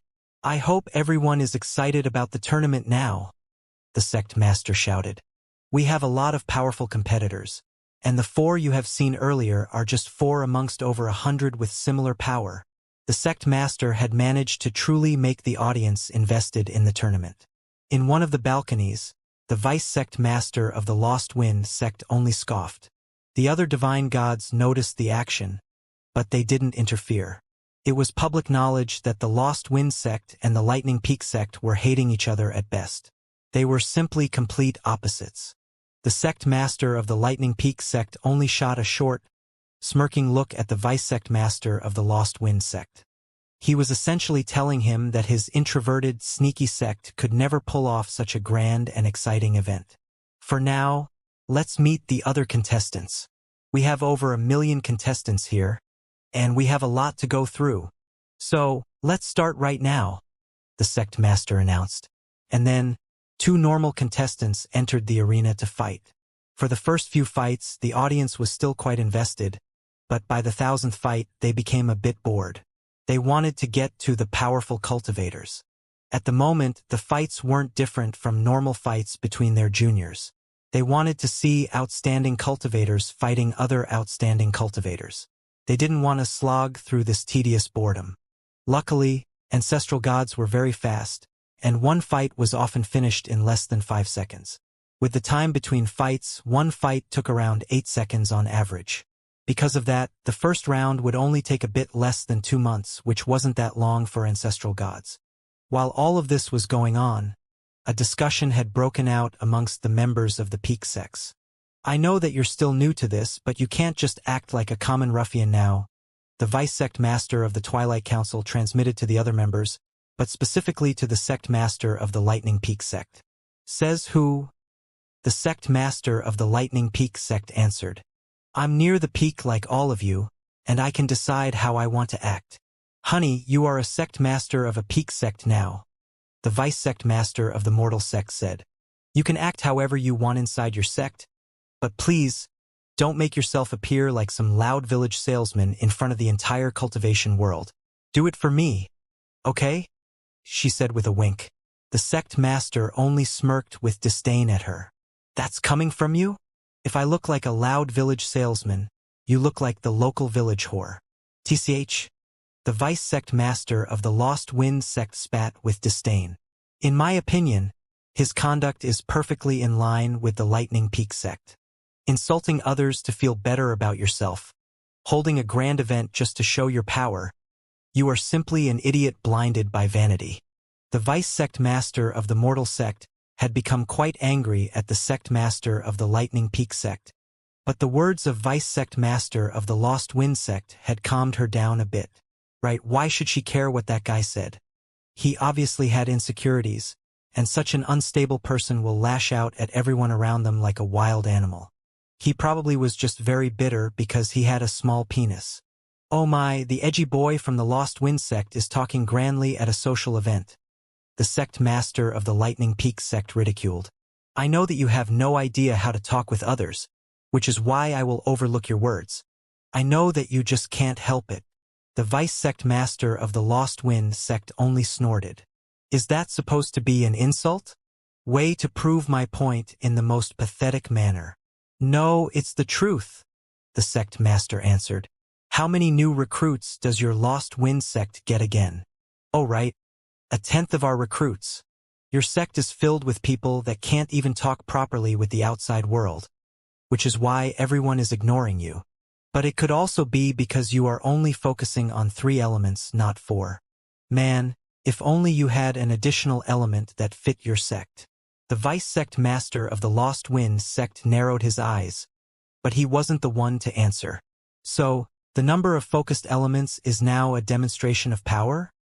The vice sect master of the Twilight Council commented. Then, what does that make us or the heavenly divine sect? The vice sect master of the Lost Wind sect only smirked quietly to himself. The sect master frowned.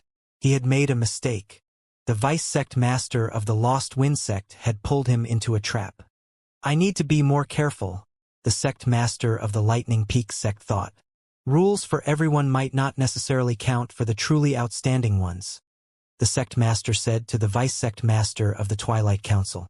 Truly outstanding people can make a single element triumph over all of them. Your Twilight Council knows that, and you have proven so. Please, don't interpret bad intentions into my words. The vice sect master of the Twilight Council only let out a short humph and looked away. The only reason why he had even spoken up was that he also disagreed with how the sect master conducted himself. The sect master hadn't acted in a dignified manner in this tournament. He had treated it as a party he was hosting. This wasn't only the Lightning Peak sect's event. The other peak sects were also involved in this tournament, and they had also invested some capital. This tournament was supposed to bring the hidden geniuses of the world to light.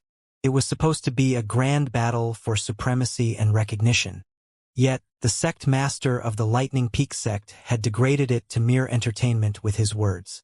The only peak sects that didn't mind the sect master's conduct were the True Life sect and the Heavenly Divine sect. The True Life sect was very relaxed, and they went along with the flow. The Heavenly Divine sect only cared about power, and they didn't put any relevance to how others acted. Words were irrelevant. Only power was important. The Mortal sect cared quite a bit about conduct because, like mortals, they valued their status and the perception of others. The Lost Wind sect obviously took every opportunity to ridicule the Lightning Peak sect. The Twilight Council put pride and solemnity on power, and they felt like the sect master was besmirching their image. The Eternity sect didn't really care, but the representative from them cared. He didn't like noise, and the sect master of the Lightning Peak sect made a lot of noise. The audience didn't notice the conflict between the peak sects, but they also wouldn't be surprised if they noticed. It was normal for competition to occur between the most powerful sects. There were simply too many peak sects, and there had to be conflicts in philosophy. As the leaders continued to argue, the first round finished. Then the second round finished.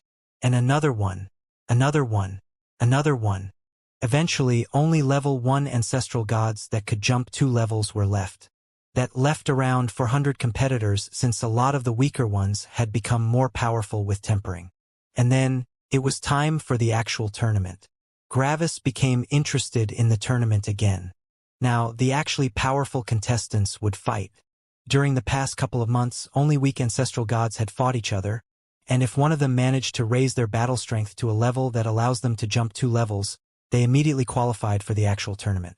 At that point, they wouldn't need to fight in the preliminaries anymore. The preliminaries didn't exist to reduce the contestants to a certain number, but to weed out the weaker contestants. The preliminaries had continued until everyone either got disqualified or reached a sufficient power level. And now, from nearly 1 million participants, only about 400 were left. All of them could jump 2 levels.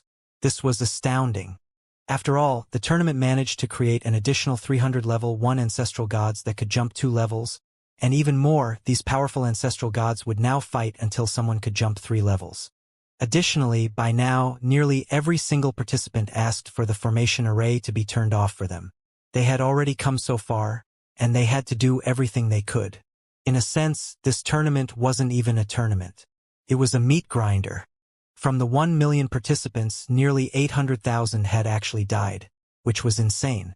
These were the best cultivators of the new generation, and 80% of them had died today. All of that just to create 300 more ancestral gods that could jump 2 levels. And now, even more of them would die to create some ancestral gods that could jump 3 levels. By the end of it, a cultivator that could jump 4 levels might even be born. They might not have the laws to jump 4 levels, but their will aura could be so powerful that they could just directly suppress their opponent. That red-haired man had been one such cultivator. His will aura could suppress someone 4 levels above himself to 50% of their speed. Sadly, 50% of the speed of a level 4 ancestral god was still 8 times as fast as the speed of a level 3 ancestral god. Yet, if that red-haired man could increase his will aura even more, he might be able to suppress someone 4 levels above himself to 75% of their speed. At that point, his opponent's speed would only be 3 levels above him instead of 4, giving him a chance at victory. This is a gigantic refinery, Gravis thought. I expected that the peak sex wanted to find the most talented cultivator to add to their ranks, but that's only half true. In reality, they gathered over 1 million genius ancestral gods in one giant refinery. The ambition of the combatants would drive them into the refinery, hoping that they would be the hardest. They are hoping that everyone else would be ground down by them, and not the other way around. 1 million talented disciples just to create a single person that could jump 4 levels. Even more, this person wouldn't even need to rely on the peak sex resources to jump 4 levels. If they now also got access to the resources, they could become the most powerful cultivator in the ancestral god realm that could jump 4 levels. They are not just trying to get the most powerful level 1 ancestral god, but also a future peak divine god. Someone with such battle strength must have the talent to become a future sect master of a peak sect. Gravis snorted. If some people would realize this underlying reason for the tournament, they would believe the peak sects to be cruel. After all, they were essentially pressuring all the scattered coal in the world until they got a single diamond. However, can they even be angry? The peak sects give everyone the opportunity to resurrect. They also don't force the cultivators to take part. The peak sects haven't opened their bag to collect all the coal in the surroundings. No, they simply opened their bags, and the coal jumped into the bag of its own volition. Bang! In the arena, a cultivator that could jump 2 levels had just died. They hadn't activated the formation array. The opponent fell onto their knees, keeping their body somewhat upright with their nearly broken sword. They had survived. At the same time, the audience cheered in support. The surviving fighter looked at the audience, and he felt like he was in a dream. All of these people were seniors much more powerful than him. They were all far older than him, and they could all kill him with but a thought. Yet, at this very moment, thousands of extremely powerful ancestral gods and even some divine gods cheered for his victory. At this moment, he knew that he would no longer be unknown. Every important sect knew him now. He no longer needed to only support his own sect. Now, he could join whichever sect he wanted. Additionally, even if he didn't join these sects, the sects would still be polite towards his sect. After all, no sect wanted to offend a sect that had such a talented disciple. He hadn't even nearly won the tournament, but he knew that his life had already changed. At the same time, his will aura increased until it reached the 4th level of the ancestral god realm. At this very moment, He was in the more powerful half of cultivators that could jump 2 levels. He knew that it wasn't over yet. He could go further. He would risk his life one more time and he would transform his life. Gravis saw all this and he noticed the emotional change in the candidate. Transformation? Huh? Gravis thought. This is the essence of cultivation. Whenever you stand before a fight, you might regret your choices, and you might have wished that you've never started cultivating. Yet, when you win, the incredible feeling of transformation and growth envelopes your entire being. You realize that you have stepped into a new level. You have already gone through so many painful fights, but you are still alive. You know that so many people have died in the fight you have just won, but you have become stronger. Gravis sighed. I know that feeling very well. Gravis looked at the tournament, and he saw one brutal fight after the other. Nearly every single fight ended with one genius dying. The best cultivators were dying in droves. How many sects had lost their most outstanding disciples? How many futures of how many sects had been destroyed? Nearly all the outstanding geniuses had died. And for what? To create just 300 incredibly powerful geniuses. And now those would die. For what? To create just something like 10 people that could jump 3 levels.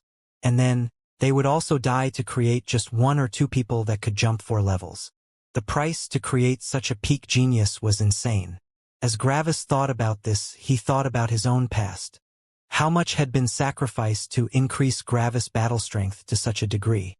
The first major boost had come when Gravis' spirit had been forged with destruction lightning. Something like this had never happened before, and Orthar would make sure that it would never happen again. Gravis had essentially changed the laws of the entire cosmos that day, which could be seen as a form of sacrifice for his power. The next boost of power had come when Gravis had decided to abandon his old body for a beast's body. Gravis had lost all semblance of humanity with his new body, which was also a heavy sacrifice. The next boost had come when Gravis had eaten the corpse of the lower heaven. Without it, Gravis' body couldn't have become lightning. The next boost had come when Gravis had reached the lowest point of his life to comprehend the level 4 laws of suppression and freedom. Additionally, the middle heaven had forcefully trained him for centuries. With all of that, Gravis had become powerful enough to jump 4 levels. All of that for 4 levels. The thing that allowed Gravis to jump 5 levels was the creation of Mortis, and everything following that gave Gravis the chance to jump 6 levels. One thing had been grander than the previous one. In order to jump 4 levels, one needed to gather so many geniuses and refine them, but to jump 6 levels, one needed to change the entire cosmos. Gravis' influence had changed the entire cosmos for eternity, and it was like the entire cosmos revolved around him. Sacrificing 1,000,000 cultivators was nothing in comparison to changing the entire cosmos. All of that, for only 2 more levels. I guess jumping 4 levels is the most the sects can achieve, Gravis thought. There probably aren't even enough level 1 ancestral gods to make someone reach the power to jump 5 levels. Additionally, at that point, it's impossible to injure one's enemy without at least 1 level 9 law. Jumping 5 levels requires the support of Orthar or Father. As Gravis thought about all these things, the tournament in front of him went on unabated. That pink-haired woman from the Eternal Fire sect had also fought. Sadly, she had died. Exer and Eris had also fought, and the 2 of them had won. Sarah and the red-haired man had also won their fights.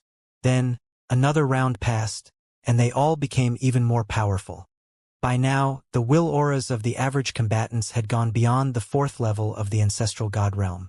Some of them were on the level of level 5 ancestral gods, and some of them were on the 4th level. 75 people were left, and they were all powerful enough to easily jump 2 levels.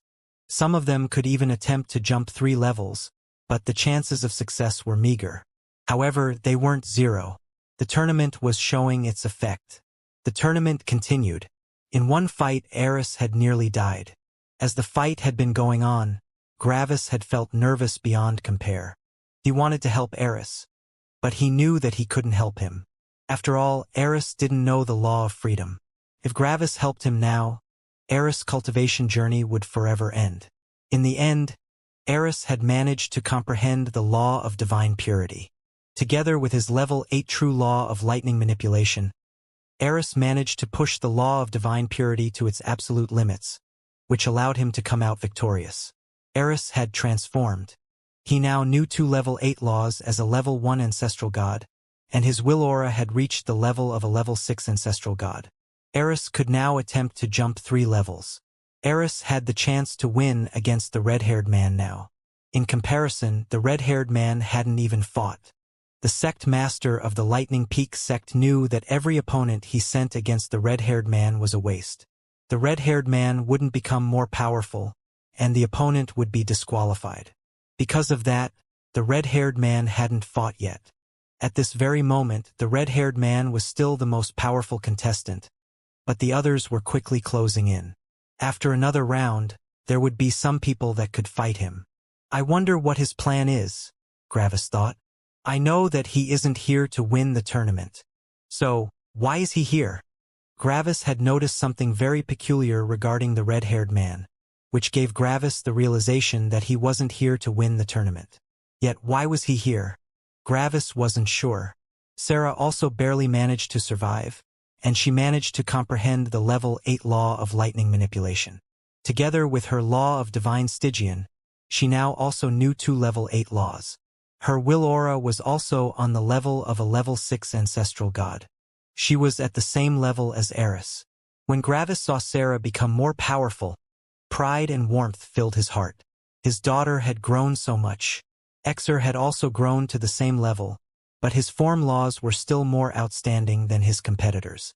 Gravis expected that Exer was the most powerful combatant except for the red-haired man at this moment. At this moment, only 16 people were left. From over 1 million competitors, only 16 were left. The weakest person could jump 2.5 levels. Nearly every single member in the audience had lost one of their geniuses, and the mood had soured. At this very moment, the competition had nothing to do with them anymore. This had become a show performed by geniuses that could only be found in peak sects. One more round took place. Sarah managed to comprehend the level 8 law of physical strength.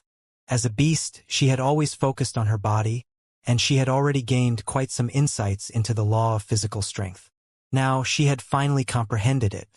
With this, Sarah now knew 3 level 8 laws, and her will aura had reached the level of a level 7 ancestral god. Sarah could now fully jump 3 levels. Surprisingly, Eris comprehended the same law. It seemed like they both focused on similar laws. The only level 8 laws that were different were the mixed elemental laws. Eris knew the law of divine purity, while Sarah knew the law of divine Stygian. They were very similar, but one had a kinder aura, while the other one had a more serious and sinister aura. Exer had also won, and the law he had comprehended had shocked the onlookers. Exer had comprehended the true law of pride, a level 9 law, a level 1 ancestral god that knew a level 9 law. When that had happened, the representatives of the Peak sects had looked at Exer with greed. They wanted him. The Lightning Peak sect said that they had made the tournament and that they deserved him. The Lost Wind sect said that Exer was very silent and prideful, which perfectly fit them. Surprisingly, the Twilight Council said they were not interested in him. However, they quickly followed that statement up by saying that they wanted Eris and Sarah. They perfectly demonstrated the contrast between light and darkness the sect stood for. The Heavenly Divine sect didn't say anything. Exer was powerful, and it was his decision whom he wanted to join. The sect master of the Heavenly Divine sect believed that the power of his sect was more effective than words. The True Life sect didn't involve themselves. Life had its ways, and Exer would end in whatever sect that he was destined to join. The Mortal sect said that he had comprehended an emotional law, which meant that he was a perfect fit for their sect. The Eternity sect said that Exer mainly used the 3 laws of primordial force, showing that he was basically already their member. Of course, their discussion didn't reach the ears of the public. The last person that had fought in this round was the red-haired man. He had fought his opponent and he had been injured quite badly, but it was like he had never lost his control. He hadn't comprehended another law, but his will aura had also increased to the level of a level 7 ancestral god. The round eventually ended, and only 8 people were left. The sect master called all 8 contestants out into the arena, and the audience looked at them with awe. 8 people. All of them could jump 3 levels. All of them had will auras at the 7th level of the ancestral god realm. All of them knew 3 level 8 laws. One of them even knew a level 9 law. Xer was the definite favorite of the competition. After everyone had their chance to look at the competitors, the sect master announced that the groups no longer matter. From now on, everyone could fight everyone. "I want to fight him," the red-haired man suddenly said as he pointed at Xer. Silence. The sect master had just tried to hype up the crowd, but the red-haired man had interrupted him. The arena was silent, but the sect master felt the atmosphere heat up after the red-haired man's words. This had done far more for the crowd than his words. The sect master grinned. "Then so be it, Xing." The other 6 combatants were teleported away, leaving only the red-haired man and Xer in the arena. Xer took out his sword as he coldly looked at the red-haired man. "Deactivate the formation array," Xer said. The formation array was quickly deactivated for Xer. Such a request wasn't strange anymore, and everyone had gotten used to it. The red-haired man didn't ask for his formation array to be deactivated, and Xer frowned. "You think I'm not confident," the red-haired man said evenly. Xer didn't answer, but he was right. The only reason why the red-haired man wouldn't deactivate the formation array was that he thought he would die otherwise. "You believe that you are now one of the most powerful ancestral gods," the young man said. "You are filled with pride, and you believe that the geniuses of the Peak sect are only more powerful than you because they have an ocean of resources backing them." Xer didn't react, but his face showed a bit of disdain. How could a random person know him? "You believe yourself to be superior, and that's true to some extent," the red-haired man said as he slowly took out his spear. "However, that is only true with your current vision. You look at the public cultivators, but you ignore the unknown cultivators. You believe them not to be part of your world. You don't count them in your level. They are special after all, right?" Xer's eyes narrowed slightly. "You are only 2 steps away from the peak, but instead of looking at the people on the peak, you look down and at the other people on your elevation. You don't look up. And that's why you have such a great affinity towards pride, but not humility." For some reason, Xer became a bit nervous. The audience was quite surprised about the red-haired man's words. For some reason, these didn't feel like empty or boastful words. It was like he was speaking of an essential truth. "Yet, you don't realize that these people you are ignoring can step onto your level," the red-haired man said, and slowly, his cold expression was transforming into a warm smile. "Is that why he has come?" Gravis thought. This smile felt so familiar to Xer. "Xer, we are in a tournament right now," the red-haired man said. "Additionally, you have deactivated your formation array." Suddenly, the red-haired man's spear moved with impossible speed. Xer felt an apocalyptic force pass by his head. Boom! The wall of the arena nearly exploded as the sect master of the Lightning Peak sect was taken by surprise. He hadn't expected such a powerful attack to be unleashed in this tournament, and he hadn't been ready for it. Xer stopped thinking for a moment. How is this man so powerful? "What if I wanted to win?" the red-haired man asked with a smile. "If I wanted to win, I would need to kill you, you know? Do you think I wouldn't dare to?" the red-haired man asked with a smile. "Xer," the man said slowly, "don't forget all the things I have taught you. Don't only look to the side, but also look up." Now Xer knew who was standing in front of him. The red-haired man's battle strength suddenly violently climbed. The eyes of the onlookers opened as the red-haired man's battle strength suddenly became impossible for them to feel. However, all the divine gods stood up with shocked expressions. They had never felt anything even remotely like this. How could someone with such a powerful battle strength even exist? Then, the red-haired man looked away from Xer, and his eyes focused on Gravis, who only looked at him with a raised eyebrow. "It's time for you to enter the public's eyes," the red-haired man transmitted. "By staying hidden, you are putting yourself under too much danger and too little danger at the same time." "I'm doing this for a reason," the red-haired man said with a smile. "Xing, And then, the red-haired man was suddenly gone. The sect master's eyes widened, and he teleported away. He had just felt someone burst through the lightning peak sect's defenses. However, no matter what he did, he couldn't find the person. They had vanished into thin air.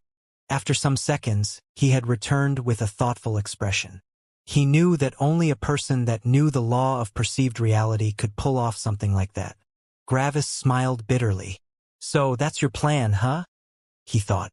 "Is that why you joined the tournament, Ark?" Gravis thought. "You wanted to teach your disciple something, and you want to push me into the public?" At the moment, Gravis was unsure what he should think. Gravis felt the gaze of the sect master of the Lightning Peak sect focus on him. The sect master had questioned his perception, which had broken Gravis' illusion. Now, the sect master of the Lightning Peak sect saw the true Gravis. And right now, the sect master's eyes had widened with shock as all his senses concentrated on Gravis.